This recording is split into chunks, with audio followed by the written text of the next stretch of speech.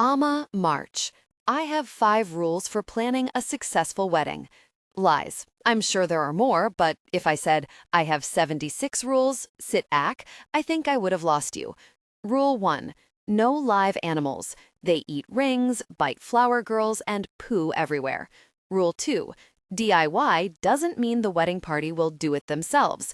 It means the couple went on Pinterest, and now it's the wedding planner's problem. Rule 3. A nightclub DJ and a wedding DJ are not interchangeable.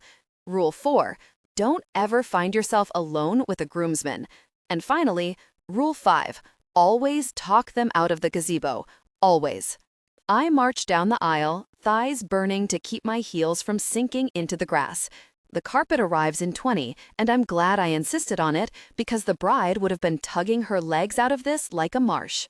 My photographer and favorite ex-step-sibling, a tall Indian woman who gets mistaken for Priyanka Chopra at least twice a day, is lying on her stomach in the middle of the park, camera pointed upward at the gazebo, where my assistants have been kidnapped to stand in for the bride and groom. Mar, dear, I say through a fake smile, Jake already has a job. With a snap of my fingers, Jake, another step-sibling, bolts down the gazebo steps and back to the loading zone, where he's supposed to be directing the vendors. And I gave you Sarah for 10 minutes. As her long limbs bring herself to standing, Mar's beautiful face scowls down at me from 6 inches above my head. Gazebos, Amma? The couple insisted. I know you hate it. Grabbing my arm, she jerks me to her side and turns the camera preview window toward me. Lattice work. Lattice work. I look at the frames as she clicks through them. The ceiling of the gazebo is crisscrossed, and as luck would have it, today is a radiantly sunny day.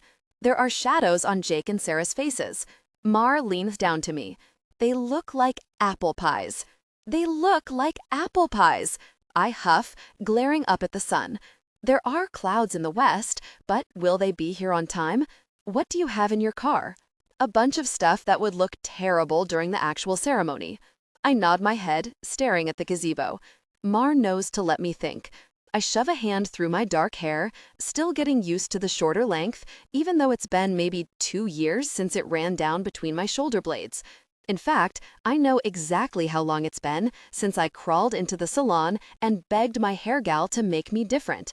I turn to Sarah, who's plopped herself on the gazebo steps. Sarah, as soon as the ceremony starts, you will take Mar's keys and drive her car to the loading zone. You will, discreetly, bring everything she tells you to bring to that big-ass tree, and as soon as they say, I do, you and Mar will set up. Well, pull the minister and the couple and get a few shots that don't resemble baked goods. Sarah, another ex-stepsister, who has absolutely no interest in wedding planning, and it shows, blinks at me sleepily. Who's gonna cue a DJ? I guess I will. I check my watch and lift my brows to Mar. She nods, agreeing. Okay, Mar, during the real ceremony, get the kiss, the big moments, but focus on the crying family members. Crying family members are my bread and butter. I leave them at the gazebo and wave down the floral delivery. As the florist's assistant weaves garlands of roses through the chairs, my eyes search for petals that are browning, and I pluck them right out of the buds. The assistant's lips tighten every time I do it, but she knows better than to say something. I step back and look over the venue. We're almost there. I have signage to put up and a sound check to do, but it's coming together. When the carpet is delivered, the gruff man in the truck is unfamiliar. He sweeps a gaze over me and asks if I'm Torres' assistant.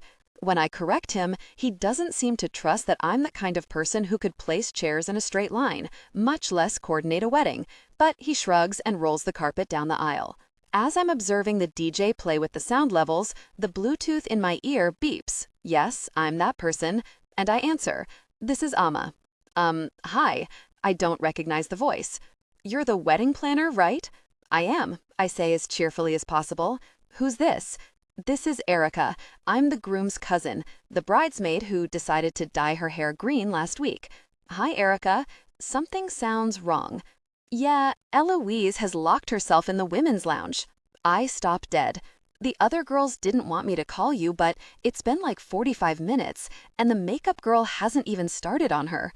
Got it. Thank you, Erica. I'm on my way. I tap my earpiece like a Bond villain and pivot like a dancer, making my way to the hotel across the street. The bridal party is stationed in a small downstairs conference hall that the hotel was smart enough to transform into a suite after a trend of downtown weddings took off. I walk straight to the front desk where Bernie, my favorite concierge, is already reaching into the drawer. "Emergency?" he says. "Nothing I can't handle." I beam at him and take the skeleton keys from his outstretched hand.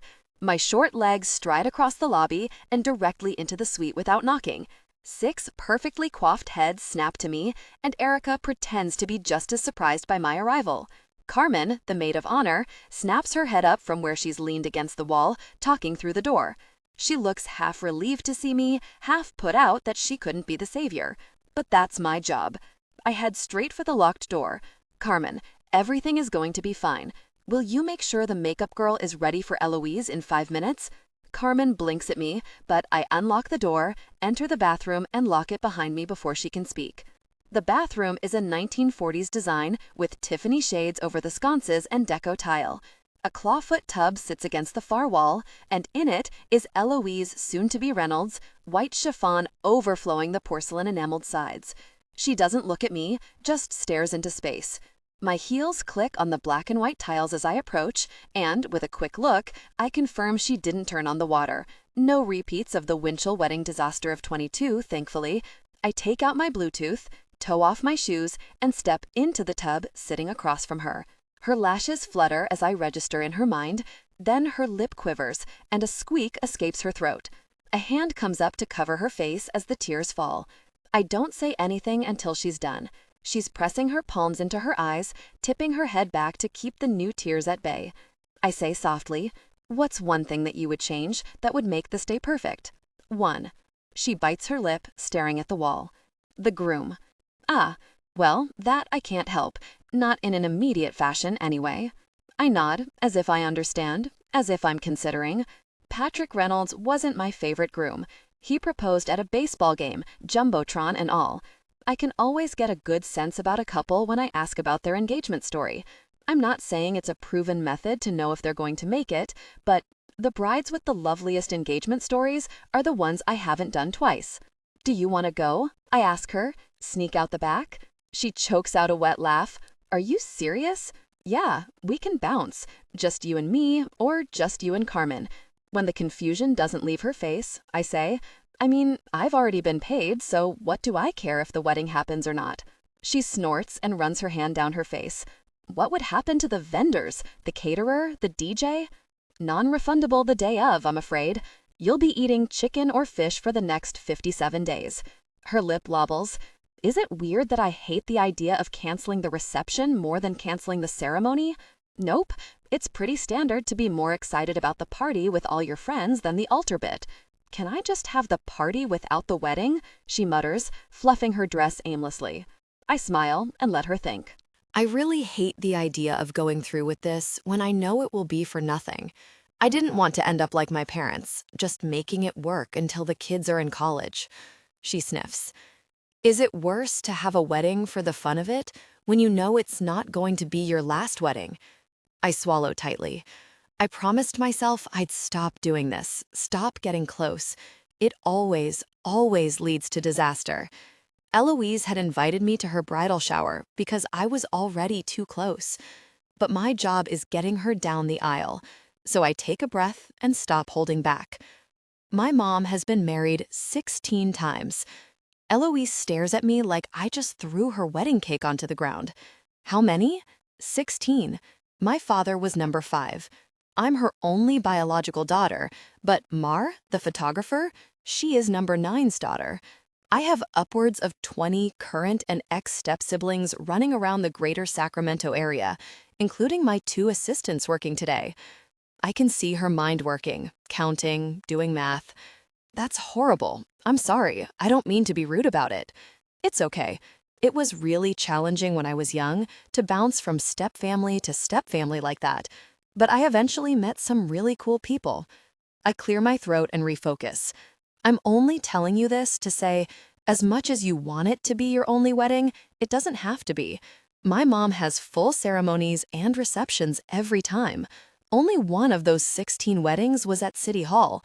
So, if you plan a different wedding in 3 years, all these people will still be there for you. No one gets tired of weddings, trust me. She nods slowly. Is that why you became a wedding planner? I smile. Pretty much. By 18, I knew everything there was to know about weddings. I'd done everything from flower girl to maid of honor to DJ. Eloise laughs. Have you ever been married? No, I say. Ever since I was young, I wasn't interested in it. And before I tell her that I don't even believe in long-term commitments, on the day I'm trying to get her to make one, I take a deep breath and shift. So you have a choice, Eloise. You have the power. You can go out there and have cake, dance, and make a solid attempt at keeping these vows. Or we can sneak out the back door. I'll send my assistant around to call it off. I reach for her hand and squeeze it. A wedding is not a marriage. Marriages will never be perfect. They're always a work in progress. But weddings are just a moment in time striving to be perfect. Let make you a perfect moment, Eloise. Eloise worries her bottom lip between her teeth, staring down at the engagement ring. When she looks back up at me, I know I've pulled it off.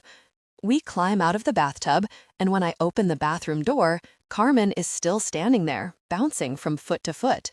We're good. Ladies, I say to the room, we have some work to do to get this going on time, but what will not save time is asking Eloise what that last hour was about, okay? I wink at her, and Eloise nods her head in thanks. As I hand Bernie back the keys, I try to tell myself that I did the right thing by opening up. We're already at the wedding day. Giving a little of yourself isn't a bad thing, despite what I've been told to believe. By the time I get back to the park, Jake is speed-walking toward me with a fevered look on his face. The caterer just called from the venue, he blurts out in a panic. He says the linen delivery didn't show up. Damn it, that's a brand new linen company I was trying. I fold my hands in front of my stomach and let my fingers calmly play with the long chain necklace that lands between my breasts. Jake, how much am I paying you again? He stammers out, $100? Jake's a bit of a muppet.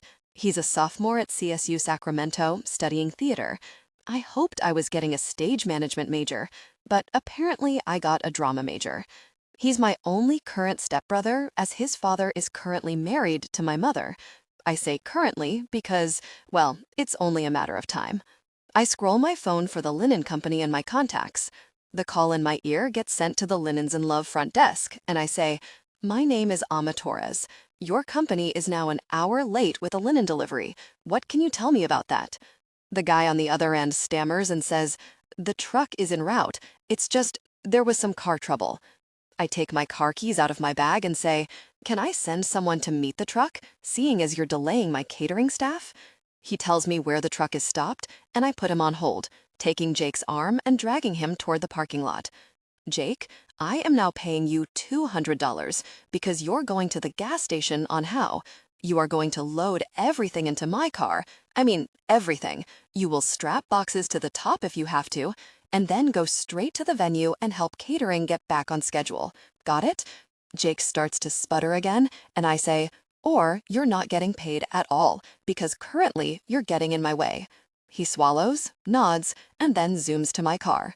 Once he's pulled away, I walk back to Mar in the gazebo, turning my Bluetooth back on. "My assistant is coming to meet the truck. Please let your delivery driver know that if you are an hour late, you call, and please let your manager know that Torres is very displeased.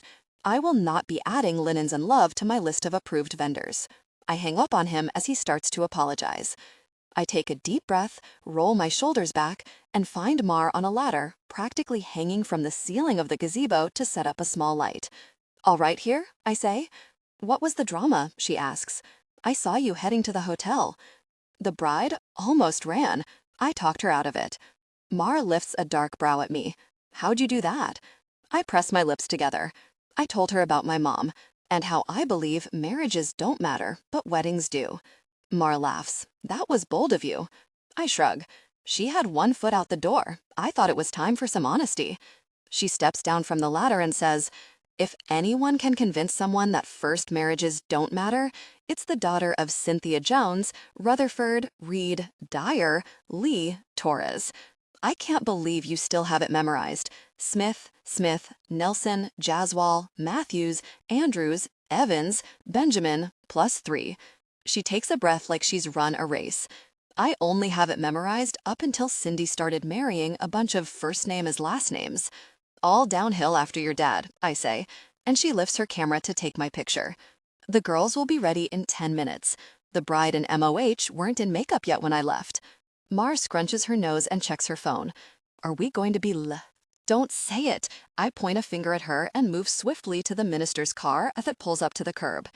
We get through the rest of the setup without another hitch, and before you can say I do, the guests are arriving. Once the valet is there, I'm able to check in at the hotel again. When I come into the suite, Mar has Eloise looking out the window with sunlight dappling through the lacy curtains. Eloise looks over her shoulder at me and nods, smiling. Looks like we're off. The bride walks down the aisle to 1,000 years, like they always do, and I stand in the back next to a relative with a fussing baby, waiting for the next music cue. When Eloise and Patrick walk back together past their guests, newly married, I see her smiling up at him with wet eyes. It might just work out. I take them to the right, away from the guest exit, and hold them as the bridal party joins us, letting Mar and Sarah set up everything for our fake wedding photos. Someone's aunt tries to follow the bridal party and sneak in their private pictures, and I go off Eloise's expression when I firmly tell her that this is a private area and no one but the bridal party is allowed. She sniffs at me and stomps away. I sense a strongly worded email coming. I love post-ceremony onward. The hard parts are done, for me and for the happy couple, and the vendors are doing their thing at the next location. It's basically corralling toddlers at this point, getting the bridal party from point A to point B. And when Mar is contracted as photographer, she doesn't put up with wandering groomsmen or random family members hanging around. She has a magic touch with wedding parties because she's bubbly and engaged enough for the bridesmaids to feel endeared to her, but smoking hot enough for the groomsmen to listen to every word that comes out of her pouty mouth. And like me, she doesn't forget Rule 4. Don't ever find yourself alone with a groomsman. It's cake once we're at the reception hall. Jake is hopped up like a junkie by the time I walk in, talking a mile a minute. He's folding napkins into shapes that almost look right, telling me that the delivery guy was very apologetic. Not good enough. Linens and Love is not going into my Rolodex. Yes, I have a literal Rolodex. It's from the 50s and it's adorable. I finish the napkins with him, redoing the ones he's fumbled, and then the guests are arriving. What I miss most about working with a huge wedding planning company is that I used to be able to piece out as soon as the cake was cut. When I was with Whitney Harrison weddings, they were always able to hire 3 Jakes to be there for setup and breakdown. Now that I'm doing my own thing, it's me at dawn and me at dusk. One day I'll get there. One day I'll be doing 3 weddings per Saturday and 2 per Sunday, like Whitney. But as is, I can only do 1 per day, and I have to book smaller packages on Sundays because I will be completely unavailable the day before their ceremony. What I really need is a feature article from Martha Stewart or the Knot.com, like Whitney had in her 20s. She was thrust into the spotlight with the wedding of the mayor's daughter and single-handedly put Sacramento on the map for the wedding industry. By the time I was working for her, she was 25 years into her career and had San Francisco connections to boot. She hardly ever showed up on the day of, unless it was a widely publicized wedding. I actually really like the day of. I like the hectic hustle of the ceremony. I like the bumps and dips. I like the first dance. But yes, one day I'd love to be charging enough to get 2 more assistants in here so I can just point. That would require sacrificing a bit of my brand, which up till now has been millennial modern affordable with a personal twist. Why are you frowning at the DJ? Did you find him snorting coke in the bathroom again? Mar snaps a picture next to me. You think I still work with that guy? I say. I got him blacklisted. He works solely on cocaine weddings now. Excellent. She switches lenses. Are you thinking about tomorrow? Well, I hadn't been, but now that she'd brought it up, I'm not nervous. I rush out. She laughs. Good. There's nothing to be nervous about. They'll either want you or not. There's nothing else you can do. I nod, taking a deep breath. Speaking of big breaks, tomorrow could be it. Hazel Renee, an influencer with 4.2 million followers on Instagram and 8 million subscribers on her YouTube channel, has fallen in love with a girl from Sacramento. I saw their engagement announcement last month on Instagram, and I thought, what lucky LA planner will get to do that wedding? Well, it seems I may be the lucky planner to do that wedding. Her fiancé, Jacqueline Nguyen, wants to get married in her hometown. She emailed me 2 weeks ago to set up an interview. I'm trying not to get my hopes up. I'm fully prepared to let them know what I offer and what I don't. Even if they plan to keep the list under 30, there are agencies who have much more experience in the style they may want. Read fancy as fuck. But if I click with Hazel and Jacqueline, if I do a wedding seen by millions, that's all I need. That's the golden ticket to upscale, read fancy as fuck, and high exposure. I just need to make sure I'm ready for it. Eloise stumbles to me at the end of the night, barefoot and love-drunk, kisses my cheek, and tells me I was the best choice of her life. I send her off in her town car, smiling to myself for a moment. Whitney Harrison's cool blue eyes flash in my mind, the motherly voice she reserved only for me, saying, "Be careful, Ama. At the end of the day, you're the wedding planner, not their maid of honor. Don't expend so much of yourself on people you will never see again, people who probably won't even say goodbye to you at the end of the night." Well, take that, Whitney. I sigh, rubbing my brow. I've been trying to set clearer boundaries. The line of professionalism with the clients and the vendors has always been my weakness. I love getting to know people and finding out what makes them happy, but blurring the lines always gets me into trouble. Always. 2. Ama March. Deciding what to wear to meet someone who has their own makeup line, 3 upcoming projects listed on IMDb, and their face in Times Square on the reg is a nightmare. I was in high school when Hazel Renee booked her first Marie Claire cover.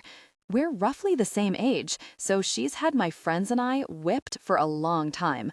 I've been following her Instagram for 10 years at this point, so I know exactly what to expect when she walks into the coffee shop in an hour. Usually, in a first interview with the couple, I dress for the client. Through some light social media stalking, I'm able to determine whether my Stella McCartney skirt suit or my bohemian witch vibe is more likely to do the trick. Hazel and Jacqueline are young and trendy. They don't need Stella. I toss a fitted black shirt and a black blazer over jeans and slide my feet into black heels. I spend an extra long time on my makeup because it's Hazel Renee and it's her makeup line I use. It was Hazel who taught me how to contour in her YouTube videos when I was a teenager, and I still do it her way because with my round face, I get mistaken for a kid all the time. With a spritz of perfume and a hiss from my cat, I set out into the warm March morning.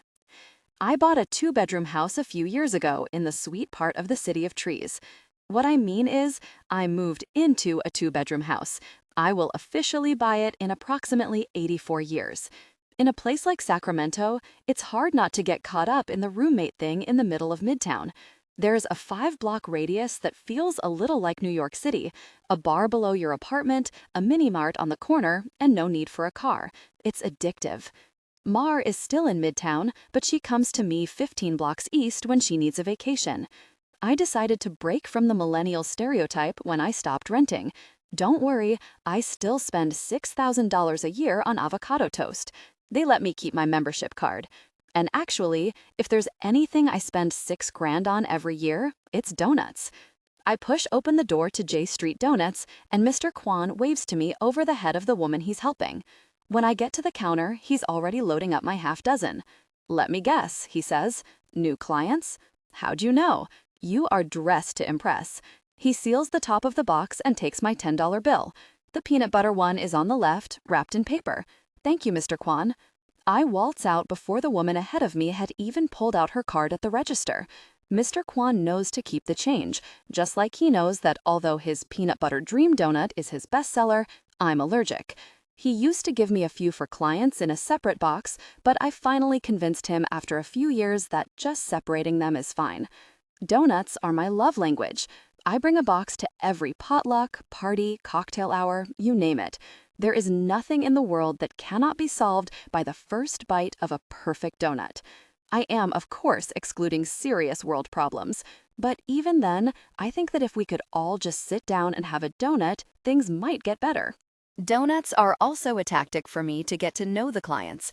I can figure out which brides have started dieting for their wedding dresses, which grooms prefer their fiancé don't eat sweets, and which couples are already stress eating.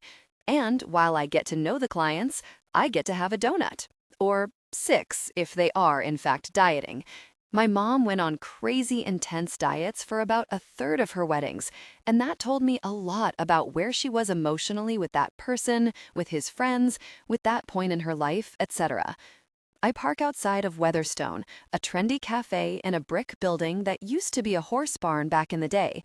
I don't know what day that was, but it was back.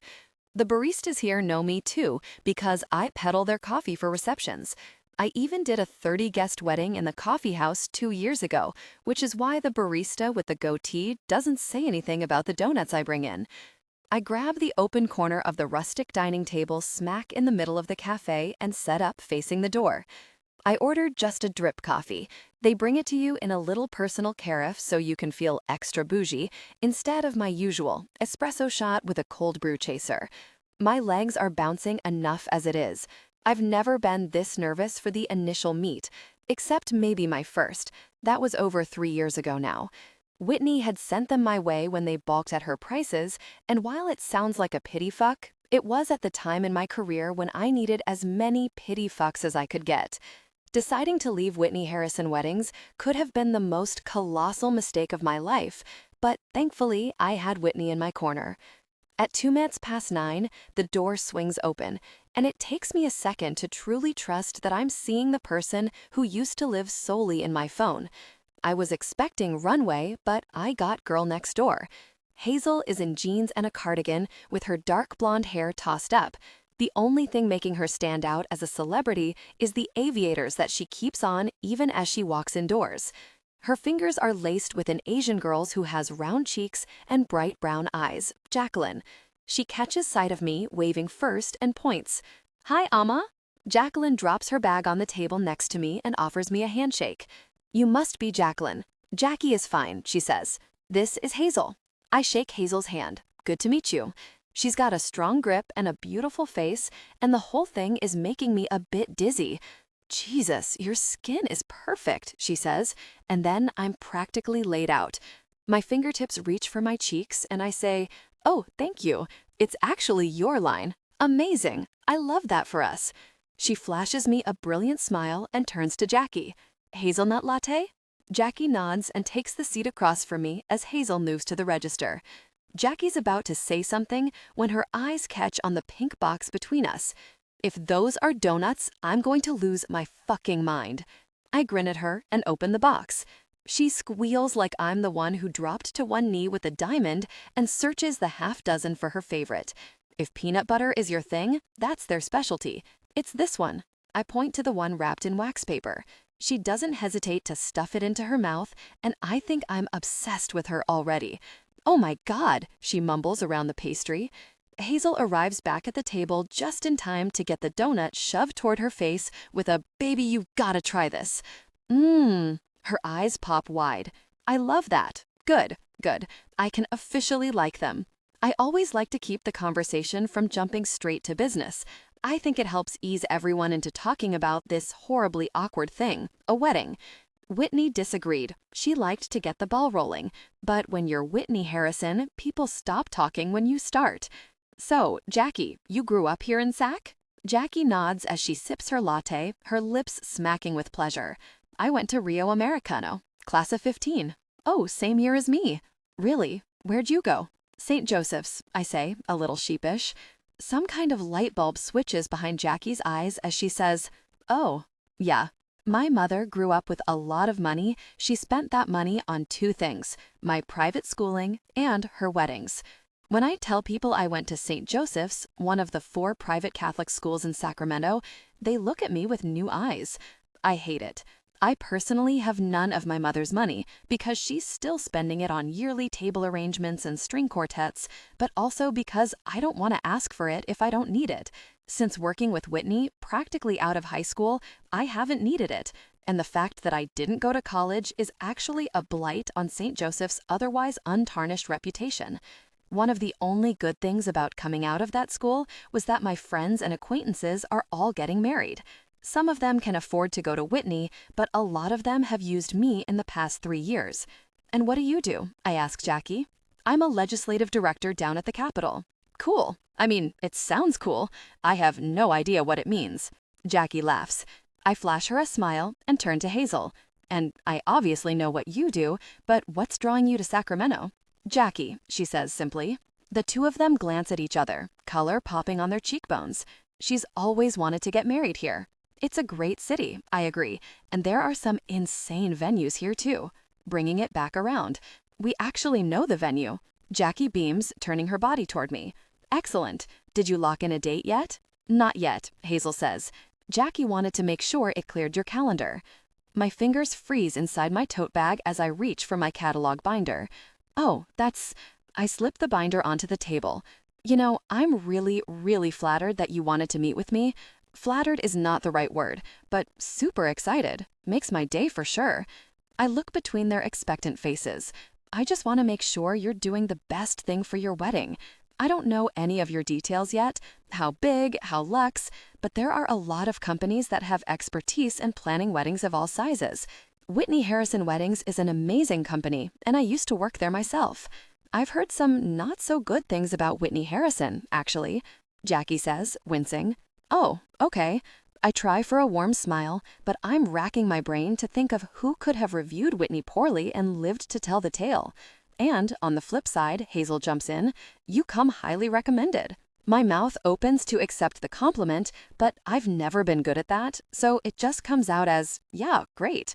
I clear my throat. Let's absolutely talk through what I can offer, and we'll make sure it's exactly what you need for your day. They both nod, like little bobbleheads. I flip my binder around to face them and open to the first page. My hands are shaking a little. I had only a smidgen of hope that this was going to work out.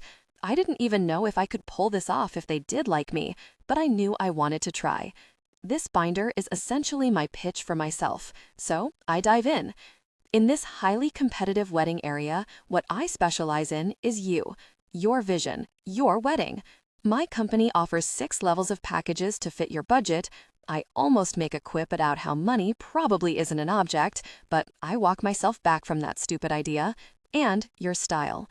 I turn the page to my pièce de résistance, my lookbook, 10 back-to-back pages of the weddings I'm most proud of. What I offer that other smaller agencies cannot is experienced design suited to your exact personality and dreams.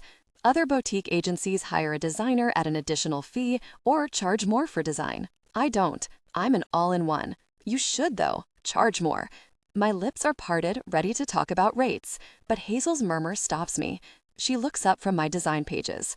Sorry for interrupting. You should consider charging for it. She points at my favorite wedding I've ever done, the Willow Ballroom, an explosion of spring inside a repurposed warehouse. This is outstanding, better than my entire Pinterest board combined. You clearly have the talent to charge. Heat rushes to my cheeks as I stammer a thanks. You're right, I could add a fee, but it's something that I love to do, and it sets me apart from the competitors. Hazel's hums. She sips her flat white. I used to do my own makeup for print ads. My YouTube channel back then was just makeup tutorials, so I'd come to set with my makeup done, and the photographer would just allow it. It didn't occur to me until later that the makeup artist they hired was still getting paid, and in certain circumstances, still getting credited. She scratches a spot behind her ear. Obviously, you know what you're doing. I'm not trying to tell you how to run your business. But as one person who makes a living in the visual world to another, beauty always has a price tag. You can ask for what you're worth. My chest constricts and my skin buzzes. I'm almost embarrassed, but also preening from the compliment. Sorry, Hazel laughs. It means I care, I promise. She does this, Jackie says, rolling her eyes playfully. She gets all entrepreneurial on you. No, I love it, I say. I'm just stunned, that's all. It's something worth thinking about. I try to find my footing in my pitch, which just went sideways when Hazel Renee told me I was worth more than I ask for. She seems to see me flounder for a moment and says, "Tell us about your packages." "Sure," I flip the page. "I don't think in number of guests. Yes, that comes into play down the line for a bunch of different price tags. But when I talk about services, I'm thinking of what you need from me, what kind of commitment you are looking for." "Full," Jackie interrupts. "Skip the baby steps. I want design, I want vendor selection, I want you walking me down the aisle." I snort. Hazel says, "I'm going to be pretty busy this year. It hasn't been announced yet, but I've been cast in the next Greta Gerwig project. It films next month." My eyes go wide. Amazing. "She's from here, you know." Jackie nods. "I'm really happy for Hayes." She squeezes Hazel's arm. "But I know that means I'm going to be doing a lot of this alone." "Not alone," Hazel argues, and I love the concern that creases her brow. "You know I'm available for this." "No, I know, but we both decided we didn't want to push it a year, and that means I need to take point on the early decisions." Jackie addresses me, "Which is why I need you. Do you offer 24-hour anxiety texting?" She jokes, and I laugh. But it's something I used to offer, and it's a habit that needed to be broken. It occurs to me as we all sip our coffees that this is going to be hard. I like them, a lot. My heart is fluttering like we're on an excellent first date, and I can see how this will all play out so clearly in my mind. "I think we can work with that," I say. "Why don't you tell me what details are settled, where your priorities are?" I slip my iPad out of my bag and tap open my notes. I scribble Hazel, Jackie, and it appears typed in the center of the screen. The McKinley Park Rose Garden. It's been my dream since I was little. Jackie blushes, and Hazel wraps her arm around her waist. "It's beautiful," I say, writing it down and attaching the words to Hazel Jackie with a little bubble. "I've done several weddings there, so I know the location well. I actually live walking distance." "They do fill up, though." "Right," Hazel says. "I've called already, and they're holding a couple of dates for us. We were going to wait to hear your schedule." I blink at her. It sounds like I'm a top priority for them, which boggles my mind. My cheeks are warm when I open my calendar app and ask, "What are the options?" October 7th is our first choice, but we also have April 6th. October of this year? I squawk, my eyes bugging at my calendar.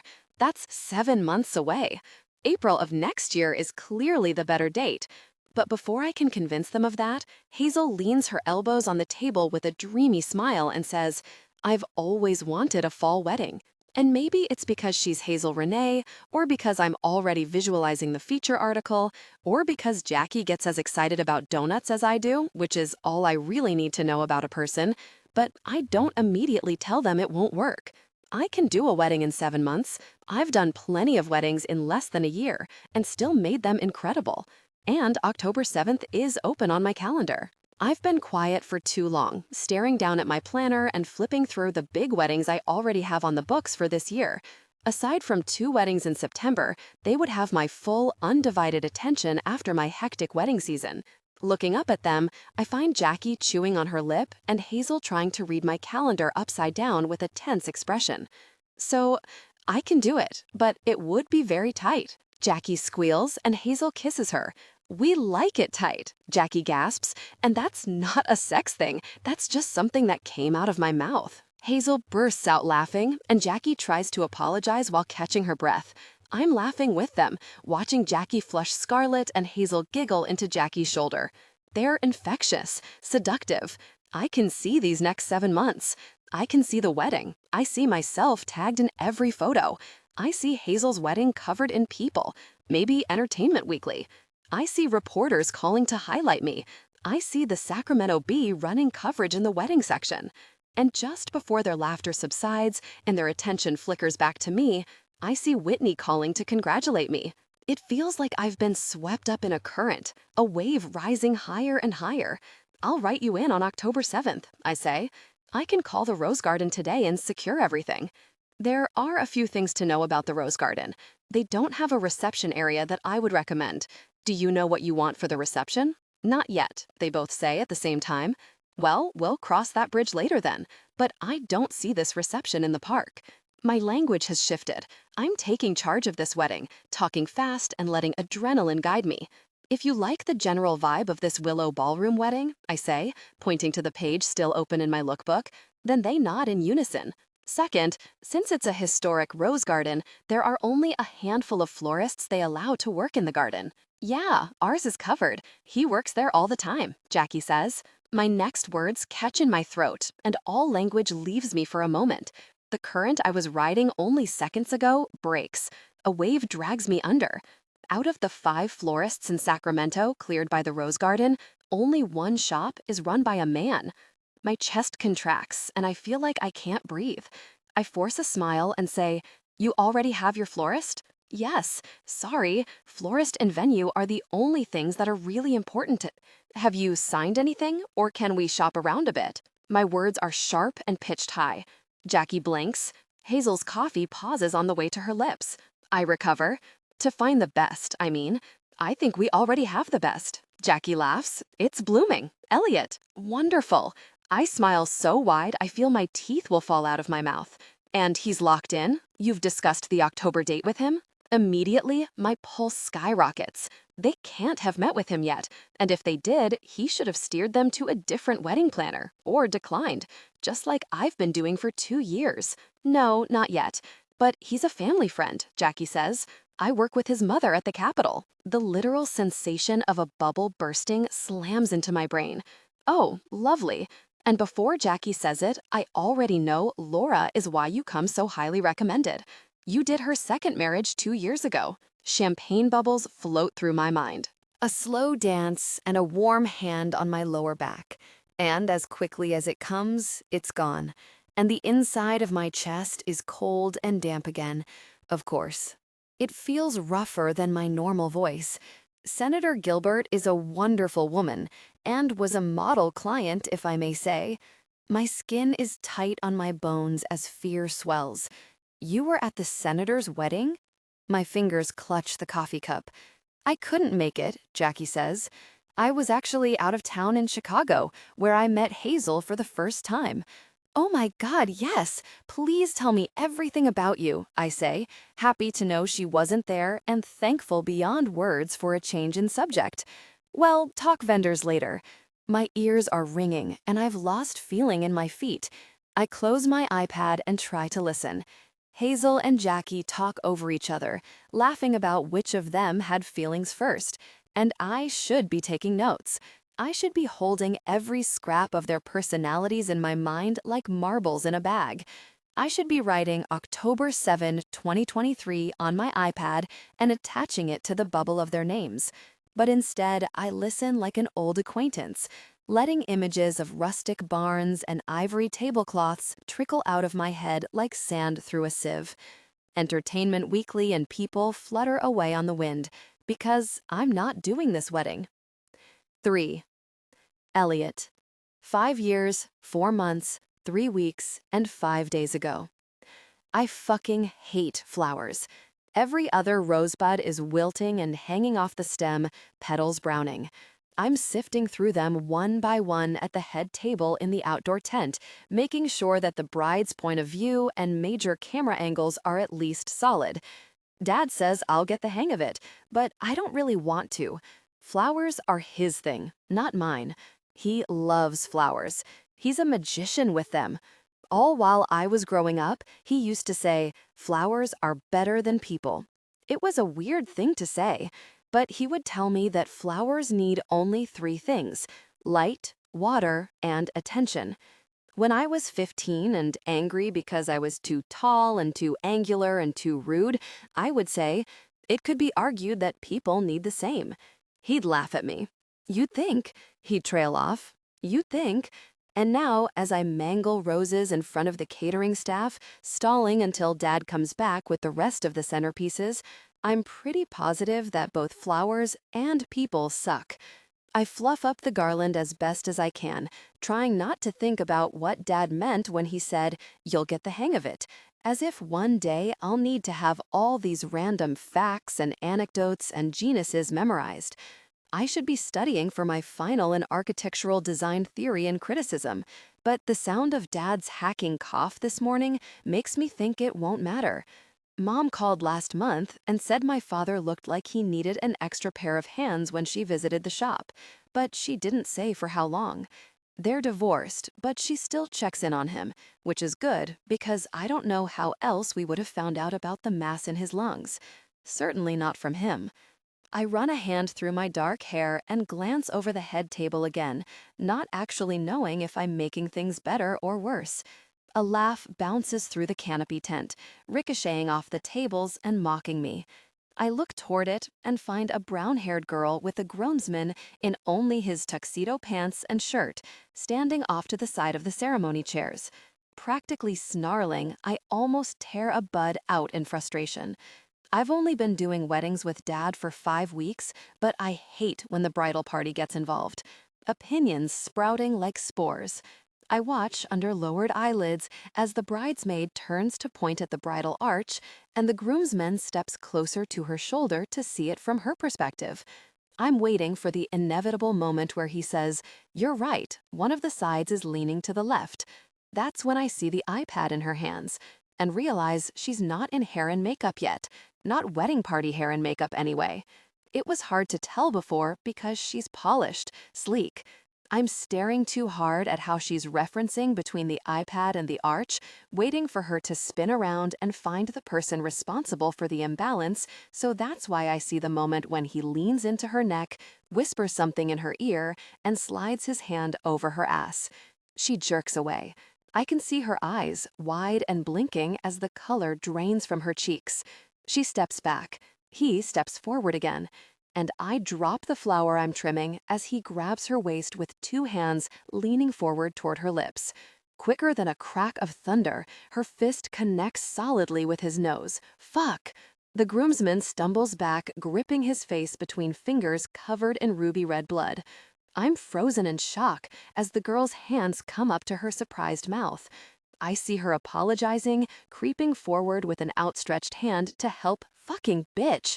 My fingers curl. She's whispering frantically, her spine curved in like a cornered cat in an alley, even as she takes tissues out of her fanny pack and tries to get him to tilt his head back. They've got the attention of all the staff. The on-site venue coordinators are rushing over, but Whitney Harrison beats them all. She's a force to be reckoned with in her heels and clipboard. She's snapping her fingers to get ice and towels for the bloody nose.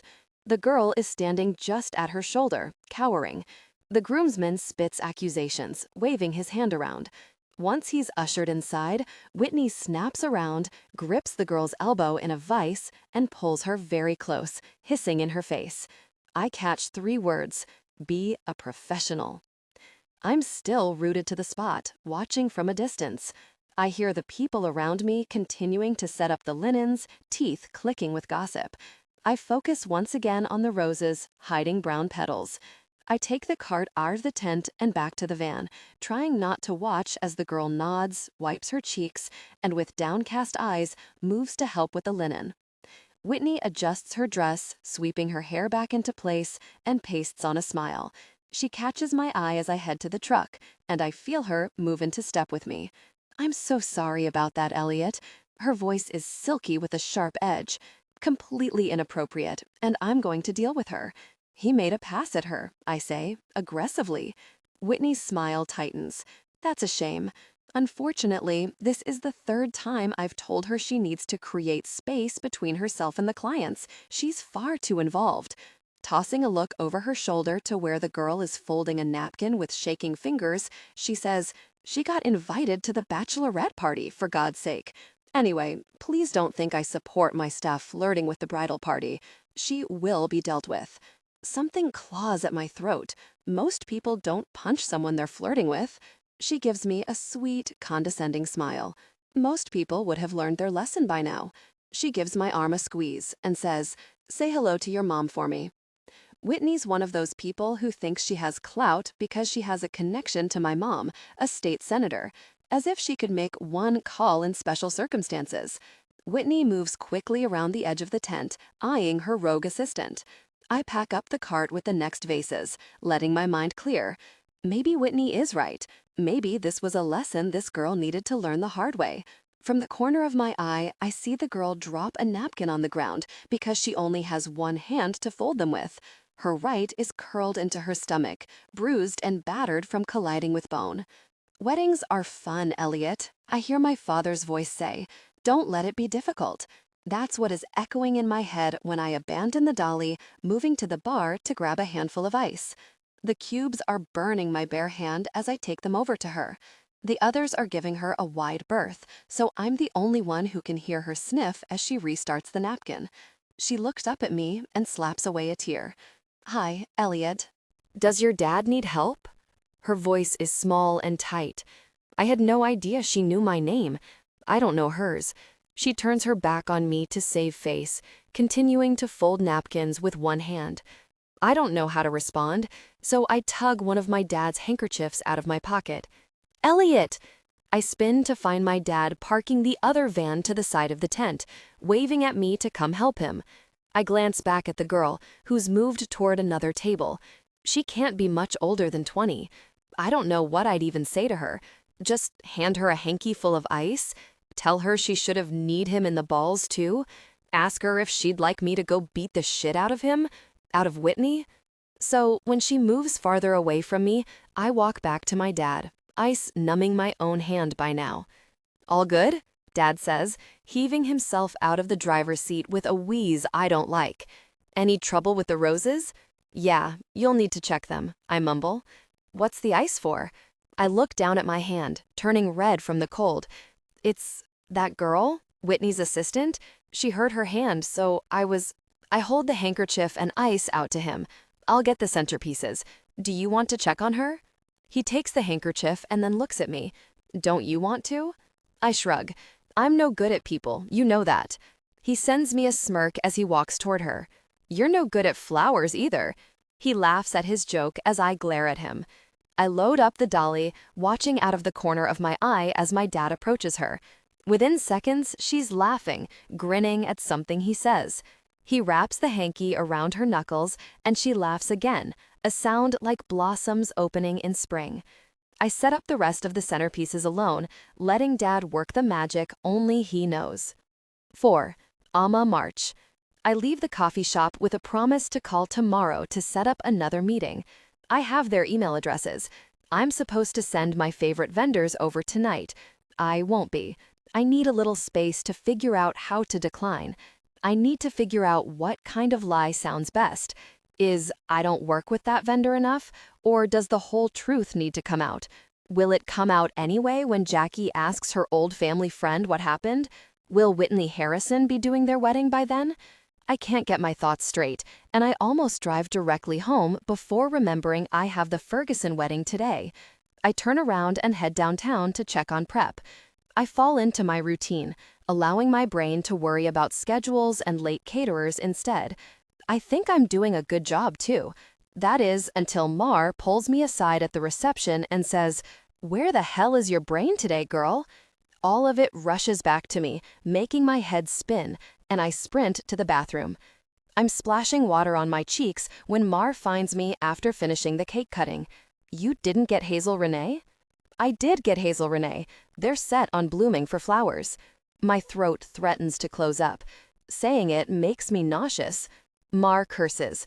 I look up and see her head thrown back, eyes on the ceiling. I check up there to see if the answers are written on the fluorescents. Leaning next to me on the wall, Mar kicks her shoes off to make herself shorter. The hotel has carpeting in here, thankfully. "You could do it." Could I? Really? I turn to her, and her hesitation tells me she doesn't believe it either. She's silent for a bit before she says, "What if you correspond by email only? You explain there's a situation, but you'd be happy to work around it." I consider it. It's far less professional. It may make me look weak. "You really think I could do a wedding without seeing him once?" Her lips press together. Maybe they don't want a lot of floral design. If you're using Elliot Bloom, you want a lot of floral design. Even saying his name makes my stomach tighten. Behind my eyes, I see white dahlias and spider mums. I turn to her. "Go out and get more shots of the reception. I'll be fine. We can discuss this tonight. Drinks on me." She disappears through the bathroom door, and I check the time on my phone. I have 4,000 new notifications, 4,212 to be exact. I open Instagram to see what's up, and I find a picture of Hazel and Jackie outside the coffee shop from this morning at the top of my feed. Met our wonderful wedding planner for coffee today. Weddings by Amma. Check her out. I have 2,000 new followers. I have 30 DMs from strangers. I have notifications that my Pinterest pins have been saved. I have 2 emails from bloggers asking what we can expect to see out of Hazel Renee's wedding. The notifications keep coming. I stagger back out to the Ferguson wedding and try to keep everyone on schedule. By the end of the night, my follower count has doubled. I have 6 more emails from journalists. If I wasn't already regretting this, I would be now. This is far more exposure than I've ever handled, even under Whitney. And exposure means just as many opportunities for mistakes as there are for successes. Every wedding has its pressures, but not many have the possibility of advancing or ruining your career with one small swing of the pendulum. When Mar and I eventually settle at the hotel bar at 11, she's thumbing through my Instagram with weary eyes. She rubs her face. "You can still say no," she says, almost a question with the way her vowels tilt upward at the end. I nod, staring down into a martini. I can. Or you could carry on. Be a professional. My eyes close. I suck air through my nose. Be a professional is a phrase that haunts me. Mar doesn't know she's hit a landmine, so I just breathe deeply to clear my head. Be a professional. Is that what Whitney would say to me? I want to call her and ask, but then I'd have to tell her what happened at Senator Gilbert's wedding, and what had been happening for 6 months prior to it, and with whom. And she'd say, "Amma," in that tone that told me I'd disappointed her. She'd know I'd never learned my lesson, and I'd crossed another line. "Talk me through the worst-case scenario," I say. Mar sits up tall. You walk into his shop. You immediately burst into tears. Hazel Renee films it. It's live on Instagram titled, "Woman Regrets Choice Made in Haste." You know I'd never be called woman. You're right. Sacramento Minor could have had it all. News at 11. I think E would get enough of the facts straight. We drink some more, and when I get home, I email Hazel and Jackie the vendor list like I said I would. As if I'm actually doing this. When I wake up on Monday morning, hungovery, Jackie's returned my email with, "Can we get in to see Elliot sooner rather than later? I want Hazel's input on flowers before she leaves for filming." I laugh until I dry heave, and then I wet heave. When I'm done and refilling on electrolytes, I look at my calendar. The odd thing is that Hazel and Jackie's wedding fits perfectly into my life. A few months back, when I looked at what this wedding season would be like for me, I wanted a large-scale wedding to work on this year. It was, in fact, my immediate goal. I wanted something that would get me noticed and satisfy my bank account while I continue to work on a smaller scale. I wanted to be able to rent my own office space by the end of the year, hire a permanent assistant, and pay someone else to run social media. Those were my long-term goals. But nothing came my way, and I told myself I'd catch my break next season. Hazel and Jackie would put me right on schedule. Be a professional. Whitney's voice rings in my ear. Whenever I overstepped, she'd remind me that she got to where she is with professionalism, without crossing any boundaries. Whitney never would have gotten herself in a situation where she had to work with an ex, but if she had, she'd power through it. She'd be a professional. I write back to Jackie and ask for their schedules this week. Then I text Mar that I need her to sober up and come over. She knocks on my door at noon with sunglasses on and a box of donuts in hand. I'm halfway through my third when we speak for the first time. I'm gonna do it. She nods, sipping her Gatorade. Good. I need you to call him today to set up an appointment. Cool blue raspberry dribbles out of her mouth as she coughs. I hand her the napkin I had prepared for this moment. When she recovers, she says, "Do you intend to speak to him at all, or am I on contract? I just need to get through this one thing. Then I think it will become easier." Businesslike. Mar sighs. "Give me some Advil, and then let's do this." We're sitting on my living room floor an hour later, the box of donuts empty. Mar is clutching her pre-written script in one hand as her thumb pokes the number I'm giving her into her phone. She takes a deep breath before hitting dial, and I feel my own catch. It rings 4 times, long enough for me to hope that we'll get the machine. Midway through the 5th, I hear a click and wait for his father's old message from 10 years ago, inviting us to leave our name and number. I breathe out. It's over. It was easy. I can just wait for an email back. Low? The single syllable sets my skin on fire. I hate him for never enunciating. I hate him for not having a standard, blooming, how can I help you? I hate him for picking up at all. But more than anything, I hate that I can't move. I'm staring at Mar as she crinkles the notes in her hand. Hi, I'm calling on behalf of Weddings by Amma. She rushes the words together like we practiced. I wanted to set up a meeting sometime this week for her newest clients. Can I talk scheduling with you? The line is quiet. I can feel my heartbeat in my lips as I press my fingertips to them. Mar checks the screen to make sure he didn't hang up. And then, Mar. He says it like a greeting, like a fact. My mouth opens, my throat is dry. He said 1.5 words, and I feel like I'm in a trance. The static of the phone mutes the timbre his voice has in real life, the resonance in his chest. Mar tilts her head back and closes her eyes. She pulls her full lips into a tight line and then says, "No, this is Kelsey," in a high voice. "I'm calling to set up a client meeting. Mar, put Amma on the phone."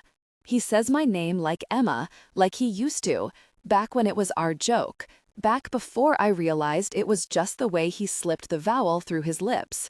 Mar's eyes are wide and staring at me, but I can't move. "Okay," the Kelsey voice says, "I'll see if she's free." Dropping the phone onto the coffee table, his coffee table, she gesticulates in a panic, mouthing, "What do I do?" I don't respond. I can't respond. I stare at the phone. Then Mar takes off her shoes and walks them across the hard wood, like a Foley artist from the 1920s. She leans away from the phone and says, "Amma, call for you." She's reaching for my slippers, ready to create the sound effects of 2 people walking, when I reach for the phone and say, "Hello?" He's quiet for a moment. I think I can hear him breathing. "What time?" I swallow involuntarily. I can't even figure out what he's asking for a moment. "They're free, Thursday after 4 or Friday all day. Thursday at 4. The line clicks dead. I hold the phone to my ear a little longer, wishing for more of his consonants, hoping for more than a 3-word sentence, just like I used to. I pull the phone away and stare at it.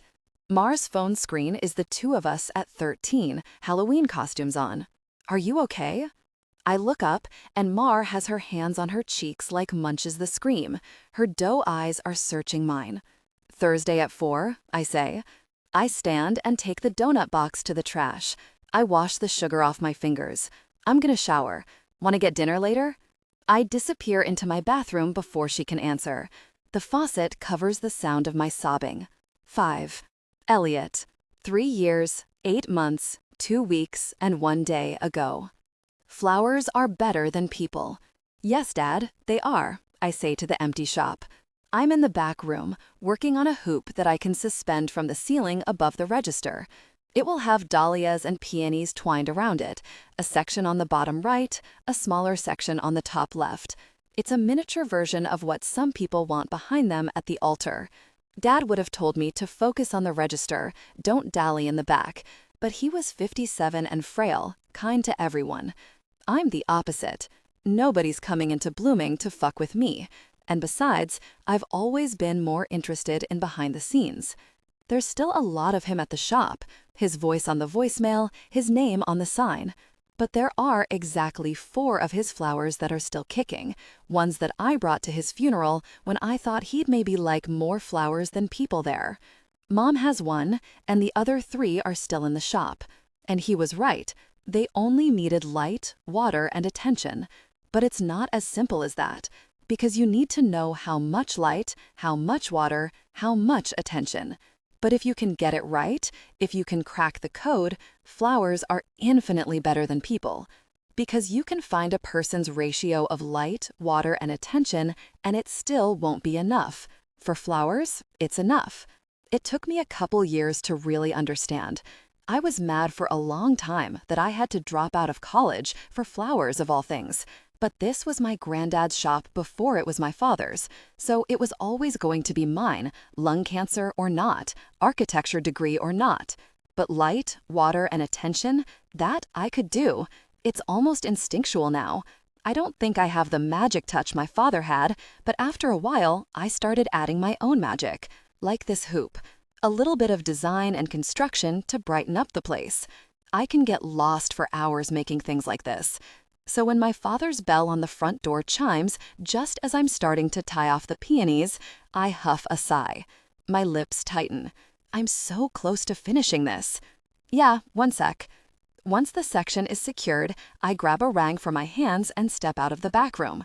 A girl is running her fingers over the new imported flowers that sit in the front window. I hate when people touch shit. What? I place my hands on the counter and lean forward on them. She spins. She's familiar, but she looks too young to be one of my mother's blind dates. Her eyes slide over the tattoos on my arms, and I'm still trying to place her when her expression narrows and her arms cross.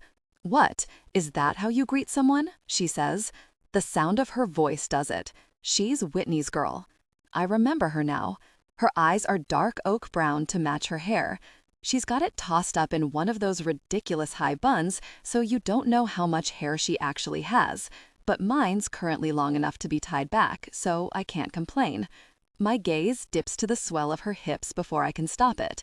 Welcome to my store, I say dryly. You need a prom corsage? She blinks rapidly. A prom corsage? I'm 22. I shrug. You look 16. She doesn't, but I bet it's going to matter. She steps toward the register with an arched brow, a swagger in her walk. Is that how you look at 16-year-olds? I push away from the counter with a sigh.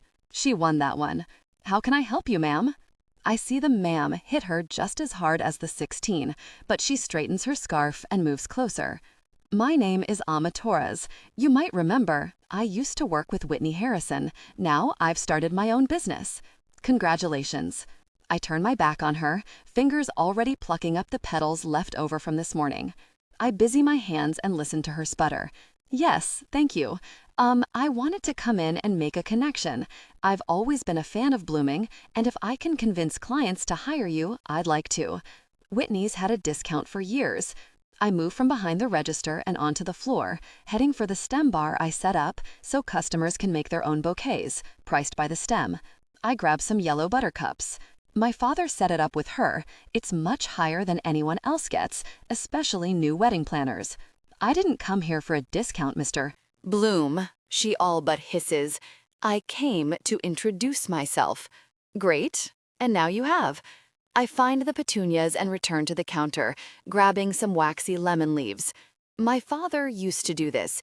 He was kind about it, of course, but he used to give a boutonniere or small corsage to people coming in to place an order, like it was a bit of luck to take with them.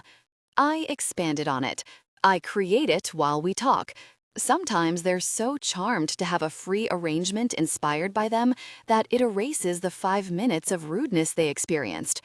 Okay, she says, and I hear the exasperation being pushed down. I'd like to start again. I'm Amma.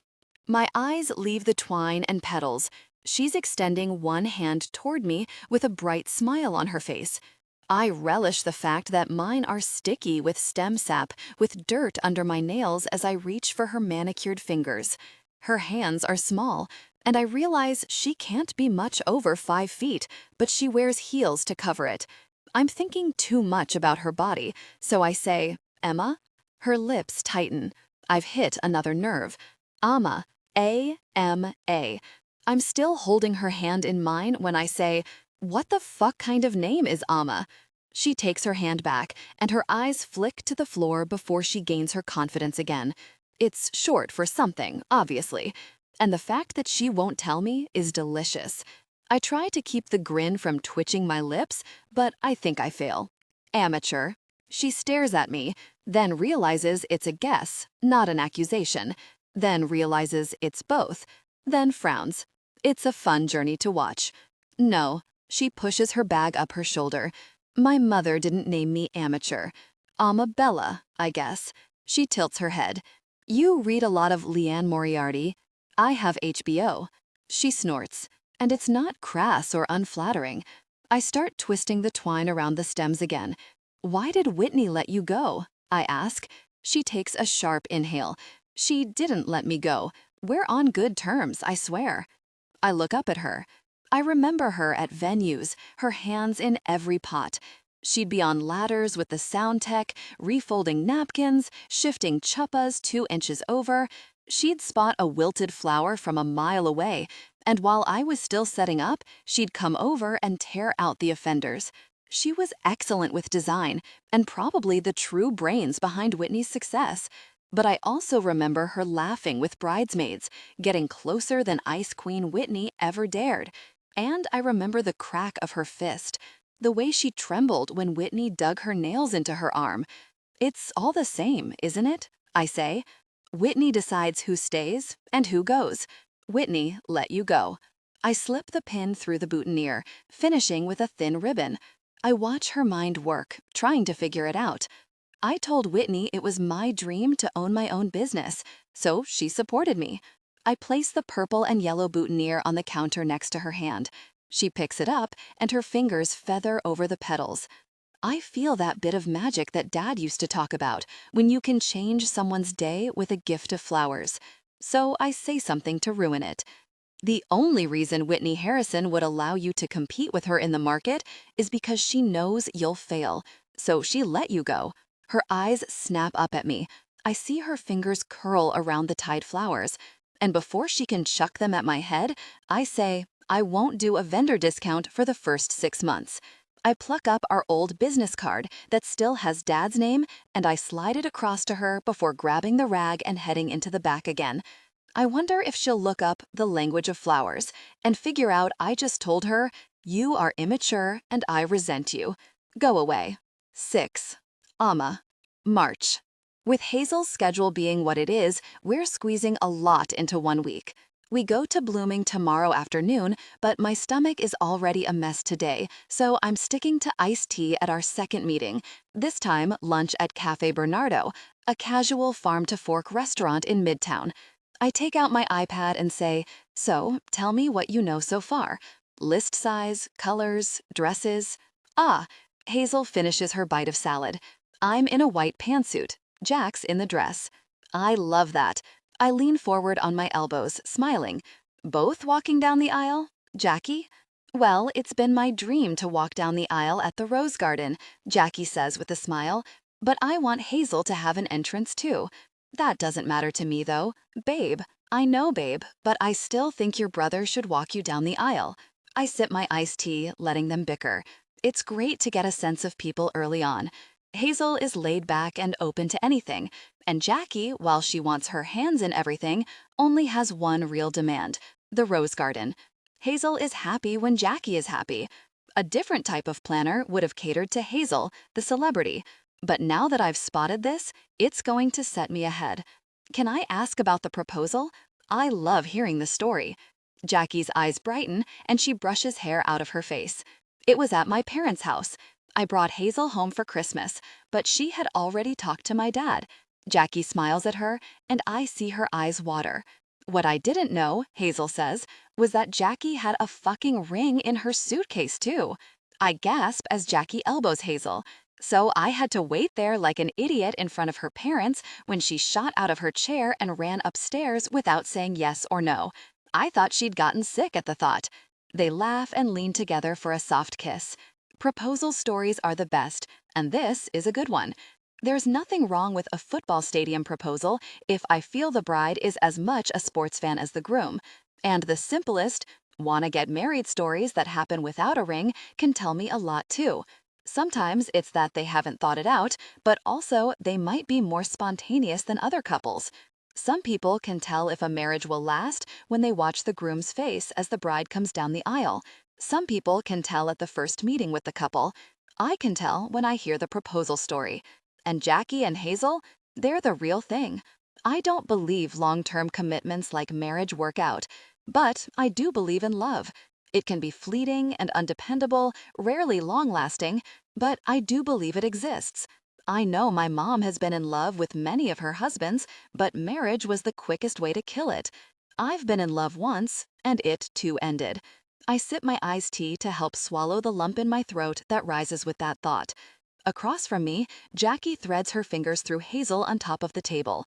It's not my place to hope that Jackie and Hazel will be together forever, but I can be happy they are together for now.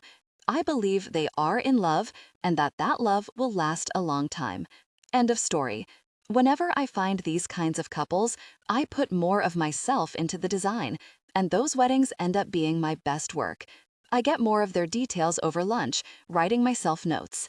Jackie walking down aisle, Hazel TBB.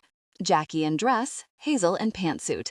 Both commissioned by L. Stone, friend of Hazel. Colors, TBD. H wants muted fall colors with drama, J wants pink. Live band at reception, cellist at ceremony. Xander Thorne, friend of Hazel. AMA, action items. Reception venue. Make initial contact with L. Stone. Contact Xander Thorne, don't go through agent, at fitzmusicaasol.com. When I finish my bubbles and tie them to Hazel and Jackie, I say, so we haven't talked guest list. Give me a ballpark as I look at reception venues. Jackie looks at Hazel. Well, I think it can be done under 100, but Hazel is worried about her publicist's list. I have a feeling that Hazel Renee's wedding isn't really going to be my wedding, Hazel says with a grimace. I nod, feeling like Hazel's publicist may be the equivalent of the mother-in-law in this case. I think 200. I try not to widen my eyes. An extra 100 for the mother-in-law is a lot. I write down 100, 200, and bubble it. Well, then, I guess it's a tan for money. What's the budget? Hazel sits forward. I'd like to think of it as a do not exceed number. That's wonderful for me. It's usually something I clarify anyway. I make a note. And you'd like me to come up with a general budget knowing the do not exceed. When Hazel nods, I ask for the number, 250,000. To my credit, my stylist doesn't slip out of my hand, roll onto the floor, trip a waiter, and bring a tray of drinks crashing down. But in my mind, all of that is happening, and it is my career swarming on the floor with the mimosas. That's more than I've ever worked with, except under Whitney. I'm filled with half excitement and half dread. Numbers like that usually come with vendors who are out of my league, venues I have no relationship with, and high expectations. I should have gotten this information before I agreed to this, but Jackie's only wish of the rose garden didn't indicate that budget. Is that not enough? Jackie asks quietly, misreading my silence. No, it's great, I say. It is a lot. I haven't seen that kind of budget since I was with Whitney, so I'm just trying to wrap my head around it. I think of the promise I made Whitney when I resigned, that I would never intrude on her market. The way she waved her hand like it wasn't even something she was worried about. The hug she gave me, firm, caring, vanilla-scented. But what do I do now? Back out? Send them to Whitney, who can handle this size, who knows these vendors? No, absolutely not. This wedding is a window of opportunity that won't come my way again. I know I can do this. I'm the right choice for Hazel and Jackie, and I can't wait to prove it. I have a free morning before Thursday's appointment at Blooming, so instead of staring at the wall and sweating, I decide to check in at the WHW office. It's been a few months since I visited, and I'd like to pick Whitney's brain about Hazel and Jackie's wish list. With my signature box of donuts in one hand, I tug open the door to the brick building, neatly situated in East Sacramento, the hub of rich people. The front desk is occupied by a new girl I don't know, but soon enough, people are stepping out of their offices to give me a hug and grab a donut. It was hard to leave. It wasn't that I wanted to stop working with Whitney, but I knew that if I continued there, I'd stay forever. And the clients that Whitney takes on are not my people. The budget weddings I've done in the past 2 years have been more satisfying than the 6-figure ones I was doing here. I get to see the bride's face light up when I tell her what we can achieve, even with funds being tight. That's the heart of it. Whitney has a corner office, not that it matters when you're not downtown, in the back.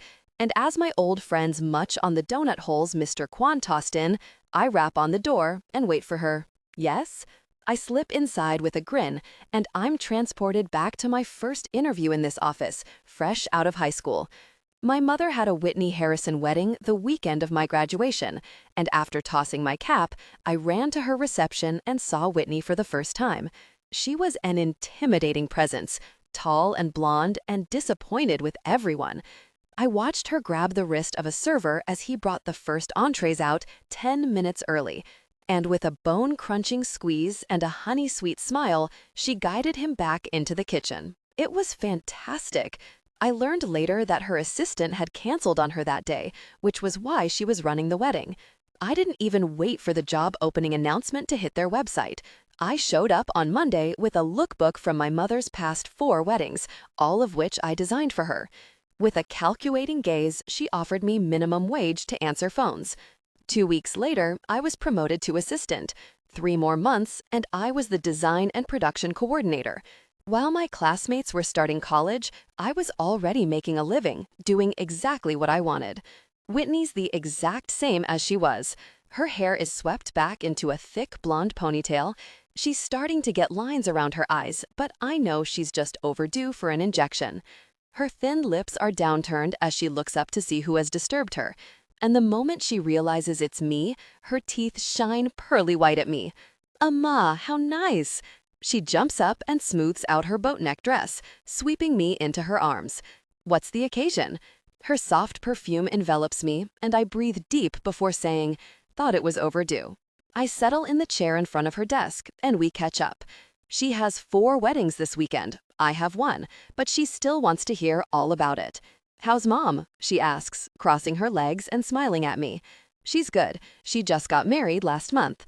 "What number is that?" She laughs, and I feel like I have to do the same. Has someone checked the world record yet? My cheeks heat. It's not the first time I've heard that joke, and it won't be the last. My mother has never been ashamed of her marriages, but after the 10th, I started to realize that other people found it wildly entertaining. As a kid, I didn't understand there was anything wrong with it. I didn't know people talked behind her back or that she was the butt of jokes made by the people closest to her. I laugh along with them now so they don't see my discomfort. I change the subject quickly.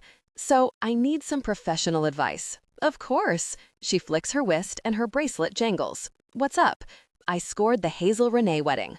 Getting it out of me as quickly as possible is all I can do to not vomit, though vomit may still come. It's early. Her brows jump. "Oh, really?" She smiles, but a small laugh pops through her chest. "How on earth did you land that?" "They found me." I shrug, wincing. "I tried to talk them out of it, Amma." "No." She shakes her head. "You're perfectly qualified. You told them your services, your style, your scale, and they still wanted you." I chew on the inside of my cheek. Right. I'm starting to feel their scale is more than they let on. Or maybe I didn't clarify. I don't know. And I wanted to be upfront with you because I said I wouldn't be encroaching on your list or your clients. She waves her hand. "Well, that's not something entirely in your control. I know that." She levels a stare at me, a smile curling her lips without reaching her eyes. "I'm proud of you. It's a wonderful opportunity. When is the date?" I wince. "October 7th. She blinks at me. "Of this year? That's very soon." I nod, chewing on my lip. "It's fast, but I can do it. I'm positive. I was just hoping you could point me in the right direction of vendors that may still be free." The corner of her mouth tightens. "Of course. But let me just advise you to be careful, Amma." I take a deep breath, knowing exactly where this is going. "Hazel is your age, I think." When I nod, she continues. "The celebrity aspect may be difficult. It can be seductive, so just remember to keep your distance. Any misstep could be broadcast to her followers." She says misstep like it's a missing wedding ring or forgetting to hire a DJ. But I know what she actually means. I was 1 week into my position as design and production coordinator when I texted a bride out of the blue to ask why she never brought in her Pinterest board. I'd been snooping around and had found her social media pages. The pins she saved were nothing like what we had settled on. Veronica, the bride, messaged me back to say she didn't think any of it was possible in their budget. The next day, I devised an entire plan of attack for the new wedding design and presented it to Whitney in front of the couple. Veronica was ecstatic. Whitney smiled and nodded and held her tongue until the couple left and then released me from Veronica's wedding. Do you have any idea what it's like to call your rental company, your caterer, and your florist at the 4-month mark and tell them you're redesigning? "Oh, right, of course you don't, because I'm the one that has to do that," she'd hissed at me. In the moment, I thought it was the timeline and the relationship with the vendors that she was most upset about. But 3 months later, I attended a bridal shower for one of our clients, and when Whitney found out, she took me off that wedding too. I tried to be better. I tried to decline invitations to bridal showers and bachelorette parties, but to Whitney, it was a band-aid over the real problem. They liked me.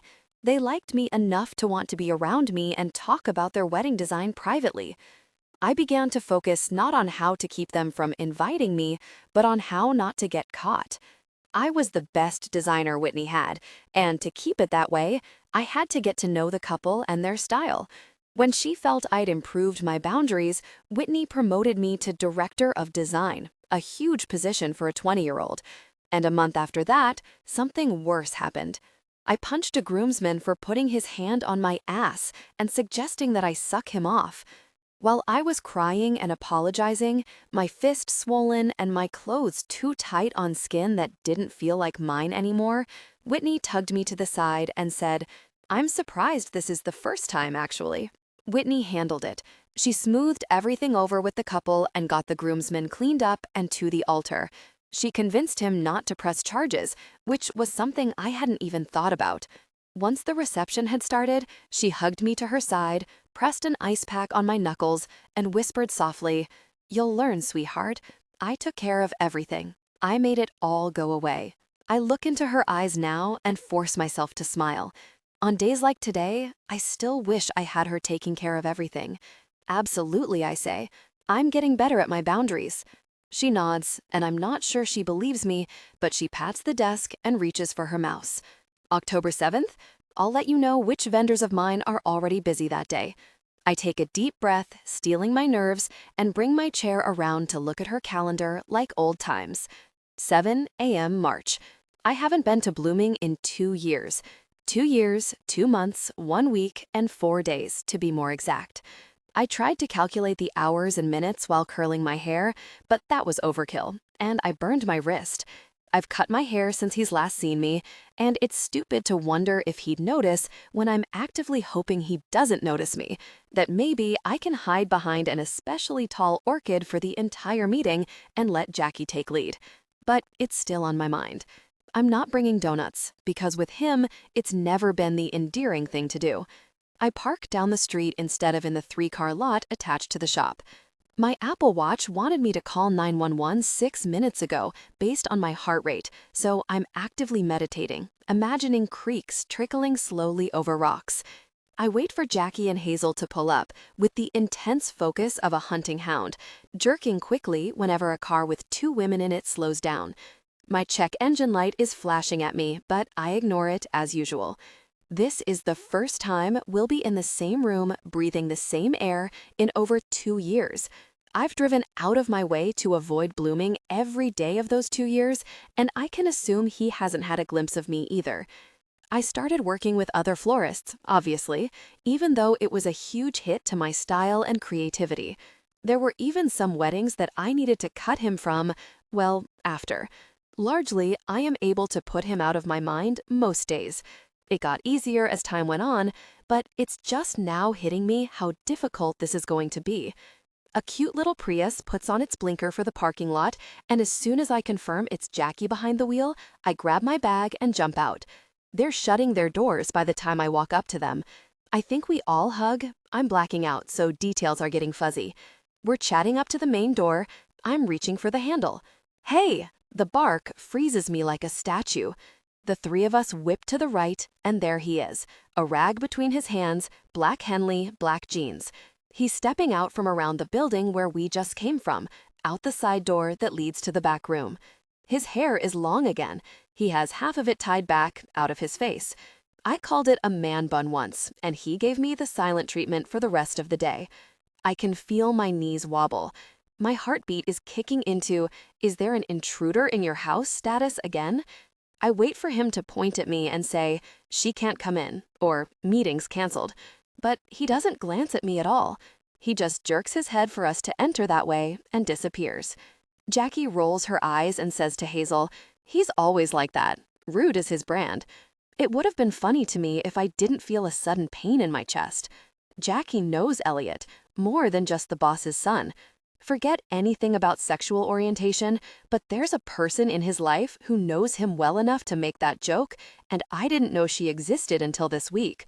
Jackie and Hazel link hands and walk toward the side door, and I follow them like a dog who's being led to a bathtub, cowering and shaking. I take the weight of the door from Hazel, and when I hear her say, "Oh, wow," I look up and stop on the threshold. The back room? It's transformed. Where there were boxes and broken things to be fixed, there are now 2 work tables, 8 feet long, with marble tops. Where there was peeling olive green paint and rusty nails, there are now white walls with wedding arches hanging from the high ceiling, wreaths mounted, a 10-foot wall covered in roses, silks, maybe, spelling blooming. Where there was one bare bulb ceiling light, there are now neons and LEDs popping clear violet light from above.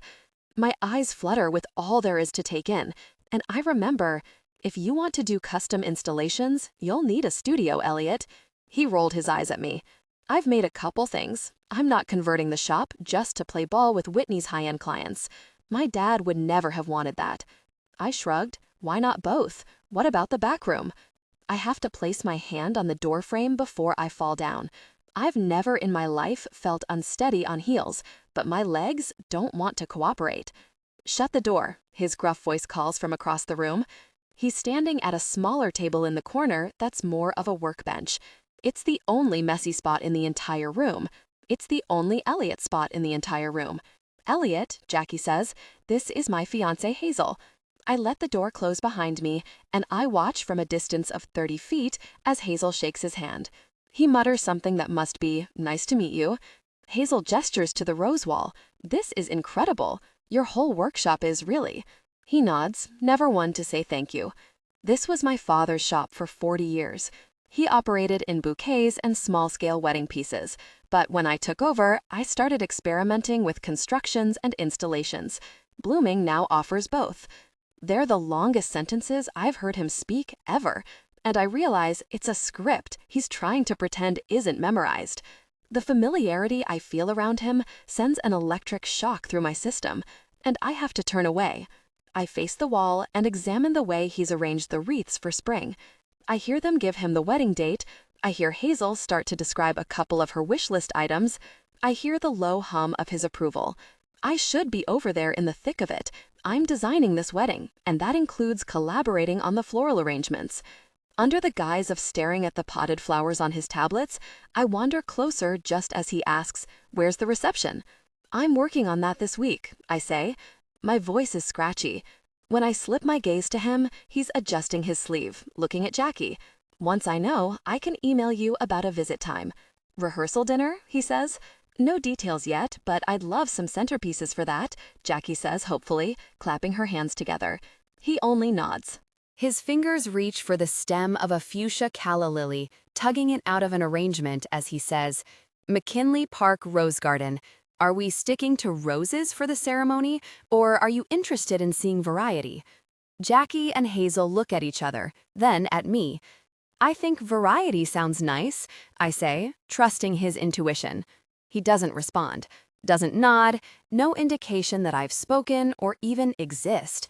I swallow tightly and watch him reach for the muted orange chrysanthemums at the other table. My heart skips, already knowing what he's doing. I'm buzzing, remembering my first boutonniere, buttercups and petunias, immaturity and resentment. I shake my head free of the memory as Jackie says, "This is cool." I turn my head over my shoulder and see what she's looking at. Leaning against the wall is a large clear box, split into 4 quadrants packed full of blossoms. It's about a foot deep and as high as my waist, and it's covered with a slab of clear plexiglass. It looks like it could be hung on the wall as a faux window. Elliot hums, and he leaves the flowers on the table. I step back to give him a wide berth as he comes over to the window box. He grabs a wall plug I didn't see before, connects it to an outlet, and before I can marvel at how sweet the fairy lights look inside that window box, he flips it flat onto the floor and steps on top. It isn't until he extends his hand to Jackie to have her join him that we realize, is this? Hazel's eyes are wide. Is this a dance floor? Jackie's jaw drops as she joins him on the plexiglass. It's 1/10 of a dance floor, he clarifies. He steps down and gestures to Hazel to take his place on the floor. When Hazel eyes it warily, Jackie whispers, "It's okay, he's an architect." Elliot doesn't correct her. She steps up, and he turns the lights off in the workshop to let them get the feeling of an evening reception with the lights from below. I'm honestly speechless, which is fine because he wouldn't want to hear from me anyway. I've seen LED dance floors before, but this is a floor made out of flowers and light. It's nothing short of magical, and it's only a 3x3 slab. Hazel and Jackie look at me with their "I want a fairy tale" eyes, and I say, included in the quote. The lights turn on, and as they chatter with him, he continues with the calla lilies and chrysanthemums, grabbing a feathery grass and some boxwood. He nods while they talk, winding the twine and grabbing a fraying rope to tie it off. When he places the bouquet in front of Hazel on the table, they stop mid-sentence and stare down at it, free of charge. He moves toward the door leading to the main shop. "Email me," he says to no one. Me. Jackie picks up the bouquet and runs her fingers over the petals. "Wow, this pinks like you want, fall colors like I want," Hazel says. She turns to me. "Did you tell him how we were arguing about colors?" I shake my head. No, he just knows. I shift my bag on my shoulder and gesture toward the exit. "Shall we?" Hazel snaps a picture of his studio before we leave and says, "Can you ask him if I can post it? I'd rather eat glass." Of course. When the door shuts and we're walking to our cars, I realize I survived. He didn't look at me once, he didn't speak to me, but I survived. My God. If I wasn't into girls, Hazel says suggestively, or engaged, Jackie pinches her side. He's aggressively hot. I stare straight ahead. His mother says he doesn't date. Isn't that sad? Jackie looks over her shoulder at the shop and lowers her voice like he could be listening in. She said his last girlfriend broke his heart real good.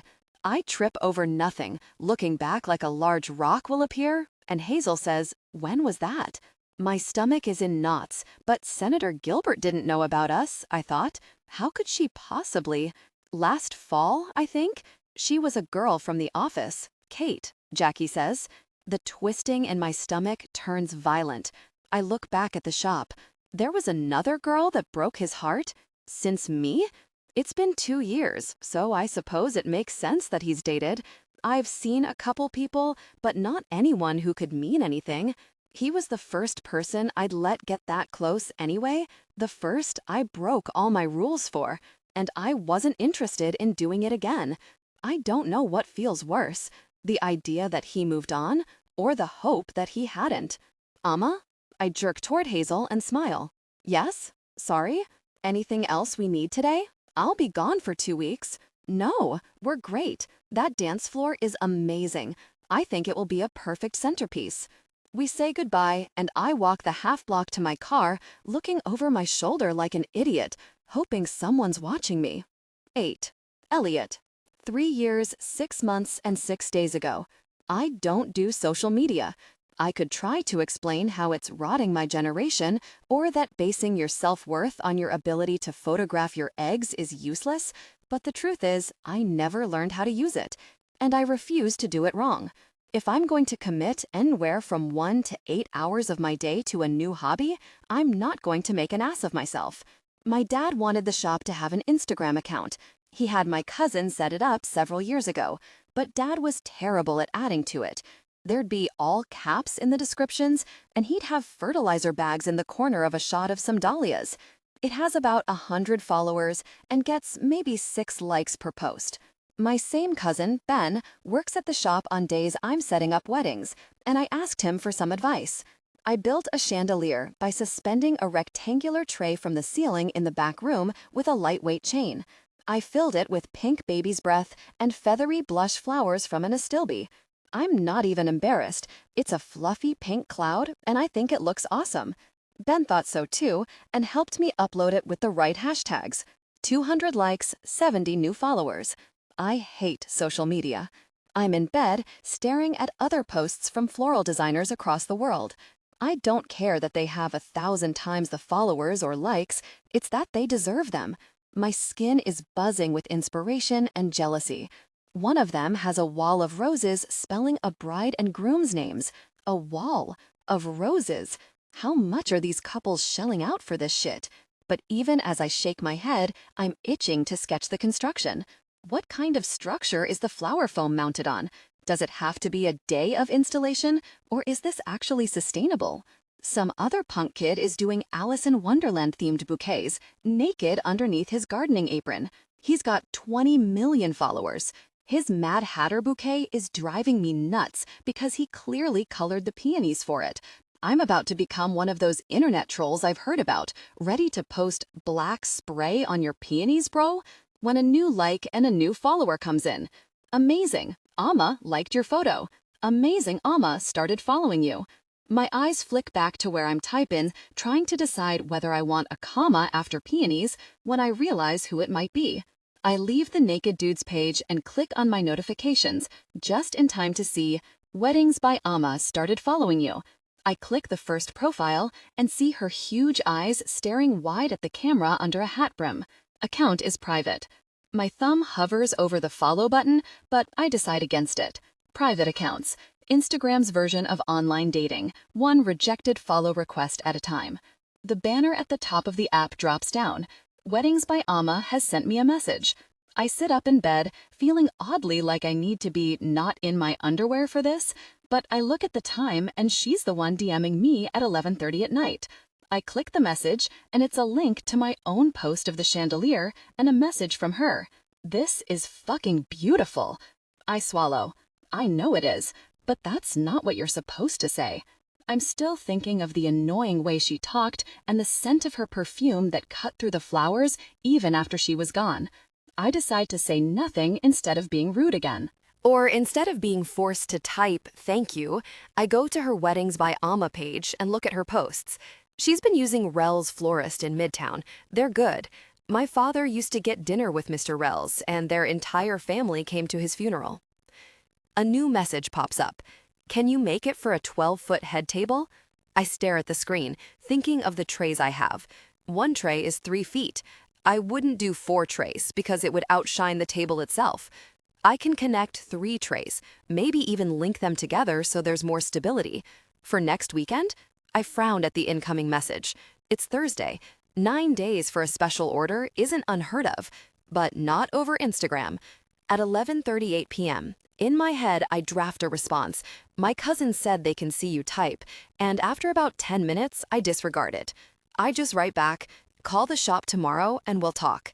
It's 9 a.m. and I'm still trying to turn on the computer when the door swings open. That same brimmed black hat from her profile pic is on her head, and there's a broad smile on her lips. With her hair down, now I can see that it's long, to her mid-back. She looks like a witch. Good morning.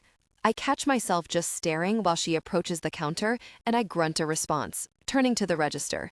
She drops a pink box between us. I glare at it. Donuts. From J Street Donuts. Very inventive name. Her eyes twinkle. Well, Elliot Bloom of Blooming, we can't all be as blessed. She flips open the lid, and I spare a glance at the half dozen. I don't eat sugar. She looks like I just burned down her house. God, seriously? That's not possible. It is. I don't? Ever? She leans forward on the counter. What about soda? When I shake my head, she blinks like she's having a stroke. I have a donut almost every single day. I glance her over, searching for signs that she's telling the truth. The curve of her hips catches my attention, just like last time, but I refocus quickly. I told you to call. Why waste time, she says, plucking a donut hole out of the box, popping it between her blush-stained lips, and reaching for her iPad in one movement. I watch her chew, her tongue swiping out to catch the sugar. I think of Madison Bailey in middle school, telling any idiot who would listen that you should always eat in front of a boy. It will make him think about your mouth. Fucking Madison. I didn't believe her back then. Okay, she says, swallowing, and I watch that movement too. Her fingers are quick over her iPad. Wedding is next Saturday. The head table is 12 feet long, and the ceiling is about 20 high. I'm thinking the chandelier lands at 7 to 8 feet. Can you come to the venue today or tomorrow to measure and confirm? Her eyes flick up to me. The computer screen goes dark, task completely forgotten. I shake the mouse and pretend to look at my calendar. Noon, either day. That's when my cousin can cover the shop. Awesome. Today, please, she says. She tells me the location, then says, "Can I see the piece? Is it still here?" I head to the back, turning to hold the door open for her. She grabs a chocolate donut from her box and follows. The single bulb flickers to life in the back room. I used a work light for the initial picture. It almost looked well staged, with the rustic green paint on the wall behind the chandelier. She moves right to it, reaching up to touch the baby's breath, stepping underneath and staring at the trays. She's tiny, really. She just wears tall shoes. In the pinks, right? I say, sliding my apron on over my head. Yeah, perfect. Is the client coming to confirm? I am the client, she says absently, stepping back to observe where it connects to the ceiling. Something in my chest drops, like a bird shot dead. Congratulations, I mutter, watching her take a bite of the donut, watching her mouth. She spins to me. Sorry, she eventually swallows. Not me, my mom. She's getting married. I'm designing it. I drag my gaze to the mess of the back room, ignoring the adrenaline pumping through me, as well as the relief. I clear my throat and continue. The trays are 3 feet. I think I'll do 3 of them to not overshadow, and then the flowers will overflow the ends and give more volume. She nods and stares at me with a grin. You can speak more than 3-word sentences. Cool. I roll my eyes and step up to show her where I'll connect the trays. I see her glance at the tattoo on the back of my left forearm. Which flower is that? I bend my elbow back. It's a Vietnamese orchid. It's endangered. She stares at the tattoo, the white petals and reddish pink center. Is it your favorite? I drop my arm, fingers reaching for my other sleeve to roll it down. But she drops the subject. Do you have more to do a centerpiece too? Just aesthetically, to match above and below. You don't have your centerpieces yet? I do. I'd rather have this. I move into the main shop, heading toward the stem bar for the feathery astilbe and baby's breath. What are the other flowers? I call to her. I can match and fill the center. White dahlias. She surprises me by being right next to me. She follows me into the back room again, and I take a low basin from a shelf, starting to arrange the sprigs to fan out of the sides. I can feel her watching my hands move. The center is bare, and I pull some thick white candles as an option. I can fill the center with the dahlias or weave them in. What do you think is best? She's looking at me expectantly, and I feel like this is some sort of test. I start weaving them into the baby's breath. Hopefully, integrating the dahlias will help these centerpieces match the other floral design. Do you like the guy? I ask. She doesn't answer, and I glance up. The guy? She asks. Your mom's new husband. Oh, she snorts, waving her hand flippantly. It doesn't matter. 0 points there. Okay, sorry. I just means she doesn't stay married for long, so whether I like him or not is inconsequential. I'll spend the summer with him and his kids, maybe Labor Day, and then I probably won't see him ever again. There's a downward tilt to her mouth. That sounds hard, I try. Her eyes flip up to mine. Sometimes. Is your dad still around? She doesn't answer right away, and I feel my skin heat. Sorry, you don't have to. It's okay. She flashes a smile and says, he's in Connecticut, with a new family. More step-siblings for me. She laughs, like there's a joke there, but I don't get it. I used to fly out every other Christmas, but it's been a few years. He gave me his car for my 16th birthday, and we started just calling each other on holidays. I look up at her. Her eyes are glued on the centerpiece I'm making, but there's nothing sad or embarrassed about her expression. It's fact. I can't quite apologize for facts. She pivots topic quickly, gesturing to the flowers as I finish up. This looks great. If you weren't such an asshole, I would have ordered 10 of these already. Oh, you didn't like your boutonniere? I ask innocently, my lips twitching. I wipe my hand with a rag and lead her back to the counter. She follows. You mean the buttercups for immaturity, the petunias for resentment, and what was that other plant you used? Poison ivy. I grab an order sheet from the drawer and sneak a glance up at her. She's gaping at me like a fish. When she realizes I'm joking, I see her biting the inside of her cheek to keep from smiling. I scribble the order down in my chicken scratch. We charge an added 10% for rush orders. She nods in agreement.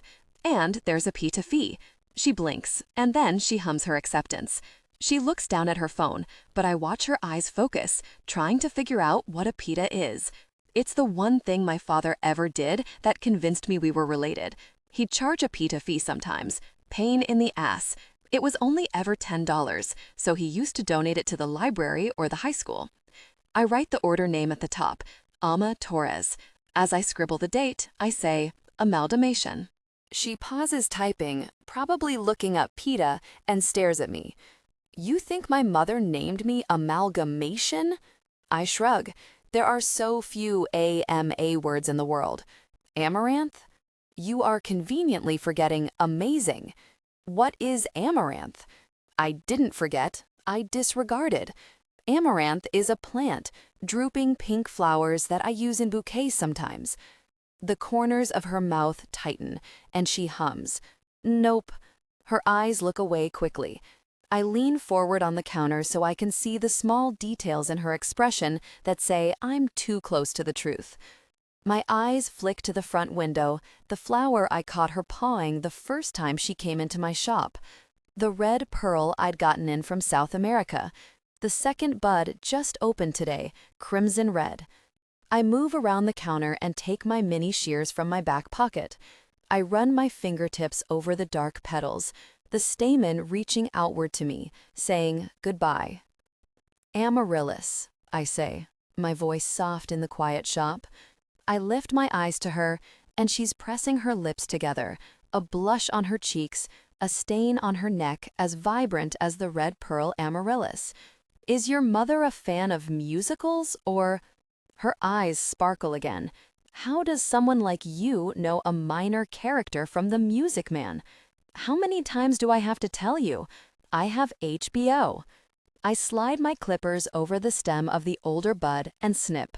Moving slowly back to the counter, I grab a bundle of the pink baby's breath from my apron and say, Amaryllis was a mean little girl who was very rude to a little boy with a lisp.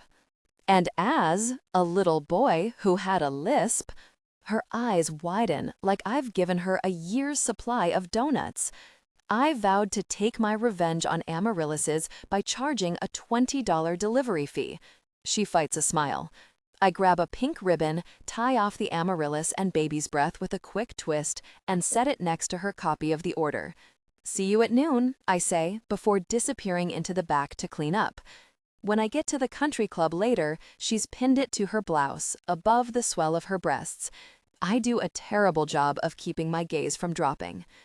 9. Amma March. It's hard to focus on other weddings when I have Hazel and Jackie's looming over me.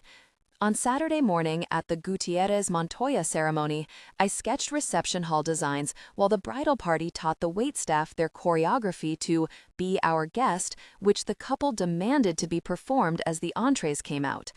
I had 2 of my ex-step-siblings there as plants, dressed like the waitstaff and learning the dance for $50. My favorites of my mother's husbands are the ones with kids who need job experience. But nothing I sketch feels right. It doesn't feel Elliot. Surprisingly, the thing I hate about working with Elliot Bloom again is the creative possibility he always made me feel. He could send me a picture of a half-finished piece, and it would change my entire design for a wedding, because I had to have it. Elliot has a way of creating something from nothing that's really addictive. You can say, I want an 8-foot Eiffel Tower made of flowers, and he'll send the design and the quote the next day. It's Monday, and I'm already on my 6th sketch of a reception hall that doesn't exist, based solely on his floral dance floor. I have 3 indoor and 3 outdoor designs. I'm actively ignoring the other weddings coming up over the next 7 months because I can't stop thinking about the possibility. I stand from my desk in the bedroom I've converted into an office, pop my back, and go feed the cat. Lady Catherine de Purr flicks her tail at me and ignores her chow. She wants the leftover sushi she smelled in my Togo box a few days ago. Mar took me out to dinner on Friday to talk through the meeting with Elliot. I lied and told her it went better than expected. She asked why I was lying, and I ordered another round of drinks in response. Despite the huge pay cut she'd be taking, I'm going to beg Mar to work as my assistant for the Jackie and Hazel wedding, because as wonderful a photographer as she is, Hazel is going to require a whole team who've worked together before. Mar works primarily alone. She met her last boyfriend through photography, and she had him tag along as assistant for her contracted events. Since they broke up in the fall, she's been doing it solo and interviewing assistants from the photography program at City College, but none of them are ready for the scale of this wedding. Sighing, I look at the clock. I have 3 more business hours if I want to make any headway on vendors. My absolute favorite rental company that I worked with under Whitney is the first choice for another couple I have. I don't usually get to work with Everlast Event Rentals because their prices don't match my clients' budgets, but Ashley and Davin want to splurge. I want to nail them down for Jackie and Hazel too. I dial and hope that Vicky still works there. When I finally get her on the phone, we catch up for a bit about her kids, her mom, my mom. We haven't really chatted since I left WHW, and it's nice to talk to her. Okay, I have 2 weddings I want to get Everlast on the books for, I say. Hit me. I hear her long fingernails clacking on the keyboard. We're really booked for the next 6 months, so I hope you're early. I hope so too. I have the Dawsons on December 2nd. They're looking for a standard package and a head table kit. Yep, we can do that. Plenty that day. Awesome. Pencil me in and I'll bring the couple in sometime this week. And then I have a really big wedding in October. FYI, it's probably going to be covered by the media. Okay, I will make a note. No chipped plates. I laugh. October 7th. We'll need a whole package, but I'm not sure about the details yet. I can bring them in this week. Vicky pauses. October 7th is crazy busy. Amma, I'm not sure we can do it. Really? What am I missing? Why is that day so popular? It looks like we have 7 or 8 that day already. We're going to be wiped out. My mind is running. What if this is vendor-wide? What if I'm already behind on bookings because it's someone like Timothy Chalamet's birthday and all the Chalamaniacs want to get married that day? Wow, I've got to check with my other vendors on this too. But Vicky, I wasn't kidding about high profile. Is there any chance of moving things around? Or, she sighs. Well, I would bring it up with the owner, but 4 of these weddings are Whitney. You, of all people, know I can't cancel a Whitney. I blink at the wall, my mouth hanging open. 4 Whitney weddings on October 7th? Yep. Do you have anything else you want to get on the calendar now, just in case? I shake my head, but she doesn't see me. No, thank you so much, Vicky. Keep me on there for December 2nd, and I'll call for a meeting ASAP. I'm already reaching for my purse as I hang up, fumbling to grab my iPad. I pull up the Notes app and search for the list I made in Whitney's office. The list she gave me of vendors she wasn't using on October 7th. Everlast is at the top. It's been 4 days since I was at Whitney's office. It's highly possible her calendar booked up in that time. But it's also suspicious. I crack my neck, shaking off that thought. That wouldn't make any sense, not with the way she treated me on Thursday. She was happy to see me, happy to help me. Now I'm worried I gave her the wrong date, that all of these vendors on this list are not being utilized by Whitney on a different day. I look up the number for Freeport Bakery in a rush. I haven't talked cake with Jackie and Hazel at all, but I need to get these consults going quickly. I call 6 bakeries. They all have weddings on October 7th. 2 of them don't know who I am at all, because I never worked with them under Whitney. And the others wouldn't tell me if it was Whitney Harrison Weddings that booked them even if I asked. It's not the end of the world. They can still do another October 7th wedding, but scale may be an issue. I text Jackie to get a read on what they're thinking for cakes. She doesn't get back to me until after 4 of the 6 bakeries have closed for the day, but it doesn't matter. She says, "No idea yet. What are you thinking?" Well, I'm thinking that you've made a big mistake hiring me and that we might even have to do a San Francisco bakery at this point, and I have no contacts there.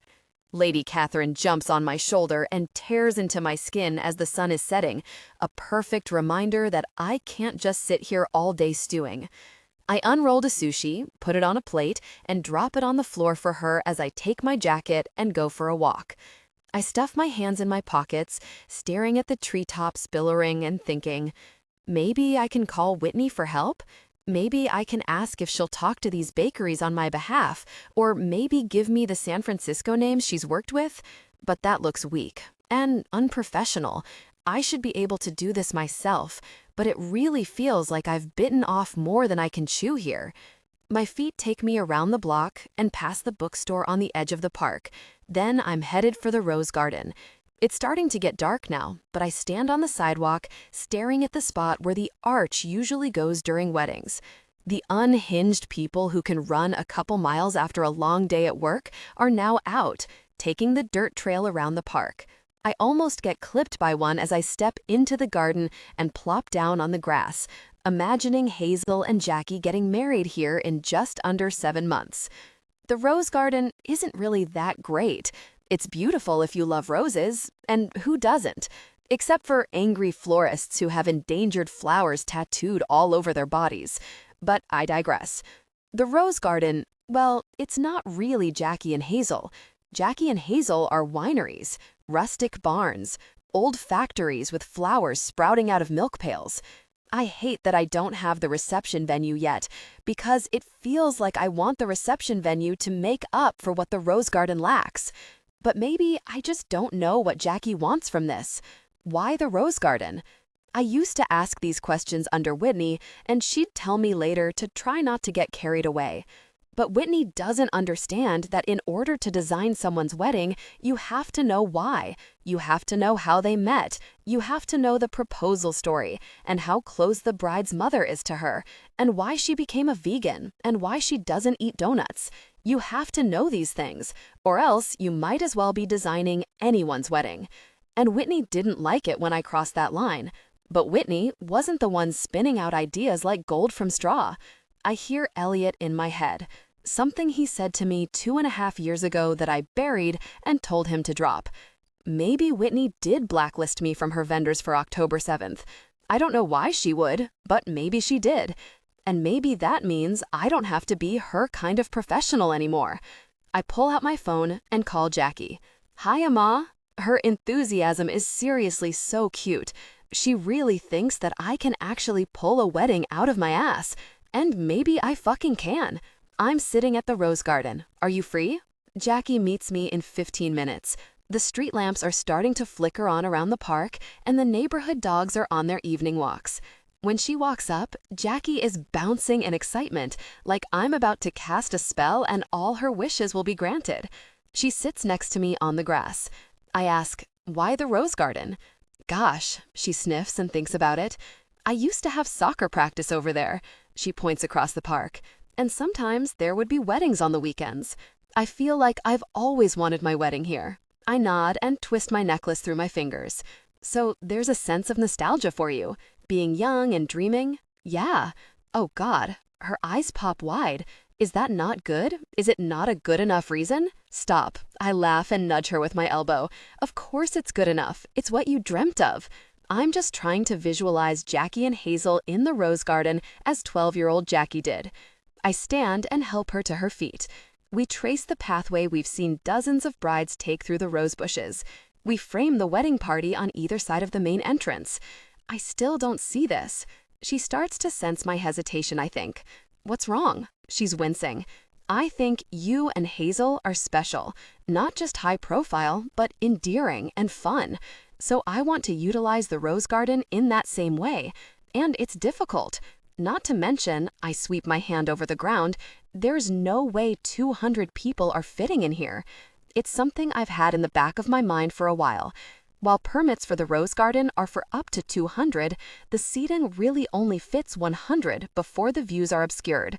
I turn to look out over the whole park and the busy street attached. That was the other problem. There's always a car horn in the middle of the wedding video when you're at the rose garden. And that's when it hits me. I've never had this much money to play with at the rose garden. I haven't had this kind of budget for over 3 years. When you have money, you can think outside the box. What if the altar is over there? I point to the opposite side of the garden where the guests usually sit. Okay, Jackie stands next to me. Where is everyone else? What if, I take a breath, I know this is a little crazy. What if we rent out this entire section of the park? We block the street, we hire security for the perimeter. I look at her and her eyebrows are in her hairline. You guys want a showstopper? Let's stop the town. I see the moment she realizes that I can do what I'm suggesting. She blinks quickly against the fading sunlight and says, That's amazing. There wouldn't be any concerns about seating. The ideas are coming fast to me now. I spin toward one of the houses lining the street. That two-story? That's an Airbnb. We can rent it for the weekend and have the wedding party stay there. Then, when it's time to call Hazel to the altar, she goes around that way. I point out the path around the edge of the garden, hidden, and you come straight from the house, across the street that we've blocked off, and immediately down the aisle. You both walk down the aisle from opposite sides. Her fingers come to her lips, watching the path I've laid out. Can you actually do that? Can you block off the street? I've done it before. It'll take some money, but we have that. Not to be crass. Be crasser. She snorts. What about the reception? I still think that's elsewhere. I think we pull up our transportation along that side street and file the guests in. We could. I cut myself off. I think I'm moving too fast, but Jackie's hanging on my every word. We could do something in the same style. Pop-up wedding, but permitted, of course. There's a lot of abandoned buildings in Midtown, and before you say, yuck, I say, but she's bouncing on her heels. There's one next to Weatherstone, the coffee shop we met at. It used to be my dance studio when I did ballet. I hold up a finger. Okay, we're coming back to you being a ballerina and a soccer player. But first of all, if you're telling me there's an abandoned dance studio next to Weatherstone, then I think I'm calling the city tomorrow to make sure it's not condemned. It's the building on the left? Yes. There's a studio where they used to rehearse for Nutcracker, so it may fit the guest list. High ceilings and everything. We used to sneak up to the roof, and I think it was at least 3 stories high. I file that away. A possible rooftop wedding venue in Midtown Sacramento? That's a wedding planner's dream. I'm biting back a smile as I look up and down the street. You know, it's technically walking distance, but we could do something really cute with the transportation to the reception, especially since this street will be closed off. Are you giving me a horse-drawn carriage at my wedding, Ama? Jackie squeals, and I take her arms and shake her. I can't believe you stole my super exciting thing I was going to say. How dare you? She laughs and throws her arms around me. My mind is racing as I think of all the permits I need to look into. But hanging over all of this is the knowledge that whatever I dream up, it can be done. I have Elliot Bloom working it. I'm finally looking forward to this design. Tomorrow can't come soon enough. 10. Elliot. 3 years, 5 months, 1 week, and 1 day ago. I'm addicted to my phone. One day, we will have support groups for this, our backs curved like croissants, our thumbs twitching with the need to swipe, all blinded from the blue light. I posted a picture of a deconstructed floral arch 10 minutes ago, and I'm already checking on Twitter to see if Instagram is broken. After 5 minutes, I finally get a set of likes. But because my self-worth is now intrinsically tied to this picture, I'm thinking of deleting it, then myself. The shop phone rings, and I thank God I have something else to think about. Hello, I mumble. Are you serious? Delete that. I recognize the voice. Emma Torres? You know it's, forget it. That's the most hideous thing I've ever seen. You have a bag of potting soil in the corner of the image. I fumble my phone out of my pocket and open Instagram. Damn it, I'm no better than my father. Yeah, I guess it's not that good. My thumb wistfully taps the delete button. Well, I mean, the arch is gorgeous. Are those hydrangeas? I watch the picture disappear with its 4 likes, and something spins in my chest from her compliment. Yeah, hydrangeas and white roses. It's basic, and been done before. Not by you. She scoffs with it, like there's something I'm missing. What are you doing this afternoon? The spinning in my chest stops, and I'm all vibration. My mouth opens to say nothing at all, but just before I do, I catch myself. The shop. I clear my throat. We're open until 5, but afterward, I let it hang awkwardly, but she jumps in. Cool, I'll come by around 2. Don't do anything with that arch. The line disconnects. Shame burns in my gut that I even suggested seeing her after business hours. She's probably bringing a couple by to look at the piece. I go into the back and start moving things around, getting the soil out of there and back into the cupboards. I smell like I've been working, unfortunately, so at noon I close the shop for 10 minutes, run to the 24-hour gym I belong to, and take the shortest shower of my life. I have one spare shirt in the back of my car. It's wrinkled, but it doesn't smell like I just spent 4 hours building a deconstructed floral arch just to get rejected by Instagram and Emma Torres in under an hour. When 2 rolls around, the door swings open, and I pretend I wasn't waiting for it. I turn to greet her with my usual scowl, but instead, the most beautiful girl I've seen in my life is standing in the doorway. She's tall and long-limbed, with dark hair and big eyes. She's the kind of girl that guys fall over themselves for, but who I decided long ago isn't for me. I don't like falling over myself. Alma squeezes through the door behind her, and even in boots with heels, she's comically short next to this girl. Her eyes catch on me by the lilies, and even though I'm frowning at the pink box in her hand, her cheeks tug into cute little circles as she beams at me. Her hair's down, and she runs a hand through it, ruffling it to fall in loose tendrils. I feel my fingers curl. "Hi," Amma chirps. "This is Mar. Mar, this is Elliot Bloom. He owns Blooming." Mar steps forward with a demure smile on her full lips and shakes my hand. Just as I'm about to ask if she's the one getting married this time, Amma says, "I think you should get a shot of the front counter, too." She's sweeping her hand through the air like painting a landscape. Mar nods and reaches into a bag on her shoulder. "Totally, we can stage a couple of these." She pulls out a camera. I stand in confusion as Amma moves to the counter, drops the donut box, and grabs a chocolate one before disappearing into the back. I hear, "Oh my God, wow," around a mouthful of donut as Mar starts attaching a lens and moving through the rows of bouquets. My mouth opens and closes. I follow Amma into the back, where she's dropping donut crumbs on my floor.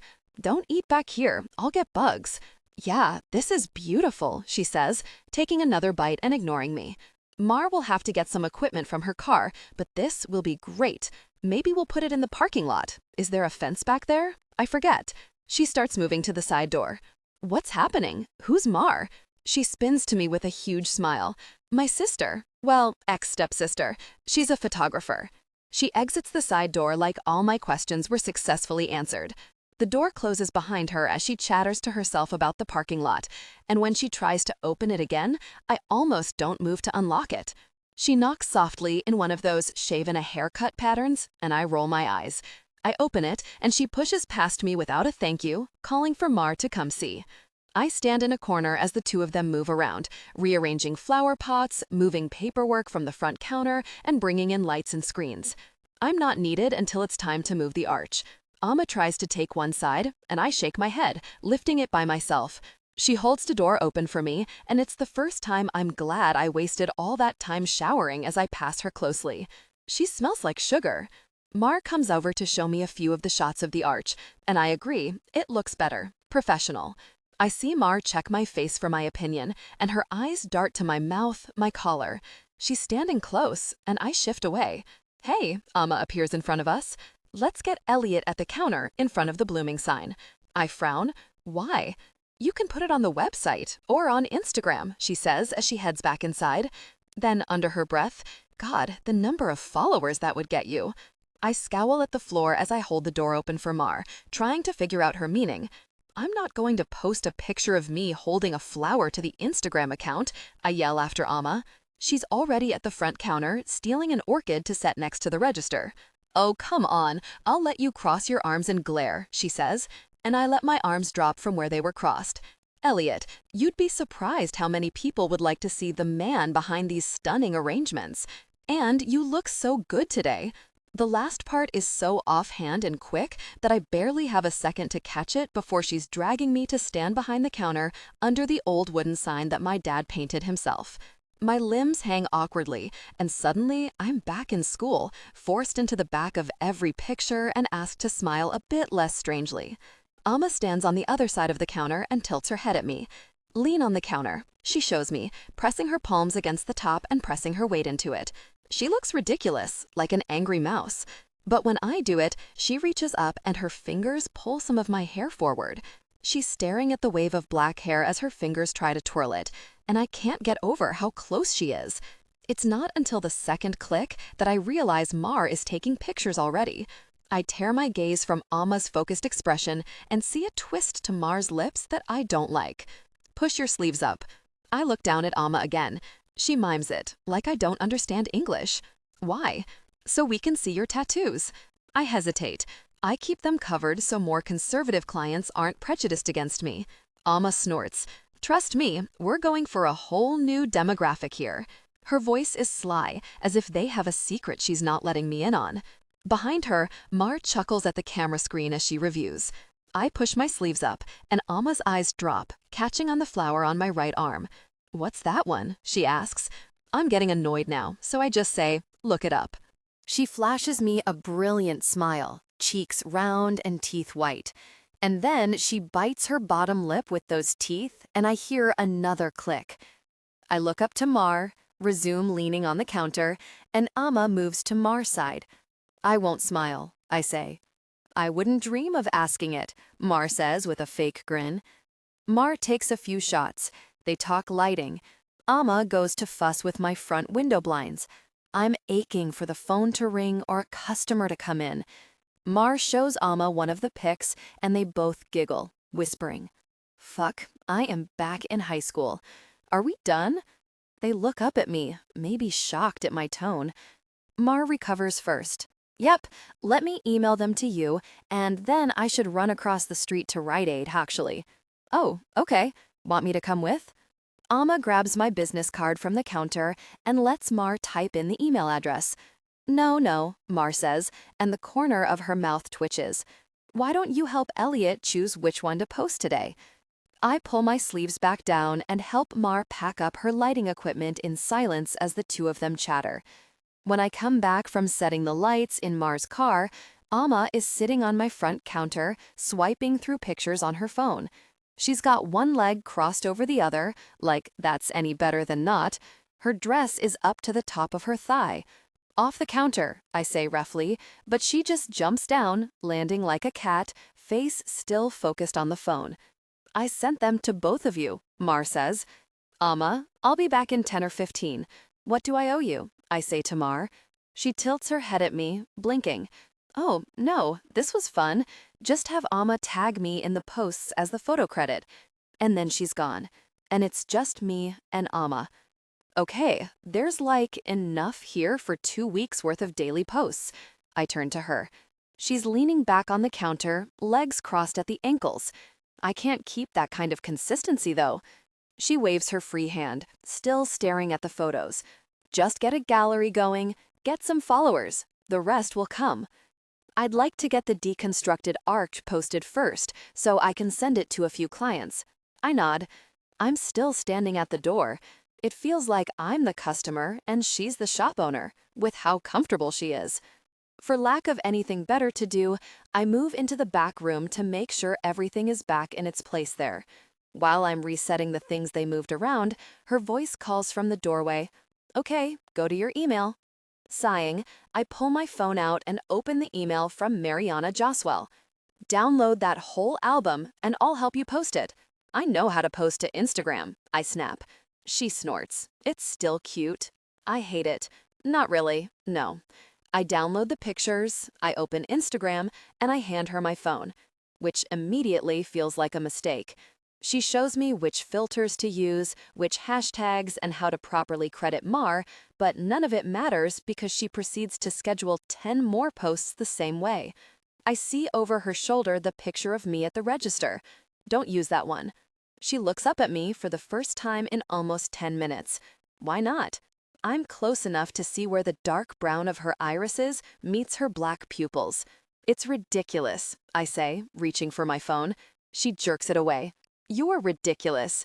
Hey, what's this flower?" She points to the phone where my right forearm is exposed. It's a Franklinia, Franklin tree, named after Ben Franklin. I feel myself reaching for my sleeve to pull down what's already pulled down. "Are you like a Ben Franklin fanboy, or—" My eyes snap to her. What the fuck is a Ben Franklin fanboy? She shrugs. You tell me. Do you take a kite out in lightning storms? Do you work exclusively in $100 bills? The Franklin tree, I stop her, is extinct in the wild. I see her eyes sparkle. So, you tattoo yourself with flowers you'll never see? My mouth opens to contradict her before her words register, before I hear how easily she explained it. I swallow, neither confirming nor denying. How many do you have? What? My voice is ragged. Tattoos, 6. I see her eyes scan me, searching for hints as to where they are. The blood that's been staining my face rushes down, and I clear my throat. Do you have any? She shakes her head. Her lips are curved in a soft smile, and her eyes are impossibly big this close. I've been wanting one, though. Where should I get it? I can feel my heartbeat in my fingertips. The restraint to keep from scanning her body like she scanned mine comes with such concentration. There's sand in my throat when I respond, "What do you want?" Her lashes flutter so quickly, I think I imagined it. I feel like she's closer, but I didn't see her move. Maybe someone could talk me into a flower. Her voice is low, vowels round and slow. You already are a flower. I regret it the second it's out of my mouth. It's not smooth, it's not sexy, but her mouth lifts, expression blossoming. I am a flower, she agrees, teeth gleaming at me. Her tongue flicks out, and she must know. Madison Bailey must have told her to do that. She has to know that I'm staring at her mouth, that I'm half hard from just this conversation. The bell above the door to the shop cracks like ice over my body. Amma? Mar's back. She steps away from me. Maybe she was closer. And I run a hand through my hair, tugging hard at the roots to focus myself. Yeah, we're just scheduling posts, she calls back.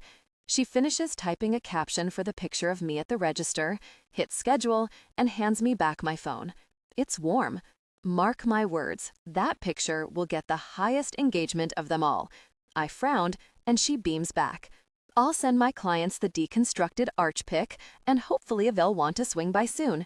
She's walking backward to the door, sending me a little wave. I'll call. The oxygen returns to the room, and I hear the two of them whispering as the bell chimes again, the door closing behind them. My phone is lighting up in my hands. The picture she posted already has 100 likes. I have 20 new followers.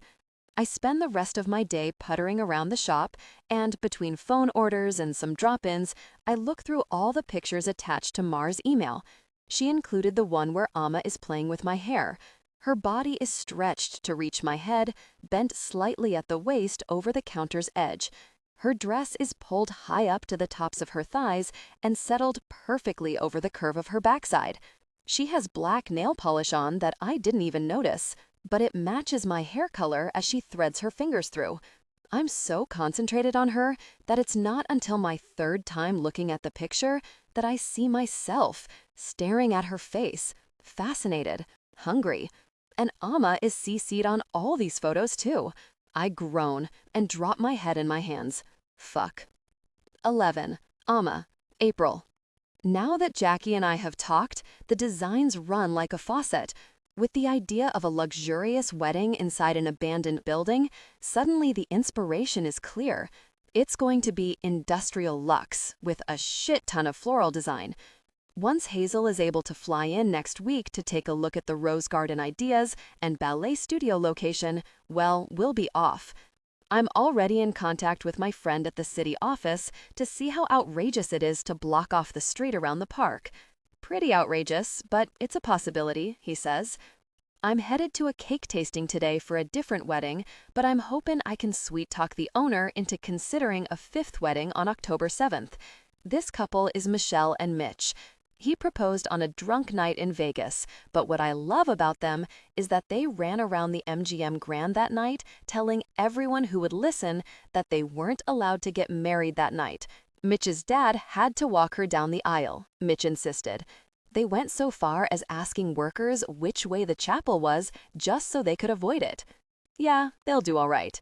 It was me who suggested that they honeymoon in Vegas as a joke, but they ended up falling in love with the idea and dropped the Hawaii brochures. I'd be lying if I said cake tasting day wasn't my favorite day. With my sweet tooth, it's easily the reason I became a wedding planner. Michelle and Mitch choose the three-tiered almond buttercream, and I set it up with the owner. Betty, can I ask again about October 7th? I say, lowering my voice. I know you're swamped with, I think you said 4 Whitney weddings that day? They're not all Whitney, but I'm sorry, Amma. It's going to be really tight. I force myself to smile and thank her, but I just confirmed that Whitney either gave me the wrong day's availability or she purposefully snatched up dates at all the high-end vendors. I don't know what to do with that information. She's only burning herself if she tries to cancel these dates with her vendors at a later point.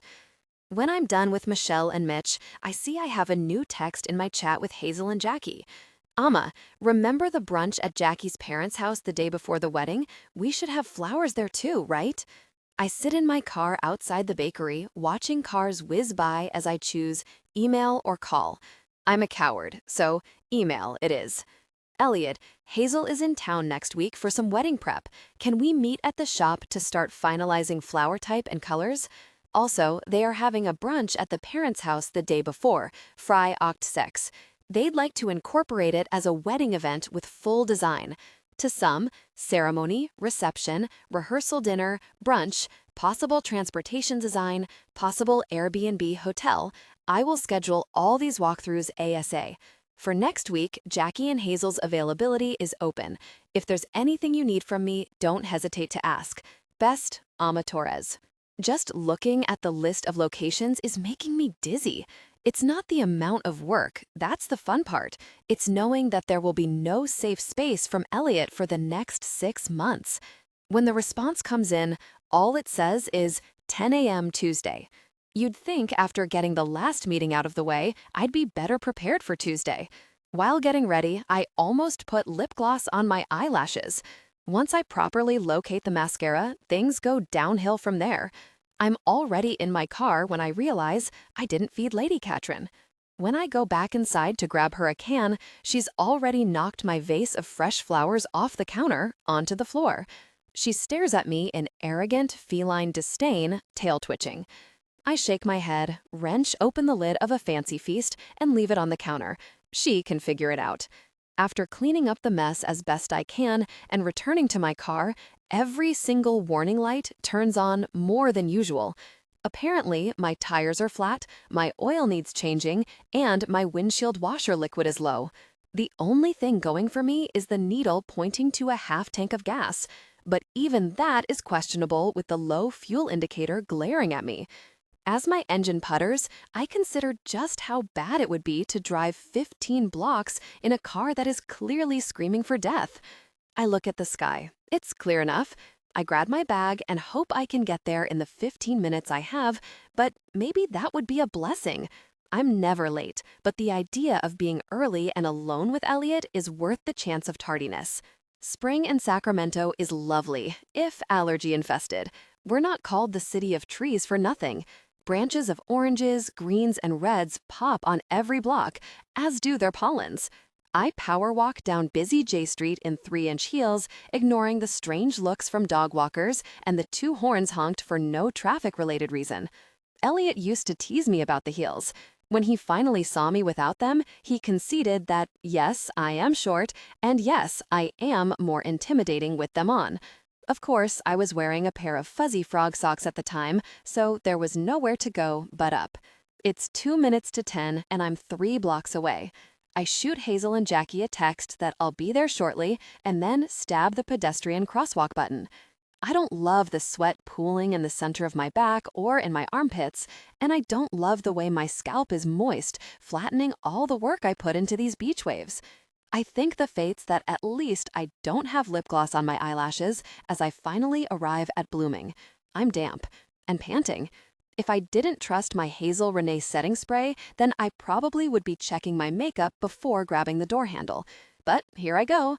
The bell rings above me, and I'm hoping I can just slip in while the 3 of them are discussing colors and centerpieces, but the shop is quiet. I look to the counter, and there he is, looming over the register, glaring down at today's newspaper, and ignoring me.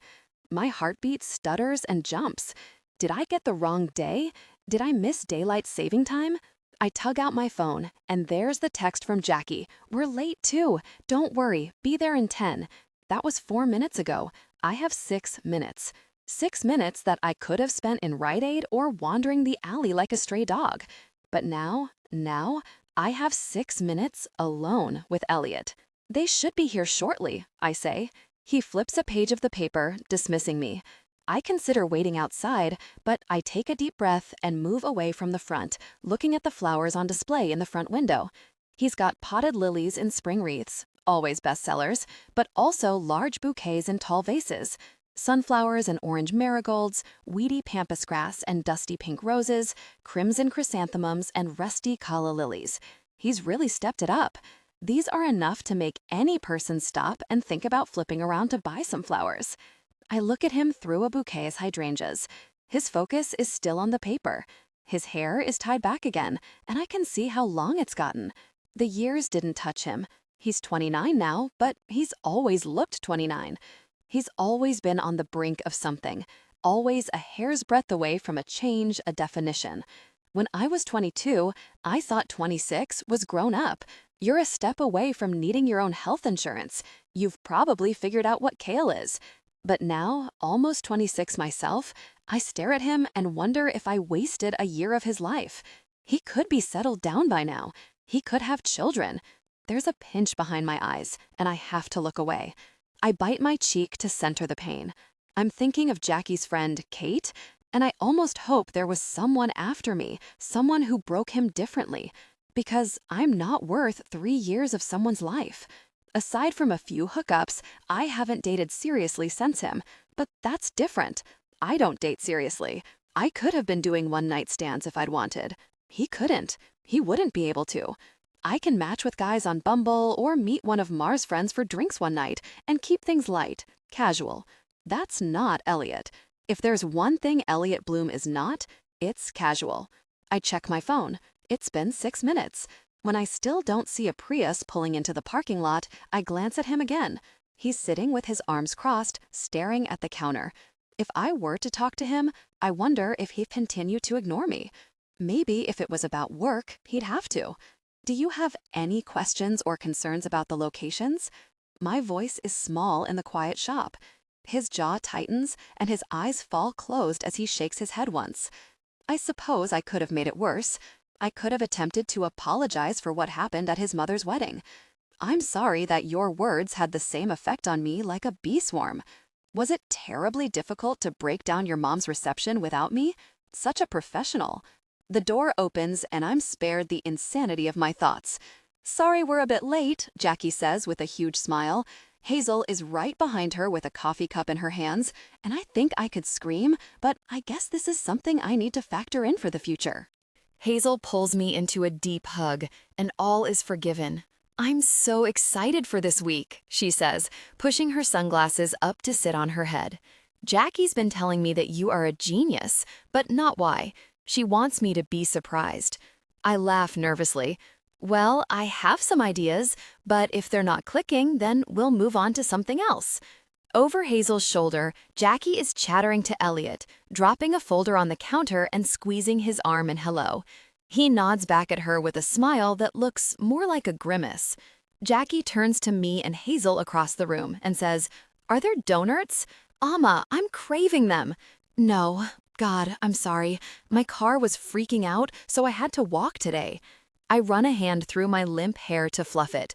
"But it's literally down the street. We can swing through after," I say with a wink. "What's wrong with your car?" His voice cuts through the room like a shark in a school of minnows. He's flipping through the folder Jackie brought, eyes down. My throat is dry when I respond. "All the lights came on. It's fine. A sensor probably tripped." I roll my eyes at Hazel, like, cars, am I right?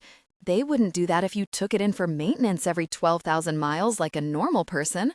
He's actually talking to me, berating me, to be precise, but still, it's language. Jackie must misread my shocked expression because she's shoving his shoulder and saying, "If you're an expert, then maybe you should offer to take a look." That's horrifying. That's literally the cherry on top of my shit-tastic day.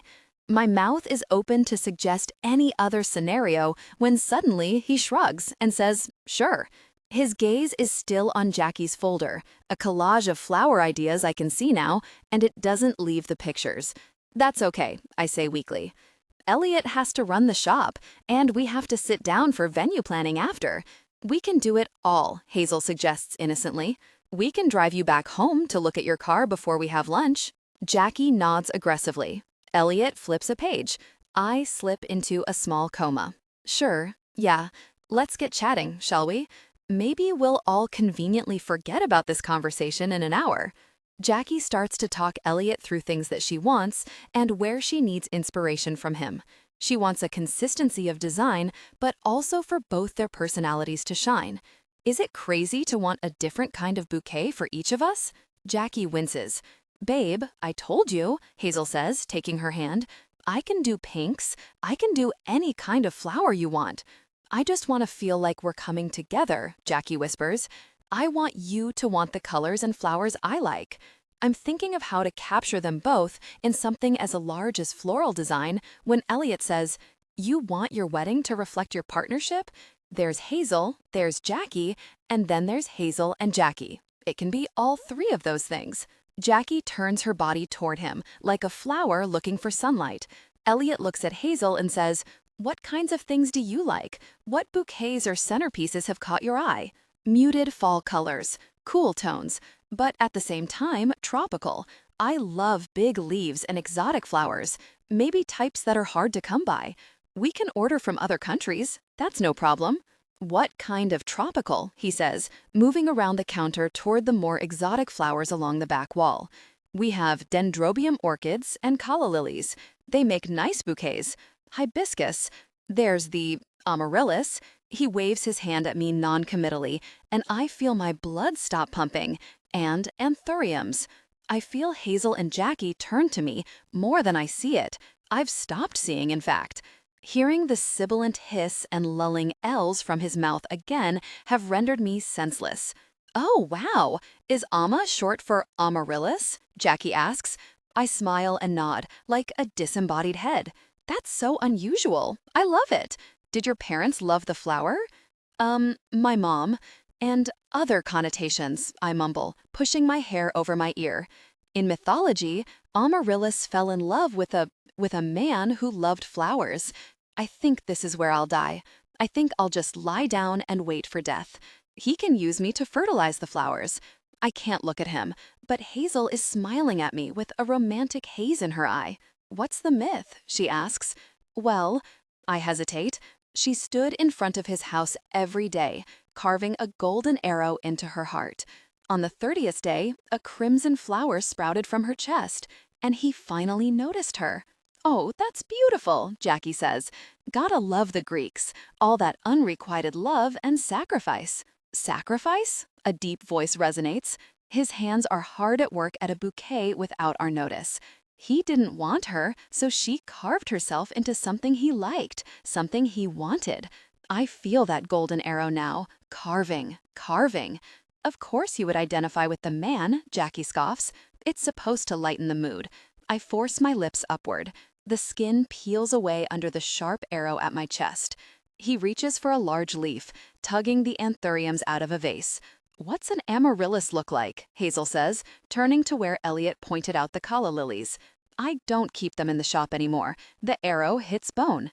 He lets it hang awkwardly, so I say, you're playing with the anthuriums? Anthuriums come in several colors. They have a tropical feel that can be kept very classy. They can be a centerpiece, they can be a main event, but mostly, he ties off the bouquet and hands it to Jackie. They watch Jackie's eyes glisten. There are pink roses clustered among the bundle of anthuriums. They have a singular petal that is leaf-like and waxy-looking, with a solitary stamen springing up from the center. Jackie's anthuriums are white with hints of pink seeping into the edges.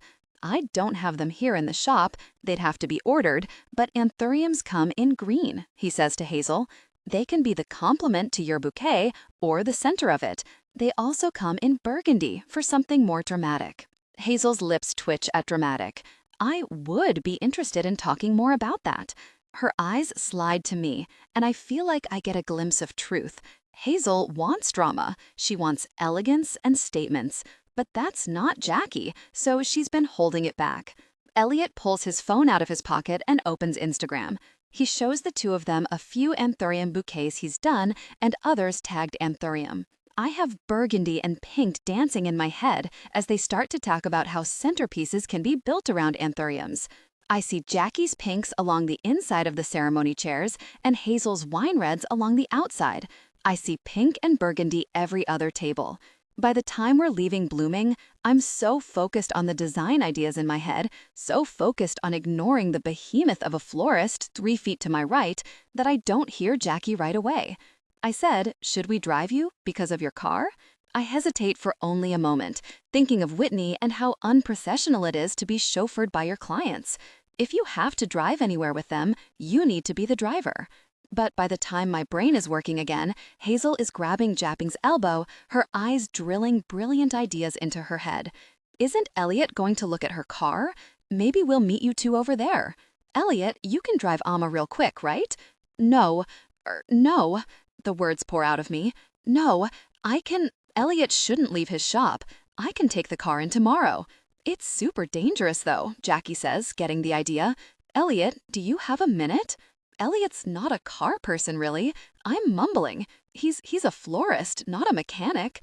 I see him cross his arms in my peripheral vision, and then there's an edge to his voice. I can take a look. Car person or not. Cool. Hazel grabs the door.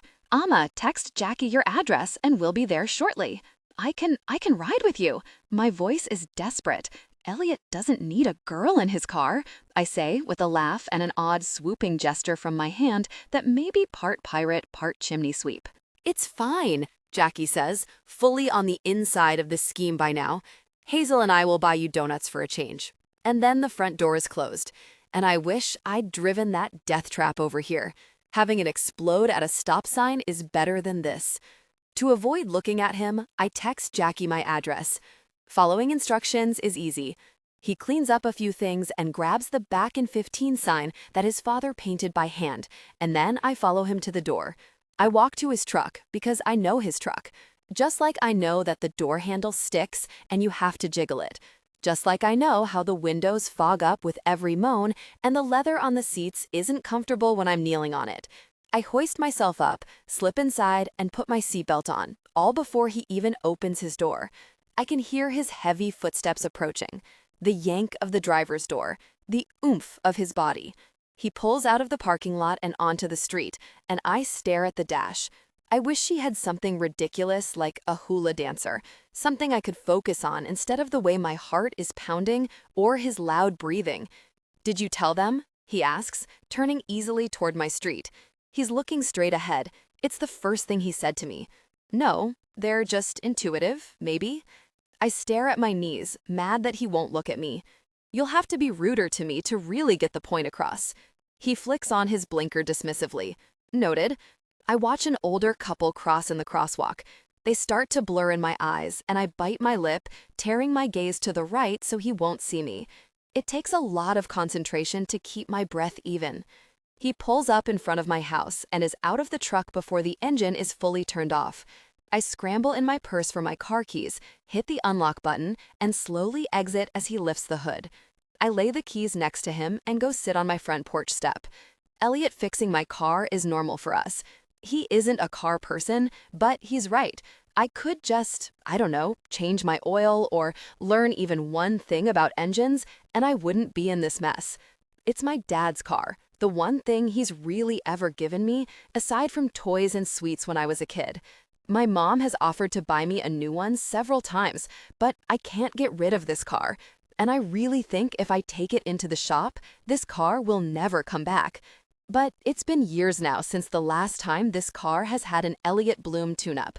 No one has made fun of me for the nail in my tire for 2 years.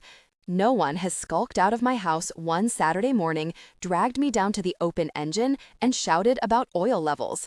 No one has commented on the exactly 0 amount of wiper fluid I have. I feel like this car now.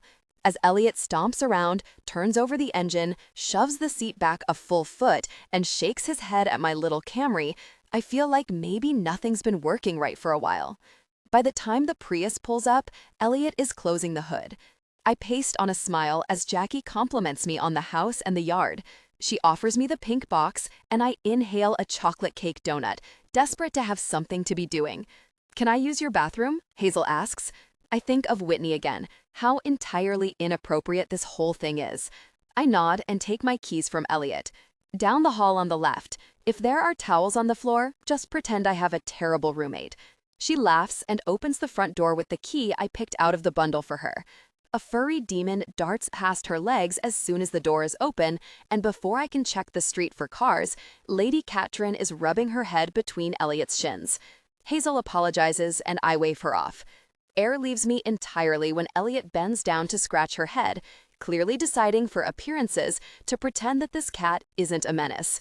I scoop her up, and she starts to claw at me. "Oh my God, she's beautiful," Jackie says. "She's okay. She's not worth the trouble." Lady Katrin twirls in my arms, fighting me, and I straight up grab the scruff behind her neck and just let her hang. "You need to take it into the shop," Elliot says. And after a moment, I realize he's talking about the car, not Lady Katrin. "Your oil needs to be changed, your power steering fluid is low, and there's a nail in your back left tire." He says the last bit with effort, because we both know it's the same nail I had 2 years ago. "Thank you." It's strained, and not just because Lady Katrin is 15 pounds and currently being held Lion King style away from my body. He pivots toward his truck. "I'll get you pictures of those anthuriums this week," he tosses over his shoulder. Hazel is just coming out of the house when Elliot's truck pulls away. I grab another donut from Jackie's arms. "How often have you and Elliot worked together?" Hazel asks innocently. I swallow. "A couple times. He's great." Lady Katrin hisses, and Hazel and Jackie's lips curve into matching secret smiles. 12. Amon April. With Hazel in town, we burn through our to-do list quickly. I want to get a lot settled before my busy wedding season is in full swing. After our meeting at Blooming, we go to the Rose Garden to talk through my ideas about closing the street and renting the Airbnb across from the park. Hazel nods along with me, but her gaze keeps sliding to the Rose Garden. When Jackie walks down the park to look at the area we'd be using for guest seating, I say to Hazel, "What are you thinking?" She takes a deep breath. "The garden is beautiful. It's very Jackie," I say. "Maybe we can add a flair of drama," echoing Elliot's comment about dramatic bouquets. She fake glares at me, and we share a smile as Jackie comes back to us.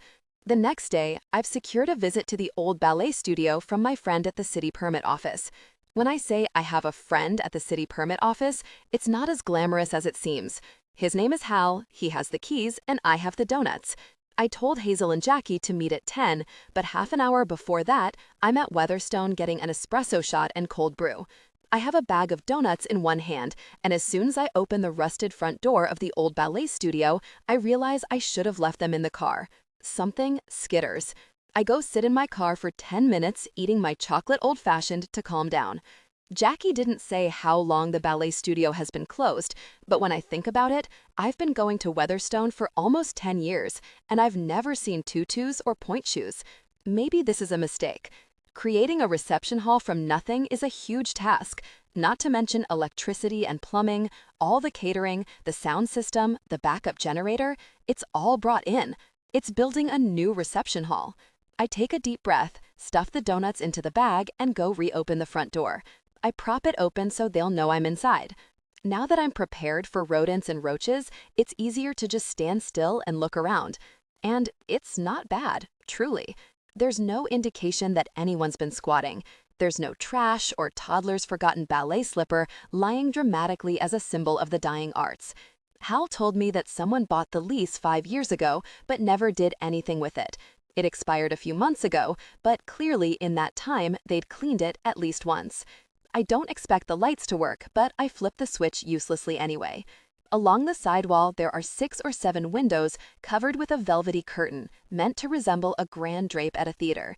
I start tugging them back, and light and dust spill into the room in a haze. My eyes travel up the tall walls. There are marks where the ballet mirrors and bars used to be, but above that, there are dancers painted along the wall. A strong man performing a split jump, a girl in a white tutu mid-piak, A woman in a simple rehearsal leotard and skirt standing in fourth position, fingers delicately reaching. It's enchanting. I smile at the silhouettes of them, wondering who I could call to clean and restore them. There's a room at the back, and I make my way toward it, opening curtains and letting the light in as I go. The door is ajar, and I turn on my phone's flashlight to make sure I'm not disturbing anything as I enter. It's a smaller dance room, still probably 300 square feet. I remember Jackie mentioning a rooftop and go looking for the way, hoping there are stairs and not a fireman's ladder. When I open the door to what I thought was a closet, I find stairs. Thank the heavens. The venue needs to be ADA compliant to clear permits, though, which is a problem. For now, I focus on climbing up to see if this is even an option. Without finding any rickety steps or broken floorboards, I make my way to the door at the top and heave it open. The wind floats across my face. The sun shines like I've found nirvana. My mouth opens in a huge smile when I see a flat industrial rooftop with brick half-walls around the edges, primed and ready for a party. There's nothing here, but I can see everything. The LED floral dance floor in the center, twinkling as dusk falls on the party. A bar to the right, high-top tables scattered, boxwood hedges lining the perimeter, and some kind of magic Elliot can create, maybe added height. And along with all of this, the Sacramento skyline is right there. I prop the door open and check every angle, making sure there isn't anything unsightly. All I find is my hometown, Jackie's hometown. This is the kind of venue people would kill to have. I see a Prius pull up on the street, and I head downstairs. My mind is spinning with ideas as their footsteps patter to the door. "Oh, wow," Jackie says, stepping through the threshold with Hazel behind her.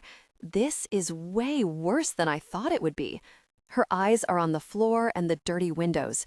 I'm so sorry for suggesting it. "I love it," I say, and she looks at me like there's a rat on my shoulder, which there could be. So, listen to this. Hazel steps inside gingerly, like maybe the floor could give in. I come to stand next to them in the entrance, fanning my hands and painting a picture. We create something here. I point to where the small lobby used to be, some kind of welcoming area, a separation between here and the main hall. Maybe a photo booth, but sophisticated? Elliot could make a rose wall that says Jackie and Hazel and the wedding date. A sign here reminding everyone of the hashtags. I don't even have to consult with him on what's possible. We have money to throw around. I see their eyes following my hands as I weave a story, not looking at the dust or possible vermin droppings. So the flow through the door is here. I push my hands forward, around the flower wall, and into the dining area. I walk Jackie to the center of the ballet floor, and Hazel follows. We can use the entire space for round tables to really open it up. We set up a bar in one of the corners, caterers station in the small room back here. Hazel lifts a doubtful brow at me. "And we break everything down before dancing? I don't really like that." "Neither do I say, grinning broadly. I gesture for them to follow and lead them carefully upstairs. "No way," Jackie laughs as she steps onto the roof. "No way. Can you really do this?" "I don't know yet, to be honest, but I'd like to try." I watch Hazel move to each of the corners. I can't read her face. Elliot's dance floor is center here, looking amazing at night. A second bar over there. Jackie is nodding, looking around, but it's more of a jerky, nervous thing. Hazel turns and she's smirking at me. "I love this," she says. I breathe in the spring air and launch onward. I need to warn you that building a space from nothing can get expensive. Plumbing, sewers, checking for mold, rewiring electrical, ADA compliance. The food will now be 100% off-site catering, which is never a bad thing, but just not all-inclusive like other locations could give you. I give them all the warnings and fine print, but Hazel is floating across the rooftop, hardly listening. "Let's look at downstairs again," she says. She cakes Jackie's hand, and I see Jackie's shoulders relax. Once we're down in the dance studio again, I point out the exposed beams, the height, the brick walls. This space might have been a dance studio, but it was never built that way. "Do you think Elliot could do something nice with these ceilings?" Jackie asks. "Absolutely. He has beautiful chandeliers. You could have flowers above down here and below on the rooftop dance floor. When can he come see it? Hazel says. I'd love to start seeing this whole thing come together. I can definitely bring him in the next time we visit. Can he come by today, do you think? Jackie interjects. I mean, we're already here. We already have the key. I stammer a bit before saying, last minute may be tough with the shop, but I can offer it. They nod annoyingly, and there's nothing left for me to do but pull out my phone. After yesterday's disaster, I really hate that I'm bothering him again. I want to just text him instead of calling the shop phone, but that would be admitting that I never deleted his number, and I really don't want to see the last messages he sent me again. I hit the button to dial and listen to the ring. He picks up quickly, too quickly. Like maybe he's at the register already and he's busy? Low? Hi, it's Emma Torres. I'm here at a possible venue with Jackie and Hazel, and they wanted to know if you had some time to spare to come down. My voice is pitched way too high, and my fingers are like claws around my phone. Totally understand if it's too short notice. The line is quiet. I pray it's an easy no, cut and dried. I can't go to every potential venue. They do know I'm the florist, not the designer, right? Breath puffs out of me like I've been punched in the stomach. God, it's so much worse than just hanging up on me. I feel like I'm 19 again, and Whitney is scolding me for being too passive at the setup. Are you in charge or aren't you? Of course, I assume you'd want to be looped in later, at a more appropriate time. When we finalized, I'll send you the initial designs and we'll work over email from there. My face is burning. I can hear Jackie and Hazel chatting behind me about tables and layout and all the things I'm in charge of. I wait for the line to click dead, but I don't hear it. He's rustling papers around. Maybe I'll hang up first. What's the address? The embarrassment from the last 2 minutes has clogged my ears or something.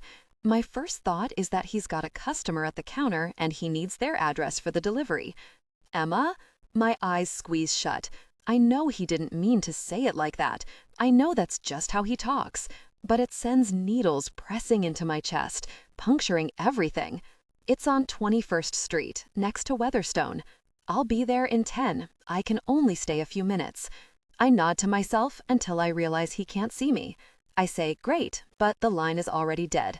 For Hazel and Jackie's benefit, I add, see you soon. Bye. I turn to them with a pasted smile. 10 minutes. Hazel and Jackie are happy, and that's all that matters. Hazel asks if I need a coffee, and before I know it, I'm alone in an abandoned building while my clients wander over to Weatherstone. I take the opportunity to center myself. He's partially right.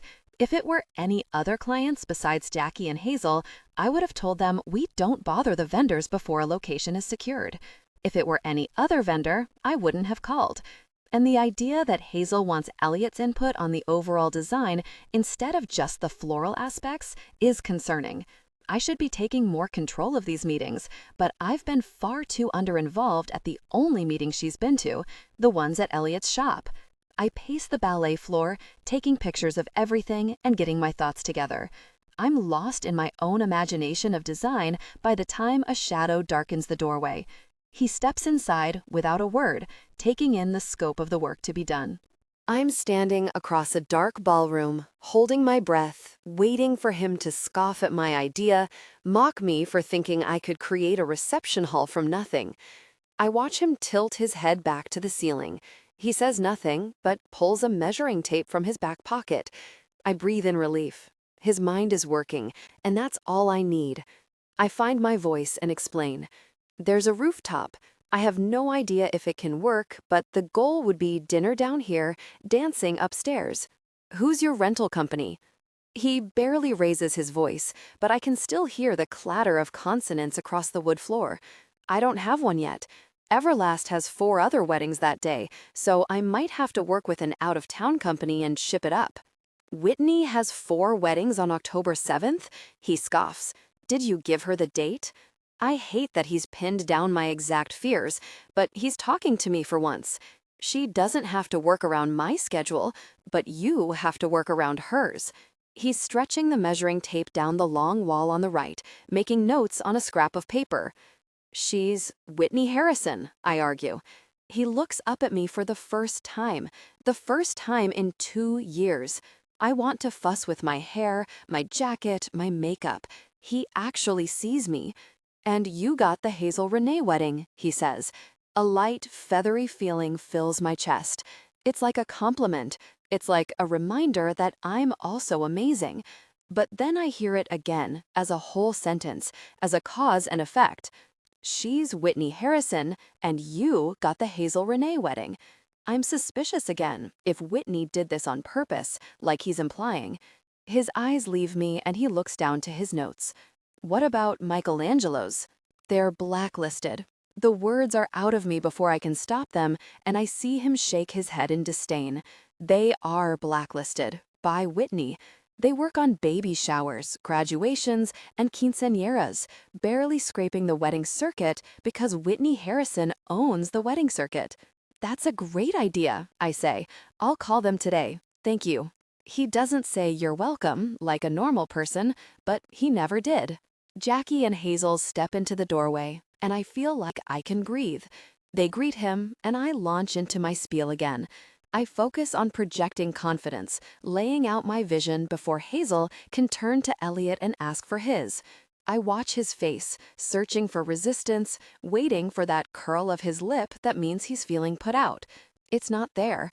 I see a familiar intensity behind his eyes when we get up to the roof. He's measuring the square footage and checking the height of the sidewalls while I talk. But I know that look. He's inspired. He interrupts me once. "The dance floor. It's going to be raised about a foot off the ground. I can make it as thin as I can, but you'll lose the depth of the piece.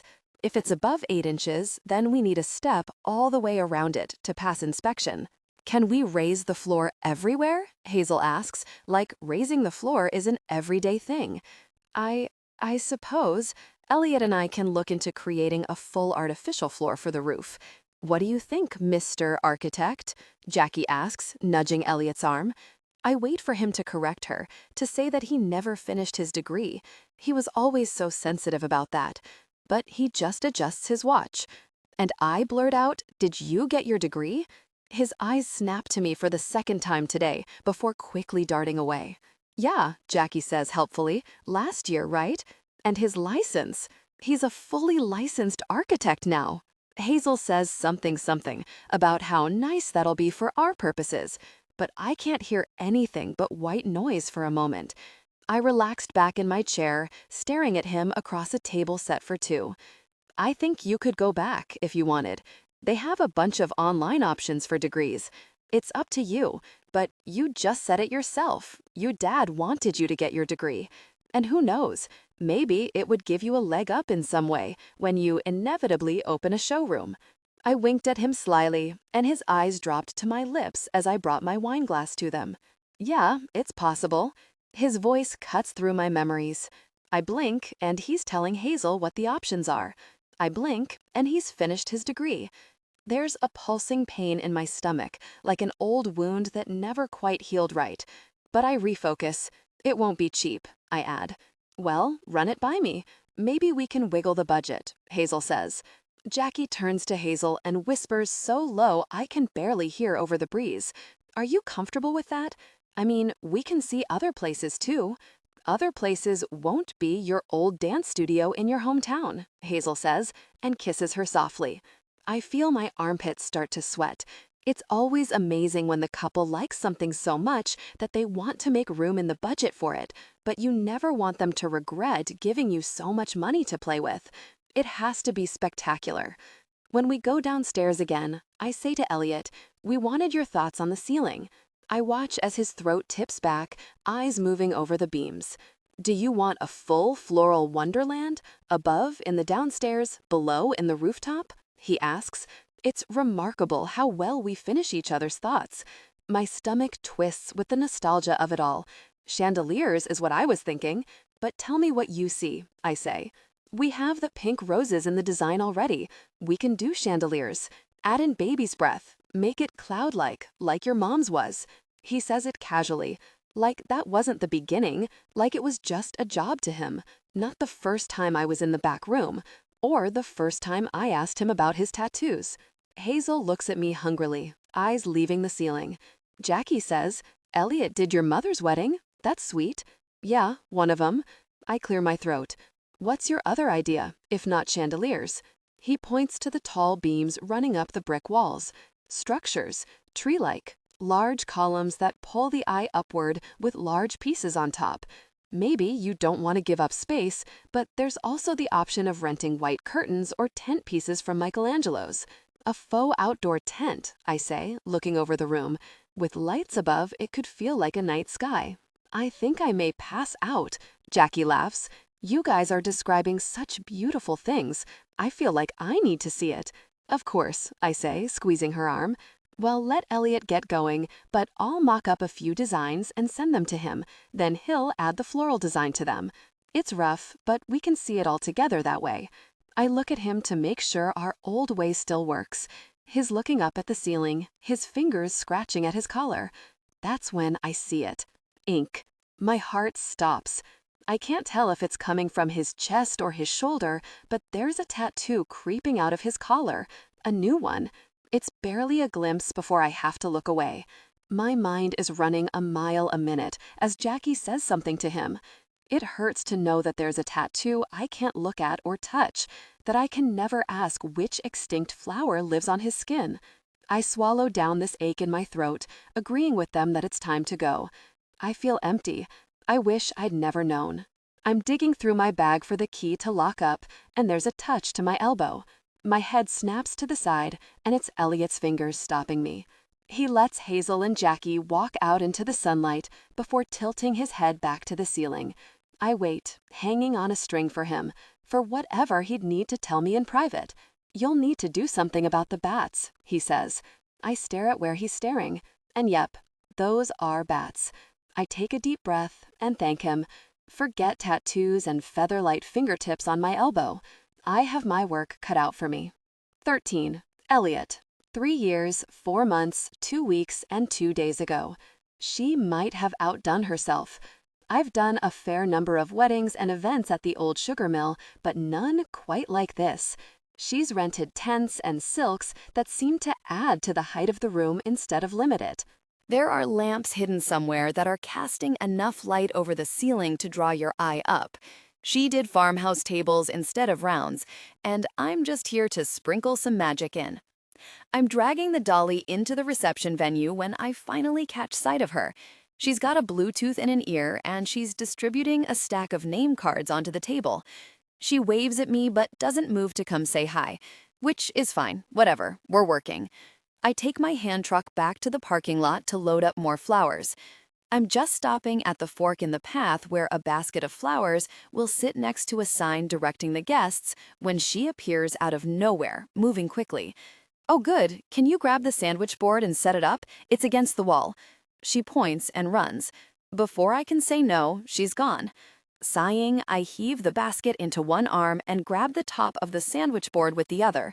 When I flip it over, the name of the wedding and the date are beautifully drawn in chalk, along with the social media hashtags. I kick it open and set it on the path, positioning the basket in front of it. I'm fixing the arrangement as I hear her heels click back from the parking lot. "Great! Move it to the right of the path." I glare at her over my shoulder, but by the time her short legs have reached me, I've dragged it all to the other side. "Awesome! Can you come be tall for me?" And then she's gone again. "Be tall?" I call after her. "Yeah, 2 seconds." She spins in a circle to respond, but continues her pace inside. "Amma, you need an assistant." She waves her hand over her head like she heard me. "Preferably a tall one," I mumble. I follow her back inside, catching up with her quickly. She snatches a poorly folded napkin from the table as she walks and, without breaking stride, hands it to the setup crew with the exact seat number she took it from. "Whitney would be proud," I say with a bit of a mocking tone. She doesn't pick up on it. "Really? You think so?" Looking me over, she says, "You look nice." And so dies my focus and confidence in one fell swoop. I run a hand through my hair nervously. It's just a plaid button-up and my best jeans, but the fact that she noticed anything means it's too much. I knew I didn't need to construct anything here, just bring the dolly back and forth to unload the centerpieces. "Okay," Amma says, pointing upward to the canopy. This strand of lights got tugged and unplugged. Amma, not even I can reach this. It's like 10 feet up. She nods jerkily. Right, okay. So maybe you can lift me and I'll get out of here. I wave her off. I'll find a ladder. Thank you, thank you, thank you, she says. She squeezes my arm, and before I can wonder what she's doing so close to my face, her lips peck my jaw. She's gone before she can see the heat spread across my neck.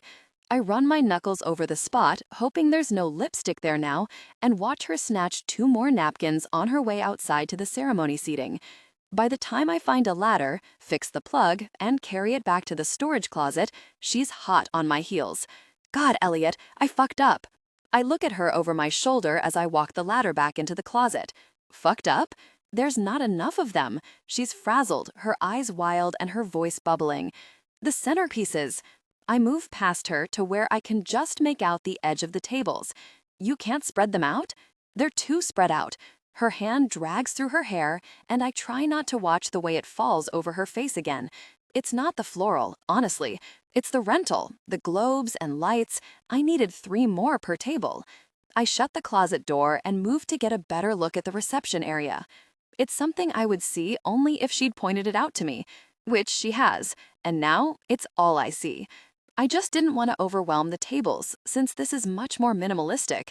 Let the room shine, you know, she says. But now I think I should have just gone with floral. Do you have any spare vases in the truck to hijack some of the arrangements and spread them out a bit? When they're glass, I bring spares, but these are buckets, so? She bites her lip, staring at the room in displeasure. Can you run back to the shop and whip something up?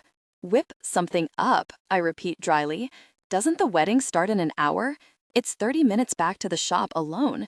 The ceremony will take about 45 minutes. Her eyes are wide and begging. Please, Elliot, this is so embarrassing. I thought I nailed it. I really did. I've been dreaming of designing this venue for 3 years. Yeah. I grab the dolly and wheel it to the parking lot. She's yelling her thank yous and apologies after me, and some sick part of my brain wonders if she'll kiss my face again when it's done. The old sugar mill is on a narrow road that runs along the Sacramento River, so there's not a lot of wiggle room for speeding. I get back to the shop with ideas spinning in my mind already. I drag a box down with the rest of the buckets and take another box that has smaller versions.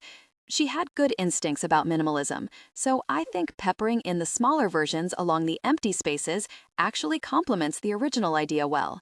My hands work on autopilot for 20 minutes, pulling white roses and eucalyptus stems from all directions. By the time I'm loading up the truck again, the wedding is 10 minutes from starting. When I arrive back, I can hear someone reading "Love is patient, love is kind" over the mic in the back garden as I load the cart. The rusty wheel isn't meant for sneaking into a wedding that's already started, so I move slowly to the side door of the reception.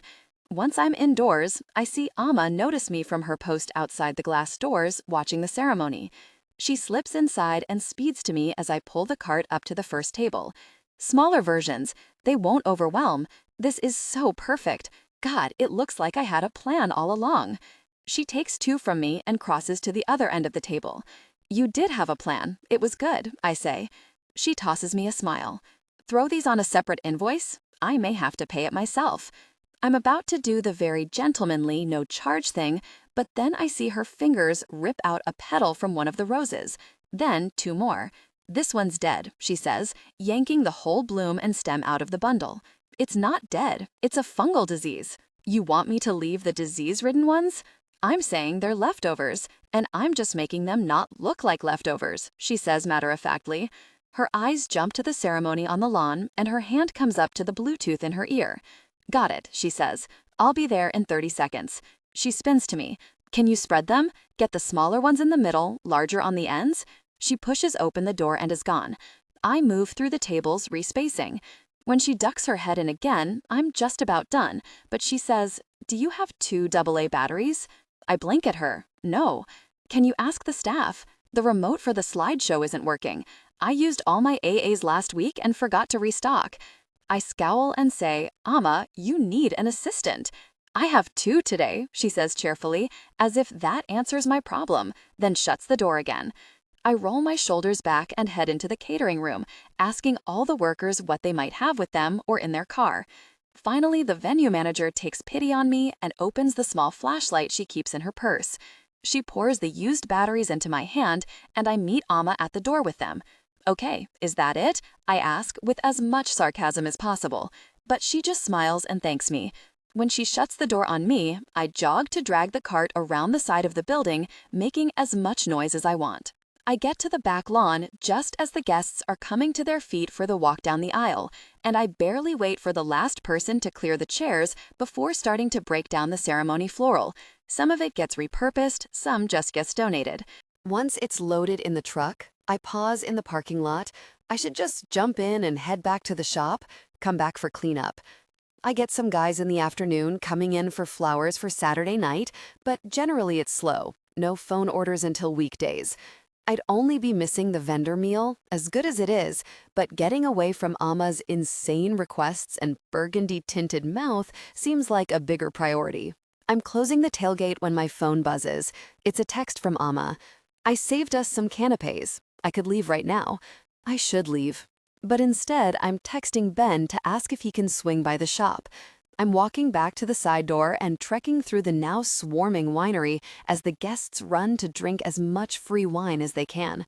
She's just beyond the door to the kitchen and has a napkin with a few quiche-looking things. Her eyes light up when she sees me, and maybe that's worth it. I eat the appetizer and hum in surprise while she talks to someone on her Bluetooth. So good, right? There's more, too. I'll grab them. I'm still chewing when she disappears, trying to figure out if I'm her +1 to this wedding. I hover in the kitchen and look through the window to the main hall. It's gorgeous. Once the happy couple have made their way into the reception, Amma moves back toward me, jerking her head for me to follow her down a hall. She's carrying a large tote bag. "Do you think it looks nice?" she says, opening a door to a room where they store the wine. It's huge and empty, except for the barrels stacked in pyramids against the wall. "Yeah, you were right about the centerpieces." What's this? I need to put votive candles." She takes a Walmart-sized bag of candles and a bundle of paper bags out of her tote, just into these paper bags. Kinda like a lantern thing. They'll be outside when the sun goes down. "Why don't you have an assistant for this?" She rips open the bag of votive candles on the flat top of a barrel. They're monitoring the catering, and they're mostly my younger step-siblings, so I don't fully trust them with fire. I feel wrung out, like all my energy got sucked from me, and I feel incredibly stupid for some reason. Even though I was contracted to be here as her vendor, I'm not acting like her vendor. "I can't help with that." My voice is gruff. Her eyes snap up to me. "Okay, you need to get back, huh?" Her hands are still moving quickly to open bags and tilt up wicks, and I'm irritated that she can't just pause for a second and hear me be mad at her. "You need another assistant, probably a tall one, because I can't show up on Saturdays and help you run things." "No, yeah, of course." She smiles brightly, and that pisses me off more. "And bill me for the publicity and marketing lessons you and Mar gave me last month. I appreciate the new shots I got for the website and Instagram, but I can't have you just dropping in and taking over my store like that." My words are sharp, and she finally stops with the candles. "Okay, and stop bringing goddamn donuts to my shop." I point my finger in her face. "I don't eat them. They're disgusting, and you leave the box every time." "Maybe you need to try one to know if they're disgusting." She plants her hands on her hips. "They're unprofessional, Amma. I don't want them in my shop." Something clicks behind her eyes. Her jaw tightens. "Well, you won't have them, or me, in your shop anymore," she says hotly. "Oh, please," I snap. "You think they'll bend over backward for your attitude at Rel's? Run errands back to the shop and let you slide into their DMs at 11 o'clock? She laughs, and there's a sparking of flint behind her dark eyes. "If you don't want me messaging you in bed, Elliot, you can just respond in the morning." My eyes narrow at her, but she cuts me off. "What you do isn't that special. I can get wedding arches and chandeliers made in San Francisco with much less fuss." "Fuss? I'm the fuss? You're the fuss." "I don't fuss. You're fussing right now." She steps around the barrel, poking her own finger back at me, and I want to grab her. You're the one who's throwing a tantrum about a few votive candles. Just go. Send me a fucking bill for all the time you wasted today.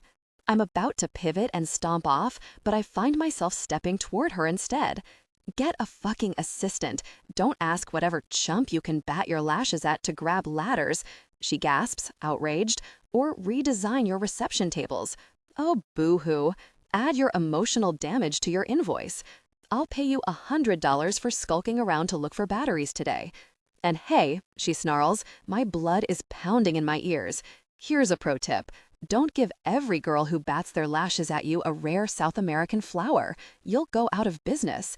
My breath is heaving in my chest. I'm so close to her, I could kiss her if I only stepped forward. And I guess she's thinking the exact same thing, because her hands reach up for my shoulders as I grab her waist. 2 arms wind around my neck as she pushes herself against me. The press of her lips on mine sets everything in my chest on fire, and my fingers curl into her hair like a lifeline. We stumble backward, and my shoulders land on the brick wall. I hear myself groan. She's tugging my head down to hers greedily, pressing herself close and keeping my back against the bricks. Her lips puff air against mine between rough kisses, and I want to pause and ask her which of us did this. But her fingers are in my hair, and her tongue is slipping into my mouth, and my head spins. I hear a soft sound from her throat, a mewl, a moan, and my hand tilts her head back, angling to kiss her deeper. It happens again when my other arm slips over her waist, our tongues dancing and lips nipping. Her breath is hot against my mouth when she pauses, and as I open my eyes, I prepare for the worst, for her panicked expression, or even laughing at me. But before my eyelids flutter open, her mouth is on my jaw, just where she kissed me earlier today. My cock twitches, and I know she can feel it. She can feel everything with how close she's pressed. When her teeth run across my pulse, a groan pours out of my throat, and my arms wrap around her back, pulling her impossibly closer. She starts sucking on my neck just above the collar, and I may pass out. Amma? Her fingers curl into her shoulders, and a whine pops from her throat. My hands move along her spine, lower and lower, and when her backside curves perfectly from her low back, my hips roll into her without permission. She gasps against my neck and quickly forces our mouths together again. I can't bring myself to slide my hands down to her ass, her spectacular ass that she doesn't even know I want in every way. I'm kissing her back with little to no finesse, completely overwhelmed by her body on mine, her mouth on mine, her tongue everywhere. Her teeth are becoming rougher, her mouth more insistent. I can hardly breathe. Her hands disappear from my shoulders and start rucking up my shirt, pressing it higher until she has her fingers on my stomach. I'm so fucking hard. My hands slip lower, and just my fingertips are curving over her backside. And then I feel I might dissolve into syllables and moans for the rest of my life. I feel her hands dancing against my waist. And then, the harsh click of my belt opening. I grip her hips and push her back. Her mouth tugs from mine, and I swiftly turn to the side. Okay, I mutter. Yeah, okay. What's wrong? She's breathless, and I wish I could see her face. See if her eyes are bright, if she's flushed. See what her lips look like after I've kissed them. But I'm gonna come if I look at her. If I have my hands on her body for one more second, I'll be done for. So I say the first stupid thing that comes to my mind. Are you in charge of this wedding or what? I'm trying to catch my breath when I hear her scuff. Excuse me? Don't you have to get back? Fuck, my dick is hard, pressing against my zipper. My open belt mocks me. Are you joking? Her voice is sharp, angry. I press my eyes shut and twist back to her, leaning back on the wall for support. I'm sorry. I'm gonna come. I'm back in freshman year, finding out from Madison Bailey and a room full of her friends that completion during 7 minutes in heaven is not impressive at all. Fuck, I really gotta get over this Madison chick. She shifts, and I'm half hoping she's leaving. I feel her warmth before I see her. That's kind of the point. Her breath is hot over my neck. My eyes flutter open to her, and it's worse. She's flushed, she's electric, she's beautiful. Her lipstick isn't even smeared, but there's something about her mouth that makes it clear I've kissed her. Her hands rise to my button and zipper slowly. It's gonna be real quick, I warn her. She smiles. Good, 'cause I have a wedding to get back to. She tilts her head up to kiss me again, and my zipper slides down in the silence. My breath is quick and heavy, but I kiss her slowly, maybe a bit sloppy. She reaches down into my jeans, and my air stutters out of me. Oh, she whispers. My eyes can barely open with the soft press of her fingers over my briefs. But I panic now. What? What is it? Her gaze is aimed at my chin, but out of focus. Her lips are pulled into a beautiful O. And if I wasn't afraid she's about to tell me something is wrong with my dick, I'd be kissing her again.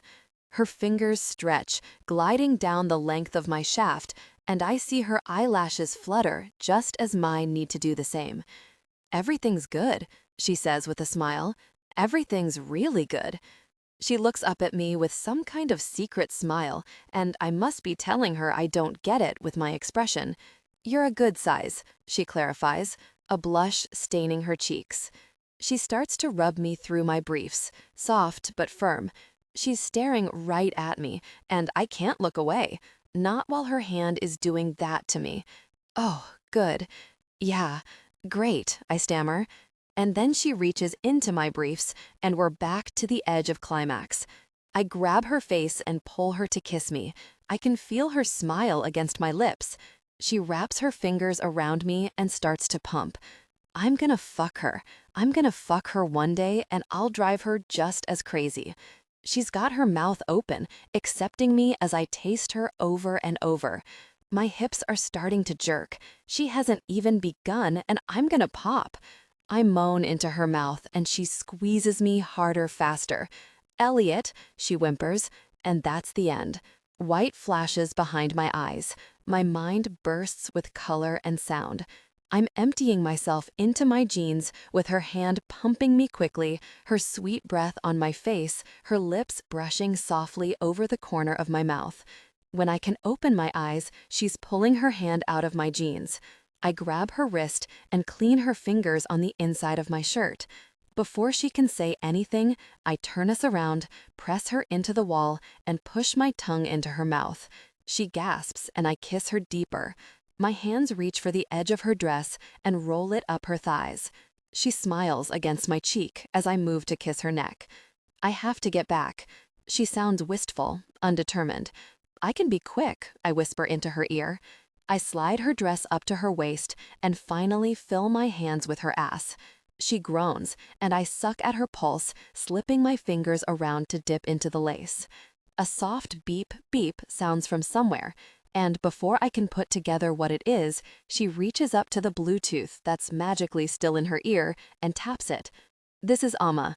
I can't hear what the other person says, but she replies, "Great, I'm on my way." "No, don't," I say once she ends the call. "Let me be quick.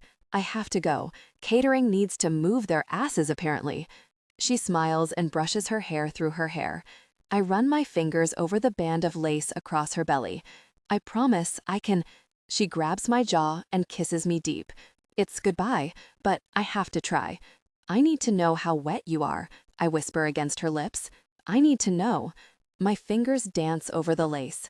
Her eyes are warm, and her lips are mischievous when she says, "Next time." She pushes my shoulders, and I step back reluctantly. There's a mess in my jeans I need to deal with sooner rather than later, but I don't want this to end.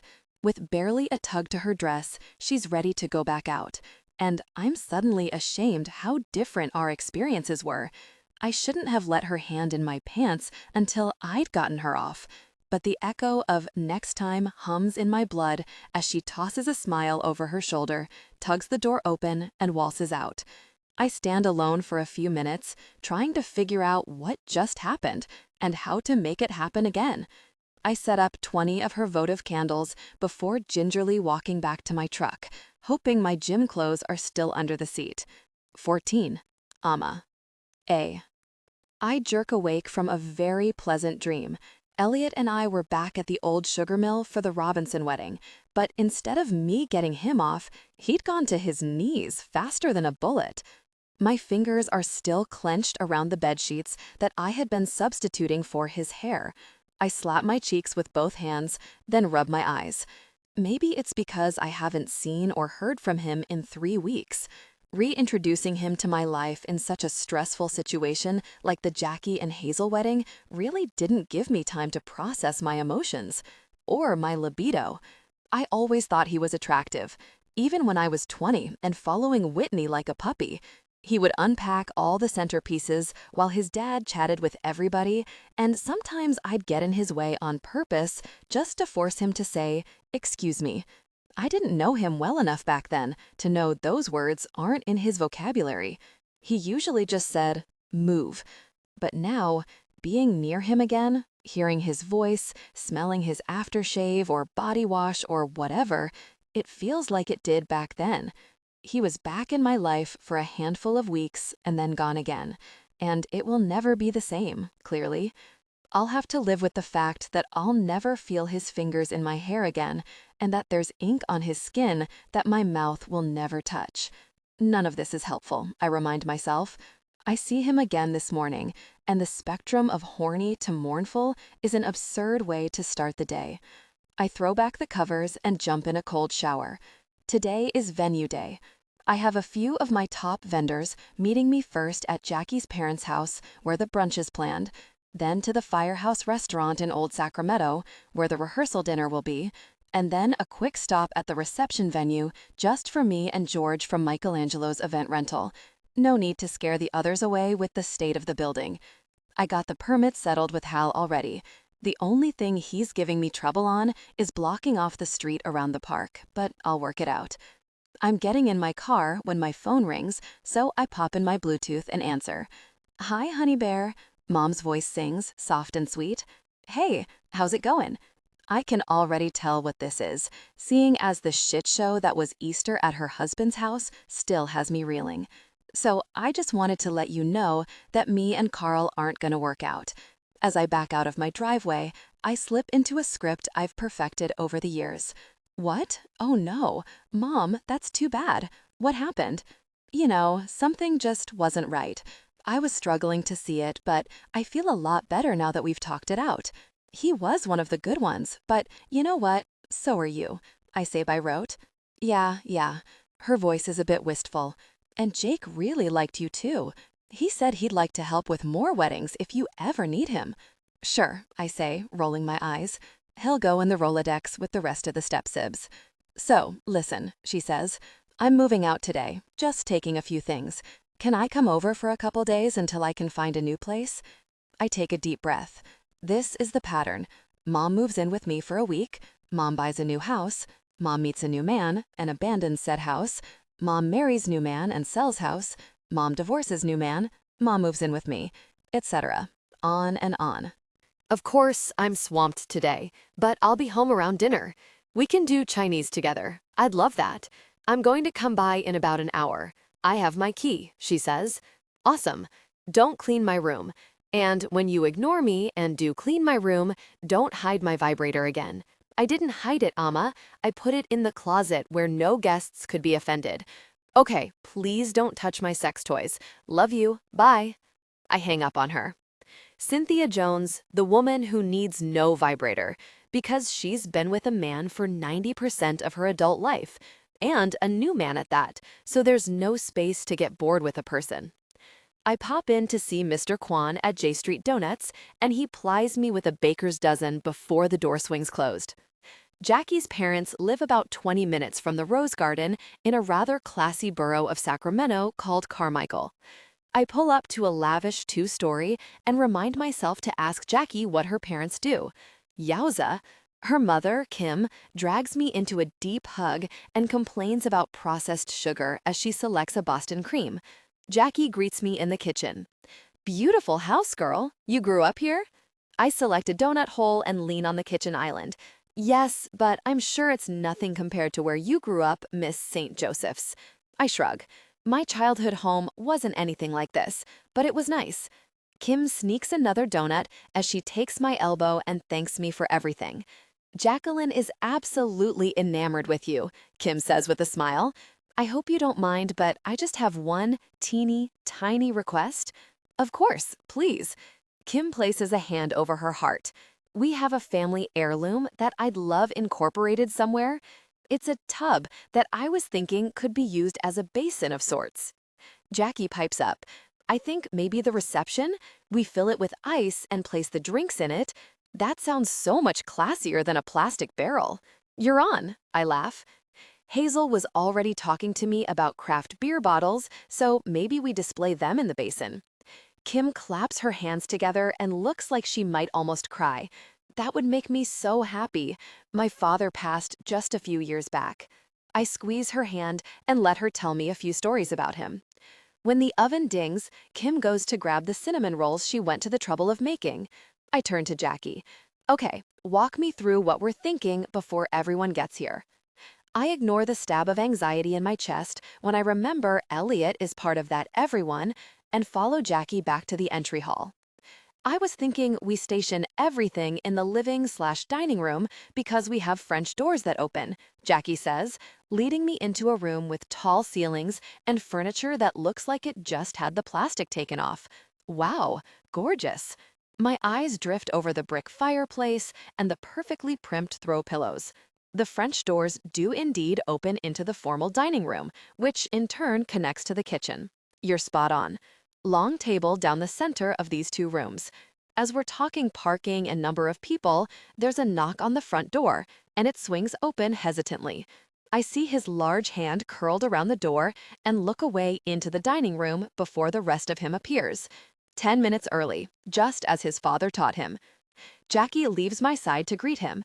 I can hear Kim asking after his mother, and before he can even respond, she's steering him around the house, talking about where she would like flowers. Jackie comes back to me, shaking her head playfully. Whatever she's asking for, give her half, she says. Okay, where were we? I'm loving your mother's taste. The flow in here is great. I just need to speak with the rental company about what to bring in. Elliot chuckles at something, and my attention is stolen. Kim is walking him through the full tour, and I can finally see him over Jackie's shoulder. He smiles so rarely. It's been forever since I've seen it, and I ache for it to be directed at me. I clear my head and move to the back window to see what options there are for the backyard. Jackie sidles up to me.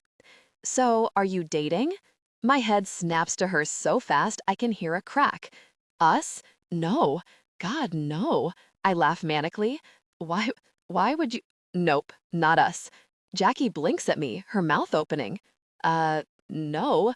I mean, are you dating? Like, as in the concept of the word? My shoulders droop with the loss of adrenaline, and I rub my brow in embarrassment.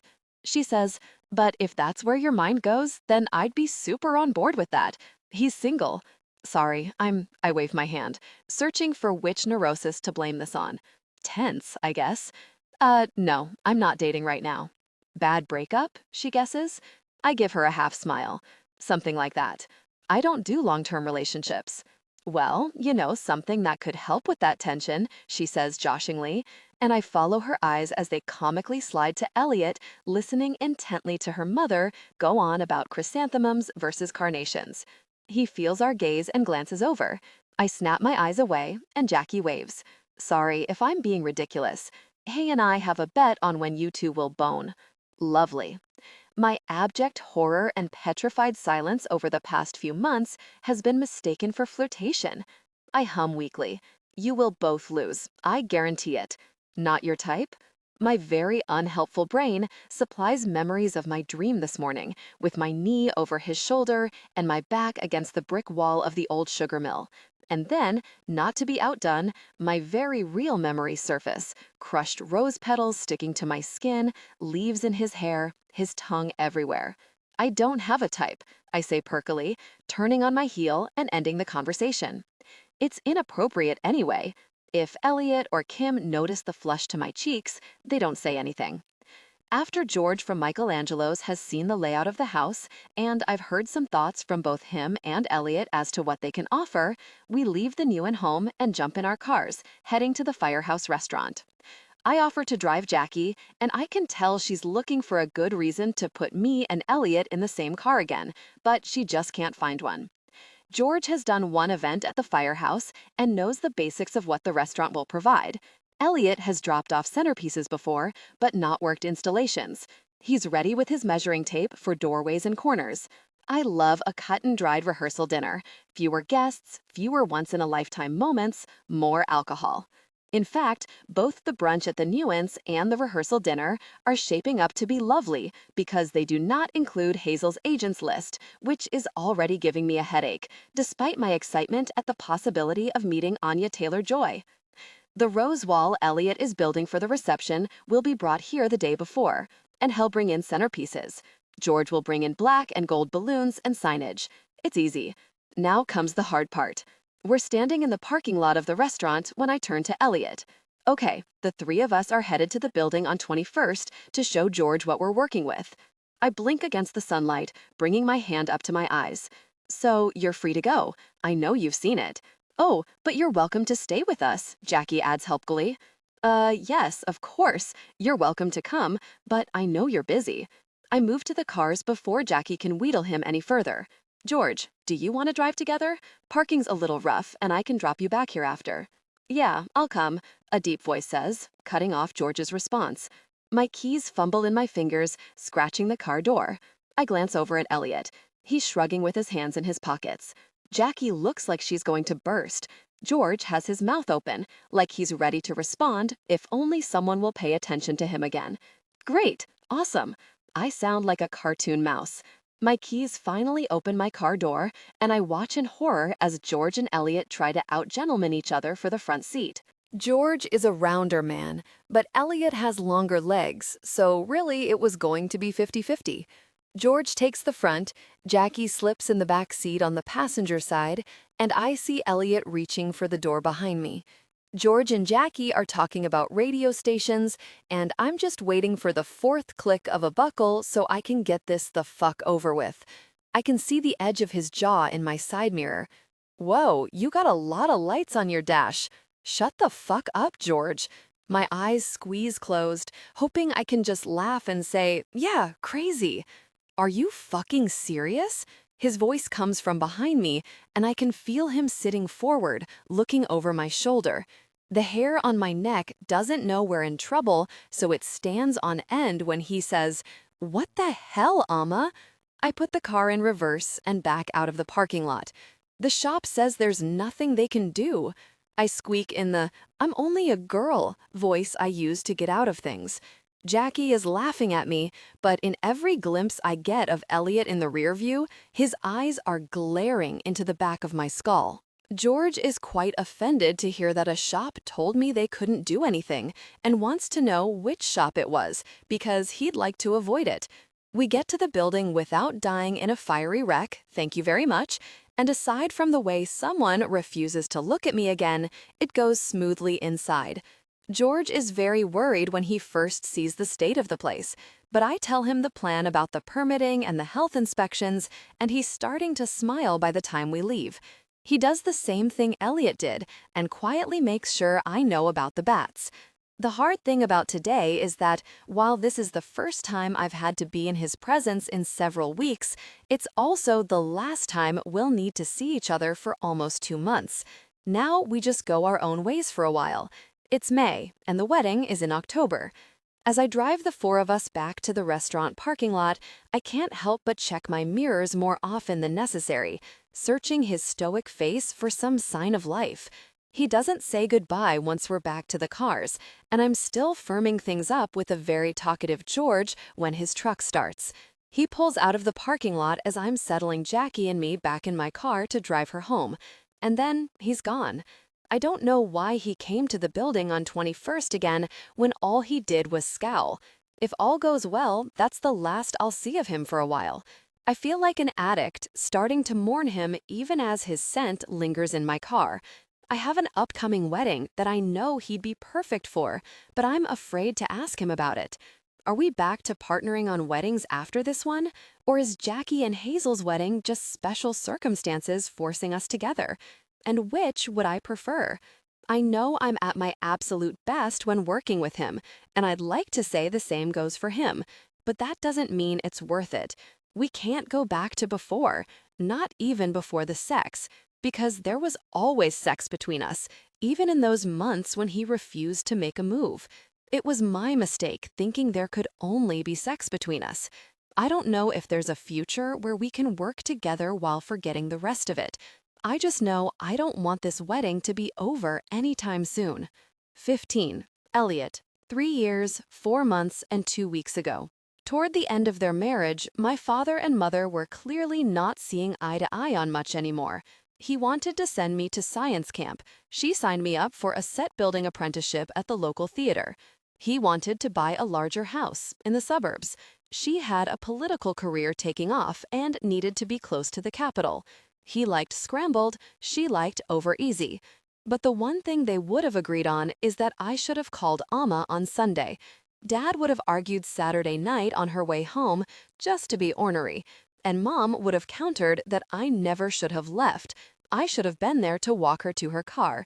Even with Dad dead and Mom clearly not being told about the hand job I got at a stranger's wedding, I am their son enough to know that by Monday morning, I've fucked it. I drag myself into the shop early to try to get my head on straight. Calling her today is better than calling her never, so that's on my to-do list. But there's a message on the shop voicemail already. It's 8 a.m. Hi, it's Amma. My muscles freeze and I turn to the black box that holds my fate. I have a couple who wants a chandelier for their wedding in June. It's short notice, again, and I'm sorry. I'm bringing them in today to hopefully sweet-talk you into it. I can hear the smile in her words before the message ends. I run my hand through my hair, looking around the shop a bit helplessly. I look up at the chandelier I have hanging above me. Should I refresh some of the flowers? Instead, I replay the message, hoping to get a read on how she feels about what happened on Saturday. Maybe the lift in her vowels says she can't wait to see me again. Maybe I'm not imagining the hum of sweet talk pouring out of her smiling lips. It's only 5 minutes past opening when the door tugs open and my father's bell announces visitors. A young couple enters, looking around, and Amma shuts the door behind them. They're commenting on how cute the shop is as I meander back to the counter. I know, right? Amma says to them. This is Elliot Bloom. It was his father's place before he took over, and he's transitioning into custom installations too. I'm almost annoyed that she's talking about me instead of to me, but then she steps up to the counter and produces a pink donut box with a sly grin to meet my scowl. Like she knows the donuts push my buttons and she brought them anyway. I meet the couple, decline a donut, and try to have a normal conversation with the bride about a baby's breath chandelier, while Amma leans against my front counter doing suggestive things with a cinnamon twist bar. Either that or I've completely lost my mind and she's just eating a donut like a normal person. As the bride tells me how much she hates baby's breath and can we find an alternative in the chandelier, my eyes catch on Amma as she looks me dead in the eye, parts her dark, full lips, and slips the long donut between them slowly, way more of it than necessary. "Do you think that would work?" the woman asks me, and I have to trace back the last words I heard before Amma decided to deep-throat a donut in front of me. "Absolutely," I croak, then clear my throat. There are options besides baby's breath. I take her through a few possibilities before we settle on hydrangeas in white. Once I confirm that the chandelier is all they need, Amma starts walking them to the door, and I feel my moment slipping through my fingers. I see the pink box still open on the counter. "Take your donuts," I bark after her. She spins to me at the door. "Oh, I know how much you love them." Her lips curve and her lashes flutter. And then she says, "I'll be right back," and lets the door swing closed behind her. I glare at the offending box, tempted to just throw it in the trash and lock the door behind her. It's not that I have an irrational hatred of deep-fried dough. It's that Laura Gilbert didn't keep sugar in the house. Therefore, I don't drink soda, eat Halloween candy, or order ice cream. It made me a real popular kid, clearly. I pick up one of the frosted monstrosities, and I can feel the sugar seeping into my skin through osmosis. I'll try it so I can tell her I hate it, and that will be the end of that. I shove the dough into my mouth, and the second I chew, I know it's a mistake. I do. But for someone who doesn't put cream in their coffee because it makes it too sweet, I can barely get it down. I throw away the rest of the donut and do my best to swallow. It was filled with something too, and now that's on my tongue. I close the box, push it toward the edge of the counter, and hope she just takes them with her. 15. Elliot, 3 years, 4 months, and 2 weeks ago. Toward the end of their marriage, my father and mother were clearly not seeing eye to eye on much anymore. He wanted to send me to science camp. She signed me up for a set-building apprenticeship at the local theater. He wanted to buy a larger house in the suburbs. She had a political career taking off and needed to be close to the capital. He liked scrambled, she liked over easy. But the one thing they would have agreed on is that I should have called Amma on Sunday. Dad would have argued Saturday night on her way home just to be ornery. And Mom would have countered that I never should have left. I should have been there to walk her to her car. Even with Dad dead and Mom clearly not being told about the hand job I got at a stranger's wedding, I am their son enough to know that by Monday morning, I've fucked it. I drag myself into the shop early to try to get my head on straight. Calling her today is better than calling her never, so that's on my to-do list.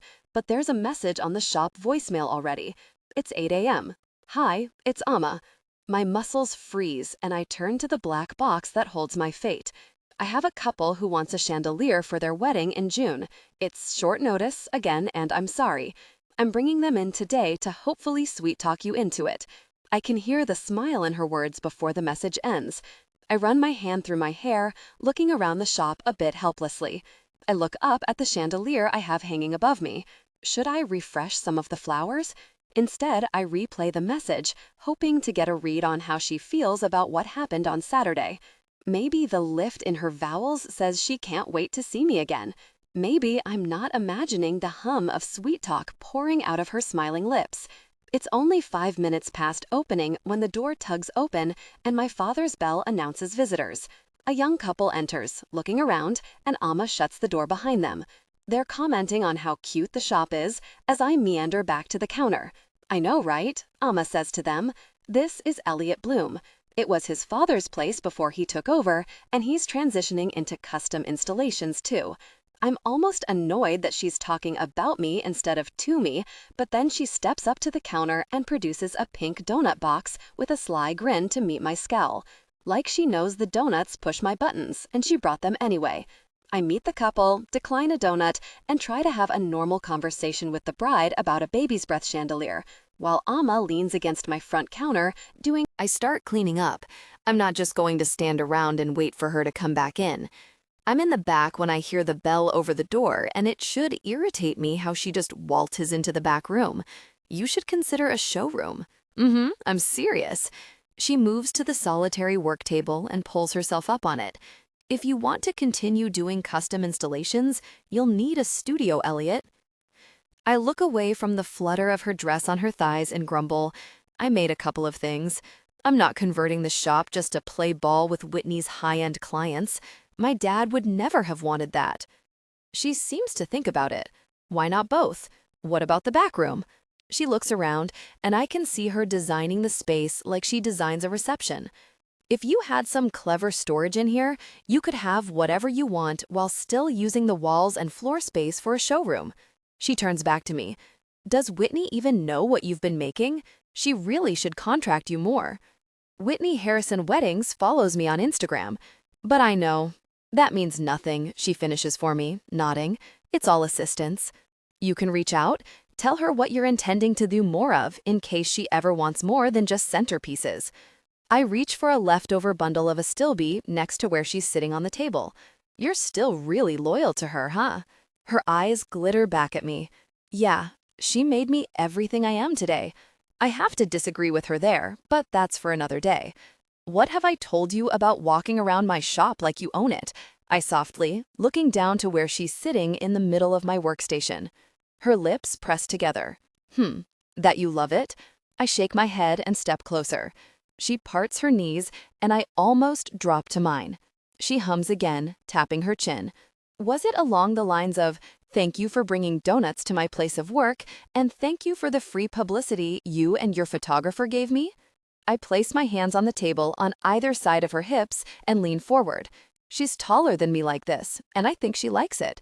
"You'll have to forgive me for getting," she says, reaching forward to finger the button at my collar. "You were in those skinny jeans and that plaid shirt. It made you look like a missionary come to save my filthy soul." She presses forward, and her lips brush over my temple. "Those aren't skinny jeans," I argue. "I could barely get my hand in them," she whispers against my cheek. I swallow, and I know she hears it.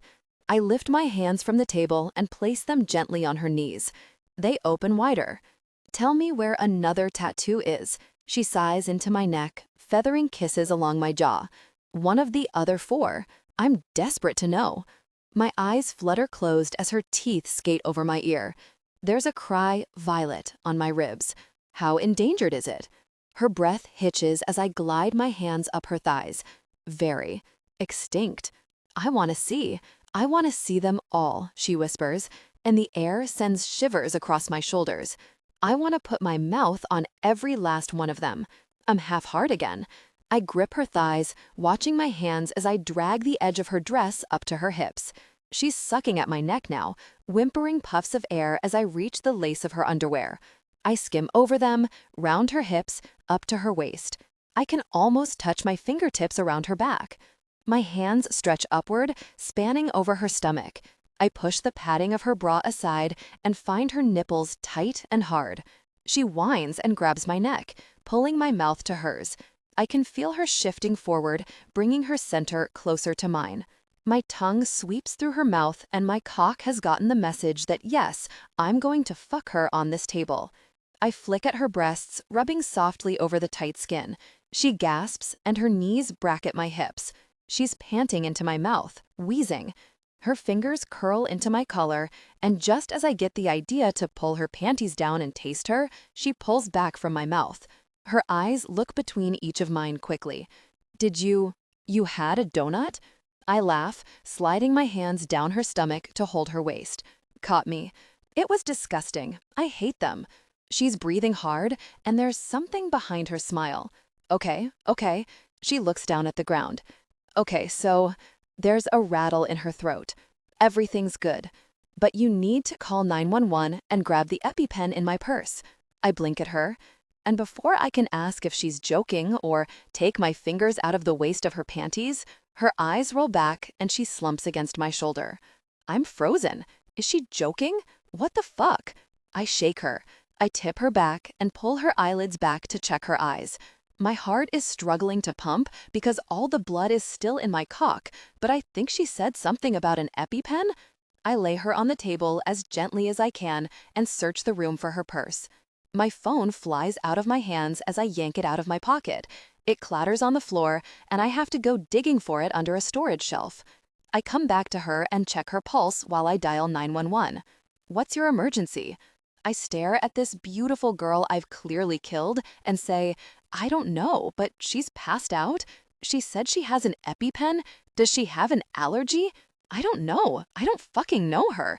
I start digging in her purse, victoriously grabbing a tube before I realize it's a tampon. What do I do with an EpiPen? "Sir, what's your location?" I tell her the address as I finally locate the EpiPen. "And this is her EpiPen? She indicated she had an allergy? Maybe peanuts? She didn't eat any peanuts. I was kissing her." I jerk my gaze to the front counter where a purely innocent pink box sits. Did I just kill her with a peanut butter donut? "Sir, I'm sure she's not dead, but she needs your help. Can you follow instructions?" I'm thinking of Mrs. Taraco in 3rd grade, who told me I have a terrible time following instructions. No, probably not. Maybe this is shock. Maybe this is a dream. Has she been passed out for too long? "Do you have the EpiPen, sir?" "Yeah, what do I do with it?" The woman talks me through some bullshit about orange to the sky, blue to the sky. I pull back the tab, shove it against her thigh, and listen to a hiss. Amma sucks in air like a Disney princess waking up from a curse, and then promptly turns over and vomits on my workbench. The hospital is only 8 blocks away, so there are paramedics in my shop before I can properly react to the vomit and the shaking. She won't look me in the eyes as the EMTs load her up on a gurney, and it's probably because I just tried to kill her. It may put a damper on what was turning out to be a truly incredible first date. They have her wash her mouth out once they learn it was her tongue that came in contact with another person's tongue that came in contact with peanut butter. I stand stupidly as they wrap her in a space blanket and wheel her out. "Are you coming?" one of the guys asks. Yes. I grab my keys and her purse, flip the sign to closed, and follow them into the ambulance. When the nurses ask me to fill out forms for her, I can't explain that I only just started touching her tits and I'm not really her boyfriend, so I spend 20 minutes in her purse looking for information. Once they have her medical cards and driver's license, birthday, May 10, I sit in the waiting room until a blonde woman approaches me 2 hours later. She doesn't look like a doctor, but I stand when she says, "Are you Elliot?" "Yes, ma'am." She extends her hand with a wide smile. "I'm Cynthia, Alma's mother." "Well, fuck. Hi. Good. Good to meet you." I shove my hands back in my pockets as soon as possible, the hands that had only hours ago been rubbing her daughter's nipples, and say, "Is she better?" "Yes, she's good." They'll release her momentarily. Cynthia's smile is sweet as honey, and I'm staring at her trying to find the pieces of Alma. She gets her dark hair from her dad, but I guess I can see her mother's nose and the shape of her jaw. "So you're the florist that did my wedding in April?" "Yes, yes, I am." "Good, that's safe. And you're also dating my daughter?" "Not safe." No, not as far as I know." "But you were kissing her?" Cynthia rolls her hand in the air as if casting a spell to make it so. Yes, that's a medical fact. On her chart, actually." She laughs. "Wonderful. Mom, please don't marry him," I hear behind us. I turn to see Alma being rolled out in a wheelchair. I've paralyzed her. And before I can start mentally drafting up plans for widening doorways at the shop and installing ramps at my house, she stands up gingerly with her mother's assistance. "So, thanks for that EpiPen," she says with a tight smile. "Nice to know you can keep a cool head under pressure." I feel like today was anything but a cool head under pressure, but I guess we'll leave that between me and Josephine, the 911 operator. "Yeah," I nod. "So you're allergic to peanut butter, but you buy a peanut butter donut anyway?" "It's wrapped separate," she shrugs. I bristle at that, like today's events could be shrugged away. "Sorry I threw up on you."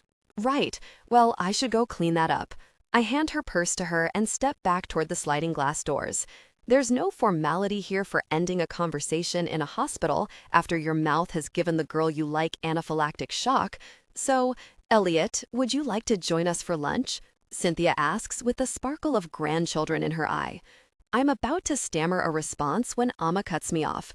"He's got to run the flower shop, Mom, and it's not like I'm quite ready to head over for a martini at Bistro 33. She heaves her purse up onto her shoulder and smiles at me. "I'll see you at the Gordon wedding next Saturday." "Right, see you next Saturday." I watch them walk toward the parking lot. Amma looks back at me once with a soft smile. Once they're gone, I turn in a circle a few times until I realize I came in the ambulance with her. I stick my hands in my pockets and walk back to the shop in the May breeze. 16, Elliot. 3 years, 3 months, 3 weeks, and 4 days ago. The problem with saying "see you at the Gordon wedding" was that it left me in the same position as before our almost mouth murder incident. I still should be calling. I still should be taking her on a real date, preferably someplace they haven't even heard the word peanut. I still should be trying to tell her that playing grab ass in my back room is nice and all, but I'd like to escalate this. Because I do. Want to. Sometimes I feel like she blew into my life like a hurricane and barely left me a second to catch my bearings. But in reality, I've known her for almost half a year now, and she's been running in my circles for a few years before that. My dad even knew her, which is a strange thing to think about as I'm trying to narrow down my exact feelings for her. She knows a piece of me that's gone. When I think about spending more time with her, about escalating, there's something oddly right about Dad having met her. So I put on my very well-washed jeans that she called skinny, I pull on a different plaid shirt, and head to the Gordon wedding like it's a second date.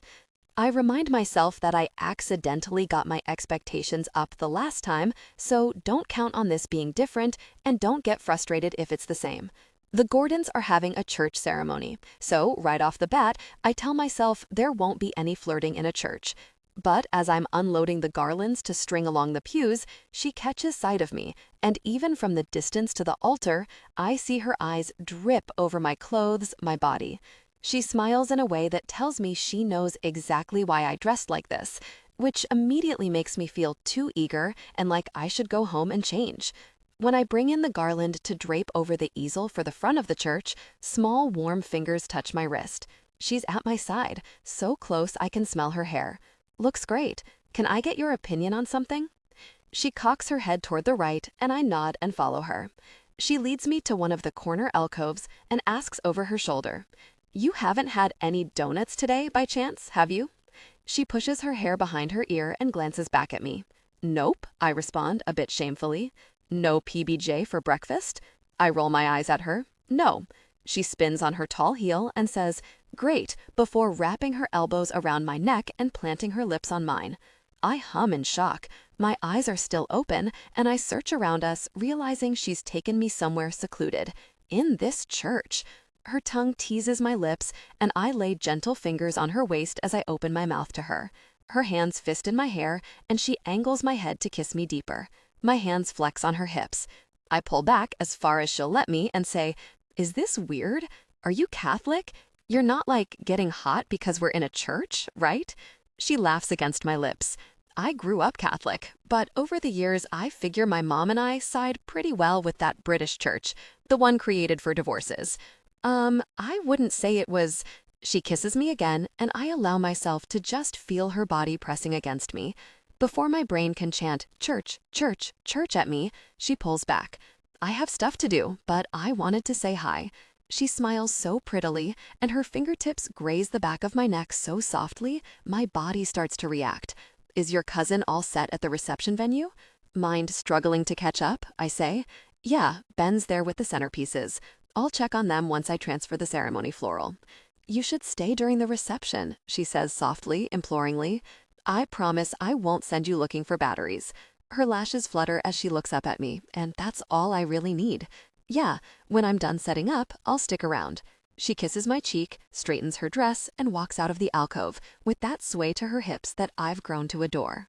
And that's how I find myself standing uselessly, getting in the way of the catering in this historically preserved mansion in Midtown. My job is done, floral has been transferred, and Ben has been excused. And I'm just shuffling my feet, waiting for the couple's entrance. In a normal situation, I would go home now and come back for cleanup. But I'm learning that nothing with Amma is normal. It's not long before Amma smiles at me and makes her way over. She squeezes the elbow of the photographer, Mirand, and jerks her head in my direction. When Mar looks over at me with a coy smirk, I pretend to examine the pattern on the ceiling. Amma walks by me, brushing her fingers over my hip, and after a moment, I follow. Surprisingly, she leads me into the kitchen. "Do you want an app?" She grabs a canapé and gestures to the tray. They just started dinner, so these are going to be tossed, or eaten by me. She turns and grabs one from a far tray, and I'm struck wondering at how cool, calm, and collected she is. Maybe she regularly hooks up at weddings. Maybe she sneaks her boyfriends in the side door all the time, and no one needs to ask further questions about where she disappears to during the reception. All that is swirling around my head as I decline an appetizer, stuffing my hands in my pockets. "Do you want champagne?" She gestures to the trays being filled. No." "Do you usually drink during the reception?" I ask. She flashes me a smile and brings another canapé to her lips. "I stay sober. I was just offering you a glass. You look tense." Her fingers bring the crostini to her wide, soft mouth, and I know she wants me to stare and imagine filthy things. I'm 10 steps ahead of her. I grab her hand and lead her out of the kitchen into the hallway bustling with servers. There's a small holding room for the bride and groom to wait in before they're announced. I've done weddings here enough to know where it is. I don't look back at her, but I know she's moving quickly to keep up. The room is empty, and as soon as we're inside, I shut the door and push her against it. She's already smiling as my mouth slants over hers. I feel like she's been in charge this whole time. From the moment she asked about the tattoo on my forearm, even before that, she's been calling the shots. I brace my hands around her face, my thumbs on her cheekbones and my fingertips sliding into her hair. She moans into my mouth, and I've hardly done anything to warrant it. My tongue slides against hers, pulling whimpers from her throat as my hips press forward against her stomach. Her hands are on my upper arms, and I feel a flash of arousal knowing that she's just barely hanging on for the ride. "When do you have to be back?" I murmur against her mouth. Before she can answer, I drop kisses down her jaw, angling her neck open so I can feel her pulse against my lips. I told Mar to call me if there's an issue, but the DJ is good, so there shouldn't be an issue. I tilt her face back to mine, kissing her bruisingly. My hands drop to her hips, and though her dress is tight to her body, I creep it upward, curling my fingers in the fabric and gently tugging. The light in here is dim, just what's filtering in from outside, but when I pull back to look at her, her lipstick isn't even smudged. "What the fuck is on your lips?" She blinks quickly, and then reaches up as if I've told her she has a mustache. "No, I mean," I sigh. "Is that some designer shit? Is that why it doesn't get messed up when I'm kissing you?" "It's Hazel Renee," she says simply, as if that answers it. "I don't give a fuck who it is. I want you to look debauched when I'm debauching you." I'm irrationally angry about this, but she stares at me like I just turned into a puppy with a bow tie. She kisses me again, and I aim to mess up her hair if I can't ruin her lipstick. I push her into the wall, one hand tugging at her hair, the other slipping her dress higher up her hips. "Show me one of the tattoos," she whispers. "I'd rather do this," I say, running my fingers over the front of her underwear. She whines, but grabs my collar. "I want to see them. Show me one." "And if I don't want to?" "Well," she says with a wry smile, "only one of us has orgasmed, so I'd say it was a polite gesture from the guilty party." My cheeks burn, and I drop my head on her shoulder. She laughs, her fingers running through my hair. "Fine." I step back from her and tug my shirt upward. The only light is from the glittering patio lamps, but she still glues her eyes on my right side as soon as my ribs are visible. "Cry Violet," she says softly. I'm surprised she remembered. Extinct. Her eyes flutter up to mine as she reaches forward, asking permission. I nod.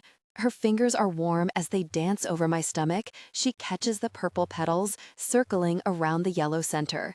"When do I get to see another one?" I wet my lips. "You'll have to take me to dinner first." She laughs, and I'm shocked I'm doing this well. I take her hand and lead her to the love seat that I'm positive several newly married couples have put to good use. I tug her down to sit next to me, and before she can get comfortable, I turn her jaw and kiss her again. Reaching across my body, I slip my fingers over her thighs, pushing her dress up again. Just before I move her underwear to the side, I pull back to look in her eyes. She nods and grabs my neck, pulling me toward her. The lace moves aside easily, and I think I groan at the feeling of her folds against my fingertips. I can't be sure.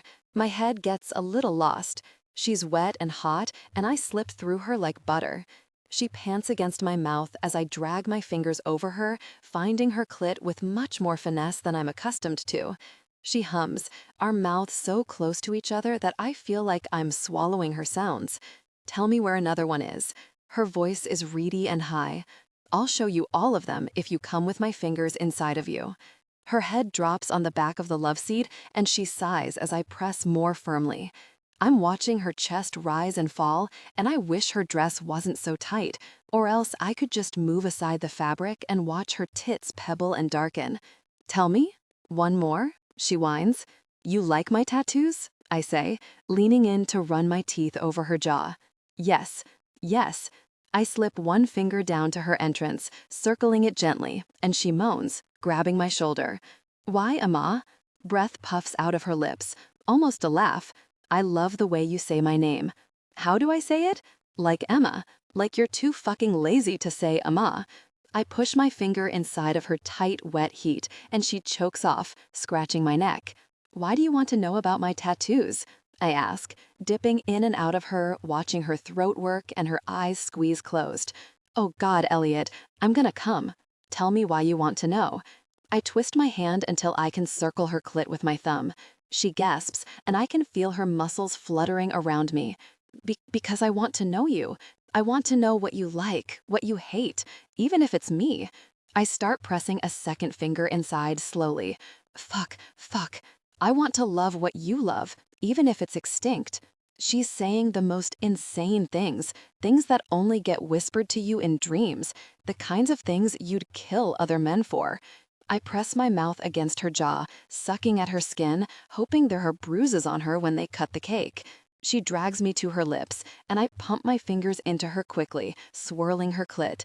She comes quicker than any woman I've ever had the pleasure to pleasure, and while that number isn't high, it's still astonishing to watch her back bow and her hand slap over her mouth. I think if she never talks to me again, I could probably survive off the feeling of her fluttering around my fingers, the choked gasp behind her hand, the impossible grip of her fingers on my collar. To my credit, I keep moving in and around her until she finally takes a shuddering breath and grabs my wrist. I pull out of her gently and wait for her to catch her breath. She looks at me with glassy eyes, and I think even though her lipstick is still perfect, she looks perfectly debauched. "Show me," she pants. "I came on your fingers. Show me." I bark a laugh, and she smiles. There's one on my back and two on my legs. She bites back something that sounds like a groan, and before I can question it, she's swinging her leg over mine, straddling my lap. My cock is straining against my zipper as is, but her legs on either side of mine may drive me mad. She starts unbuttoning my shirt while kissing me and mutters against her mouth. Back, this time. I help her with the final buttons, and quickly, it's down my shoulders. She stretches up to her knees to curve over my back, and I feel her fingers running over my left shoulder. What is it? Quadruple. Tell me about it. From this position, her chest is pressed right against my jaw, so I take the opportunity to drag my mouth over the skin above her neckline. I feel her shiver. It's from Sri Lanka, and it's the most expensive flower in the world because it's literally priceless, never been bought. "What else?" she asks. I feel her hands running down my stomach. When she tugs at my belt, I try not to choke. "It only blooms at night and dies before the sun comes up." She hums and starts nipping at my neck. My zipper is pulled down. "You had to wear these fucking jeans again." She laughs against my skin. I help her tug them open and down my hips. My hands are on her waist, so I don't even know what she's intending until she pulls me out of my underwear.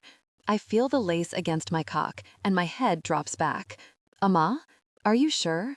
"I have an IUD, she says, as if that answers it. Her lashes flutter at me. "How long do you think you can talk about flowers while I bounce on your cock?" I feel the tip of me push against her heat. My eyes glaze over. "Not very long, actually. I think I'll probably get easily distracted." She shifts her hips, and I watch her tongue flick out across her perfect mouth. She leans forward to kiss me as her body takes me in. I pants against her mouth, and she sucks at my lower lip. I'm only a bit in when she curses. "What's wrong?" I grip her hips. "Fucking God, Elliot," she whimpers. "I forgot how big you are." I have to stare at the ceiling and count to 10 to not lose it right then. She pumps herself on me, taking more each time. I try to keep still, but then I hear a zipper and the flutter of fabric. Her dress slides off her shoulders. Now it's my turn to curse. I grab her ribcage, tugging one bra cup down and quickly pulling her nipple between my lips. She gasps and her hips start moving. I'm not fully inside, but I don't care because she's rutting against me like she's going to come again. I drag my fingers over her other breast, tweaking and pulling. The moan that falls out of her mouth is sinful and maybe loud enough for the other side of the door. I don't think either of us cares. She's got her face buried against my temple, and I can hear her breath ragged and shallow in my ear. She's muttering little affirmations of yes and please and Elliot. I switch to sucking on her other breast and let my hands dig under her dress. The lace of her underwear is rubbing against my cock, and I push it even further aside so I can circle her clit. Oh, fuck. My lips release her breast to shush her, but her body is riding me, panting and moaning. I press hard on her clit, swirling different patterns, and I hear her gasp, her hips locking up. I'm so fucking close, but I have to hold it together so I can feel her come on my cock. Her hands scrabble at my back, and when I realize her fingers are pressing into my quadruple tattoo, I groan. My hips jerk upward. She yells, and at first I wonder if I hurt her, but then I realize I'm fully inside. Her thighs are against mine. Her breath is hot on my ear as she whines out curse words. And then her walls are fluttering again. She's coming again, just because I filled her up. My forehead presses against her shoulder, and my hips can't stop moving. I'm flying in a tailspin as she clenches over and over, her fingers digging scars into the ink. My hips jerk up into her, and with every pump, she hiccups a beautiful half moan. I look up at her face just before I come inside of her, and I see her perfect mouth in an O, her eyes closed, and her jaw dropped. Amaryllis. Her lashes flutter open, and she's staring into me as I release, hot and bright. Everything is starlight for millennia. I'm panting, dropping back against the couch. As my heartbeat hammers and finally starts to slow, I look at her. Her dress is shoved down and rucked up. Her lips are still perfectly glossed, but there's a raggedness about her eyes and hair that makes me proud. I reach up and fill my hand with her breast, memorizing the weight of it. She shudders, and I lean forward to kiss her again, just as she dismounts from me. She tugs her panties back into place, rearranges her dress, and zips it back up. I'm sitting with my dick out and my chest panting. "I have to go check in out there," she says, with a quick smile. I nod, thinking I'll probably just sleep here until she says it's time to go home with her. "This was great. Are you good?" I blink at her, realizing there is no going home with her. Yes. I'll see myself out. I'll see you next weekend. Maybe. I'm imagining the tightness of her smile. I nod and memorize her in case this didn't go as well as I thought. When she slips out the door, I'm trying to remember her exact words. "I want to know you. I want to know what you like, what you hate." I button and zip my pants. I check to make sure there's no trace of us. "I want to love what you love, even if it's extinct." I focus on the words rather than the hasty exit, the way she didn't let me kiss her afterward. I go to my truck until it's time to break down the reception, turning the engine on and blasting something asinine just to blow her words out of my head. 17. Amma. June. Mom stays for 3 weeks this time. She asks about my dating life only once a day, which is a new record for her, and she asks about Elliot only twice. At the end of 3 weeks, she's found a nice rental a few blocks over from me, and a week after that, she's found a nice fiancé, a few years older than me. He's not her fiancé yet, but I'm sure it will only take her a few months. I clarify to Mar over drinks. I signal for another martini. We just finished a very rough wedding, minister in a car accident, hungover bridesmaid, and a broken reception hall AC, and are in need of alcohol. Mar scrutinizes me over the top of her mezcal margarita. Is this the youngest she's gone for? 29? When I nod, she says, "Is that weird for you? Like, do you need therapy now?" If I didn't need therapy before, I'd probably need it now, yes. Mar thinks it over. Have you asked her why she does this? Why she can't just be alone? Or why she can't just date a person without involving Kay Jewelers? Both, I guess. I'm sure it's the same answer. Her phone dings and she digs it out of her pocket. "Okay, Michael is free. Do you want to meet him?" Michael is Mar's new buy.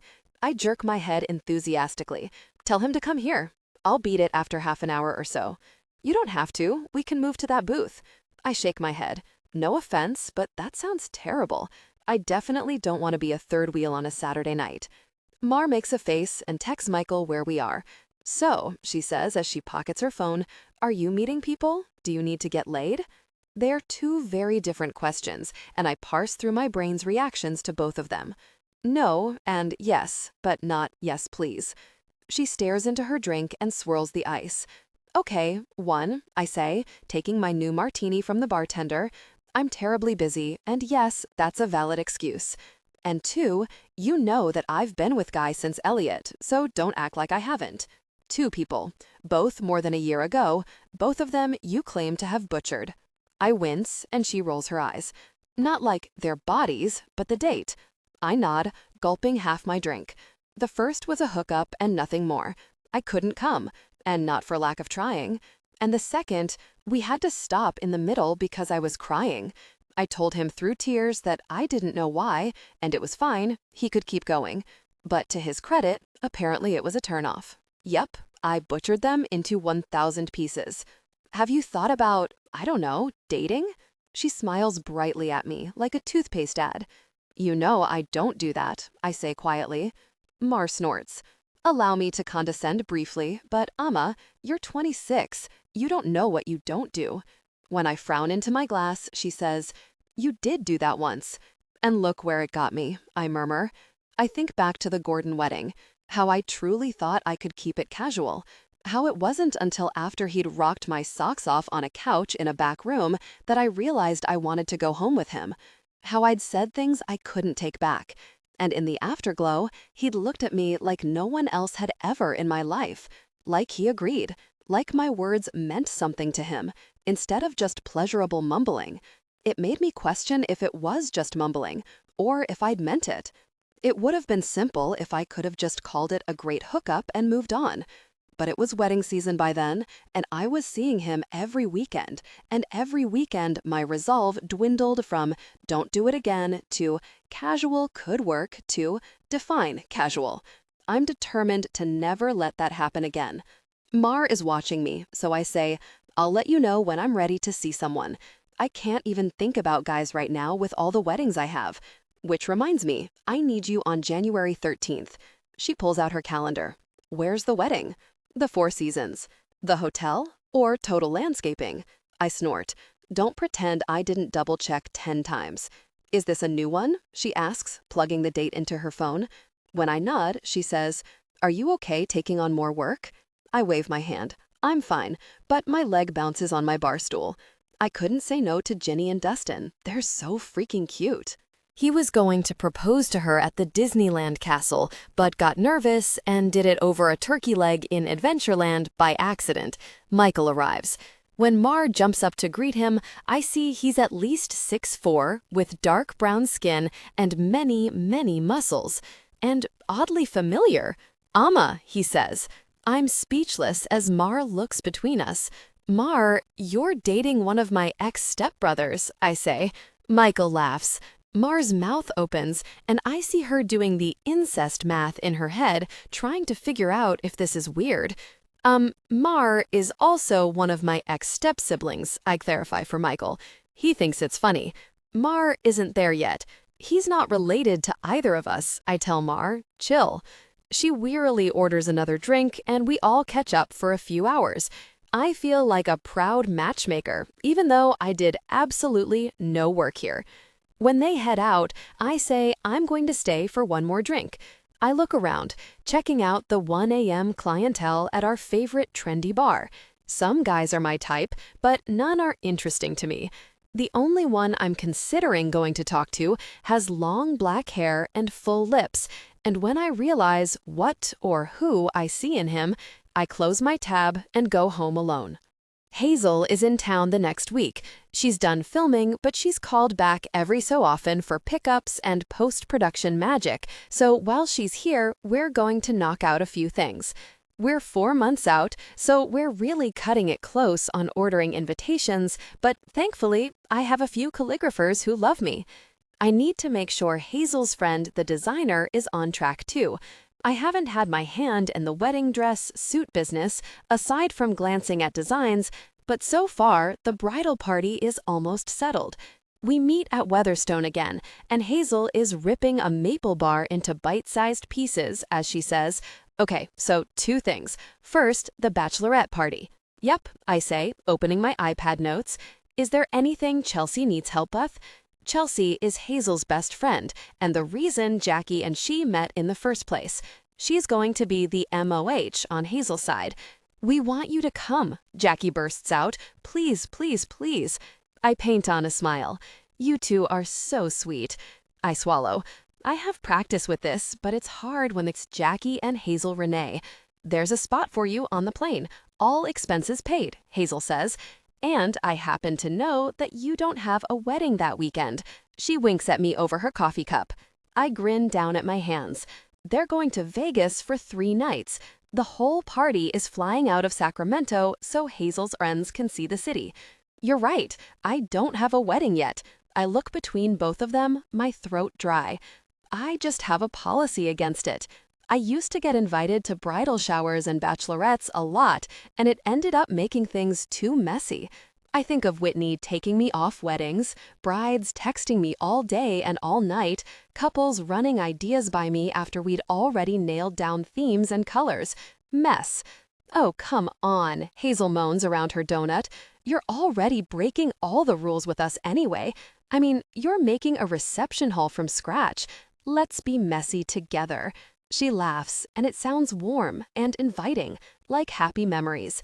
I'll think about it, I say, sipping my cold brew with regret. I know I won't be going. I'll find some reason. It's not professional, and it raises the question, are you working for them, or are you their friend? It's not an easy answer. What's the second thing? I ask, changing the subject as fast as I can. Jackie gestures to Hazel, and Hazel finishes chewing. So, I got approached by Fabulous Dream Weddings. The show on TLC, I ask? That show is almost as big as Say Yes to the Dress and Bridezillas. Whitney was almost on it once with one of her weddings before scheduling issues arose. Yep, they want to send a crew out and film the whole thing. It would be a lot, I know, but I have to say, I think it would be amazing to get some exposure on you, on Elliot, on everyone in Sacramento working so hard on this. Hazel's eyes sparkle at me, and I think quickly, wow, I think the biggest thing is, what will they have control of? Hazel shakes her head with a frown. Nothing. Right, but those shows only work if something is going wrong, right? So will they have us stage things or try to create drama where there isn't any? That's a good point, hey, Jackie whispers to her. Hazel hums in understanding. Let me chat with my agent and see if she can negotiate something. She's really pushing for it, and Jackie and I think it's a great idea. She places her hand on Jackie's, and I see the moment Jackie fails to immediately smile in agreement before catching herself. I think it over. It would be good coverage for sure. My biggest hesitation is that there are some behind-the-scenes things going on that I'd rather not have a camera crew for. The expense and effort to clean up the space next door is extreme. I'm already running into roadblocks that I'm not sharing with these two, so to explain it on camera sounds like a nightmare. I'd like to talk to a producer before I agree to it, I say. Jackie nods, but I can see Hazel stumble a bit before nodding too. I think she's a bit surprised that I would object in the first place. Sorry, Hay. You hired me to be in control of this wedding. I take them to meet a few of my calligraphy artists over the next few days, and we do a walkthrough at the ballet studio one more time with my full renderings, showing where all the rental equipment and floral design will be. Thankfully, the bats have been relocated.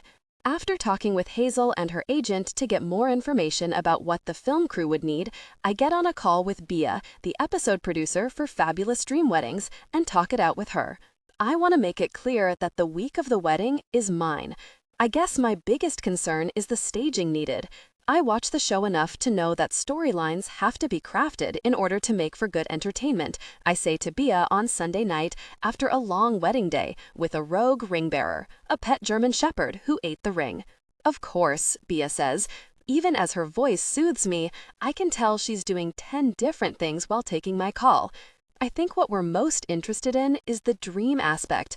From what Hazel and Jackie have said, it sounds like you have whipped up something truly special. She's seducing me, and it's working. I appreciate that. I think what I need from you going into this is transparency, and also to know that the wedding takes precedence. There are 4 events I'm coordinating for that week alone, so I want to know that if I tell you no crew, or we can't refilm that it would be respected. I hear you. I think we can make that happen. When we hang up, I know I'm biting off more than I can chew, but I can't help myself. This would be huge. Even if theclients.com and People don't come through with a highlighted article, this is still amazing exposure. I email Hazel and Jackie to let them know Fabulous Dream Weddings is on. I sign a contract and everything. I hire War to officially be my second in command. I'll be making less on this wedding because of it, but it will be worth it to have someone watching the film crews when I can. Of all my other ex-step siblings, Jake, the drama nerd, is the one who's actually tried to stay in touch. Our parents split up 6 weeks ago, but he's emailed me twice since then to see if I need any assistance. I start hiring him weekly to train him for Hazel and Jackie's. Sarah, who's worked with me before, albeit reluctantly, almost turns me down before she finds out I'm paying more than last time. Things are moving smoothly. The film crew arrives for establishing shots. With some hesitation, I agree to let them into the reception space so they can get a sense of the before in our before and after. I practice for my first talking head 10 times with Mar, trying to get a sense of what I want to say about Jackie and Hazel. When Bia's crew sits me down in the rose garden, the only place I stutter is when they ask me how the couple found me.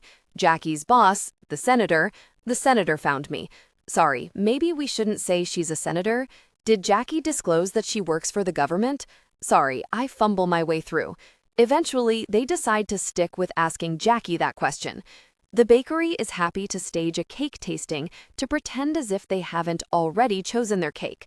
A bourbon caramel and cardamom crumb butter cake topped with almond Swiss meringue buttercream. Yes, I did taste it, and yes, I did expire. I go with them and reenact the entire experience, waiting for Jackie and Hazel to recreate the moment they disagreed about coconut or no coconut. Hazel turns to me just as she did 3 months ago and asks, "Amma, what do you think?" I pretend to think about it and answer, "Coconut can be a turnoff for guests, but it's your cake." We wrap filming and I head to drinks with Mar. We drink a bit too much because it's all going well, better than I could have hoped. The first thing I think of is that it's odd that my phone is on at all since I put on Do Not Disturb from midnight to 7 a.m. The second thing I'm aware of is that Mar stayed the night and didn't make it to the second bedroom. Her hair is in my mouth. But the third thing, "Hello, this is Amma," I try to say, as if I'm the kind of person who is definitely awake by, I checked a clock, 7:02. Hey. The third thing is that hearing Elliot Bloom's voice first thing in the morning is still my most favorite thing in the whole wide world. I jolt up in bed. "What's wrong?" Mar moans and rolls over next to me. "I woke you?" he asks. "What's wrong?"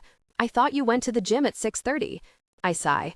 "That was 3 years ago, Elliot. I don't even have that membership anymore." "I wouldn't have called if I thought you were asleep. Why are you calling?" I snap. "Have I mentioned I'm not a morning person?" "The hurricane in the Caribbean last week," he says. I narrow my eyes and try pinching my arm to make sure this isn't a dream. "Have you heard about it?" Kind of." I kick off the covers, and Mar asks who I'm talking to. I shush her. There's a noticeable pause. Then, "It will likely cause a supply shortage of most anthuriums." Finally, all the pieces click together. I run a hand over my face. "How bad is it?" "Unsalvageable." Mar sits up, holding her head. "Do you have eggs?" she says, voice thick and raspy from the alcohol. "Stay here," I whisper to her, then move out into the kitchen. "So what does that mean?" I ask him. "Are you saying it'll cost more money?" He pauses again before replying sharply, "How much money do you think you have in the budget to undo a hurricane, Amma?" I huff. "So no anthuriums. At all?" "The only ones available are the pink and whites, the ones for Jackie's bouquet. But Hazel would have to compromise." I rub my temple. "I don't like that option. Hazel and Jackie's personal styles are so different, I just know she wouldn't be happy with her flowers." I start opening cupboards so I can make coffee. "I think we need to redesign," I say to him. Mar calls from down the hall. "Are you making coffee?" I ignore her and listen to Elliot breathing. "Fine. Call me to schedule an appointment when you're really awake." He hangs up. I squint at the phone, trying to figure out why he's the mad one. Clearly, he called me at 7 a.m. expecting this. Mars stumbles out in yesterday's clothing. "Why must you be so loud?" I throw a K-cup at her head. The interesting thing about having a film crew invade your wedding prep is that they love bad news. So much so that now we are headed to Blooming to make Elliot tell Hazel and Jackie the bad news in person. I wish I took pleasure in torturing Elliot because this is going to be delicious. As one of my vendors, he got the email about the film crew, and he already signed his waivers and returned them to the production team. But I don't think he expected to actually be on camera. I told Bia that the florist's meet was probably not going to be recreated and offered her other vendors instead. But now someone is coming at Elliot with a powder brush claiming he's shiny. "Get the fuck away from me," he says, as politely as he possibly can. I sigh, swaying on my feet a little. No time for donuts this morning, no time for coffee, no time for breakfast. We're in panic mode, in a way. The cameras are elevating it a bit, but a full floral redesign at the 3.5-month mark isn't good, especially when the floral design is as important as this was. Bia checks in with me. Hazel and Jackie are in the parking lot. My crew is holding them until we're set. "You didn't give them any heads up, right?" "Nope," I say. "I hope it's dramatic enough for you." I smile weakly and brace my hand on my stomach. I'm sure it will be. "What's the matter with you?" I look up, and there's two of her. When they solidify, I wave my hand. I just didn't have breakfast. I pointed Mar toward the eggs and stove, but I hurried to get ready and come here. Here. She slips a bar out of her fanny pack. I see the word chocolate, and I give her a thumbs up. I'm starting to wonder if daily donuts have ruined my blood sugar. Maybe I've been hyperglycemic this whole time, but I wouldn't know because I've had 1,000 grams of sugar every morning for the past 10 years. I do not know how many grams of sugar there actually are in donuts, nor do I care. My fingers shake, and I lean on the counter for a second to ground myself.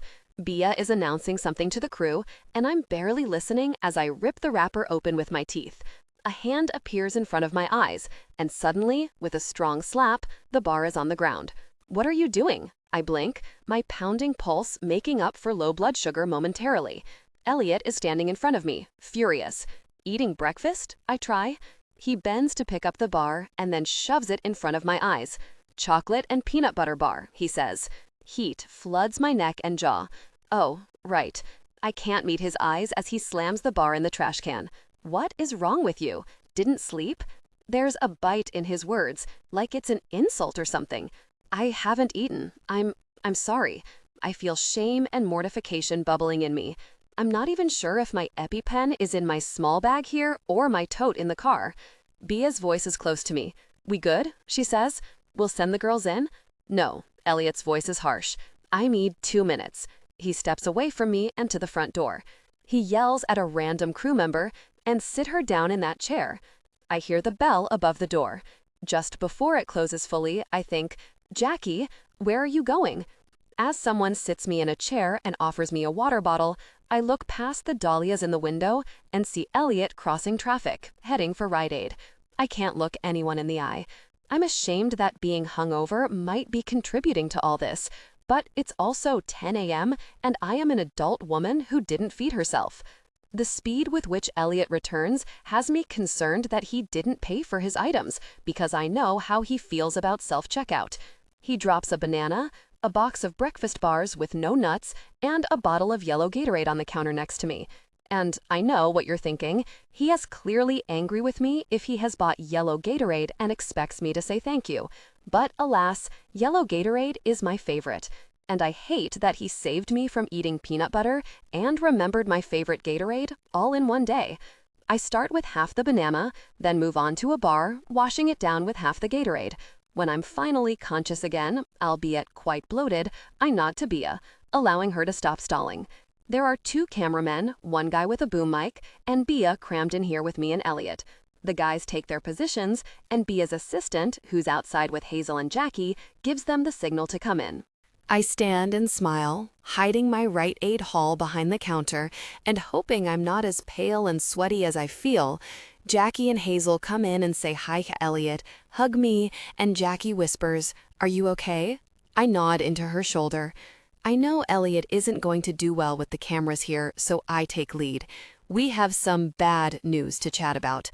The guy with the boom mic steps closer to me, hanging the fuzzy cloud over my head. Elliot has informed me that the anthuriums that we want and the amount of them we need are not possible. The camera on Jackie and Hazel picks up their perfect reaction to the news. Jackie sucks in a silent breath, eyes jumping to her fiancé. Hazel's mouth turns down, her weight shifting to the side. It will make for great television. "Okay," Hazel says slowly. "Okay, so we do less? Or I gesture to Elliot, and he frowns at me. The boom mic swings over to him, and he visibly glares at it before speaking. We could move forward with the pink and white anthuriums. Those are the ones that were going to primarily be Jackie's flower. But the burgundy ones, the green leafy ones, they're both out. Hazel is fully in her element when she lets out a dramatic sigh and rubs her forehead.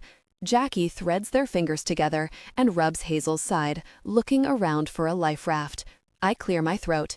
It's absolutely possible to redesign based on the pink and white anthuriums, but I don't think it will be anything near what you want. I see Bea nod her head from behind the cameraman focused on me, and I feel like a true reality TV star. I think we need a redesign, I continue. I think we refocus on what we now know and try to reshape how we feel about the floral arrangement. Hazel lifts her head, and there's a childlike disappointment there. Like her Christmas has been canceled. She gestures for me to continue. Clearly, we have already decided on the dance floor. I think it's stunning, and it will be a real centerpiece for the reception. I think we're good to move forward there. Jackie jerks her head in agreement, and Hazel bites her lip and nods. I'm a bit thrown, actually. I haven't said no to Hazel Renee yet, and even though I've done my best to treat her like any other client so far, it feels like this is quickly becoming too personal for me. Her disappointment and disdain for this meeting is showing, and I'm under a microscope to make it better. Elliot, can we move into the showroom and start talking through some ideas? He leads the way, and one of the cameramen quickly follows. There are cords and equipment everywhere, so it takes a moment to get set up in the back. We have to re-enter and pretend it was all one shot. Before we're even ready to roll again, Elliot is pulling down vases and moving around the room. Bea quickly sends a camera to follow him, which he visibly hates. Bea gives us the go-ahead to continue, and I take lead. So, what we wanted when we agreed on the floral design before was to properly serve both of you. Jackie is classic and elegant. Hazel is modern luxe with a lot of character. We settled on a rare flower in different shades to tie you both together. But maybe that's not how we'll land this time. We can open our minds. Jackie is hanging on my every word, and Hazel is quite honestly acting like a brat. I'm praying this is for the camera's benefit. Elliot already has several varieties from the stem bar to play with, and just as I should have assumed, one cameraman is trained on only him. He's fascinating, he's handsome, and he's actively doing something. He looks up, pulling some pampas grass through his fingertips like feathers. I'm going to start from a clean slate, mentally, creatively, he says. It's a fall wedding. Fall weddings are weedy and muted. In terms of classic design, he gestures at Jackie. There's blush pink and pampas grass. He pulls together a muted pink flower with the pampas grass, creating a beautiful bouquet that speaks to Jackie's style. I can even see it in her eyes that she would be perfectly happy with her flowers that way. What I also think of for fall is burgundies, wine, warm, cozy colors, he says.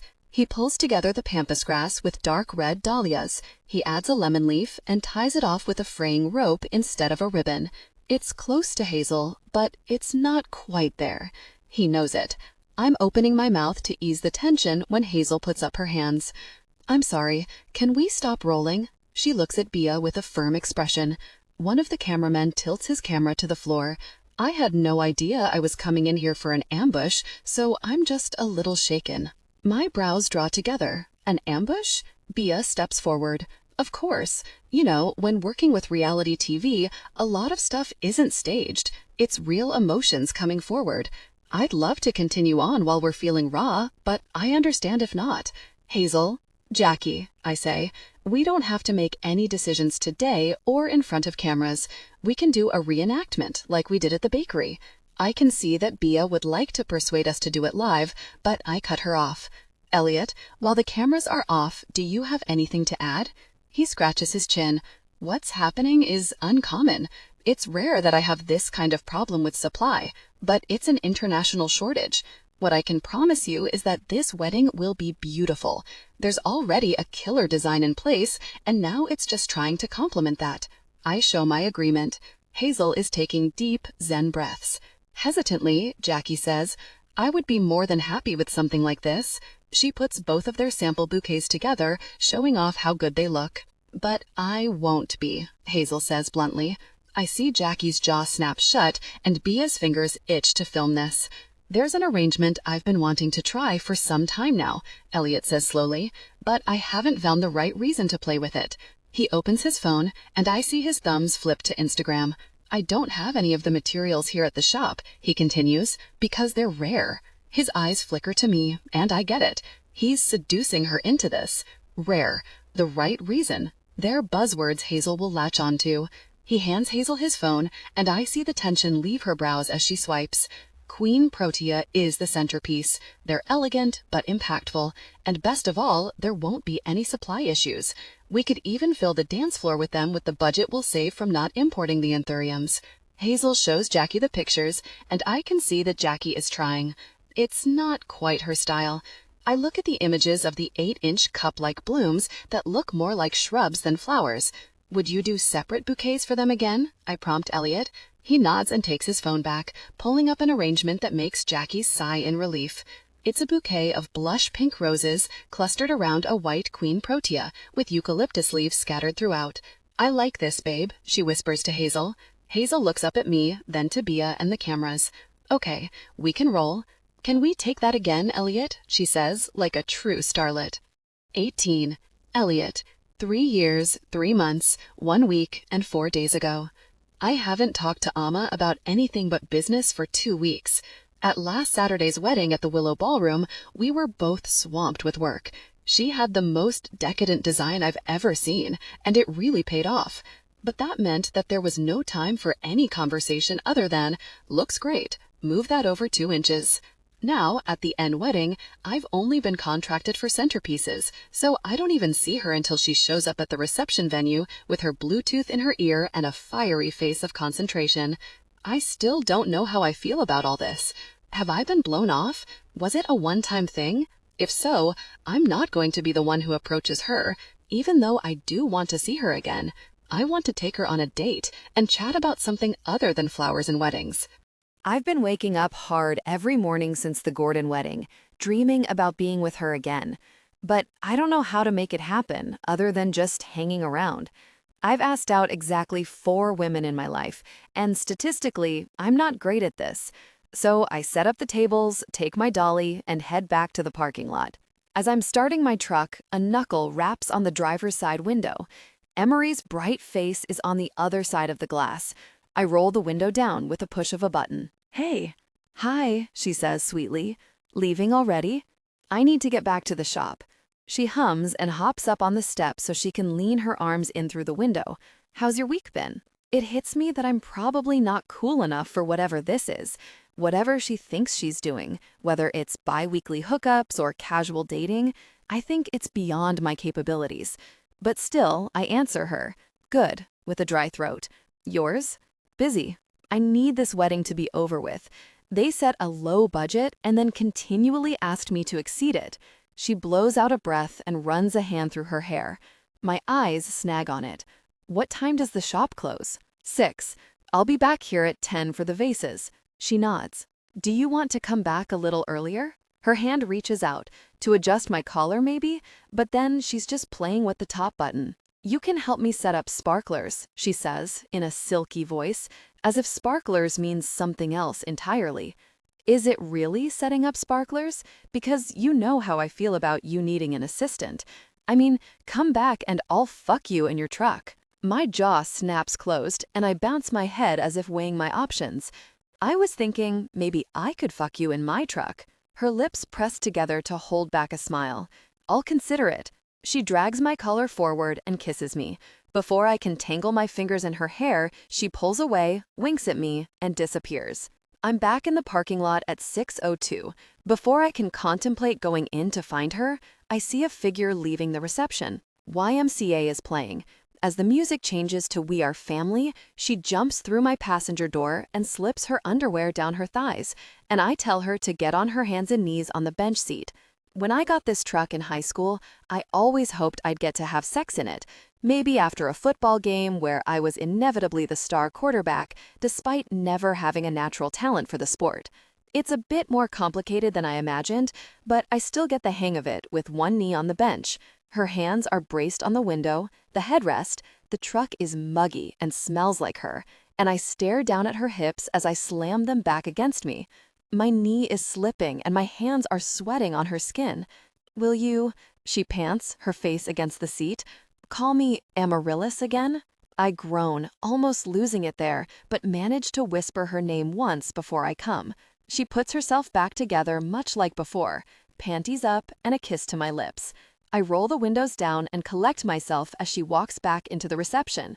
2 weeks later, she's ruining my floral design at the Singh wedding, rearranging flowers and pulling the spider mums out altogether. When I scream at her in a cleaning closet, she screams back until her mouth is on mine. She drops to her knees that day, and I forget about spider mums. In fact, her ideas were better. They always are. At the next vendor meeting we have at my shop, she behaves normally. It drives me up the wall. She's all business, and all I can think about is how badly I want to put my mouth on her until she screams. She leaves with the clients, and I don't see her for another week. I feel like maybe I'm getting over her. Like maybe I'll be fine if we just work together from now on. And then the next time I see her is a venue meet for a couple getting married at the parents' house. She's standing next to me in the backyard, showing me where the wedding arch will be.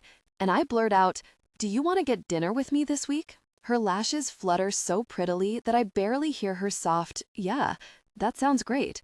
I stare at her face, her cheeks popping with pink and her bottom lip pop between her teeth. "So, what's the chair arrangement?" I prompt her. She smiles and continues explaining her design. That Thursday, I take her to a little Italian place a few blocks from the shop.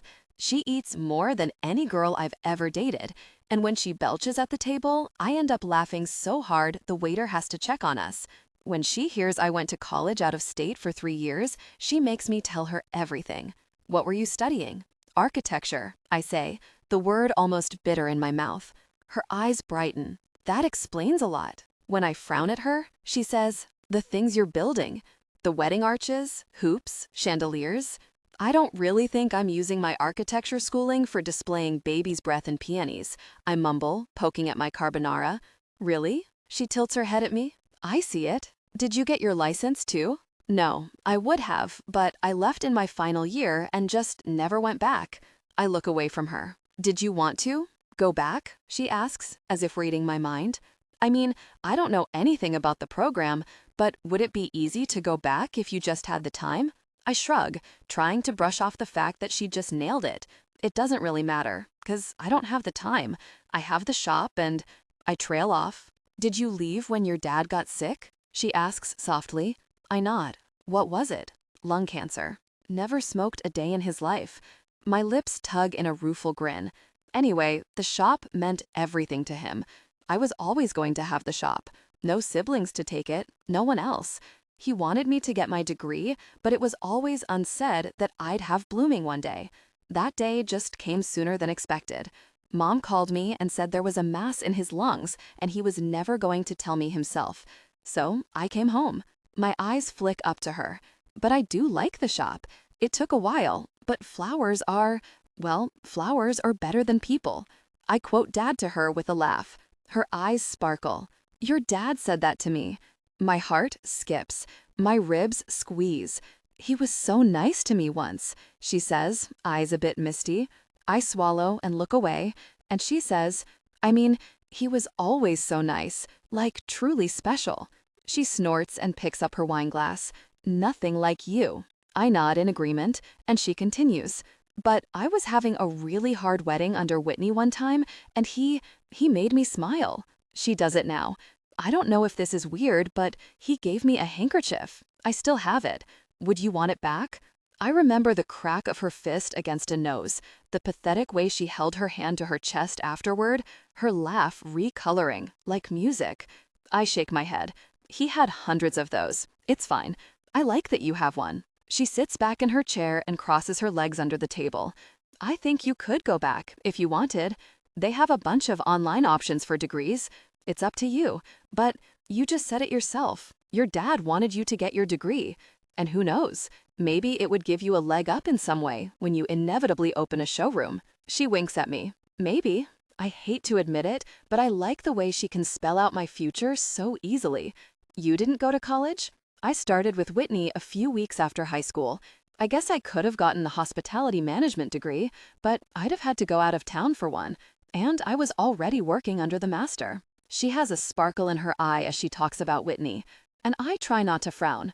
I always wondered what your title was under her, I say. A couple different things, but by the time you were working with your dad, I was director of design. And why did you leave? You mean, why did Whitney let me leave? She echoes my words from earlier this year, reaching for her glass with a teasing tilt to her brow. I roll my eyes. I was assisting with weddings with budgets in the hundreds of thousands, but I knew I wanted to be working with lower budgets. Lower budgets almost open up more opportunities. Does that make sense?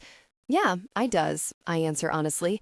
Whitney was starting to actively turn away anyone who wasn't working with 50 grand or more, regardless of what they could pay her. So I thought I could be taking those. I could be making something really special out of that budget. So it had nothing to do with your pay or how she treated you? She blanks at me, and a stunned silence crosses the table. I regret saying it immediately. How she treated me? What do you mean? I'm sorry, I shouldn't have. I trail off, but she's still waiting. It was clear to every single one of the vendors who was the real brains behind the Whitney Harrison weddings operation. My father would talk about it all the time, how much Whitney's style was growing, what a change there had been since she hired some fresh blood. Mark at Roscoe Rentals used to talk to me about it. Minnie at Freeport Bakery noticed it. I can see her chest rising quicker and quicker, but her lips are pressed tightly together. I mean, Amma, a month after you left, Whitney asked me to replicate the order for the teal wedding, down to the bud. Your design copy-pasted onto another wedding. She clears her throat. I didn't know that. She sips her wine and averts her eyes. I mean, to be fair, anything I designed while I was there belonged to Whitney. That was in my contract, so it was within her rights. My jaw snaps shut to keep from saying anything about that. I can feel my molars grind. How much of a salary increase did you get when you were promoted to director of design? I don't remember. She has to outsource her designers now without you. Tamara Birch, who works with her a lot now, Whitney adds in her costs to the total budget. Tamara gets $100 an hour for her wedding design.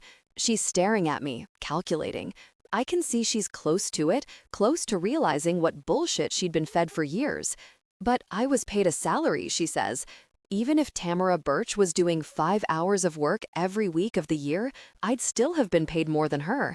And I had consistency throughout the off-season, so she sits up abruptly and flags the waiter for the check. Let's drop this, okay? I think you have interesting points, but honestly, I'd like to be in a good enough mood to fuck your brains out tonight. And who could argue with that?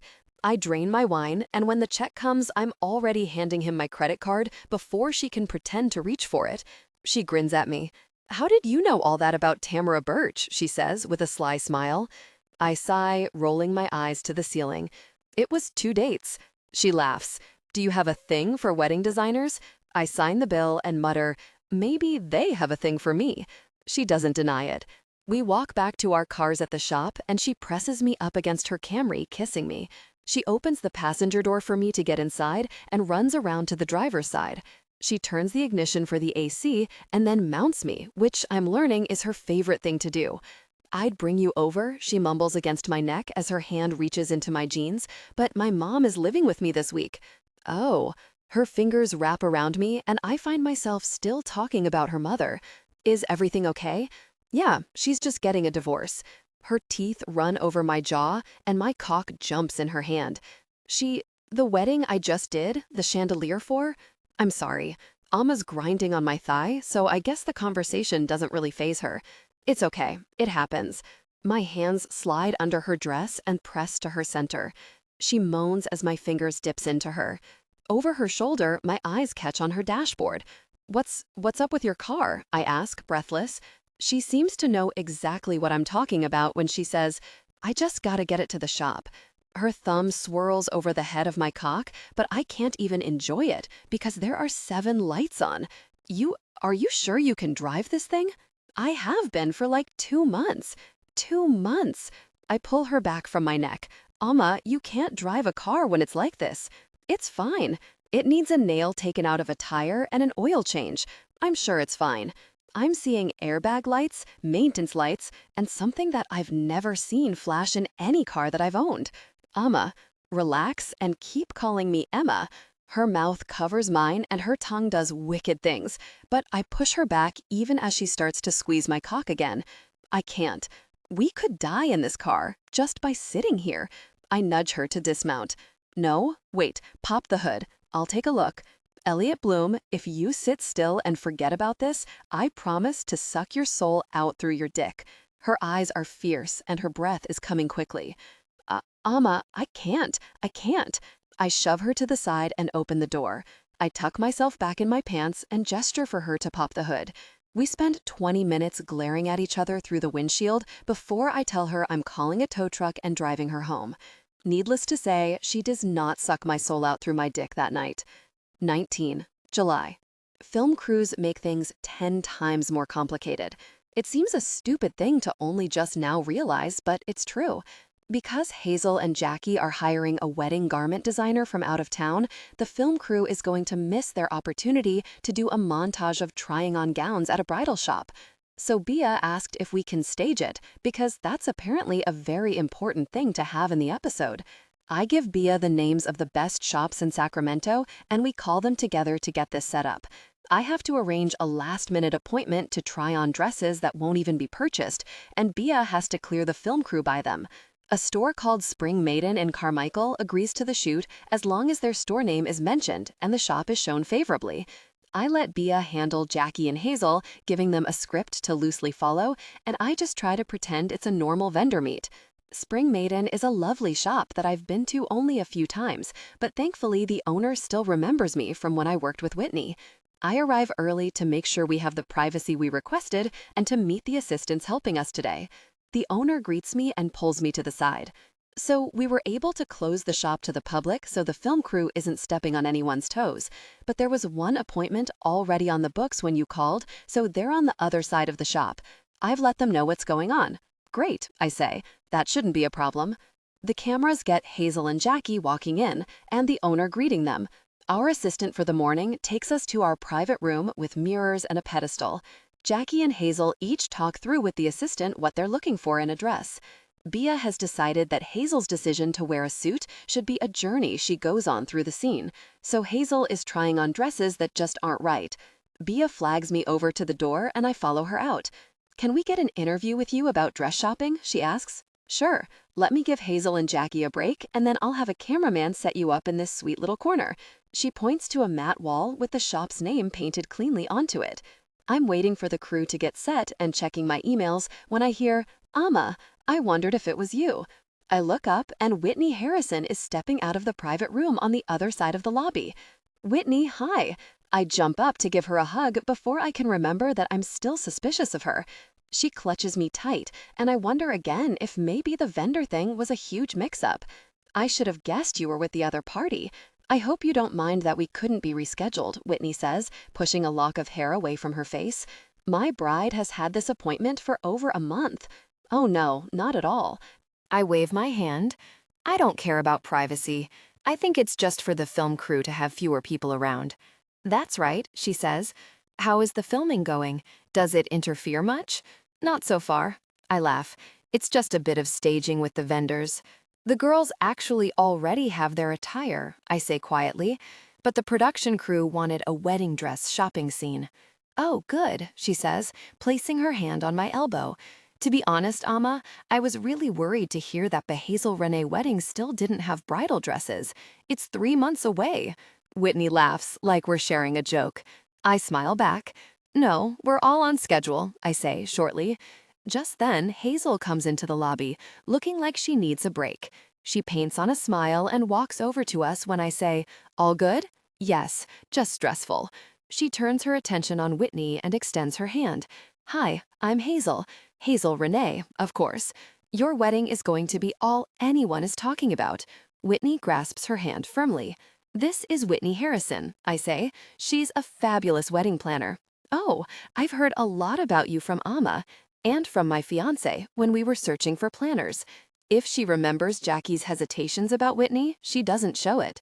"Well, obviously you hired exactly the right fit," Whitney says, dropping a hand on my shoulder. Amma worked under me for years, so I can confidently say she's remarkable. Oh, we know, Hazel laughs. We're really happy with her. She sends a pleased smile my way, and a shadow of a wink crosses over her face. She's one of a kind, for sure, Whitney says. I try to parse out any sarcasm or ill will in her words, and I can't find any. Where's the reception? I know it's the Rose Garden for the ceremony. We have a found space in Midtown, I say, treading lightly. It's kind of massive, what I'm doing with the old ballet studio. I've already got contractors telling me it can't be done. That is, until I show them the budget. Amma's going to make magic out of thin air, Hazel says, bumping my arm. That's very ambitious, says Whitney. I can hear some of that old, let's talk shit about this later attitude I remember from my years at WHW. Hazel continues, and I get the feeling that she's bragging for my sake. I'm just so impressed by her. I'm going to try to convince my engaged girlfriends to consider her for their own weddings. She turns to me casually. You'll meet them at the bachelorette. I can't feel anything for a few moments. My cheeks are so hot, I think my face may have melted off.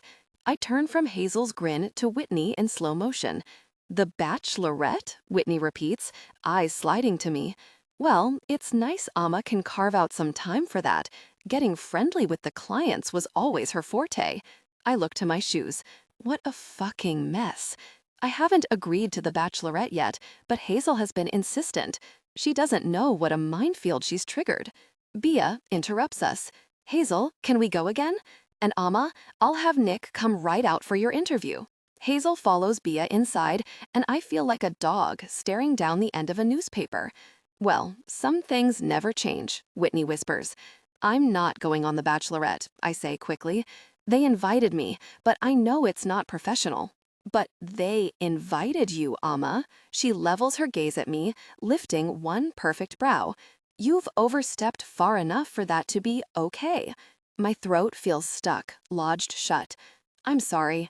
She laughs, a tinkling sound she would reserve for grooms who thought they were comedians. Amma, you don't work for me anymore. You can run your business however you like. She squeezes my arm, and I feel a manicured nail catch my skin. I just hope you don't get burned. I nod, my mouth unable to work. My eyes are pricking, and I want to run into the parking lot and scream. Call me if you need anything, she says, walking backward. It's a huge undertaking. She disappears back into her private room.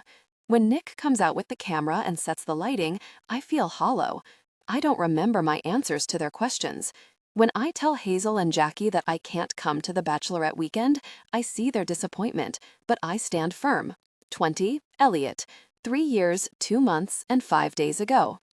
She didn't talk to me for a week after our date, and when she saw me on the weekend for the Wilmot wedding, she kept it businesslike, unfortunately. I posted a picture yesterday of the beginnings of a rose wall. It's only 4 feet by 8 feet, and there's really no room for lettering, but I at least added a B for blooming. She hasn't liked the picture yet.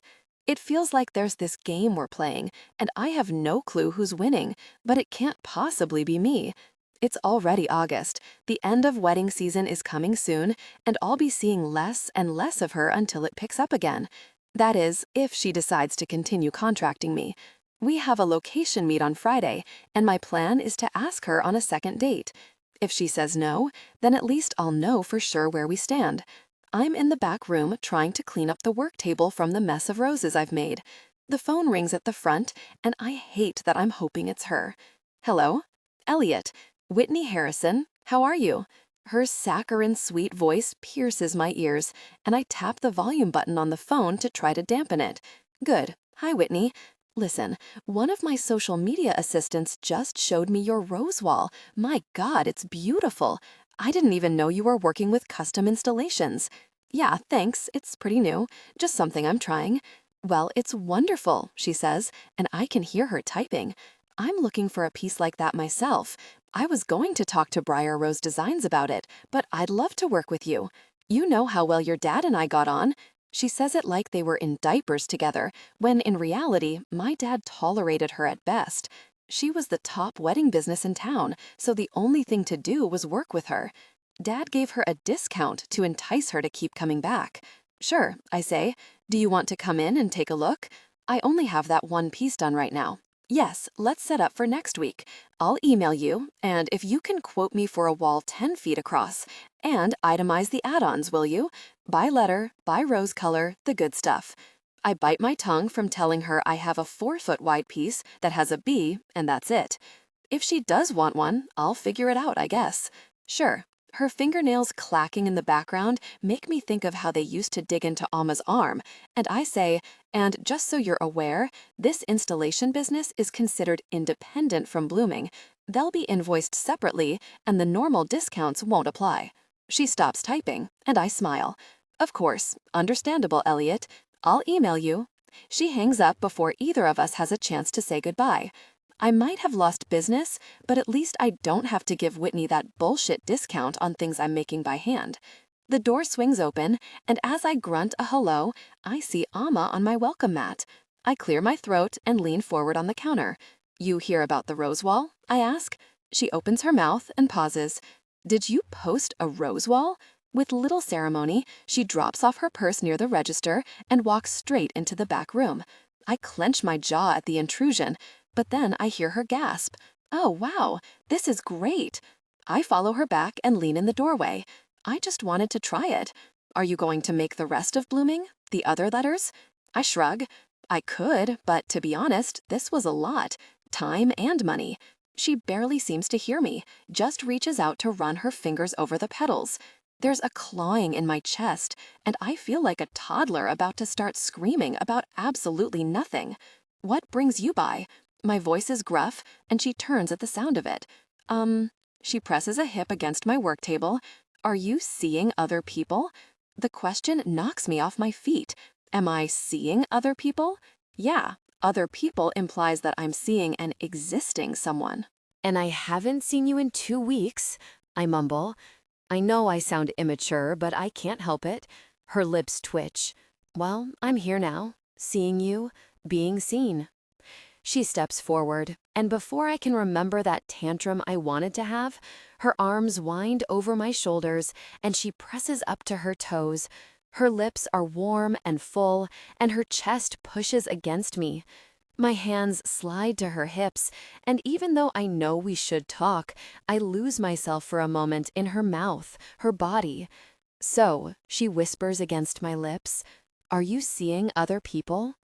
I blink down at her. Am I seeing other people? That's what you said before, because I still can't believe it's a question. She swallows and looks at my collar. Because it's a stupid thing to ask when we weren't exclusive, or her lashes flutter when she looks up at me. I feel like a lot hinges on my answer. Like suddenly what I have to say about this strange relationship we have is going to affect the future of it. I bite the inside of my cheek, searching for the right words. I don't even know what this is, I say honestly. We see each other once a week maybe, and we fuck. I've taken you to dinner, but I swallow. I feel like I'm just waiting for you to tell me the rules. I'll keep playing even if you never do, but no, I don't sleep with other people when I'm doing whatever this is. The unclear intensity in her gaze makes me squirm. I feel like I need to keep talking in her silence, but I know it's her turn.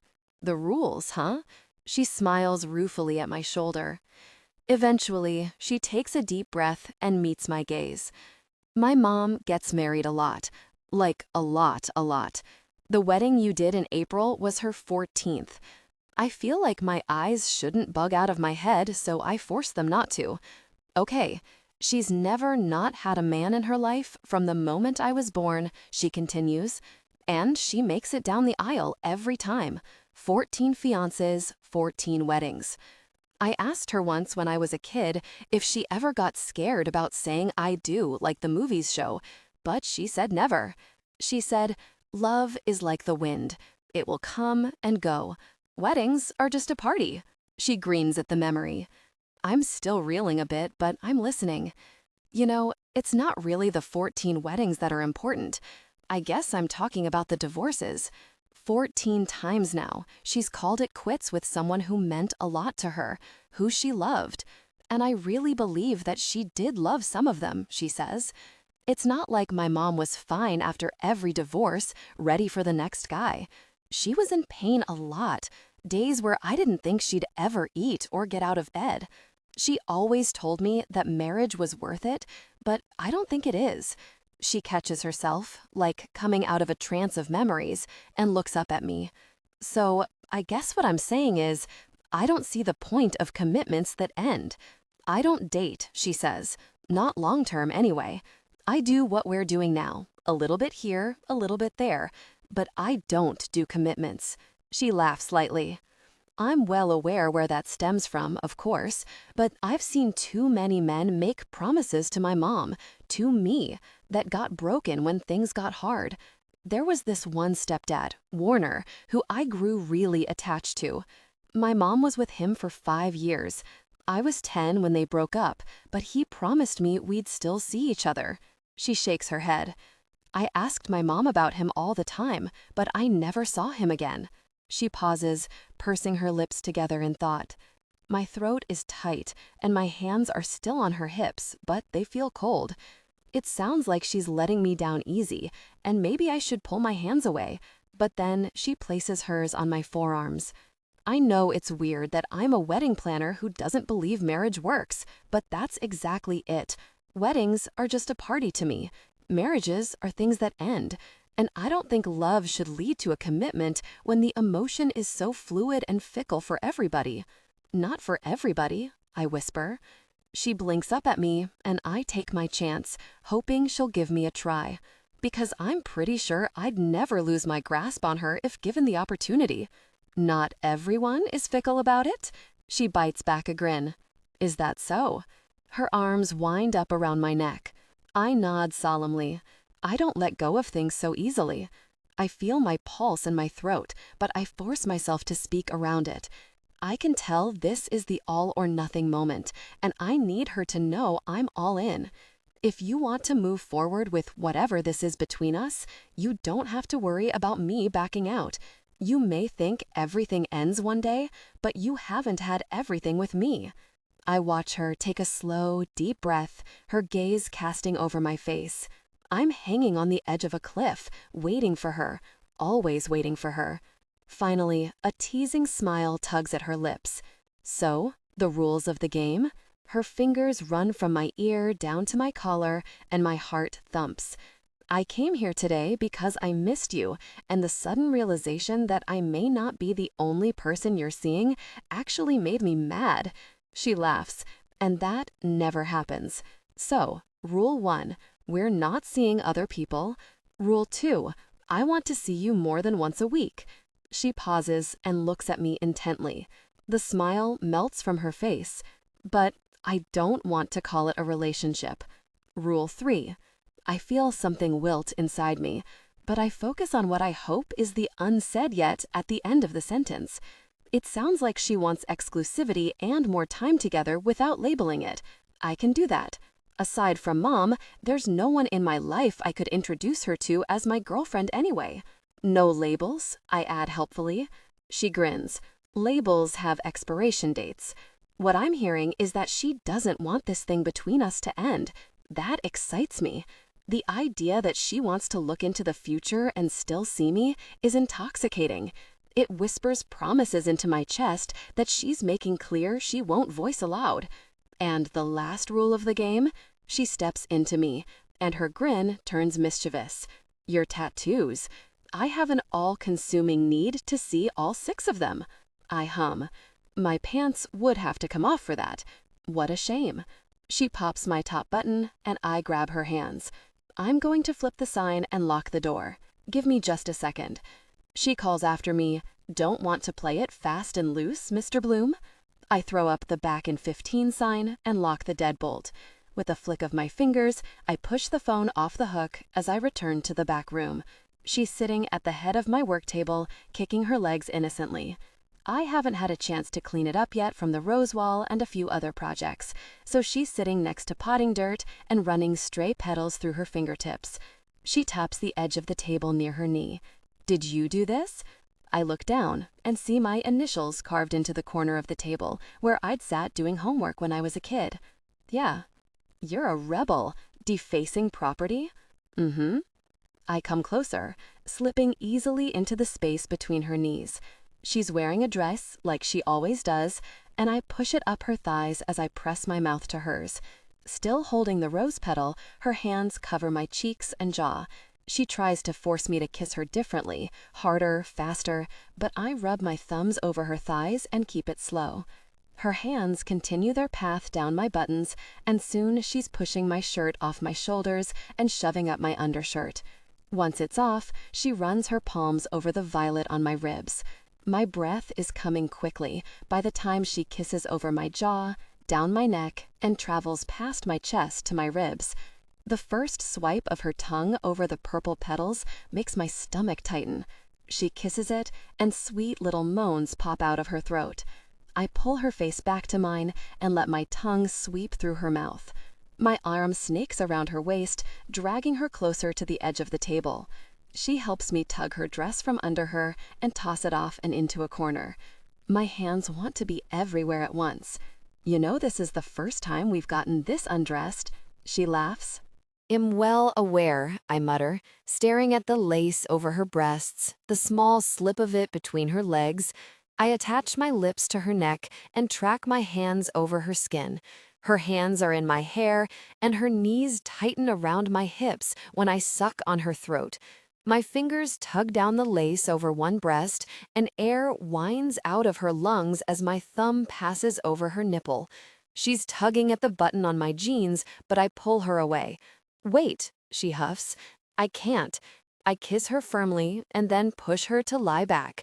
She tears her bra off with greedy fingers and easily opens her legs to me. There are rose petals scattered everywhere, potting dirt unswept, but she stretches her muscles and invites me to press my mouth to her skin. I lean over her, kissing just below her breast and trailing down.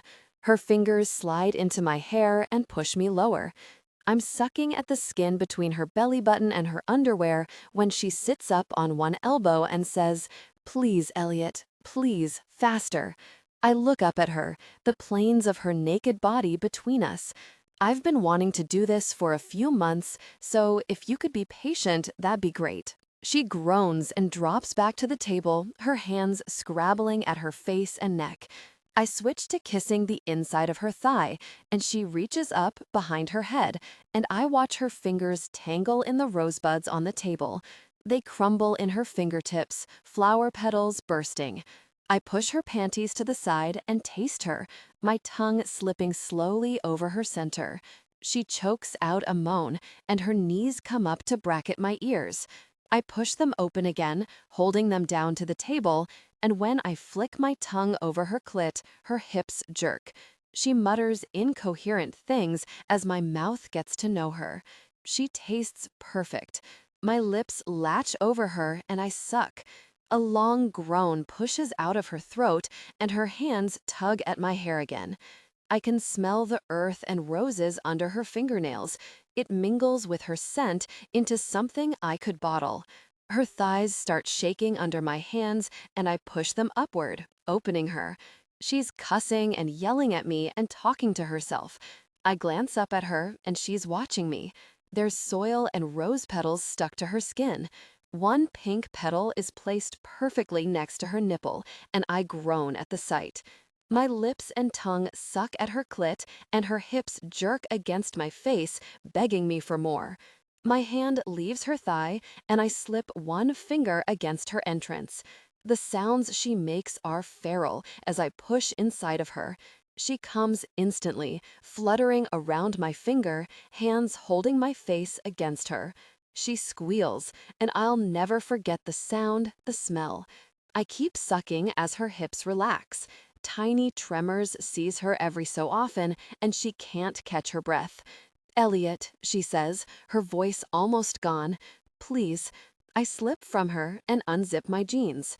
She sits up in a flash, scooting closer to the edge of the table and dragging my mouth to her. She kisses me like she's searching for the taste of her.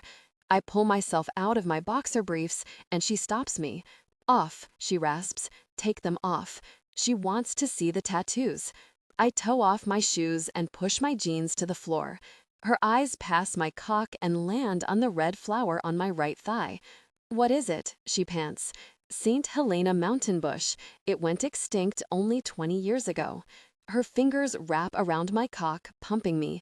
She whispers against my lips, "Where's the final one?" I take her hand off me so I can turn, showing her the side of my calf. Valorinella affinis. She licks her lips, and before she can ask me questions about it, I drag her mouth back to mine. I pull her knees around my waist and line my cock up to enter her. I push in slowly, and she still tightens like she's suddenly on the edge again.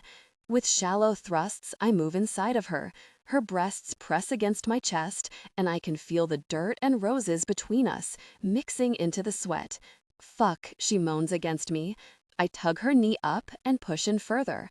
Oh, fuck. We're panting into each other's mouths as I bottom out inside of her. My hand falls to her breast, and it fills my palm. "Vietnamese orchid, Benjamin Franklin tree, quadruple," she says against my jaw. "Cry violet, St. Helena, and Valorinella affinis." Yes, I kiss her cheek. My hips have started to jerk. I let my fingers start to rub her clit. "Vietnamese, Franklin's," she pauses to moan, and I can see her eyes rolling back. "Cry violet," and quadruple. "St. Helena, Valorinella affinis," and "Amaryllis," I hum into her ear. She tightens. I feel her stop breathing. She chokes, drawing a ragged breath. There's no room inside of her, but I fuck her like I belong there. "Amaryllis." "Amma," I pant. "Amma." Her fingernails are scratching patterns into my back. She's barely making any sound, and then she's gasping for breath. She yelps in small, uneven patterns, and her walls flutter over and over. I wrap my arm around her waist, melding her to me. There's nowhere for me to go, but I grind against her, murmuring her name into her neck until I come. The pleasure blinds me. I think I bite down on her skin. My hips are still jerking against her, searching for more. When I can breathe again, I pull back to look at her. She's wrung out entirely. Her eyes are heavy, and her chest rises and falls. Her tits are covered in flower petals and soil, her nipples tight and begging for more. She pants against my face, and her hands drag over my hair, my cheeks. "You're fucking incredible," she wheezes, and I feel my chest inflate at the praise. I'm opening my mouth to say something back to her when a harsh knock sounds at the front door. I glare over my shoulder in the general direction of the front. I put a sign up. I guess it should have said, "Getting laid, back in an hour." She laughs through her thin breathing and pulls my face back. Her mouth moves sensuously over mine. If she hadn't just said that she's not a relationship person, I would probably tell her I love her right now, as our sweat dries with dirt and roses. Because I think I do. I've never wanted someone like this. Their body, their conversation, their mind. My phone rings from my jeans pocket. I frown down at our rumpled clothes on the ground. When I locate it, my phone screen flashes "Mom" at me.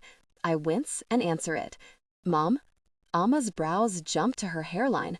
"Where are you? Why is the shop closed?" Human language evaporates from my brain. What? I gesture to Amma to get dressed and grab my underwear. "The shop is closed," she says slowly. "What's wrong?" "Right. I'm not feeling well. So, yeah, I close the shop." My jeans sound too loud as I fumble my legs into them. "Your truck is here," she says, voice flat. I'm at Rite Aid, getting medicine. "Sweetheart," her voice changes from suspicious to motherly in an instant. "What kind of medicine? I have a whole pharmacy in my purse." "No, it's fine." I leave my undershirt on the floor and grab my button-up. Amma is only in her bra and underwear. "I'm just going to go home. I'll meet you in your parking lot." My head doesn't work anymore when I say, "No, that's okay. It's a head cold or something." And I cram one boot back on. I'm already back, coming in the back door. Amma looks at me like I'm a nutcase, and I probably am, because Mom says, "I didn't even see you cross the street." I can't get my heel in my other boot, so I just limp out of the back room, pointing to Amma to slip out the back door to the parking lot. "Here I am," I say loudly. Mom hears me through the phone and from inside the shop and turns around, hanging up.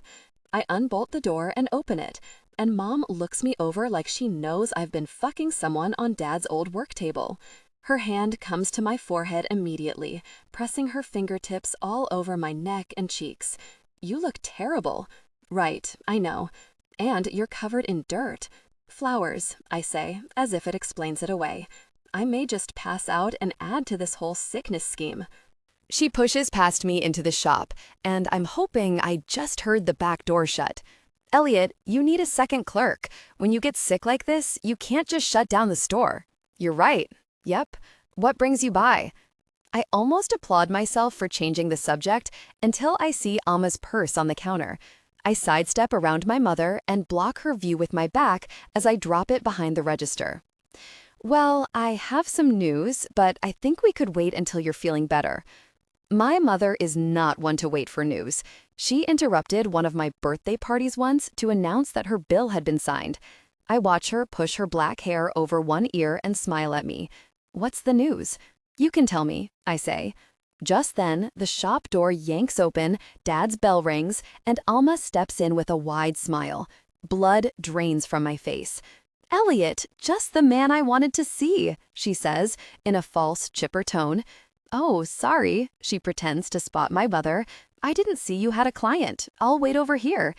As she turns to look at the orchids along the far wall, I see there's dirt smeared over her neck and a rose petal stuck in her hair. And so does my mother. So that's how I'll shuffle off this mortal coil. My mother turns to me slowly, brows raised.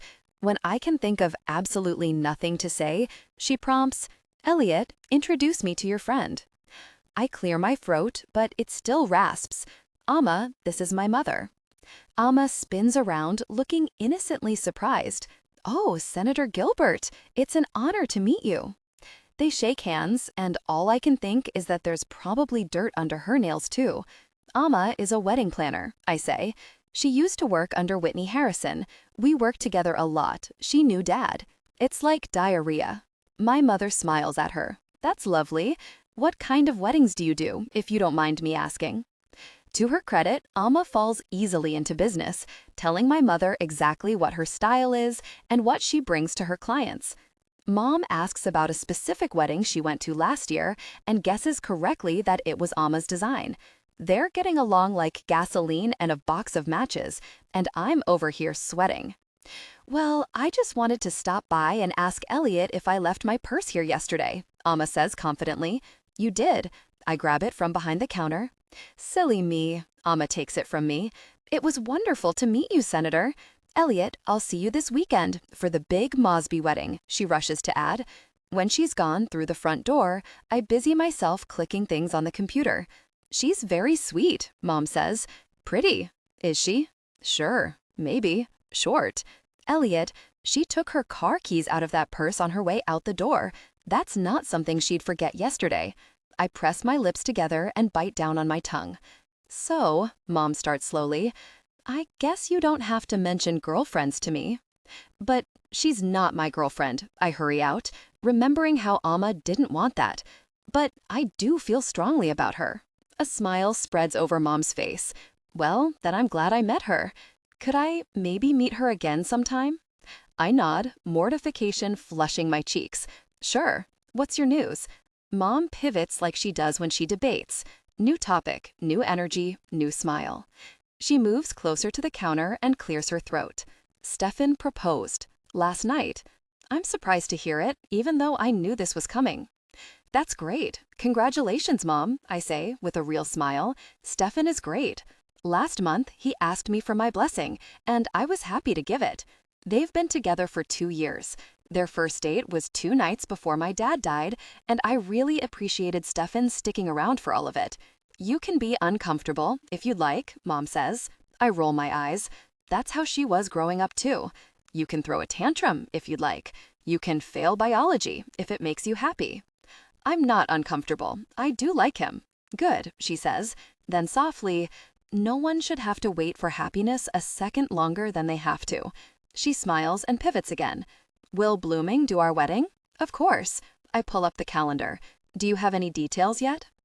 "I'd like to get it done before the end of the year," she says matter-of-factly. "Get it done? Maybe December?" "It's quick, but it's fine for me," I say. "Should I hire Amma?" My gaze jumps to her to see if she's serious. "I wish you wouldn't," she laughs. "Why? Wouldn't it be great for her business? She literally just told you what she does. Weddings for politicians at the Sutter Club wasn't one of them. Her style sounds lovely. She plucks imaginary lint off her blouse. And she worked under that pretentious bitch, so I'm sure she knows the Sutter Club already."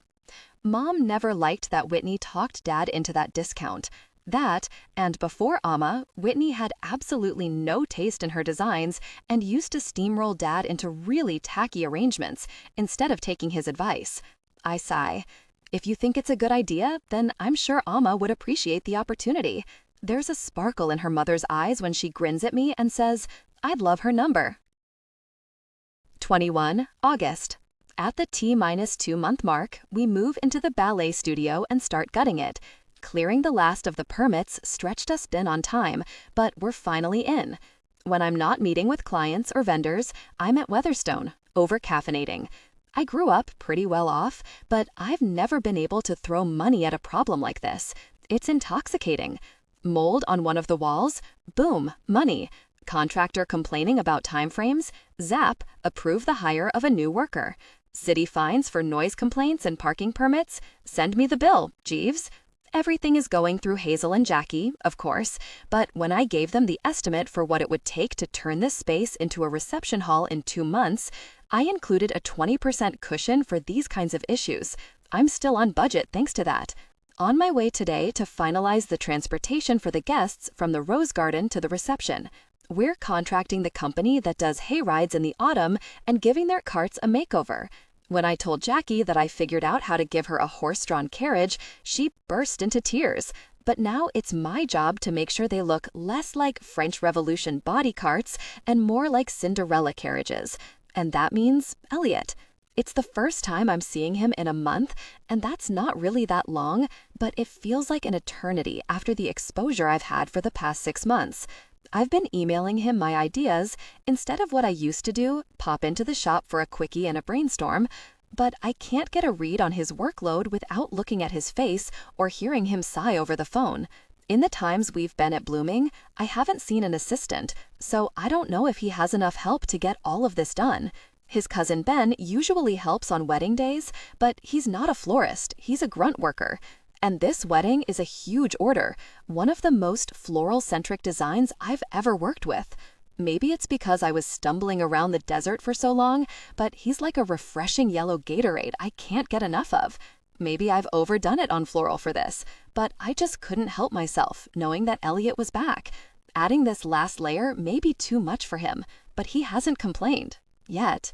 I pull up to the warehouse that the hayride carts are stored in, and I'm not surprised to find Elliot's truck already parked next to the film crew. It will be another 10 minutes until Hazel and Jackie arrive, historically, so maybe this is my opportunity to ask Elliot if I'm throwing too much at him. I can see Bea inside briefing Vince, the hayride company owner, and the man we're renting from. I say hi to the crew, who I've gotten to know pretty well by now, and prepare myself to speak to Elliot again. He's chatting with the sound guy. It's hard to tell if they're getting along or if Elliot's just tolerating him. That's just how his face is. "Morning," I greet them. "Can I talk to Elliot for a second?" The sound guy dismisses himself, and Elliot looks at a place past my ear. 2 months out, I say. "I just wanted to make sure I'm not throwing too much at you." His eyes slide over to me, but his frown remains in place. "What's that mean?" "I just mean, this is a huge wedding, and I keep asking for more. Do you foresee any problems?" I could probably count all of his eyelashes in the time it takes him to say, "There won't be any problems." I force a grin at him. "And if there are, you'll tell me?" "There won't be any problems." He walks past me to grab his supplies out of his truck, and I pretend everything is peachy as I greet Bea. When Jackie and Hazel arrive, I can see on their faces that they anticipated a carriage, not a wagon. "Here's the plan," I tell them, once the cameras are rolling. We replace these hay bales with cushioned benches. I climb up into the cart and start pointing around. Elliot's going to attach 3 arches to hover on top, wound with roses, which will connect back to the rose garden. Along the outside, he'll attach boxwood. I turn and sit comfortably on the hay bale. It's a 10-block ride in a horse-drawn carriage covered in flowers. I think it's charming and unexpected. Hazel is nodding, but Jackie is wincing what she thinks is a smile. "Elliot," I say, "anything to add?" He looks directly at Jackie and says, "This will not look like a hayride on your wedding day. I guarantee it." That calms her, just as I knew it would. One camera follows me over to talk with Mince, and the other stays on Jackie and Hazel to talk through their fears, as Bea calls it. Elliot comes with me to discuss how he'll be attaching the arches and to sign waivers. And everything's going great until Vince says, "Don't load 'em up with more than 10 and you should be good." I look up from my paperwork. My brows jump. I thought it was 15. 10 adults is best. Vince scratches his beard. 15 is usual when you're loading up 70-pound kids. You just shorted my head count by a third with this news. Why wasn't this mentioned in our emails? I feel the camera step closer to me, and suddenly the second camera is covering Vince. He shrugs. "I didn't know what you'd be using them for." 15 adults? Well, that would tire out the horses. I do the math of how long guests would be waiting at the rose garden for the first set of carriages to return from the reception hall to reload. I'm renting 12 carriages and horses to cover my guest count. But you're now telling me I need 6 more? How many more can I have? Well, it's October. It's the hayride season, pumpkin patches and all that, he says, trailing off as if that explains it. How many more can I have? I repeat. I need to run my business with the other 8 horses.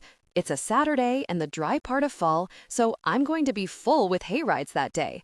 All I hear is 8 more. Out of the corner of my eye, I see Elliot open his phone quickly. "So what will it cost to have an additional 6, I demand. I can't give my horses away. Who said I'm not paying for them? I scoff. You're dealing me a huge blow here.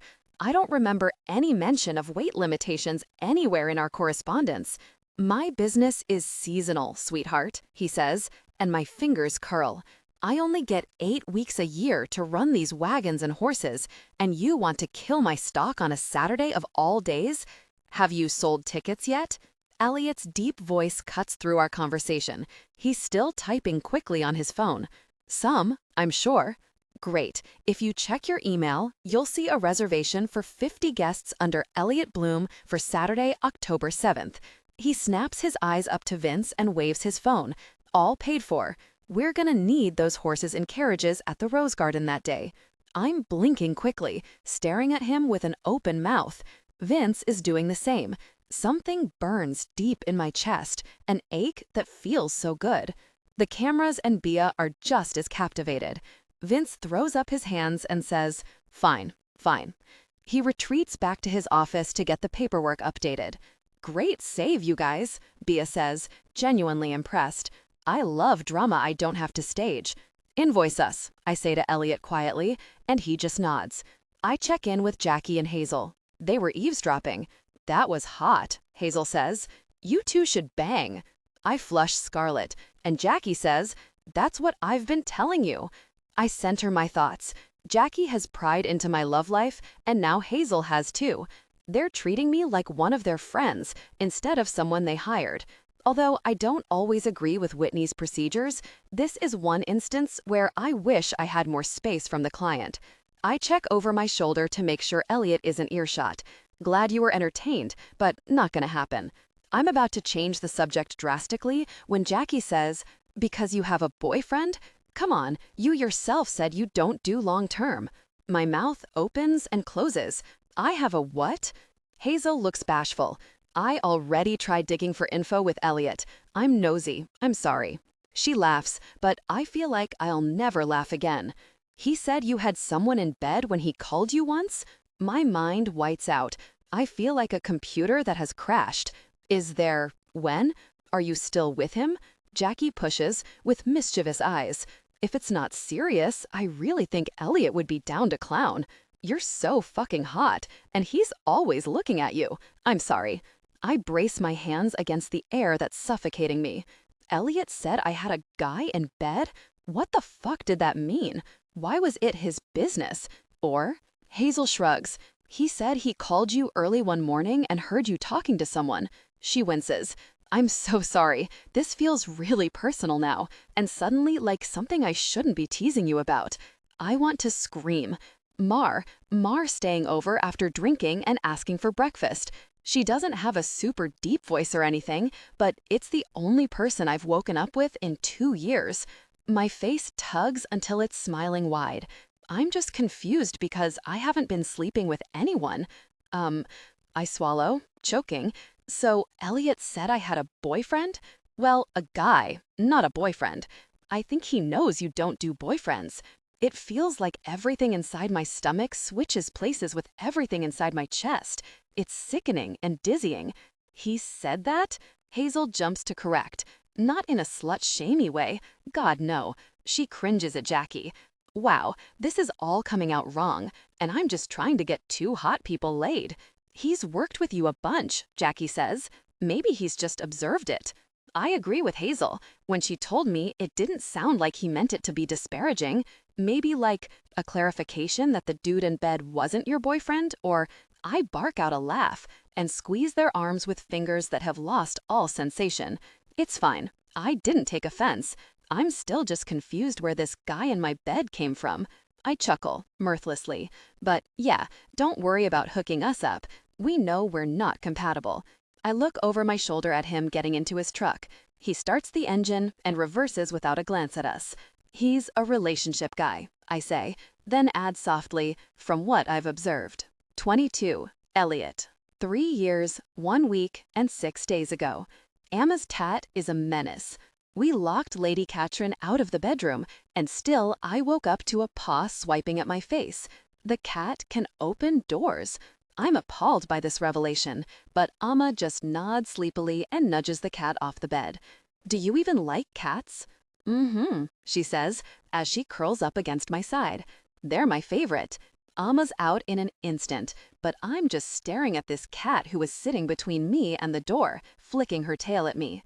Contrary to what I believed of her, Amma does own a fridge and a stove, and she does eat other things aside from sugary crap in the morning. But by 9, she's tugging on my sleeve to get dressed so we can hit J Street Donuts on the way to the shop. We haven't had another conversation about what this is exactly.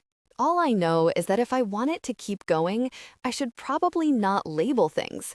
I'm still waiting for that moment when she gets tired of me being around or scared of this non-committal committed relationship. But when I gave her 2 drawers and 6 hangers last month, she was ecstatic, and she shows no signs of being tired of my presence.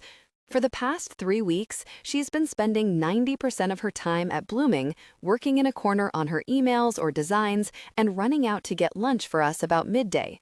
You don't have to stick around if you have work to do, I tell her one day in October as I'm watching the clock tick toward 5.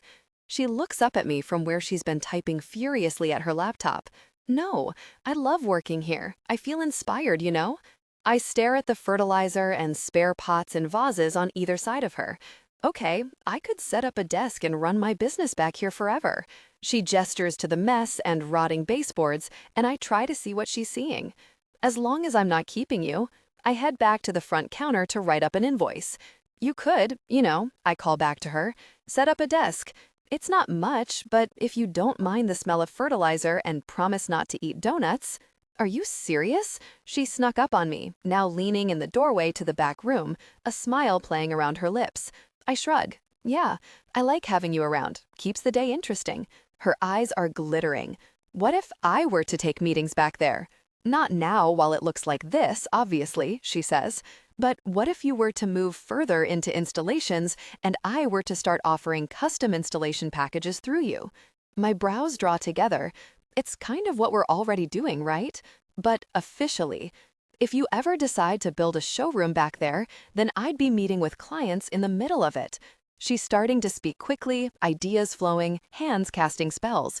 It wouldn't be a partnership in business terms, but it could be, I don't know, something new, something that's only really done in San Francisco and LA. If they want Torres, they're getting Elliot Bloom. If they want blooming, they're pushed toward Torres. She takes a breath. Okay, that sounds a little more opportunistic than I meant it to be, but it's like having a Starbucks in the middle of your department store, I say, seeing where she's going. Exactly. It's like, oh, now that I'm here, you know what? I do want a unicorn frappuccino. Or, I really only wanted a latte, but the shoe department is right there. Her eyes are bright, and I nod in agreement. I feel cautious, though, like maybe I'd be getting the better deal. I don't know, she says, running a hand through her hair. Maybe it's elitist or exclusionary? Like, you might lose a lot of business from wedding planners and event coordinators who think you work exclusively with me? Well, and the flip side, I say, you wouldn't get to work with other florists. I don't want to work with anybody else, she cuts me off. I want the best. I swallow thickly. I want to tell her that I'm only at my best when I'm working with her, but I think she knows it. I think she sees the whole picture here. It's something to consider after my mom's wedding, I say. She beams at me. You know, legally, for business reasons, you might have to pay me rent in something other than sex. Donuts? I glare at her. No. For the rest of the day, I fill an order, and she finishes up calling vendors before heading off to meet my mother. When I agreed to Amma doing my mother's wedding, there were some things I didn't think about. Namely, my mother and Amma meeting for coffee or vendor meetings once a week. There's no reason for me to be there with them, seeing as Amma thinks we're quite sly about her coming in for her purse. She has no idea my mom knows we're fucking. But every Thursday, my mother and my not-girlfriend sit at a cafe downtown to plan a wedding, and I stare at the wall of the shop, bouncing my knee for that entire hour. Mom wants the wedding before the end of the year, and she has the budget to do it fast. Amma suggested a classy New Year's Eve wedding, which my mom loved. Amma's been hustling every day, trying to make it happen. She'll show up at my place at 11 some nights, either bursting with ideas or slipping her jeans off. Sometimes both. When I get the text, on my way, now, I don't know whether to brew a cup of Keurig and clear the coffee table or get hard. Amma likes working on the floor around my coffee tables. She also likes fucking on my coffee table, so you see the dilemma I'm in. Mainly because she doesn't have a coffee table. Mine's an IKEA thing that I've had since college and doesn't match any of my furniture. One night after she's dissected what we'll need to do with the centerpieces, and after she's writhed under me on my scratchy rug, I say, I need a new coffee table. Oh, can I have this one? There's a kid at Christmas joy in her eyes, like I'm giving away a Barbie dream house. You want it? This one? Yeah, it'll make me think of you. All of you. She lifts her brows suggestively and kisses me so deeply that we end up fucking on said coffee table for the second time that week. The next day, we're coffee table shopping, and the day after that, we're moving my old one into her house. I lie in bed with her that night, my fingers playing with her hair. It's November already. We've been doing this, not a relationship thing, for 3 months, and 6 weeks ago was the last time I slept alone. I keep waiting for the day she decides we're done. I poke and prod at her rules of the game. I suggest we take a trip to Napa before wedding season starts next year. She loves that plan. I ask if she wants me at Mars' birthday party, which she's planning. Of course I do, she says. Her mother gets engaged, and she talks like I'm not just doing the flowers. She talks like I'm going to be her wedding date, like she'll introduce me to people there.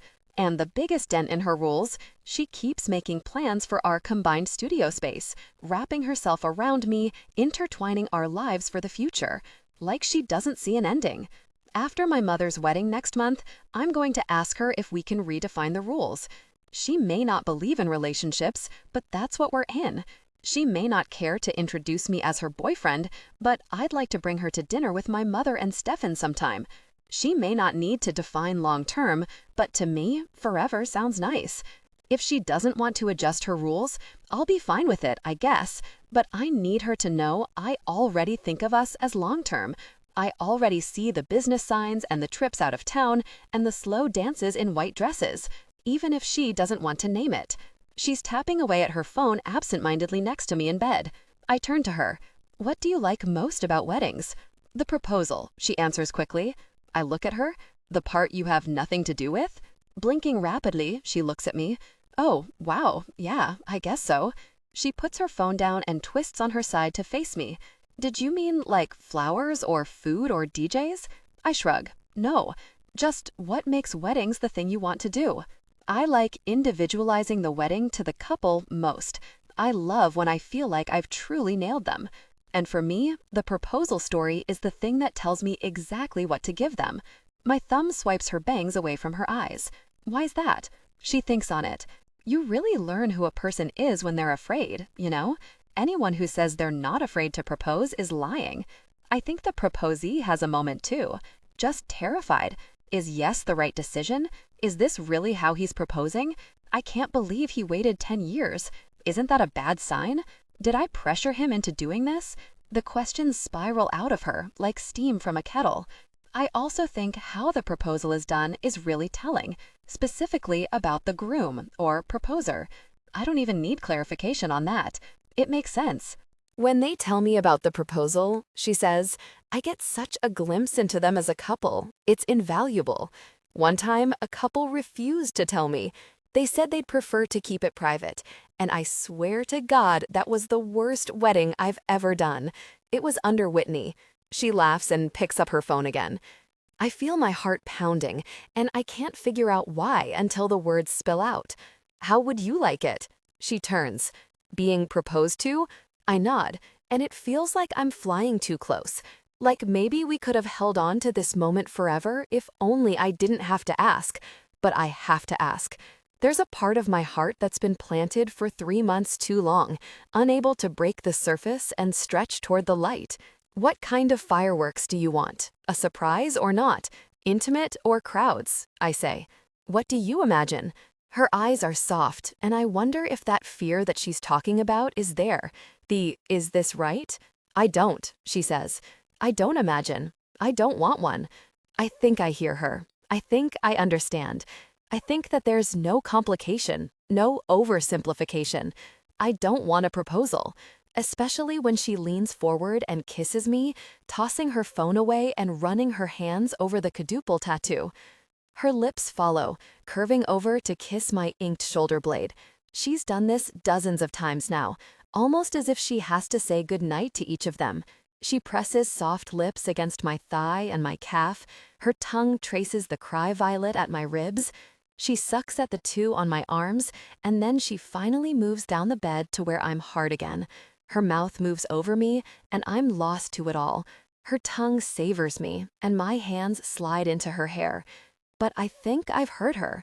She doesn't want a proposal, no spectacle. I file it away for the day she finally tells me we can talk about forever. 23. October.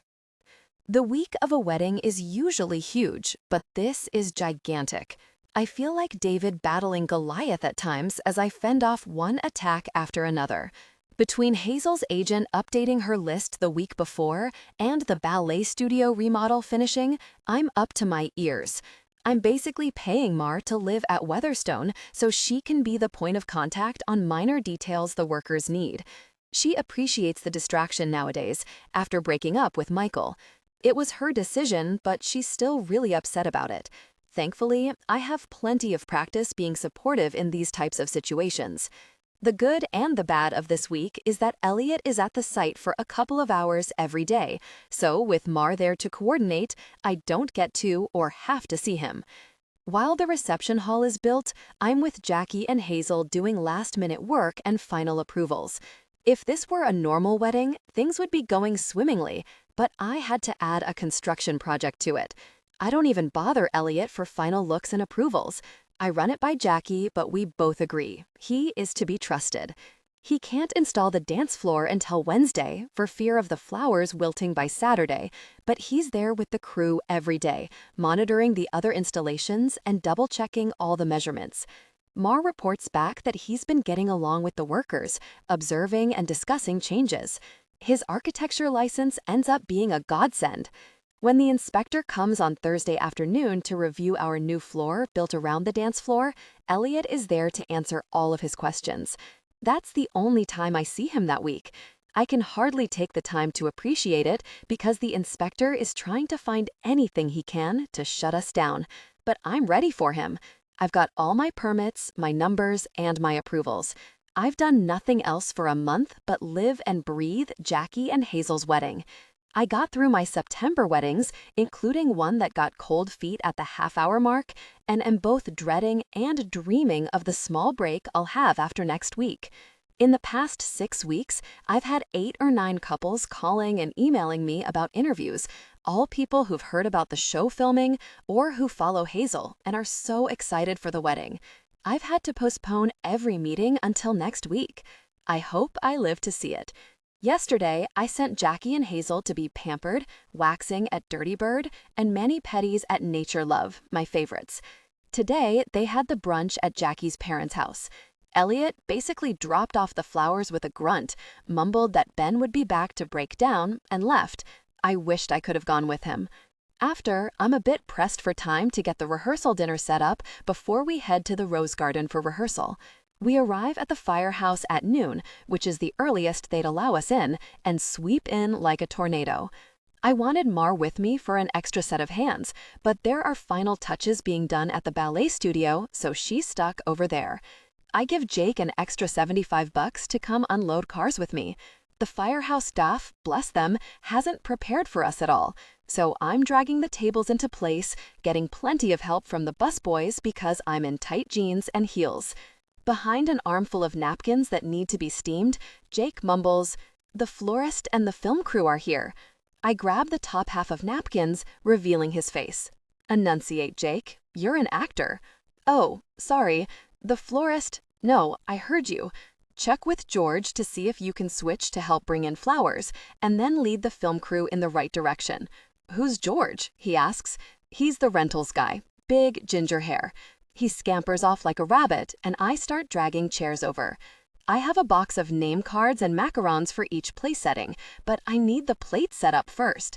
While I'm talking to the head of the kitchen staff, 2 gigantic vases march swiftly past me in a pair of strong arms. Jake follows them with a sheepish shrug and says, "He wouldn't let me help." I'm too distracted by the absolute majesty of the Queen Protea arrangements in Elliot's grasp. He places them gently into their spots, the 2 corners of our section of the restaurant. When he turns to head back to the parking lot, he pushes his hair out of his face with one hand, and I see the dark circles and bloodshot eyes. It knocks me back for a moment, because I know that means he hasn't been sleeping, which means I definitely gave him too much. "Amma, did you hear me?" I spin and find Bia in front of me. "Sorry, no. God, those flowers are beautiful, aren't they?" "It's great," she agrees with a grin. "I'm just going to have the crew get some B-roll of the place being set up. I was thinking a time-lapse thing. Set up one camera in the corner in a wide shot and just record tape for the next 6 hours. And then, as the table is set, I was thinking we could do a final interview with you, since I know you won't be available tomorrow." "Sure, of course. Thank you for that." I clear my throat and lean into her. "And, the kid over there? That's my stepbrother, Jake. He's an actor. If you happen to find a use for him in the B-roll, I'd really appreciate as much screen time as he can get." Bia winks. Noted. Jake is relegated to straightening the table settings as Elliot and his cousin Ben bring in the centerpieces. He's still making trips to and from when Bia sits me at the table next to the model place setting I've done up for Jake to go through and copy. Once the camera and sound guys are situated, Bia says, "I know we did an intro already, but let's do another. The lighting and setting here are a lot better than before. So give us your name and info, how long you've been doing this, and so on." Cameras roll, and I push my hair over my ear. "My name is Ali Torres, and I'm Hazel and Jackie's wedding planner. I've been in the wedding industry for over 8 years, and this is my 4th year running my own business as a wedding planner." "Good," Bia encourages. "And what drew you to weddings?" "I've always been in love with weddings," I say, "as far back as I can remember." Elliot passes behind the camera again, and I try to keep my attention on Bia and the bright lights. "Is there a specific wedding you remember growing up? Were you the flower girl for an aunt or anything personal?" "My mother's weddings." I remember to rephrase for the interview and say, "I specifically remember falling in love with weddings during my mother's." Bia says, "Is that how Jake came to be your stepbrother?" I see Jake pirouette to face us at his name. "No, that was a more recent relationship." I should probably walk this back, but the light on the camera is distracting, as are Elliot's footsteps as he stomps around the table. My mother has been married several times, so I've gotten to experience a lot of weddings growing up. I can see Bia tilt her head, and I've come to realize that it's not a good thing for me. How many times has your mother been married? I hear Jake snort before he says, "A lot." All of our heads snap to him, and he looks shocked at himself. "Sorry," he tries. "I go pack up your car, Jake," I say icily. He gapes at me before recovering and dashing out the door in shame. But Bia's eyes are still on me. How many times? She's... my mother has been married 16 times. I laugh, like I always do when I say it. You could say she loves weddings as much as me. So that's why you became a wedding planner? Yes, you could say that. My smile feels waxy and fake. Bia gestures for me to rephrase. I guess that's why I became a wedding planner. Bia's eyes almost look wolf-like, yellow between the forest trees, prowling. I can feel myself start to sweat. How was that for you, growing up like that? Do you think it's had any effect on your personal life? My mouth opens, my throat squeaks, I smile widely, and my eyes spring with nervous tears. Are you actually going to use any of this? A gruff voice snaps from somewhere beyond the light of the camera. Isn't your show a half hour? Yes, Bia recovers, but the Hazel Renee wedding will be a two-parter. I think it's great exposure for Emma to get as much airtime as possible. Let the viewers get to know her. Great. Ask about her favorite color, her ridiculous Gatorade preferences. Ask her about donuts. His voice rises. Don't dig into her personal life. Are you serious? I feel like I can't breathe. No one's going to come to Sacramento and hire her because her mother's been divorced 15, 16 times. They're going to hire her because of this, he says, pointing at the cable setting and the centerpieces. They're going to want her because of tomorrow, so why don't you save your film for the things that actually matter? Finally, the camera guy points the camera away, and the light is off me. When I clear my eyes, Elliot is stomping away, off to get his next few vases. Excuse me, I need a moment. I jump to my feet and run the opposite direction, toward the small hallway that leads to the restaurant offices. Bia calls out an apology, but I'm not listening. I'm taking gulping breaths, pressing my knuckles into my eyes to push back the tears. I don't even know what's making me cry harder, the embarrassment about my mother or Elliot being the one to stop it. I lean against a wall, curling over with my hands on my knees, trying to breathe. He had no reason to step in. Elliot, the person who has experienced this firsthand. He knows exactly what kind of effect it had on my personal life. He didn't have to do that at all. I don't know how long I stay in the hallway. I know that when I cry, I swell up like a pufferfish, Hazel Renee makeup or not. What I really need is ice on my eyes and lips before I can show my face to the world again. But since that's not happening, I just take time. There's a window at the end of the hall, and I go to open it for some fresh air. I pull my hand back when I see one of the cameramen, the one who was filming my interview, smoking by a car, and Elliot standing by him. I hide against the wall, peeking out, to watch. The cameraman looks around, as if not to be caught, and then presses a button on his equipment. A memory card pops out, and he extends it to Elliot like he's making a drug deal. Elliot puts it in his pocket and moves to his truck, grabbing the final vases to bring upstairs. 24. Elliot. 2 years, 9 months, 1 week, and 1 day ago. New Year's Eve. The night before my mother's wedding, Amma is up all night. I know this because she keeps me up all night. At 2 a.m., she turns to me and shakes me awake. Hey, I rub my face. What's wrong? I'm gonna take a bath. I stare at her blearily. Okay. You don't have a tub, she says. Okay. So do you want to come with me to my place or stay here? I suck in a deep breath and suppress a yawn. I guess I can come with you. She beams and says, good. Then she rolls towards me, presses her body against mine, and kisses me so deeply that I'm suddenly very awake. My hand threads into her hair, holding her head in place, and kiss her back. I indulge in the feeling of her body pressed against my side, the way her hips start to press into me. She whispers against my mouth, "Will you take a bath with me? Will I fit in your tub?" I chuckle. She reaches down, cups her hand over my groin, and says, playfully, "Oh, I'll make you fit." Then she tumbles out of bed and starts dressing and getting what she'll need for tomorrow. I'm hard as a rock, still trying to get my jeans on by the time she's ready at the door. She talks a mile a minute in the truck on the way to her place, walking through the plans for tomorrow and the potential sticky areas. When we reach her house, she's so focused on the wedding that I start to lose hope that I'll be having sex or sleeping anytime soon. But she walks into her house, greets the cat, and starts stripping, all while finishing the list of things to do in the morning. When her jeans are kicked off, she looks at me and says, "Are you gonna take a bath?" Sure." I follow her to the bathroom and strip while she starts the water and complains about the caterer. "If he rushes my courses again, then that's the last time I'm using him," she says. "Do you think he respects me? I don't think he respects me." I nod. I agree. I listen. But I've accepted the fact that I just drove 15 miles at 2:30 in the morning to squeeze into this bathtub and listen to Amma wheel spin. It's fine. I may fall asleep, slip under, and drown, but it's fine. She's lighting candles, turning off lights, and setting music to play on her phone. But she's also getting worked up about seating arrangements. If I hear from the governor's assistant one more time about where he's sitting, I'm going to lose my fucking mind.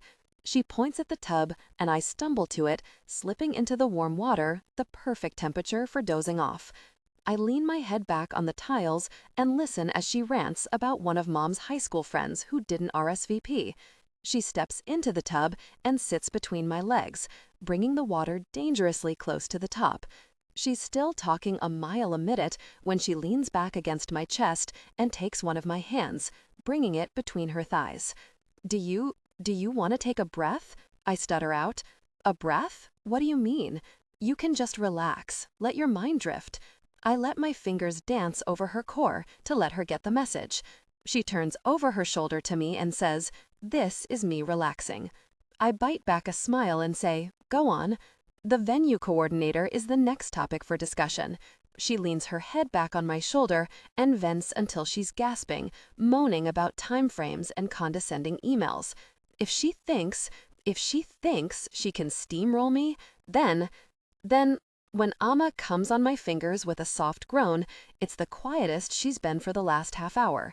I think, momentarily, that she's fallen asleep, but then she tilts her face to mine and kisses me. "Thank you.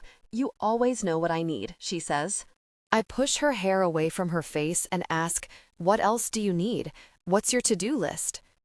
She breaks down her worries, her regrets. I don't comment.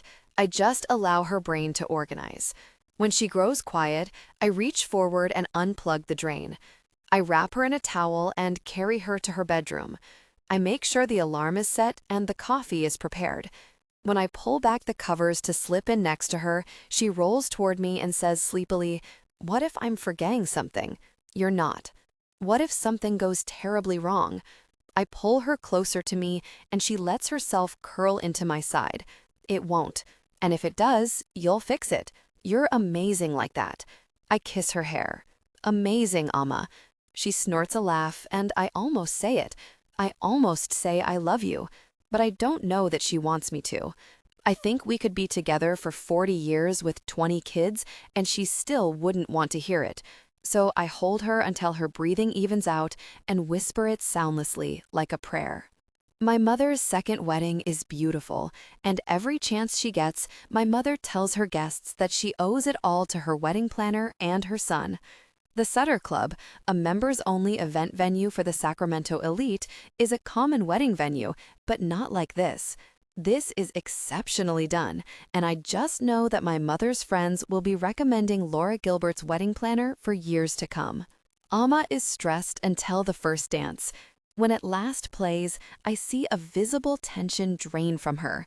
She looks at me for what feels like the first time since the bathtub this morning. Earlier today, Ben and I set up the floral in the ceremony room and the reception room, and then I had to go get showered and dressed, so really I haven't seen her. All through cocktail hour and dinner, I've had to sit through my mother's friends asking if I'm seeing anyone and then immediately pulling out their contacts to set me up with someone. And the entire time, I've wanted to scream to the entire room that I'm perfectly happy with the perfect person and she's right over there. I'm sure I'll have to put up with a few calls about blind dates in the next month, but I'll manage. As the first dance ends, Amma checks in with the DJ and hands the reception to him. I excuse myself from the table I've hardly paid any attention to and follow her to the kitchen. Amazing, I tell her, pressing a kiss to her cheek. She beams at me. You think? It went well, right? Perfectly. I don't know if you've ever done a better job. She laughs, a sound like bubbling joy, and says she'll be right back. As the reception moves into bittersweet ballads and jazzy uptempos, I wait for her near the kitchen. When she comes back, The Way You Look Tonight is playing, and I turn to her. Would you consider it too unprofessional if I ask the wedding planner to dance? She bites back a smile and agrees without a second thought. I take her hand and lead her to the dance floor. I expect her to insist we stay in the shadows, like we have for half a year now, but she lets me put a hand on her waist and hold her palm in my other. She lets me take her into the center, a passing glance away from my mother, and she smiles at me the whole time. I have to focus on the soft look in her eyes and the warmth of her waist to keep myself from saying I love you. I can tell it's going to get harder and harder as time goes on. What are you thinking? She asks. Just how happy I am. She snorts like I've taken her by surprise. I'm happy too. She seems to think a minute and then starts fiddling with her clipped bag, which is clearly a fanny pack no matter which way she cuts it. I have a surprise for you. Okay. She pulls out an envelope, hands it to me, and then places her arms around my neck so we can still dance while I open it. There's a piece of paper inside. An email exchange. Dear Amma Torres, thank you for reaching out. Yes, we do have a Franklinia that we're nurturing. It's not part of the exhibit, but since your friend is such a fan, I would consider allowing him to visit the flower, with supervision, at any point in the future. Let me know if you ever make it over here, and I'll happily give you a tour. Frank Hitchkins, Arnold Arboretum Manager, Harvard University. I blink down at the words, reading them over and over. When I look up at her, she's smiling nervously. Want to get away? She says, laughing. I was thinking in the fall, when its leaves are red. Harvard's one of the only arboretums that has the Franklin tree, and she swallows and places one hand on my right forearm where the tattoo is. I want you to see it. There's a bubbling inside me. It's so strong and addictive. I had a good childhood, so it's not like I've never received an excellent present before. But it's the surprise from someone who knows you on a level no one else will. Someone who's opened up your chest and fit themselves inside. I look down at the email again, the Franklinia, and she knows it's my favorite even though I never told her. I glance at my mother, just a few couples away. She's beaming at Stefan in a different way than she looks at anything in her life. It's something I've seen in the mirror a few times over the past 6 months. The brewing in my chest rises. My eyes prick and my throat tightens to keep the words inside of me. But I look at her, and I see that she doesn't need me to say thank you, because she knows how well her arrow landed. She smiles softly at me and says, I think I may be falling in love with you. My heart thumps. I can't believe she said it first. I can't believe I have permission to say it back. Her eyes flick up to mine hesitantly, as if she ever needed to doubt I'd say it back. There's a flower in my chest, just now starting to meet sunlight, finally blossoming. I can hear my mother laugh at something Stefan says to her, but I can't take my eyes off Amma. I hear my mother's happiness in her laughter. I've seen it. No one should have to wait for happiness a second longer than they have to. Mom's right. If you know it's forever, why wait? Amma's eyes are bright and brown and lovely as I say, marry me. Those eyes blink once. My skin buzzes and my chest aches, but I'm not afraid. She smiles. Breath pushes out of her in a laugh. What? No. I can't hear it at first with the blood rushing in my ears, but I see her smile fade and her brows draw together, and the bubbling in my throat turns to bile. I place my hand on her waist. Amma, why would you? She shakes her head. I see her chest rise and fall rapidly. I told you I didn't want to. Her eyes are accusatory. I feel chastised. You said you didn't believe in marriage, but that was before what? Before you? She's squinting at me like I'm nothing. Yes, I fight back. Yes, before me. Before you gave it a chance. I was never going to give marriage a chance, Elliot. That was never in the cards, she hisses. She lifts a hand off my shoulder to rub her brow and looks around us, as if realizing for the first time we're in the middle of a wedding. I want to leave. I want to get out of here and drive my truck into a brick wall, but I know if I leave, I'll never see her again. I just know it. What's the next step then, Amma? She breathes roughly. What? When you have feelings for someone like you do about me, what do you envision is the next logical step? I say, trying to keep the sickness in my chest from turning on her. We continue as we have for the next 70 years? Maybe you move in, but that's the end. Her nostrils flare at me. I don't know. I told you I don't do relationships. And yet, here we are. She stares at me, like I've disappointed her somehow. I mean, a hollow laugh bursts out of me. You want to merge our businesses, but you don't want to date me? That's business, not a marriage proposal, Elliot. You want to go to Napa next month and Boston next fall, but you don't want a long-term relationship? Her eyes are wide, mouth open. I see her try to speak. She looks terrified of something. I don't know, she squeaks out. I don't know, Elliot. Everything was going so good, just as it was. But you knew I didn't want to get married, and you did this anyway? I know she's right. I know she said it, and I thought it would change.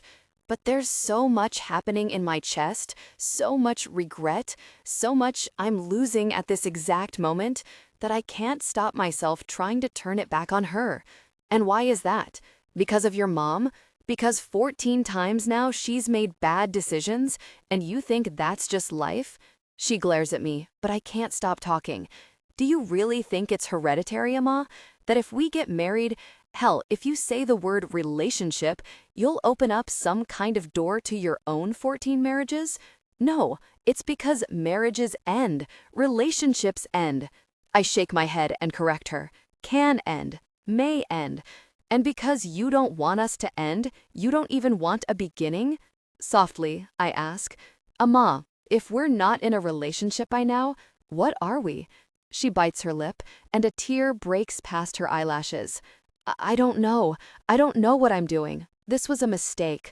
I feel her step back, and I follow her, tightening my grip on her waist. The physical sensation of her pulling away from me triggers the realization that she's doing it internally as well. Amma, wait. Her lips press together, and her eyes are shining with tears. I feel her body trembling, and I realize how badly I just fucked this. I love you, I tell her. I've loved you. I can't imagine losing this, but I only wanted more. For a second. That's all it was, I say, as if I hadn't been wanting more for 6 months. Longer. I squeeze her waist. I jumped the gun. I never thought I'd hear you say I love you, and then you did. It made me think I could have everything, but I moved too fast, okay? Let's forget this. You can't unsay it, she whispers. Watch me. It's unsaid, okay? I'll always know what you want and what I can't give you, she says, and a tear tumbles down her cheek. That's bullshit. I want you to give up your damn cat, and you won't do it, so we already have these problems. Don't try to joke about this, she hisses. There's a flash of light next to us, and we both turn to see the wedding photographer taking the picture of the couple behind us. As he turns to us, she puts her hands on my shoulders and looks past my ear. There's a flash. I'm staring at her, memorizing her. My palm sweeps over her hip, pulling her closer to me by the small of her back. She allows it.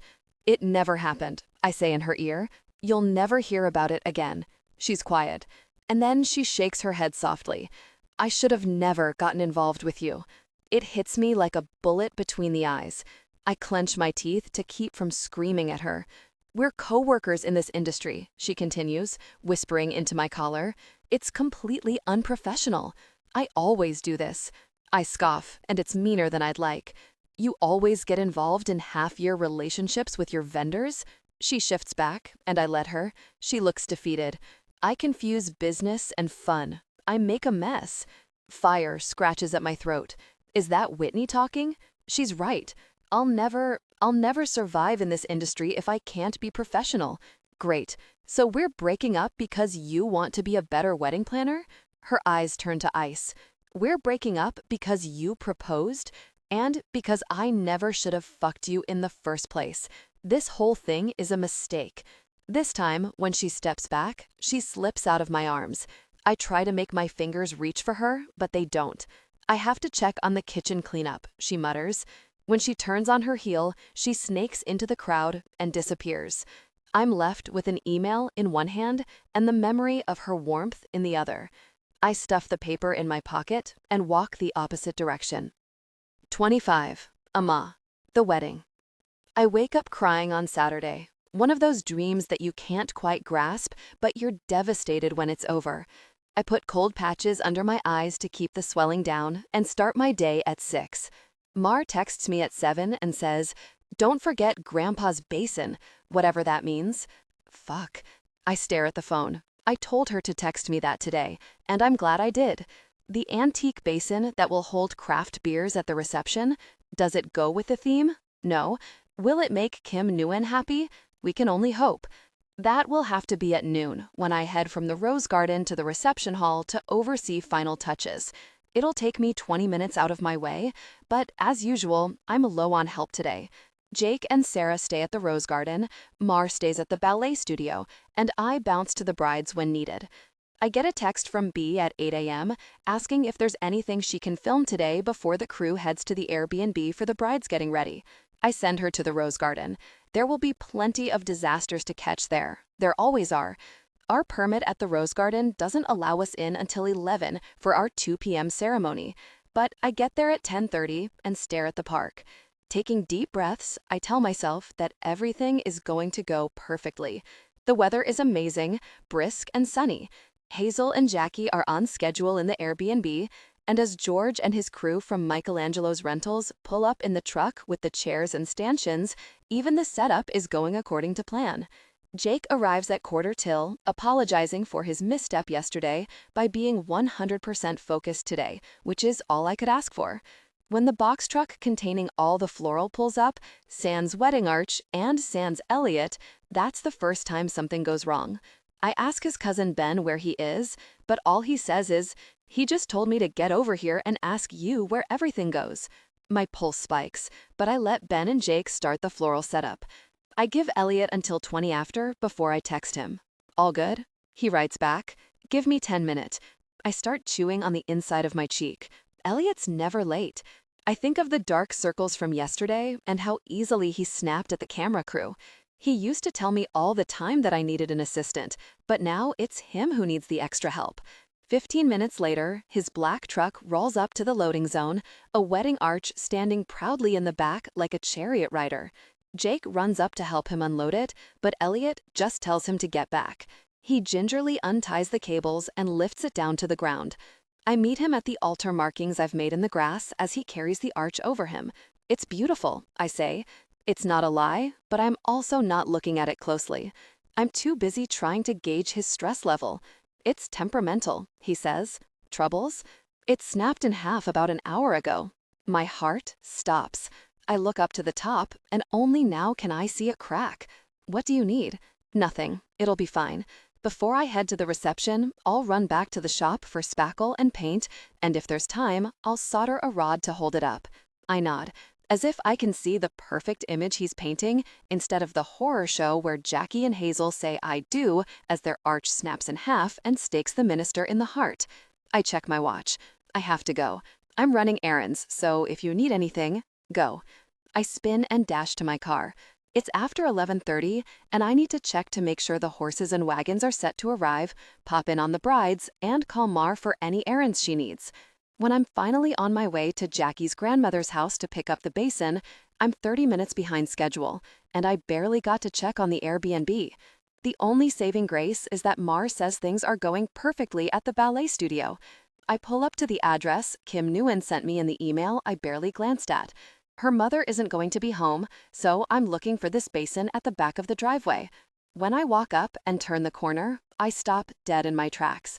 I don't find a basin, I find a bathtub. My mouth opens and closes. I can't form words, and even if I could, who would I be complaining to? I whip out my phone and read over Kim's email, searching for the word bathtub. I curse when I see she did call it an antique tub. I'm racking my brain trying to figure out why I'd thought this was a basin that could fit in the backseat of my car. Maybe something was off about the way Kim first described it to me. Hadn't she held her hands out to the side, indicating how large it was? Now, looking at this antique clawfoot tub, I can see that 1, it won't rest on the table we've put near the bar, and 2, it's a fucking bathtub. I clap my hands together. Okay. At least, whoever placed it in the driveway for me kept it on the furniture dolly they'd used to get it here. The difficult part would be getting it into the backseat of my Camry. I glance at Kim's email again. You'll need 4 to 6 men to lift it. I close my eyes, suck in air through my nose, and summon the energy of 4 to 6 men. First, I run back to my car and back it up the driveway. There's no way I'm going to let all these neighbors see me do something so colossally stupid. I line the back seat up to the tub and push my front seats forward. It could work. The clawed feet may pose an issue, but I think the tub will fit in my back seat. If I could flip it, that would be best, but I don't think I can, despite my bravado. I roll the tub on the dolly to my back seat and take a fortifying breath. In those seconds, I imagine pulling up to the reception hall and paying the catering staff $50 each to come out to the loading zone. I imagine Mar and me reworking the bar section to fit this tub, perhaps elevating it so people aren't bending over to grab their bottles. But I also imagine just leaving this tub right here and going back to the important things. And the look on the face of Kim Nguyen, who has been an angel of an MOB in comparison to Hazel's team. Kim Nguyen, who asked for this one thing from me. Kim Nguyen, who told me not to come without 4 to 6 strong men. I kick off my heels, bend, and lift from my knees. At first, nothing happens. No progress made. And then, 2 things happen quickly. The front of the tub lifts up almost high enough to get one clawfoot onto the floor of my car. I'm elated. And then the dolly, which had tilted under the weight, allowing said tub lifting, slips out from under the tub and zooms under my car. The tub comes down, and my bare foot is under it. It's a crunch like I haven't felt since I fell off my bike in 6th grade. Lightning shoots up my leg. I yelp and fall on my ass next to my car. With the adrenaline of a mother lifting an SUV off her child, my good foot presses against the side of the tub until it rolls off my foot. I scuttle backward like a crab and take shaky breaths until my mind can work again. My right foot is pink and swelling already. I can't move my toes without screaming out. I bite down on my lip as the tears fall down my cheeks. The tub is still in perfect condition, except it's on its side in the driveway instead of inside my car. But me, I can't walk. I can't get to my feet. My phone is in the car. I have my Bluetooth in my ear, but I can't call from it, only answer. And the wedding starts in 90 minutes. I can't catch my breath, and I realize I'm hyperventilating. My face crumples, I choke back a sob, and my hand covers my mouth, trying not to alert the neighbors until I'm sure I want to. I lie back on the driveway and stare at the sky, watching clouds move slowly, imagining myself among them. Forcing myself to breathe, I try to consider my options. I could yell for help, the neighbors would call an ambulance, and I'd still have a broken foot and a tub in the driveway. If I went in the ambulance, I would miss the wedding. Or I get to my phone and figure the rest out. I turn on my side and try to get to my hands and knees. Pain lances through my foot anyway, even when I'm not putting pressure on it. I try for a few feet before I have to stop, sucking in air like I've run miles. I fall over on my back again, elevating my foot on the side of the tub. My chest is shaking as I realize what's happening. The wedding starts in 90 minutes, and I'm not at 100%. I'm not even at 50%. The wedding of my career, the budget of my dreams, the film crew, the eyes from Los Angeles, the opportunity of a lifetime for Elliot. Tears are streaming down my temples into my hair. I'll give myself one more minute, and then I'll try getting to my feet. A melody starts in my left ear, and I sob when I realize someone is calling me. I tap the side of my Bluetooth. Yes? Who is it? I need spackle, Elliot says, voice coming quickly. I swallow a cry. I'm all out. Can you grab some, or are you already back at the garden? I, Elliot, I need help. There's silence on the other end, and I start to shake at the thought that I lost the call. Then he says, "Where are you? What's happened?" I'm at Jackie's grandmother's house, and I hurt myself. I can't walk. I can't drive. Text me the address. I don't have my phone. I'm on my Bluetooth. But it's on Titan Court, in Tahoe Park. I hear his truck starting, and I panic. Wait, go to the Rose Garden and send Jake. No, I'm coming to get you. Elliot, the wedding. It won't happen without either of us, so I guess we're running late. A sob bubbles out of me. Call Mar, tell her to get over to the Airbnb, and we need like 3 other strong guys. Is your truck bed full? What? I was picking something, and it's too heavy. Who can come over here to load it? Jesus, Amma. I gasp a cry, hearing his vowels betray him like they used to as he pronounces it Emma. Then he says, how heavy and how important. It's a bathtub, like a full fucking bathtub. And probably not important at all, but it has to be perfect, Elliot. I'm so close. This is for Jackie, and you know how much of this wedding has been commandeered by Hazel's agent and Hazel's reality show. My voice cracks and I heave in air. This wedding is so out of control, it barely feels like her wedding. He's quiet for a second and then says, fine. The line goes dead and I'm alone again. I sit up and maneuver myself against the side of the car until I'm standing on one leg. My foot is throbbing, and I hear the crunch replayed over and over. It feels like years go by before my Bluetooth rings again. I tap it. Elliot? It's Mar. What happened? I think I broke my foot. She curses. That's fine. Who needs to walk? Well, we'll pop you on some crutches and call it a day. Maybe Elliot can put some floral design on those bad babies and you're good to go. Are you on your way to the Airbnb? Yeah, Mar says. What do you want me to say? Nothing. Absolutely nothing. Make something up about an issue at the venue that made us switch places if they press.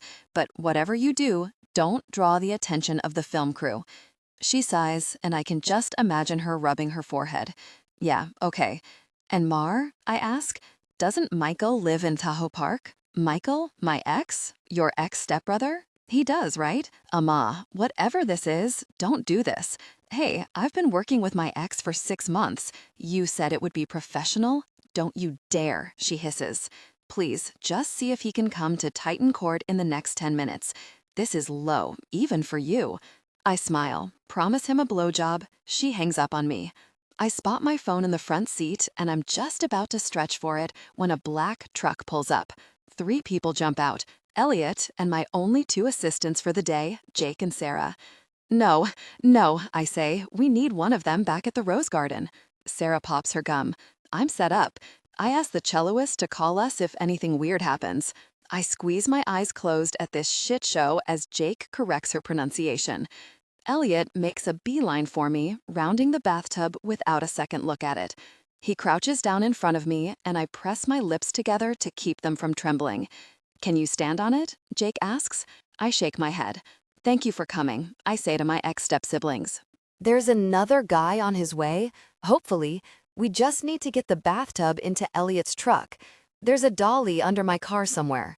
Jake starts to work on locating the dolly as Sarah takes a picture of my foot. I turn to Elliot. I'm fine. We can load up the truck, and then I can probably drive with my left.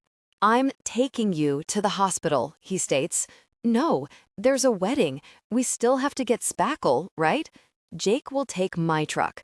I'll take you to the hospital. That's the end of this discussion. Elliot? I level my eyes at him. That is not an option. Just then, a voice calls. Hey, is Amma here? I look over the top of the car, and there's Michael, just as toned as I remembered. I stand on one foot and wave him down.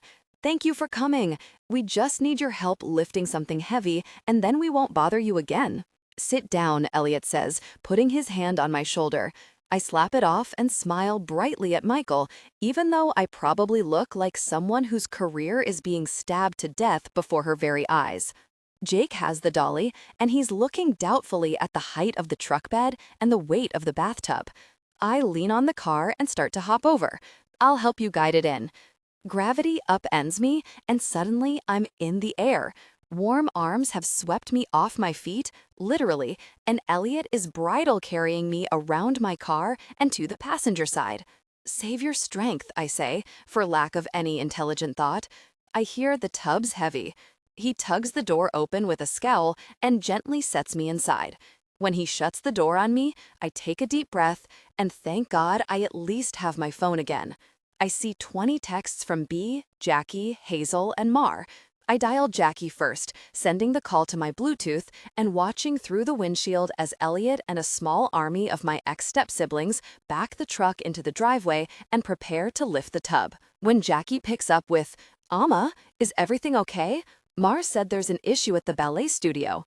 I'm wincing, watching Michael and Elliot get under the tub while Jake heaves it upward from the truck bed. Sarah braces the dolly with a bored expression. Hi, yeah, hey, everything's okay. I'm on my way back, but is there anything you need? No, Jackie says, dragging the word out so I know she's lying. God, it sounds stupid, but I could really use your calming presence right now. The men are grunting. Elliot yells for Michael to jump out and help Jake, and I gasp as Elliot is left under the tub. Amma? I close my eyes. Jackie, you're totally right. I should be there. I want nothing more than for you to feel calm and pleased right now. Give me 10 minutes, and then I will be your cannabis gummy for today, okay? Jackie laughs and says, as a state employee, I, of course, have no idea what you're talking about, but I appreciate the sentiment. I hang up with her, and when I open my eyes, the tub is in the back of Elliot's truck, and the men have not died. I open the door and thank them profusely. Michael is sweating and glaring at the tub. They better be getting married in that tub. I smile weakly. It's going to hold artisanal craft beers at the reception. He turns his glare on me, of which you will all be getting a six-pack, in thanks for your six-packs. And that reminds me, I gesture for Elliot to come closer. The tub needs to go on the rooftop, up the stairs. He frowns at me, then turns to Michael. Michael, right? He shakes his hand. Amma just told me she'll give you $100 if you can come help us unload this thing. I open my mouth and then close it with a tight smile. Yup. Michael agrees, and Elliot talks quickly with Jake, handing him the keys to his truck. Michael walks over to my side of the car and kneels down. It landed on you? He asks. I nod and remember he was in med school. Can you put any weight on it? No. He hisses and shakes his head. You gotta get that in a cast real quick, he says, just as Elliot comes within earshot. We are, Elliot says. He claps Michael's shoulder. Thanks for your help. Thank you so much, I add. If there's anything I can ever do for you, and then Elliot slams the door on me again. I scowl at him as he waves at Jake and Sarah to go. I call Mar. How's it going? I say as she picks up. I mean, it's going well, she says. Like, for a wedding without a wedding planner, I think it's top-notch, really. Okay, well, I'm on my way back. Michael came through, so maybe consider getting back together with him, yeah? She groans, and I add, also, he's coming to the ballet studio with Jake and Sarah right now. Thanks, bye. Amma, what I end the call. Elliot pulls open the driver's door, slips inside, and reaches his hand out for the keys. I pull them close to my chest. We're going to the garden, I say. We're not. We're going to the hospital. Elliot. Amma, give me your keys. His voice booms in my small car, jarring me. I hand them over. He slides back the seat for his long legs and turns on the ignition. The dashboard lights up with all my warning lights. Are you fucking kidding me with this car? It's drivable. It's fine. He shakes his head and pulls out of the driveway. To my dismay, he turns left, away from the rose garden. My foot throbs, and I start running through the timeline in my head. I feel my ribs contracting, realizing I can't do this. I can't make this happen if we go to the hospital. But I know he won't turn around. My head feels light. The only thing centering me is the pain in my foot. How can the ceremony possibly go on without me? I am the only one who can run it because I am the only one who knows all the details. I don't even know if Jake has a fully updated schedule. The wedding is going to be fine. Elliot's voice floats to me, tethering me. But you need to be fine first. I turn my head to disagree with him, but he's already staring at me. His eyes are dark and focused, and I fall into them. You are more important than the wedding. He's wrong, but it still fills my chest with butterflies and my head with lovely thoughts. I watch the blur of the city as the hospital comes closer, listening to him breathing in the silence. 26. Elliot. 2 years, 9 months, 1 week, and 1 day ago. New Year's Eve. I walk through the hallways of the Sutter Club in a daze. There are a lot of corners and doors and plenty of places to lose yourself, but I walk in circles trying to figure out what just happened. I proposed. And she broke up with me. She broke up with me, but made me question whether we were really even together. And I regret it with every ounce of myself. I couldn't have been content hearing her say she loves me. I had to take it 100 steps further. I try calling her 20 times. I text her. I know if I just keep wandering the Sutter Club, I'll find her. We're in the middle of one of her weddings. She can't be too far away. When I pass the dance floor again, searching for her head along the perimeter, my mother sees me. I give her a wave and keep moving. I'm in another alcove when Mom finally catches up to me. "What's wrong?" she says immediately. I feel like a child again. I'm miserable, and she's an angel in white who will make everything better again. I don't know what to say to her, because I proposed to her sounds ludicrous now. It sounds absolutely mad. "I saw you dancing with Amma," she offers, stepping forward. "You make a fine couple." We're not. I leave off the obvious anymore. Mom has been surprisingly good about not pushing for details and not giving her opinions. But I can see it on her face, the same pity she had when I'd come home from 5th grade, bruised and beaten. Back then, she would rally into Senator Gilbert, looking for places to shed light on injustice, calling the school, calling parents. Now it's just pity. There's no higher power to which she can file a complaint, no bill she can pass. "That's fine," she says after a moment. "You work together after all." It slices through me, as if everyone could see why it was a bad idea except for me.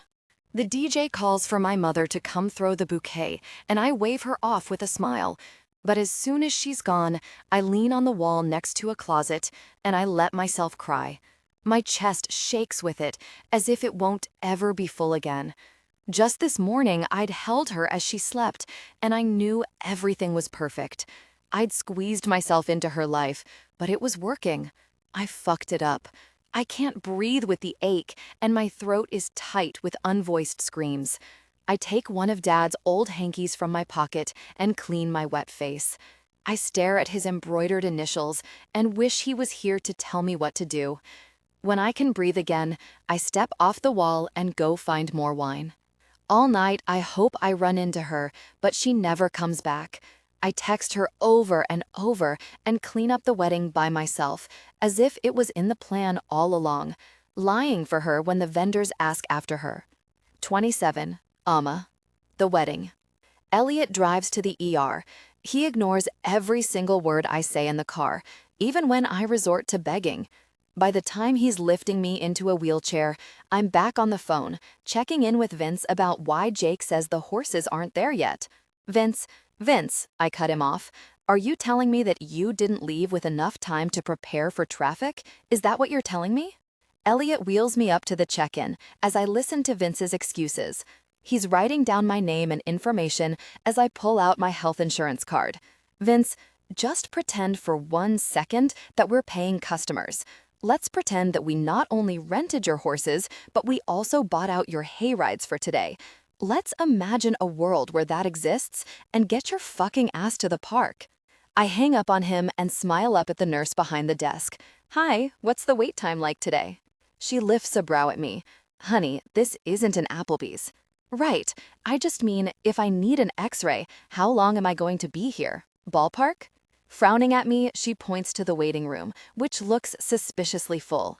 Elliot wheels me over and places me next to a chair that he drops into. You need to chill for a second. The wedding starts in an hour. I can hear the terror in my voice. This is not chill. Tell me the list. What do you need to do? His voice is calm, and his eyes are on me.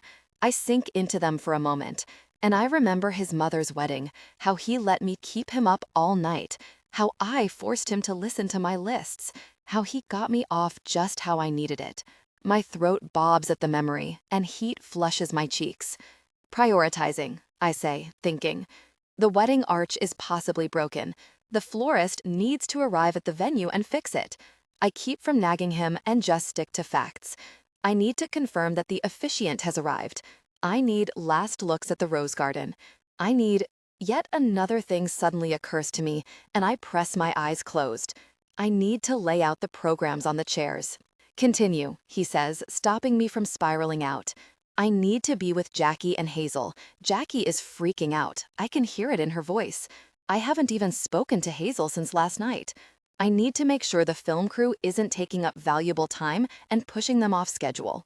I suck in a breath. My eyes snap to him. Whitney. I can call Whitney and see if she can spare someone today. No. His voice is cold, but his eyes are ice. No, she isn't getting your big day. Over my dead body, Amma. It jars me. My foot throbs and my heartbeat stutters as he glares at me. Continue, he says firmly. I swallow. I need to know that Vince and the horses are set. I need to check the reception hall. I haven't even been there today. I need to get more ice. Now that I know the basin is a bathtub, I need to elevate the tub somehow? Elevate? He asks, and I realize he's not just getting me to calm down. He's listening. The basin would have laid on the table next to the bar. Now that it's a tub on the ground, people are bending over, maybe not even seeing it. It needs to be, I don't know. He nods. I take a breath and continue. I need to do final checks on catering. I need to double-check George and Mar.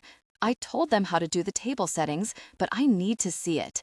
He doesn't tell me I should trust them. He doesn't tell me what should come off the list. That's all pre-show. What are you responsible for at go time?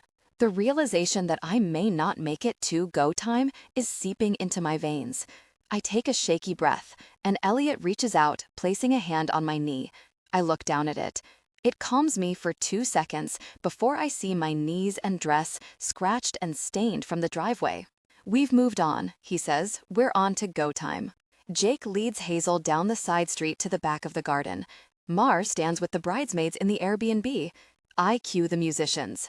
I cue Mar on each bridesmaid. Then I cue both Jake and Mar for the brides to leave from opposite directions and arrive at the center. I cue the music throughout. I cue Jackie and Hazel's carriage to arrive, and shortly after, the line of carriages come. I stay until the last guest is loaded, and then Sarah waits for George to break down the ceremony while Jake and I go to the reception. All right, we'll start with that, he says, standing. You are calling Jake about the officiant. He counts off on his fingers. Calling Mar about the schedule of the wedding party. Calling Vince again. I'm going to the rose garden now to fix the arch. I'm going to put Ben on bathtub, ice, and elevation. He pauses, which is comical considering your condition.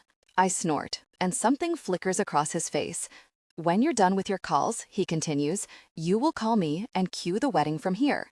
My stomach twists at the impossibility of this. Can't I just come with you? Not until you've been seen by a doctor. I'm numb.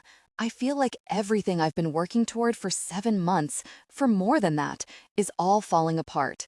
Elliot reaches forward, and I think he's going to cut my jaw, but instead his fingers carefully remove the Bluetooth from my ear. What are you doing? I ask. If I'm going to be the wedding planner today, I need the wedding planner Bluetooth. There's something very heroic about it. He gives me one final glance and marches toward the sliding glass doors. I feel my heart lifting, like maybe we can do this. Like maybe it'll be like old times where we created magic together. Suddenly, Elliot pivots and walks back to me. I'm petrified. Something's happened. He stares down at the Bluetooth sheepishly. How do I use this thing? 28. Amma. The wedding. The officiant is there. The first guests, assholes, have arrived 20 minutes early. Mar says the brides are on schedule, but Jackie keeps crying through her makeup. I'm 2 seconds away from calling her when Vince calls me back. We're here, he grumbles. Great. Can I speak to the driver of the bridal carriage, please? I get across to the driver the approximate time I'll need him arriving and how I'll cue him. Bia keeps calling and I keep ignoring. She leaves one voicemail, and I glance at the text of it. I'm just offering my support. I know you probably think we're trying to film a good story, but if you need an extra hand, it will be off the record. I really care about this wedding. I chew on my lip, trying to decide what to do with that. As I'm staring at my phone, I get a notification from Instagram. Hazel Renee is going live. I click on it and see her gorgeous face. So today's my wedding day, she squeals. I can't show you our wedding clothes, but just know that we are straight fire today. I'm really excited, and I know Jackie is too. She looks around the empty room she's in. I recognize it as the upstairs of the Airbnb. Everything's really good, but no one can find our wedding planner. She laughs. My stomach drops. My lips part. It's so weird, but I guess she's busy or whatever. I can't breathe. My tongue is dry. I can't believe she just told her millions of followers that I'm MIA on the day of her wedding. The followers who she has been promoting me to for months now. I close Instagram and stare at the wall. My phone rings and I'm hoping it's Elliot. Whitney Harrison calling. I feel like a child when I hit the green button quickly. Hi, Amma. I just saw something strange on Instagram. Yeah, I saw it too. I'm at the hospital. Oh, Amma, this is your big day. That can't happen. I swallow thickly. She's saying everything I've been thinking. I'm on my way over to the venue, just as soon as I get an x-ray. Amma, she says quietly, as if moving into a different room. If it's just a broken bone, then I don't see what the fuss is about. Get a sling, get a crutch, whatever. Why are you at the hospital for an x-ray? I know. Do you need me at the Rose Garden? I can go there right now and take care of this. I blink. My throat is tight. Don't you have like 4 weddings today? I have one later this evening. Remember when I showed you my calendar? Nothing today. My eyes press closed as tears leak out of them. I want to scream. I want to ask her why she sabotaged me. But I also want to ask her to go to the Rose Garden because Jackie and Hazel need a wedding planner. There's a beep, and I look at my phone. Elliot is calling.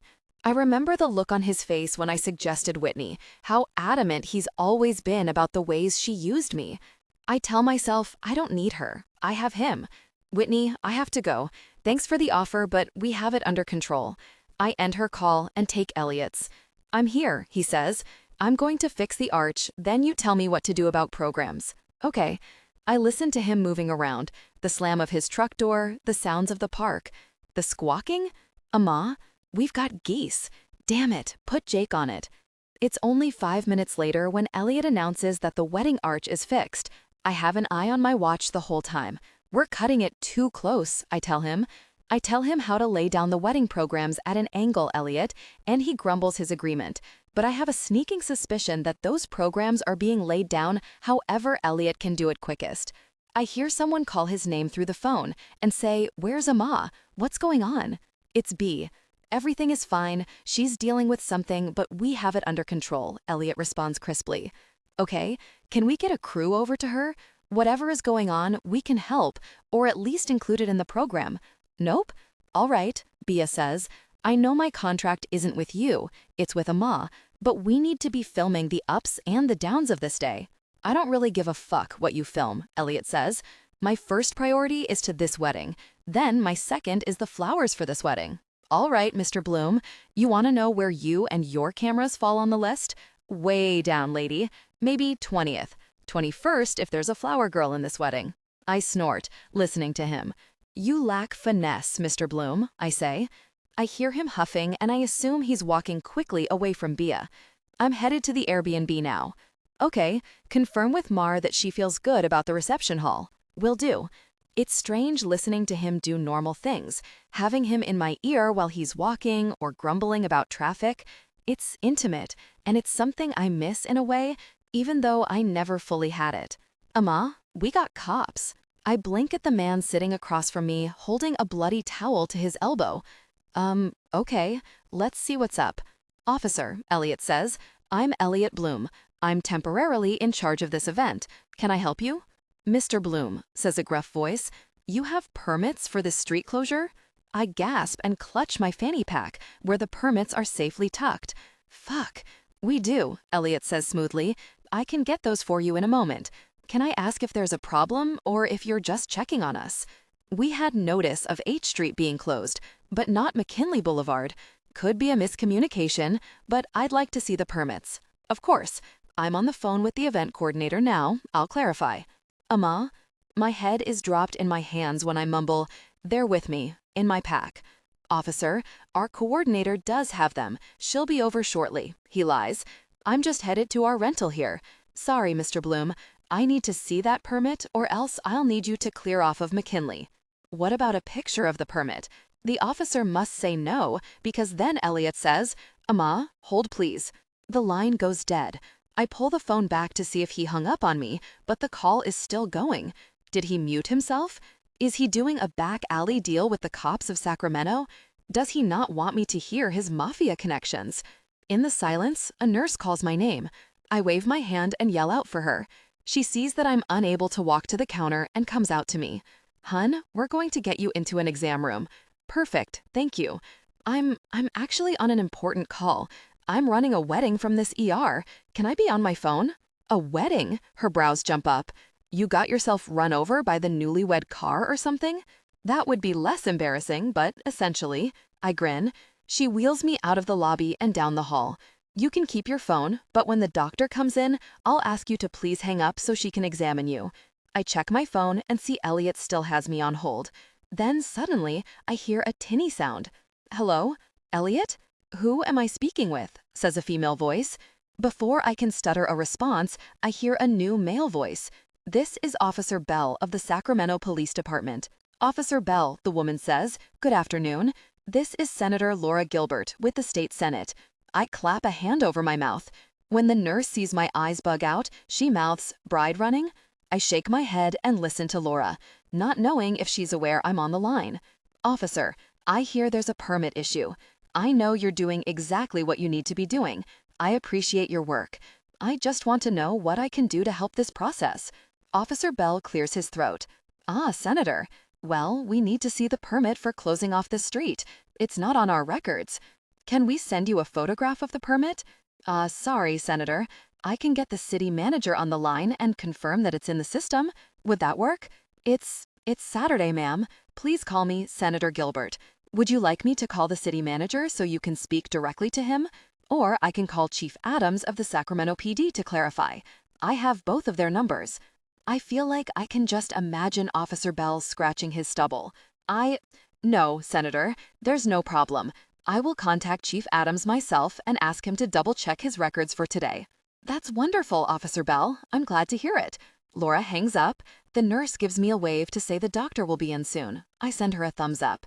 Elliot's voice comes back on the line. Amma, still there? You had to call your mom, Ma, I sing-song. You forgot your permits, he mimics back. I'm at the Airbnb. Is it unlocked? Should be. I hear him knock and then open the door. There's a flurry of activity on his side. People are asking for me, the bouquets, a Valium. Where's Hazel? Asks. I hear him cutting through the crowd of people and heading upstairs. He knocks on a door. Hazel? Amma is on the phone, checking in. Oh my God, where is she? I hear Hazel say. Is that annoyance I hear tinged in her tone? She's dealing with an issue and delegating to keep us on schedule. What's the issue? Don't tell her, I say to him. I'm seriously mortified that I've already jeopardized this wedding so much by not reading the email from Kim Nguyen, by trying to lift a bathtub myself, by not having enough assistance. This day is about the couple, and I've made it about me so much already. And I don't want her followers to know this too. Last-minute issues. She told me to come to you first because she knows she's been neglecting you. I mean, she starts, then pauses. Yeah, I'm fine. Just wish I knew what was going on.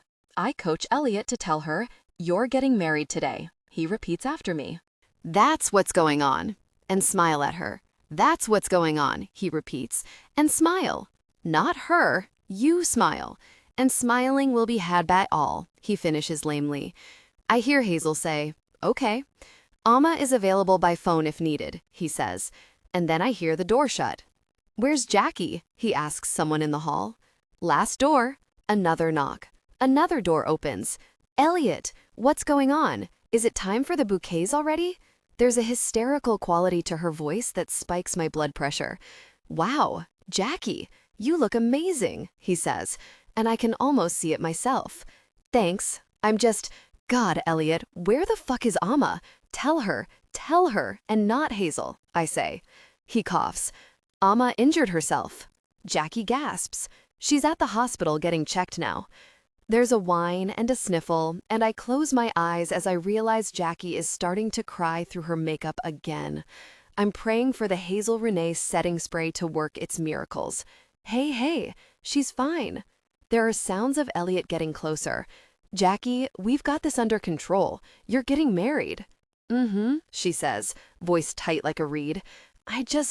Today's been really stressful, and Hazel didn't want us to see each other beforehand, even though I asked her if we could please.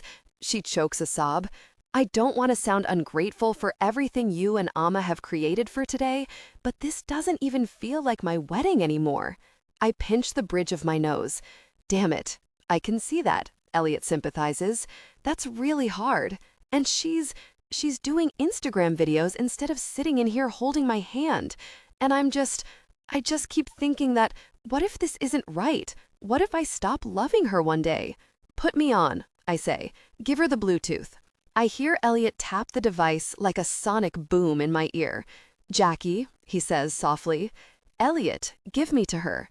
I hear the Bluetooth get tapped again, and I think he's trying to hang up on me or mute me, but I can still hear Jackie sniffing. That's not how it works, he says. There is no falling out of love for people like you and me. I hold my breath. My skin buzzes. I see how you are with Hazel, he says. Trust me. I know that when you're in love with a person who's that dedicated to their career, sometimes you don't feel like you come first. My eyes press closed and I stay deathly quiet, begging him to continue. Sometimes you just count down the days, the hours, until you can be useful again, he says. And if it ever ends, Jackie, he lowers his voice, you're still counting away. The months since, the exact days since, like a tally of moments you've spent not being important to them. But don't ever think you'll wake up and not be in love with her. I need air. My lungs won't work, and I can't hear anything aside from Elliot and my heartbeat. Suddenly, there's a knock on the exam room door, and the doctor steps in. I throw my hand up like a man drowning and wave at her to be quiet. She squints at me in confusion, and I point to my phone, mouthing, I'm sorry. God, Jackie says, Elliot, I shouldn't have pushed you to date Amma. I didn't know you were still in love with Kate. I feel like an antique tub has fallen on my stomach this time. Kate, the girl after? Is it possible he's not talking about me? He clears his throat. I just wanted you to know that you won't fall out of love, he says. It's been years, and I can still tell you the number of days since she last needed me, since I last held her through the night. I suck in a breath. It is me. I hang up, hearing everything I needed to. I look up to the doctor with wet eyes and say, sorry, I'm a wedding planner and I'm here instead of the wedding. The doctor is an older woman with kind eyes. Oh, did you just hear the vows? I bite my lip and nod. 29, Amma. It's a hairline fracture across my metatarsal, whatever that means. The doctor got me into radiology within 20 minutes because I couldn't stop crying about how I was going to miss the whole thing. On the way out of radiology, Elliot calls, and I walk him through the cues for the ceremony again. He remembers everything I said in the waiting room, and now it's just trusting him to know how to count measures of music. I cue the wedding with him as the nurses wheel me back to the exam room, and when I say, "Go bride," one of the patients in the hallway looks at me like I belong in the psych ward. Once the wedding has started, Elliot hangs up to focus, and I send him the phone number of the bridal carriage driver to cue. The doctor sets me up with crutches and a walking boot and gives me an appointment to come back on Monday to get a cast on it. I take the painkillers they give me and order an Uber as I buy a pair of flat shoes in the hospital gift shop to fit my one good foot. Elliot texts the group chat of me, Mar, Sarah, and Jake to say the bridal carriage is off and the first guest carriage is loading, so I set the Uber destination for the reception. I have to tell my driver about the street closures around the park, to which he says, "That's ridiculous." "It's a wedding, I think," I say innocently. "What genius thought of this?" I press my lips shut and stare out my window as he follows the detour signs. He drives up the side street to drop me at the back entrance where the caterers entered. He helps me get on my crutches, so I'll forgive him the remarks. As I'm navigating stepping up to the curb, Bia's van pulls up to the front about 20 yards away. I take a fortifying breath, knowing I'm likely to end up on TLC in my boot and crutches. The two cameramen and the sound guy jump out, grabbing their equipment and scurrying to be inside when the first guests arrive. I'm just reaching for the back door when Bia jumps out of the driver's seat and the passenger door opens to reveal Whitney Harrison. My breath stops. She's dressed in her pale blue Stella McCartney, her favorite for interviews or important weddings. She has an iPad in one hand and a Bluetooth in an ear. She's talking quickly with Bia, nodding and looking over the venue with laser-focused concentration. She looks like the wedding planner. She looks like Hazel and Jackie's wedding planner. I told her not to come, and she came anyway. I'm trying to catch my breath as my thoughts tumble around my head. Bia catches sight of me first. She smiles in such relief that I don't know what to think. As she runs over to me, Whitney looks out over the street, waiting for the first guests arrive. "Amma, God." Bia reaches out for my elbow to help me up on the sidewalk. What happened? What's Whitney Harrison doing here? My voice is hollow. As if her ears were ringing, Whitney turns, sees me, and waves merrily from halfway down the street. What do you mean?" Bia says, brows drawing together. "She said you called her to come run the wedding." "Elliot ran the wedding," I snap. "Yeah, but, well, Whitney managed Hazel. She walked her around the park with Jake. She took the Go Bride cue." My crutches really get in the way of the angry stride I'm trying to accomplish, but I still make it to throwing distance of Whitney. "What are you doing here?" I snap. "Amma, oh my goodness," she says sweetly. "Is it broken, dear? I told you I had it under control. I told you I didn't need you." Whitney gives me that face that she used to give brides who asked if she had any cheaper packages, as if to say, "Bless your heart. Amma, clearly you do need me. There was no wedding planner here." She chuckles. "The wedding was called perfectly without you. Of course, and Elliot did well with what little experience he has, but Hazel Renee was clearly not happy with you." She reaches out to squeeze my shoulder and I jerk it back. "Amma, why did you overbook your vendors for today?" I say. She tilts her head. "What are you talking about? I know you scheduled at least 3 fictional weddings today after I gave you the date, after I came to you for advice." "Amma, you left my company on good terms," she says simply. "I will always support you, but I'm not going to turn down work for you." After we talked, I booked up. I mean, how long did you wait to contact those vendors after we talked? How long was I expected to wait to book? Acid in my stomach burns up to my throat. What happened to those 3 weddings then? You only have one later today. That's what you told me. They canceled. She shrugs, like it's easy. Things change. One day, when you start working in as high of a volume as I do, you'll see 3 weddings cancel, just like that. She snaps. I don't believe her. I have Elliot's voice ringing in my ear from years ago, telling me that she copied my designs, that she underpaid me. I can feel her nails like claws in my arm, hissing, "Be a professional," in my ear, as my hand throbs and my tears fall, my skin still buzzing with the memory of a stranger's hand on my ass. A clarity washes over me, warm and focused. "You're right," I say softly. One day, I'll know what it's like to have 4 weddings in one day. One day, I'll understand what it's like to book up so quickly that I forget the conversation I had 2 days ago. I nod, a smile curling my lips. Because I'm coming, Whitney. I'm on my way up, and nothing you do to sabotage my business is going to stop me. I'm worth 10 of you. I've always been worth 10 of you, and you were right to fear me moving in on your market. Something shifts behind her cool blue eyes. I step into her, ignoring the pain that lances up my leg, and say, "Now, back the fuck away from my wedding." Whitney's lips are tight, her gaze cold. But I'm not afraid of her anymore.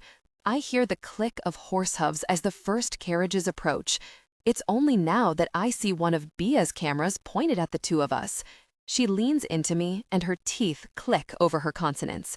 "You think you can speak to me like that? I made you. How many clients have I sent your way just for you to repay me like this? You think you're moving in on my market? My market? I've been working nationally while you've been slutting it up at bachelorette parties and flirting with my vendors just to get the same discounts." My jaw drops. A laugh bursts from my throat. I don't know what's funnier, that you think San Francisco and Lake Tahoe qualify as nationally, or that you think you're the only wedding planner who gets industry discounts.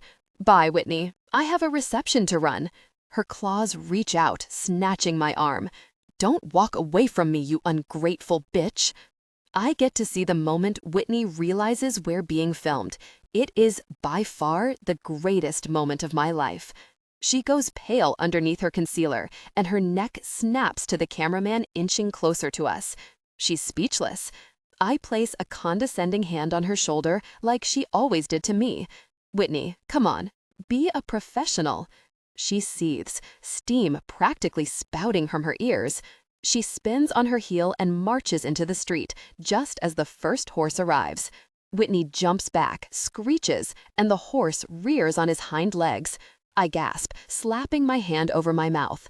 She scurries out of its way in just enough time, but the carriage driver has to soothe the horse. As soon as the shock has passed and I realize how comical that really was, I turn over my shoulder to Nick, the camera guy. "Did you get that?" I say with a smile. He nods, smirking. I take a deep breath and paste on a smile to greet the first guests, apologizing for that moment with the horse. Bia is still standing on the sidewalk, grinning from ear to ear. "So, you probably can't use that footage, huh?" I say. "She won't sign a waiver now." She already signed a waiver. Bia's lips twitch. "At the bridal boutique, when she approached me about being interviewed." I blink at her. "You interviewed her? What did she say?" Bia steps closer. "She said that you worked under her. She taught you everything you know, and that you were too inexperienced for a wedding of this magnitude." Heat flushes my cheeks. My teeth grind together. "So," Bia continues, "I'm just imagining how great that will be juxtaposed with what just happened here." She beams at me. I love good drama. "Well, you're very welcome." I lean on my crutches. "Let's go have a party." Bia meets with her team, and I hobble to the back door, not wanting my crutches and stained dress to catch too much attention. The catering coordinator greets me like I haven't been missing this whole time. There's a quick exchange of words about my boot and crutches, but soon I'm stepping through the makeshift kitchen and into the fairy tale wedding that I created. Even though everything here was in a design either drawn or rendered by me, it still knocks me off my feet to see this old dance studio that we turned into a wedding reception. Elliot's floral chandeliers are being lit from the sides by soft LEDs, and his columns with vases of Queen Protea sit in every corner. There was no time for first look with Hazel and Jackie, but the dining area is well preserved for their grand entrance, as the guests are directed up to the roof for cocktail hour. The girls will see all of this for the first time when they arrive. I mill through it as the guests arrive, checking every place setting, every centerpiece. I shift things slightly, I straighten knives, but really, it's almost perfect. A guest comes down the stairs and gestures to her friend. "You have got to see this." And I just know she means the dance floor. After I confirm that all the guest carriages have arrived and everyone has headed to the roof for cocktail hour, I heave my way over to the bottom of the stairs. I shake my head at the stair lift that we installed to meet ADA standards. I sigh and push the button for the chair to come down to me, chuckling at how things had turned out. When I'm at the top of the stairs and back on my crutches, I get to see the rooftop for the first time since Thursday. It's absolutely remarkable. The guests step over Elliot's gorgeous dance floor tentatively, as if afraid to walk on it. Some of them point down to it, nodding to their friends, taking pictures. The cocktail tables are set perfectly, and the boxwood lining the sides of the rooftop brighten everything up. I see the canopies being rotated and the guests giving orgasm eyes after the first bite. I see the second bar line, just as full as the first, and I pat myself on the back for knowing my Hollywood winos. And I also see an antique tub holding craft beer, displayed on God knows what, but it's 3 feet tall and perfect with a tablecloth thrown over it. And next to it, Jackie's mom is placing a proud hand on the side, showing it off to whoever will listen. Basin, I huff under my breath. And that's when I finally see Mar. She's standing in the corner, eyes flitting over everything, like she's cataloging the places she could have missed something. Her gaze lands on me and she jumps. She rushes over to me on her long legs and sweeps me into her arms. "Amma, you did it, babe. You're killing this. You did it." She pulls back from me. "You did all of this." At that moment, the wedding announcer takes the mic. "Ladies and gentlemen, please turn your attention to the entrance. The happy couple are almost here." The crowd titters. I frown at my watch. "Already?" "Yep," Mar says. "Elliot kept us on time."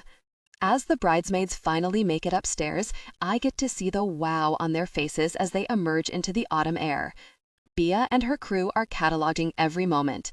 Not 5 minutes later, I hear Jackie scream from below, and before I can be concerned, Hazel starts laughing. I wish I could be down there with them to see their reaction to the once bat-infested, abandoned dump I remade for them. But I know Bea is getting it. "Amma." I turn, and there's Laura Gilbert. My heart jumps. "Senator, thank you so much for your help today with the permits." She waves her hand. "Not at all. And call me Laura." I absolutely will not. She continues. "I am so blown away by this. I mean, I adored my wedding, but this is clearly your forte. I'm so glad I pushed Jackie toward hiring you." "Me too," I say with a smile. "I was honored that you did." "Well," she leans in conspiratorially. I couldn't let that wicked witch have all the fun. I'm about to tell her she'll enjoy what the filmmakers caught when she says, "And I was happy to see you and Elliot working together again. You go so well together." My voice is stuck in my throat. "In business, I mean," she says. When she winks, I think I pass out for a few seconds. Then the announcer is tapping the mic again. "For the first time as a couple, please welcome Hazel Renee and Jackie Nguyen." I refocus my attention and let Laura Gilbert slip away through the crowd. The guests whoop and yell. Jackie and Hazel run upstairs. Jackie is already sobbing, and her friends and family laugh, like this is to be expected. I wonder if she cried throughout the entire ceremony. I'll have to ask someone. Hazel is speechless on the threshold. I see her take in everything, holding on to her bride and beaming. She goes off script when she gestures for the announcer to hand her the mic. She drags Jackie up onto the dance floor to stand center. "I just have to say, I know I'm not supposed to speak yet," Hazel says. The crowd laughs. Jackie sobs. "But our wedding planner wouldn't let us see this for the last 2 months. You don't want to know what was here when we last saw the place." So I hope that explains why Jackie can't get a hold of herself. There's polite laughter, but none of it is Jackie's whimper. Jackie brushes her eyelashes and then gasps, "My grandpa's tub!" My foot throbs in gratitude. Hazel continues. "And our wedding planner is really the brains behind this. She created this from nothing. She's been out of commission today, unfortunately." Jackie jerks. She's pointing at me. "Amma's here." And suddenly I'm crying and waving and hobbling forward. Jackie and Hazel cross the room to me and both hug me.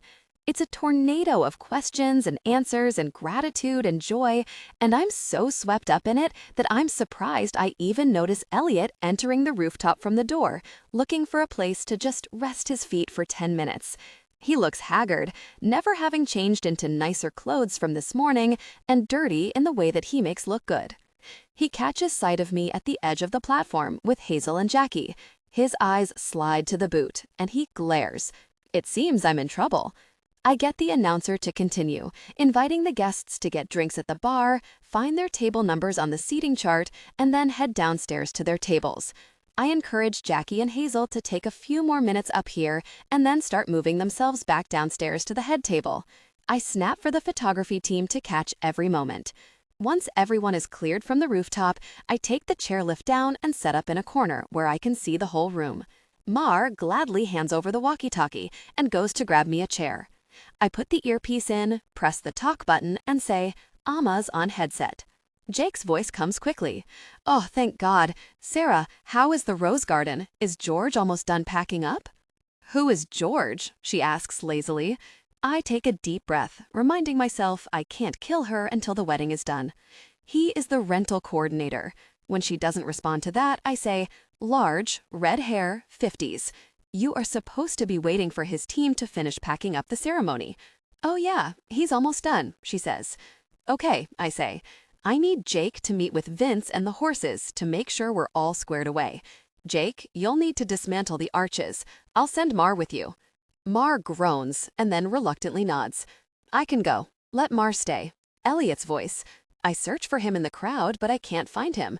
"Perfect, thank you. I could use Mar's feet. You'll let me know if you have an issue breaking down the floral arches?" "Yep."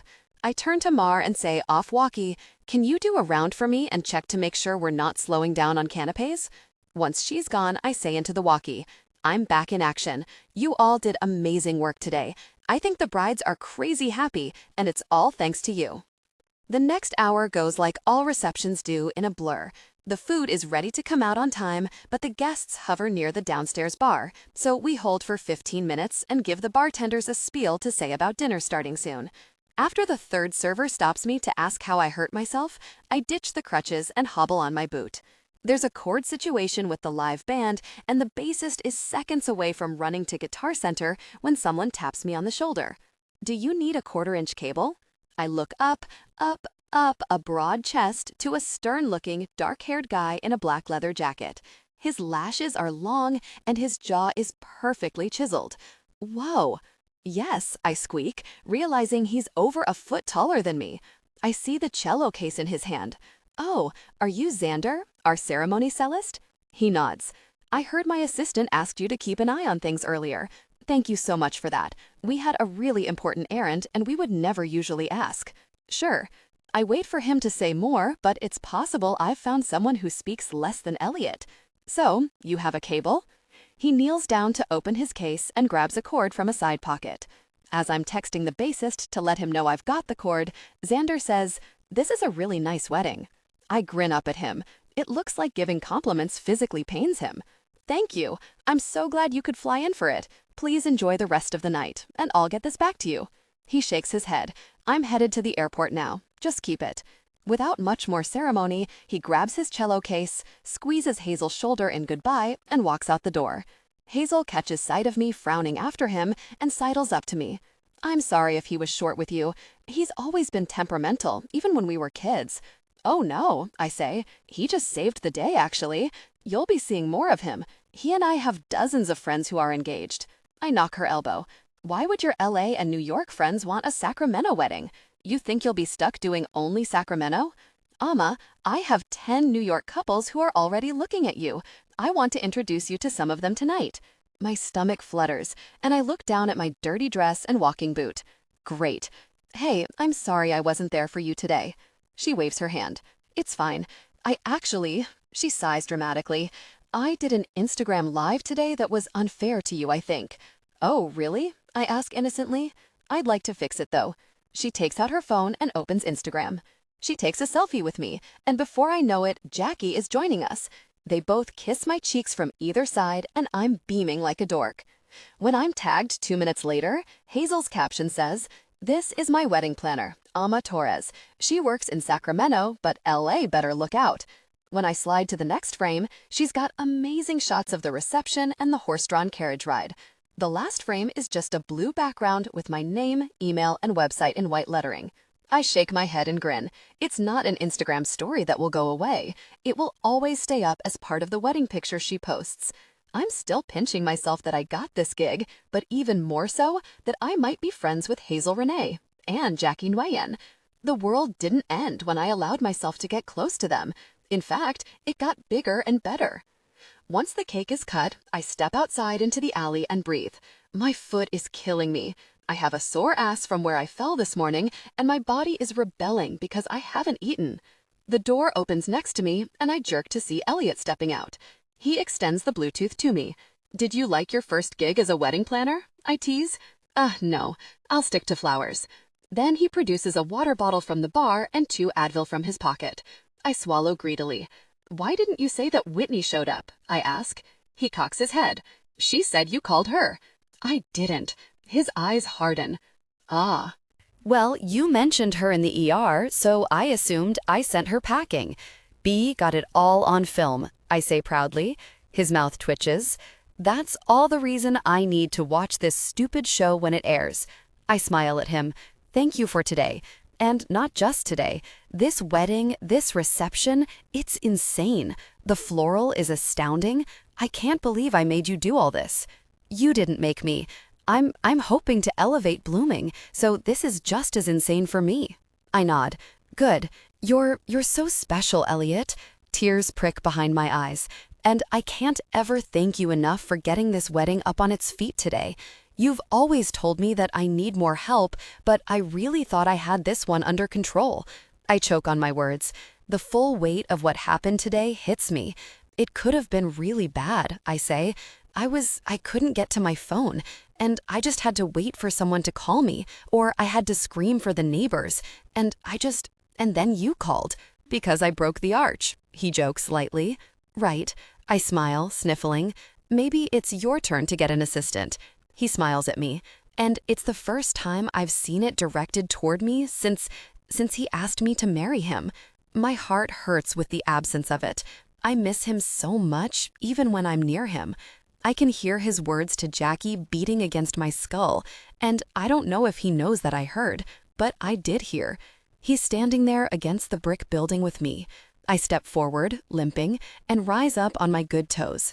He tilts his mouth down to meet mine, and the simple movement cracks my chest in half. I sob against his lips for a moment, threading my hands into his hair. His arms wrap around my back, and I can feel his hands searching for the ends of my hair like they used to, but my hair's cut short now. I press myself against him, and it all fits again. He smells like soil and roses, and I'm so short without heels on that I need to climb him like a monkey.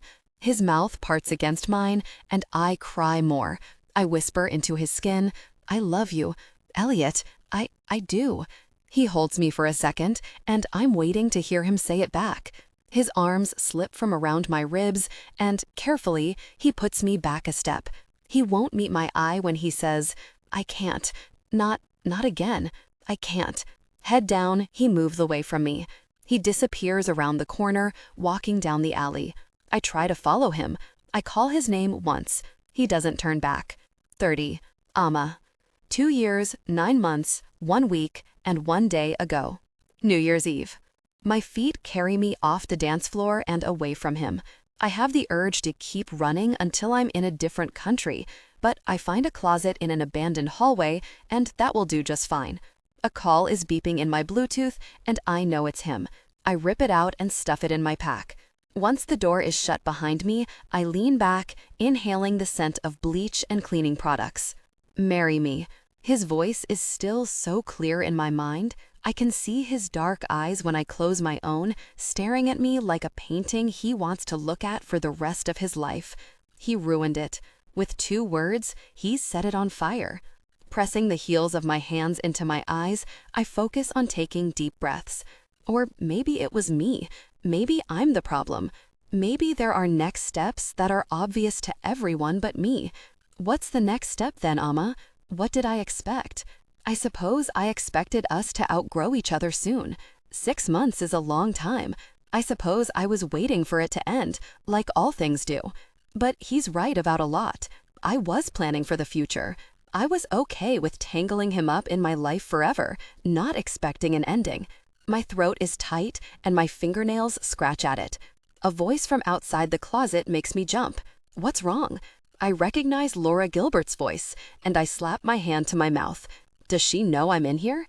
I press my ear to the door. I saw you dancing with Amma, Laura continues. You make a fine couple. We're not. Elliot. I jerk back from the door. My heart is pounding so loudly that I know they'll hear me soon. I didn't see him follow me off the dance floor, but now here he is. That's fine, Laura says. You work together after all. It sounds cold, minimizing. It's exactly what I said to him. I stare at the door, knowing Elliot is on the other side of it. I press my palm to it, half wishing to swing it open, to be with him. There's nothing for a while. I lean close, waiting to see if they're still there. A strange hum, a rumble. It's an echo of Elliot's laugh, only hollow. He breathes deeply, and I hear the air catch in his throat. Sadness rattled out of him. I freeze, listening to something so private, something he hasn't given to me yet. Despite the many times I've cried in frustration to him, he gasps for air, and I allow myself to do the same. Maybe it doesn't have to be this way. He said nothing had to change. It could be unsaid, but I would always know it in my heart. I would always know that he cried when I told him no, that he found a quiet hallway and wept. He sniffs, and I hear him compose himself. He clears his throat, and his heavy footfalls move away. My hand reaches for the doorknob to go after him, and it drops. I don't even know what I would say if I went after him. I don't want anything to change, and he does. Wouldn't we be in the same position? My chest aches. I feel like there's a muscle overworked between my ribs, tugging and refusing to stretch. I wipe my eyes and sneak out of the closet, crossing quickly to the exit and out into the street. I get to my car, and before I can overthink it, I'm driving home, ditching the wedding, ditching the cleanup. I'll come back when it's over, but for right now, I need to get away from him. I turn onto my street, and my car slows. Do I really need to get away? I second-guess everything from the last 30 minutes. What would have changed? Yes, things could end. Yes, it may be a terrible decision. But is it any different from right now? If I'm opposed to marriage, does that mean I'm also opposed to being together for as long as we both shall live? Forever with Elliot feels different from any other kind of forever I've thought of. It feels soft and inviting. It feels like warm baths and Sunday mornings and flowers with perfect-shaped petals. But I still don't want to bind us together based on these feelings, changeable and erratic feelings. I could ask him if I could have forever without a white dress and a piece of paper. My car stops, and just as I'm turning the wheel to flip it around and run back, I see my mother's car parked in front of my house. Curious, I pull forward and park behind her. She waves and gets out of her car as I do the same. Mom, what's wrong? She smiles, and there's something missing. Bob and I, shaking her head, she knows she doesn't need to say more. Why? I ask, suddenly needing to know. I've never asked in the past, but I'm desperate to hear her tell me what ends a relationship. She shrugs. We're going different directions, and it's easier to get ahead of it before it goes too far. I think of the direction Elliot is going and the way I wanted to be parallel to it, the space I wanted to carve out for myself in his life, in his work, in his shop, how all of it is gone now. I nod, pretending to understand. And what does that mean? Well, Bob wanted to start house hunting outside of California. I didn't, she says. There's no need for one of us to sacrifice what we want now when it will all just come apart one day. Sacrifice. Either we go back how it was and Elliot sacrifices, or we get married and I do. When things end, I ask, is it you who ends them or them? It depends. Today, it was me. She grabs her overnight bag out of the car. Why do you ask? I stand in the middle of the street, my keys still tight in my hand. I ignore her question and say, do you think any of them will ever be the one, the final one? She tilts her head at me. Maybe, but I don't think so. Heaving her bag onto her shoulder, she considers for a moment. There's no perfect someone for everyone. There's just promises and weddings. One can be broken. The other is just a party. I finish for her. She smiles at me. She shuts the car door, and I watch her walk up to my porch. I stare down at my keys. I could make a promise to Elliot that will only get broken.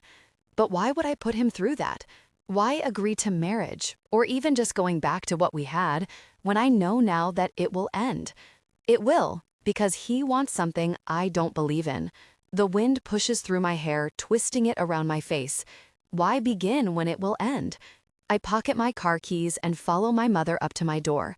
I text my assistants at the Sutter Club that I can't come back. 31. Amma, the day after the wedding. On Sunday morning, there's an email in my inbox from Sacramento Magazine asking to do a feature piece on me and the Hazel Renee wedding. Just under it, TheKnot.com has asked for an exclusive.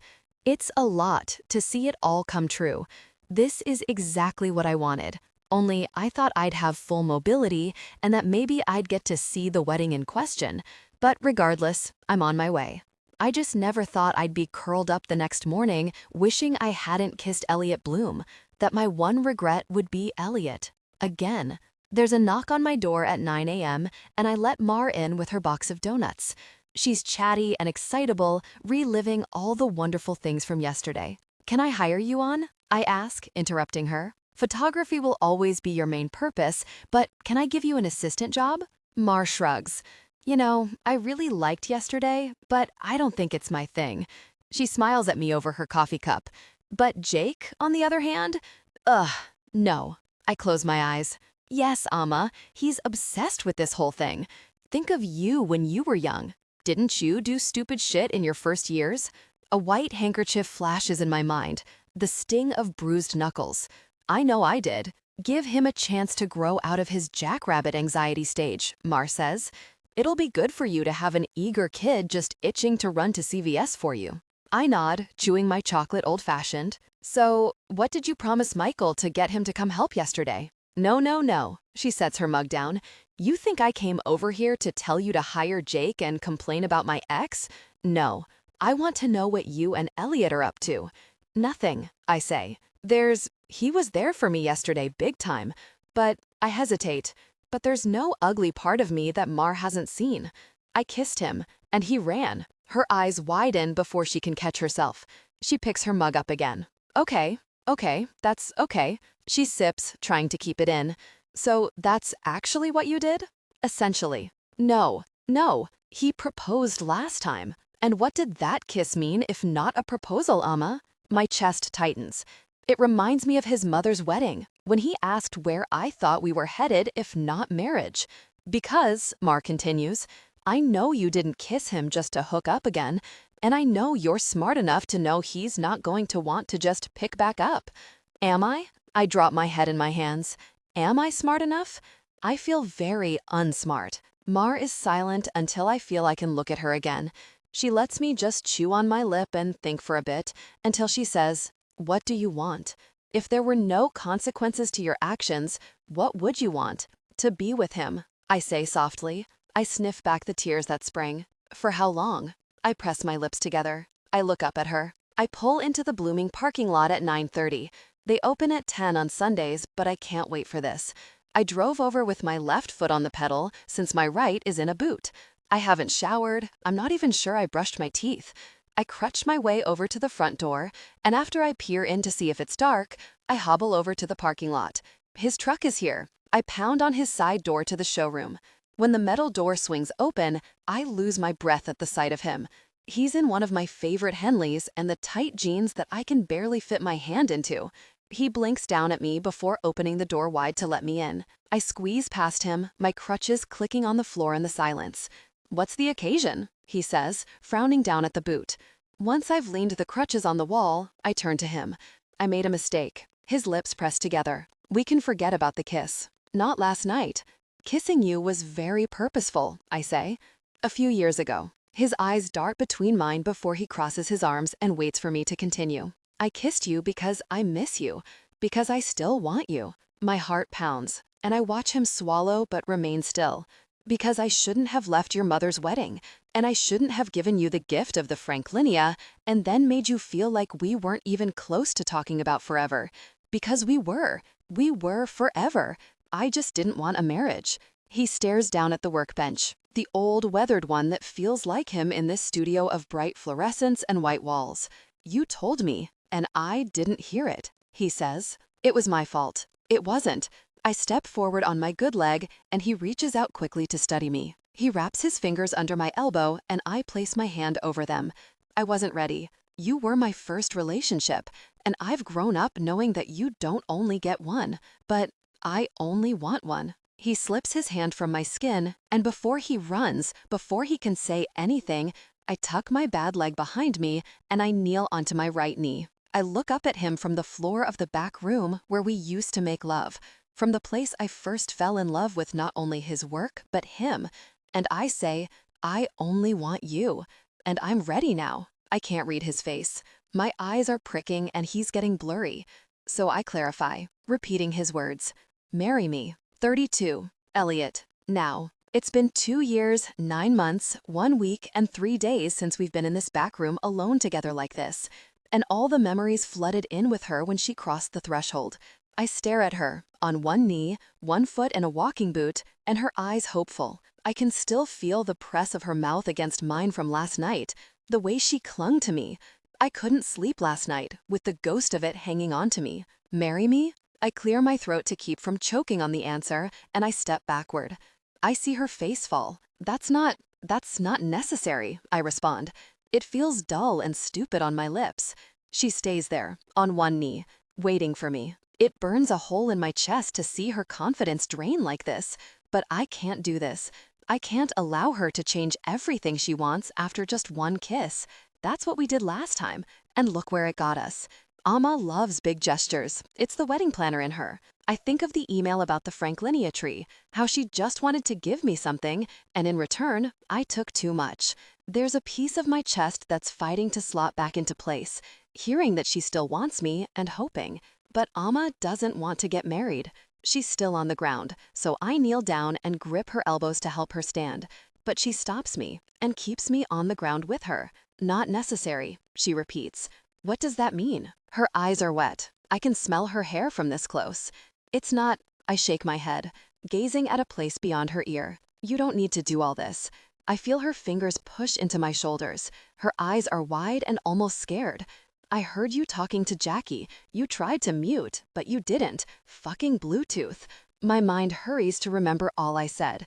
Things about not ever falling out of love, about needing to feel useful to her, and tallying the days, waking up in the morning and counting every moment backward.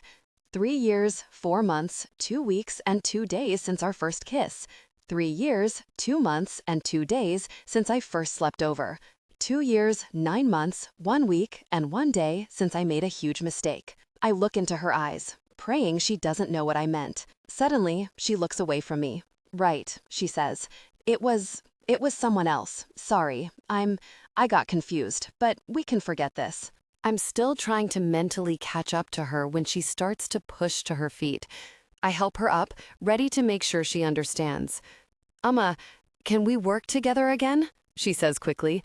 I get now that we won't be together, but the work we do is too amazing, Elliot, and I don't think I can lose it again. A puff of air bursts out of me. I run a hand through my hair and try not to laugh at her. You're never done working. I smile and shake my head. You just proposed to me and pivoted so quickly to business. I watch her try to figure out if that's a good thing or a bad thing, and can't help the feeling that we're inching closer to it, to the moment. She needs me again. She wants me again, and I've never stopped loving her. I want to say it, but the last time I did, it was for me, not for her. She looks away, and I watch her fingers run absently over the indents of my initials carved into the work table. She taps them. You know, this table doesn't go with anything now, she says softly. You should upgrade. I couldn't get rid of it. Memories rise. Her spread over the table, rose petals sticking to her skin as she tugged my hair to get me closer to her. 3 years, 2 months, and 5 days ago. Her eyes meet mine, and I know she's remembering the same. I don't look away, trying to show her that I kept it for the memories of her, that I could never get rid of a piece of her. Who were you talking about to Jackie? She asks, whispering. Her gaze flickers over my face. I step forward and reach out to brush my fingers over her jaw. She leans into me. Someone I met 5 years, 4 months, 3 weeks, and 5 days ago. A sob breaks from her chest. She brings her hand up to cover her mouth, but I grab her wrist and pull her closer, dragging her face to mine. This time, when we kiss, it doesn't feel like goodbye or a mistake or something to overthink in the morning. It's just starting. 33. Now, this time when we kiss, I focus on the taste of him, the way he threads his fingers through my shorter hair, as if he learned his lesson yesterday about reaching up my back for the tendrils that aren't there anymore, the way his arm wraps around my waist and lifts, trying to keep my weight off my foot for me. I open my mouth to him, and I feel like a million questions will pour out. He clutches me closer and then spins us and drops me onto the old work table. His hands run up my thighs, and he puffs out a laugh. The one day you've ever worn jeans, and we can't even take them off. I look down at the massive black boot over the top of my right jeans leg. I smile up at him. And you? Did you wear these jeans today for any particular reason? I reach forward and rub my hand over the front of him. I didn't expect you, he says. Didn't you? I kiss him, pressing my chest into his and reaching forward for his Henley. I roll it up his stomach and whisper, "Let me see the new one." My hand travels up toward his left pec, where I'd seen the ink creeping toward his collar. He freezes and stutters out, I have to see it, please. What is it?" I push the sweater up and reveal a red pearl, an amaryllis. Its petals bloom out, covering his heart. The stem vines up to his shoulder. I can't breathe. Amaryllis? I ask. But it's not extinct. He runs a hand through his hair, and I can tell that I was never supposed to find out about this. It was never about extinction. The tattoos, he blows out his air. They're ones that I can't have. Ones that can't be used in arrangements, can't be kept in the shop. He looks up to me. Ones that are likely to disappear before I can love them. I take a shuddering breath. My fingers trace the edges of the red pearl petals. I lower my face and kiss the ink, like I used to. His stomach tightens, like it used to. "You're a sap, Elliot Bloom," I whisper into his skin. A laugh bubbles from his chest. Yeah, I am." He pushes my hair out of my eyes. "I'm not going to marry you." I blink at him and swallow. "Okay, I'm gonna date the shit out of you, though." Biting back my smile, I look up at him through my lashes, just like he hates. He leans in to kiss me again, dropping his hands on my knees. There's a lot that goes on when Elliot Bloom kisses. Things he's not even aware of. Things I'll never tell him. He moans in the back of his throat. A lot. It's completely intoxicating. Also, he tugs my body as close as physically possible to him, and it drives me insane. He kisses like someone who didn't kiss a lot, and although we've found a rhythm together by now, it still shocks me when he fumbles or when he loses concentration as I unzip him, like now. Elliot looks down at my hands, as if he might stop me, but my favorite thing in the entire world is putting my hand down his jeans. His breath catches, his eyes haze, and he looks like he can't believe I want to touch him. And I get to feel him lengthen in my palm, harden and swell. "Amma," he murmurs, and I kiss him again. His hands tug at the bottom of my shirt, and once it's off, his mouth latches onto my neck. My skin tingles when I remember the bruises he likes to suck into my skin, the way I'd have to cover them, and the reaction he had to finding the ones I didn't cover. A sudden thought hits me, and I have to tell him. "Elliot," I say, pushing him back, "I wasn't with anyone this year. You told Jackie I had someone over, but I swallow. I think you heard Mar on the phone one morning." I watch his jaw work as his gaze flashes between both of my eyes. "Okay," he says, almost distrusting. "It's okay, though, if you were." I wasn't. I couldn't. I wasn't able to. I glance down at his amaryllis tattoo, so I don't have to look at him. I tried a few times, but it didn't go well, so I take a deep breath. "And you were seeing someone? Kate, was it serious? I mean, God, sorry, you don't have to." No, it wasn't serious. I look up at him. His eyes are black. I haven't been with anyone since you. I'm on the verge of bursting into tears when he wraps his fingers under my knees and tugs until I'm on my back on the work table. He's quick to unbutton my jeans, shucking them down my legs. I'm out of breath, completely floored by my own emotions. He rips off my one shoe, pulls my jeans off one leg, and places a hand on my stomach to hold me down as his full lips drop over the lace covering my center. I gasp, slapping a hand to my mouth. "Elle." His fingers tug the lace to the side, and then his tongue is on me again. And just like it did years ago, my brain leaves my body. I'm hardly aware of my jeans dangling from one leg. I can't even keep my eyes open as his mouth moves over me, kissing and licking and sucking. "I miss you," I mutter to the ceiling. "I'm right here." The vibration of his voice curls my knees to my chest, and he quickly presses my thighs open, spreading me wide for him. I start heaving for air as his tongue dips inside of me and the moaning starts from his throat. I've never come as quickly with anyone as I have with him. It's not just the size of him, it's moments like this when he takes his time, driving me crazy until I pop like a cork. I slap my hands down on the sides of the workbench. "Did you think about this when you worked on this table?" His answer is quick. Every time. My thighs shake. I'm cresting the ridge that he always rockets me toward. "It was the worst professional decision of my life," he says, to keep the table. I laugh, and then his lips close over my clit and I scream. I can hear myself cursing, mumbling nonsense words about love and forever, sucking air back into my body. He doesn't stop. He pushes 2 fingers inside of me, and I quake with it. His lips are sucking at me, his fingers pumping into me, and I break apart again, shaking and sobbing. I can't keep my hips still, fucking his mouth and rolling against his face. When he pulls back and quickly pushes down his jeans, he says, "I'm gonna come." I can't. Inside, please." My thighs are still shaking when he tugs me to the edge of the table, lines himself up, and pushes in. He groans from his chest, and I can't believe how wrong I got his size. I tried toys to match him, and I was wrong. My eyes roll back in my head, and I'm coming again. I can't focus on anything but the pleasure ricocheting inside of me, the sound of his hips slapping against my skin. I hear him yell out, and I know from experience that he's coming, but my knuckles are between my teeth to keep myself grounded, to keep from screaming again.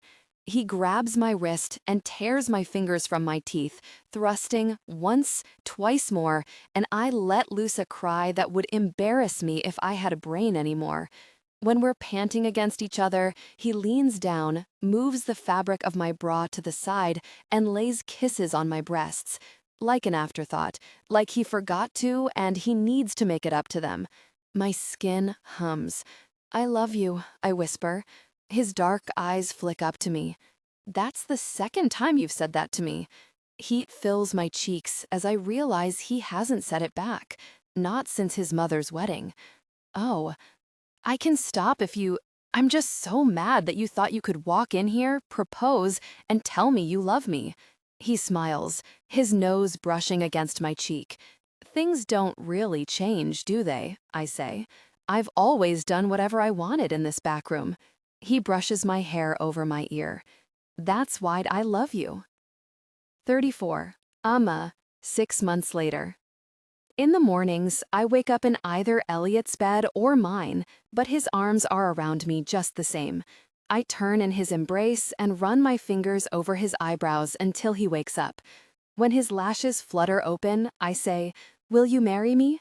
He shakes his head, or mumbles a no, or turns over and tells me to fuck off.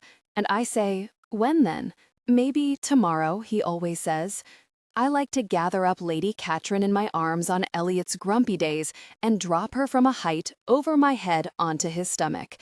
I used to be able to wander to my laptop somewhere between 8 and 10 in the morning and start my day whenever.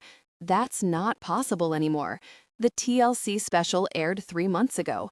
I'm now booked out 2 years in advance, and a year from now, when Jake has had enough training, I'm starting double wedding Saturdays. So now, Elliot and I head into blooming at 8 a.m. every morning and get to work. And it's not just that Hazel and Jackie's wedding was highlighted perfectly on Fabulous Dream Weddings, putting me in the spotlight. It's that no matter how hard her lawyers fought, Whitney couldn't get B to drop her from the episode. Her outburst was televised to the nation, including calling me a slut and bitch. And if that didn't ruin her reputation, the horse meme did. Whitney almost getting run over by that horse is now a national treasure. The way she jumped back, screamed, and recovered all in one take has gone viral. I've seen several different captions for it. When you get your tab at the bar, me going into 2024 like, when she says she wants to see your porn folder, horse girls encountering real horses. I got memed too. It didn't stick like Whitney's, but Whitney, come on, be a professional, made the rounds on Twitter for a while. And the day the episode aired, Hazel Renee tweeted, "Because I'm coming," and nothing else. It was what I said to Whitney when I told her she should fear me. 2 weeks later, Elliot replaced the blooming rose wall in the showroom with "Because I'm coming," spelled out in white roses against a pink rose background. He didn't say anything about it, just continued on with his day. They're silk flowers, so now all future couples who meet me for the first time at my office in blooming get to see my catchphrase. I cleared a space for myself in the showroom. It's a simple desk with my laptop and my Rolodex next to a portion of Jackie and Hazel's dance floor hanging on the wall like a window. We dried the flowers so that it would be a permanent reminder of that day. My little office is like a Starbucks in the middle of a department store. June 14th is a great date, I say to the couple sitting in the chairs in front of me. I'll be able to add you to the calendar now. Wonderful, the woman says, Beth. She sits back in her chair, as if all her problems are now over. And they might be. I'm so glad we could nail you down. And remember, I say, if June of next year is too far, you can always go with a different planner who has availability this year. No, the groom says. He waves his hand. She's really adamant about you. Beth nods vigorously. I smile. Okay, sounds good. Do you think, Beth leans in, do you think we could do a found space like Hazel Renee's? Absolutely. We can talk budget and wish list at our next meeting, but send me that Pinterest board that I know you've been building, and we'll get started. Elliot comes into the showroom then, cleaning his hands with a rag. I have an installation at the high school dance to get to, but I'll be back in an hour. I nod and stand from my chair. Will you pick up on the way back? I ask, and he rolls his eyes. Please. You know Jake is in class right now. Chocolate old-fashioned and a maple bar? I beam at him and press up on my toes to kiss him goodbye. When I turn back to Beth and Robbie, I say, you are under no obligation to contract blooming for flowers, by the way. I'll go over all your vendor options at the next meeting. That's cool, though, Robbie says offhandedly, that you guys are like a team. I think I like that. Beth leans into me. I saw from Hazel Renee's Twitter that she and her wife set you two up.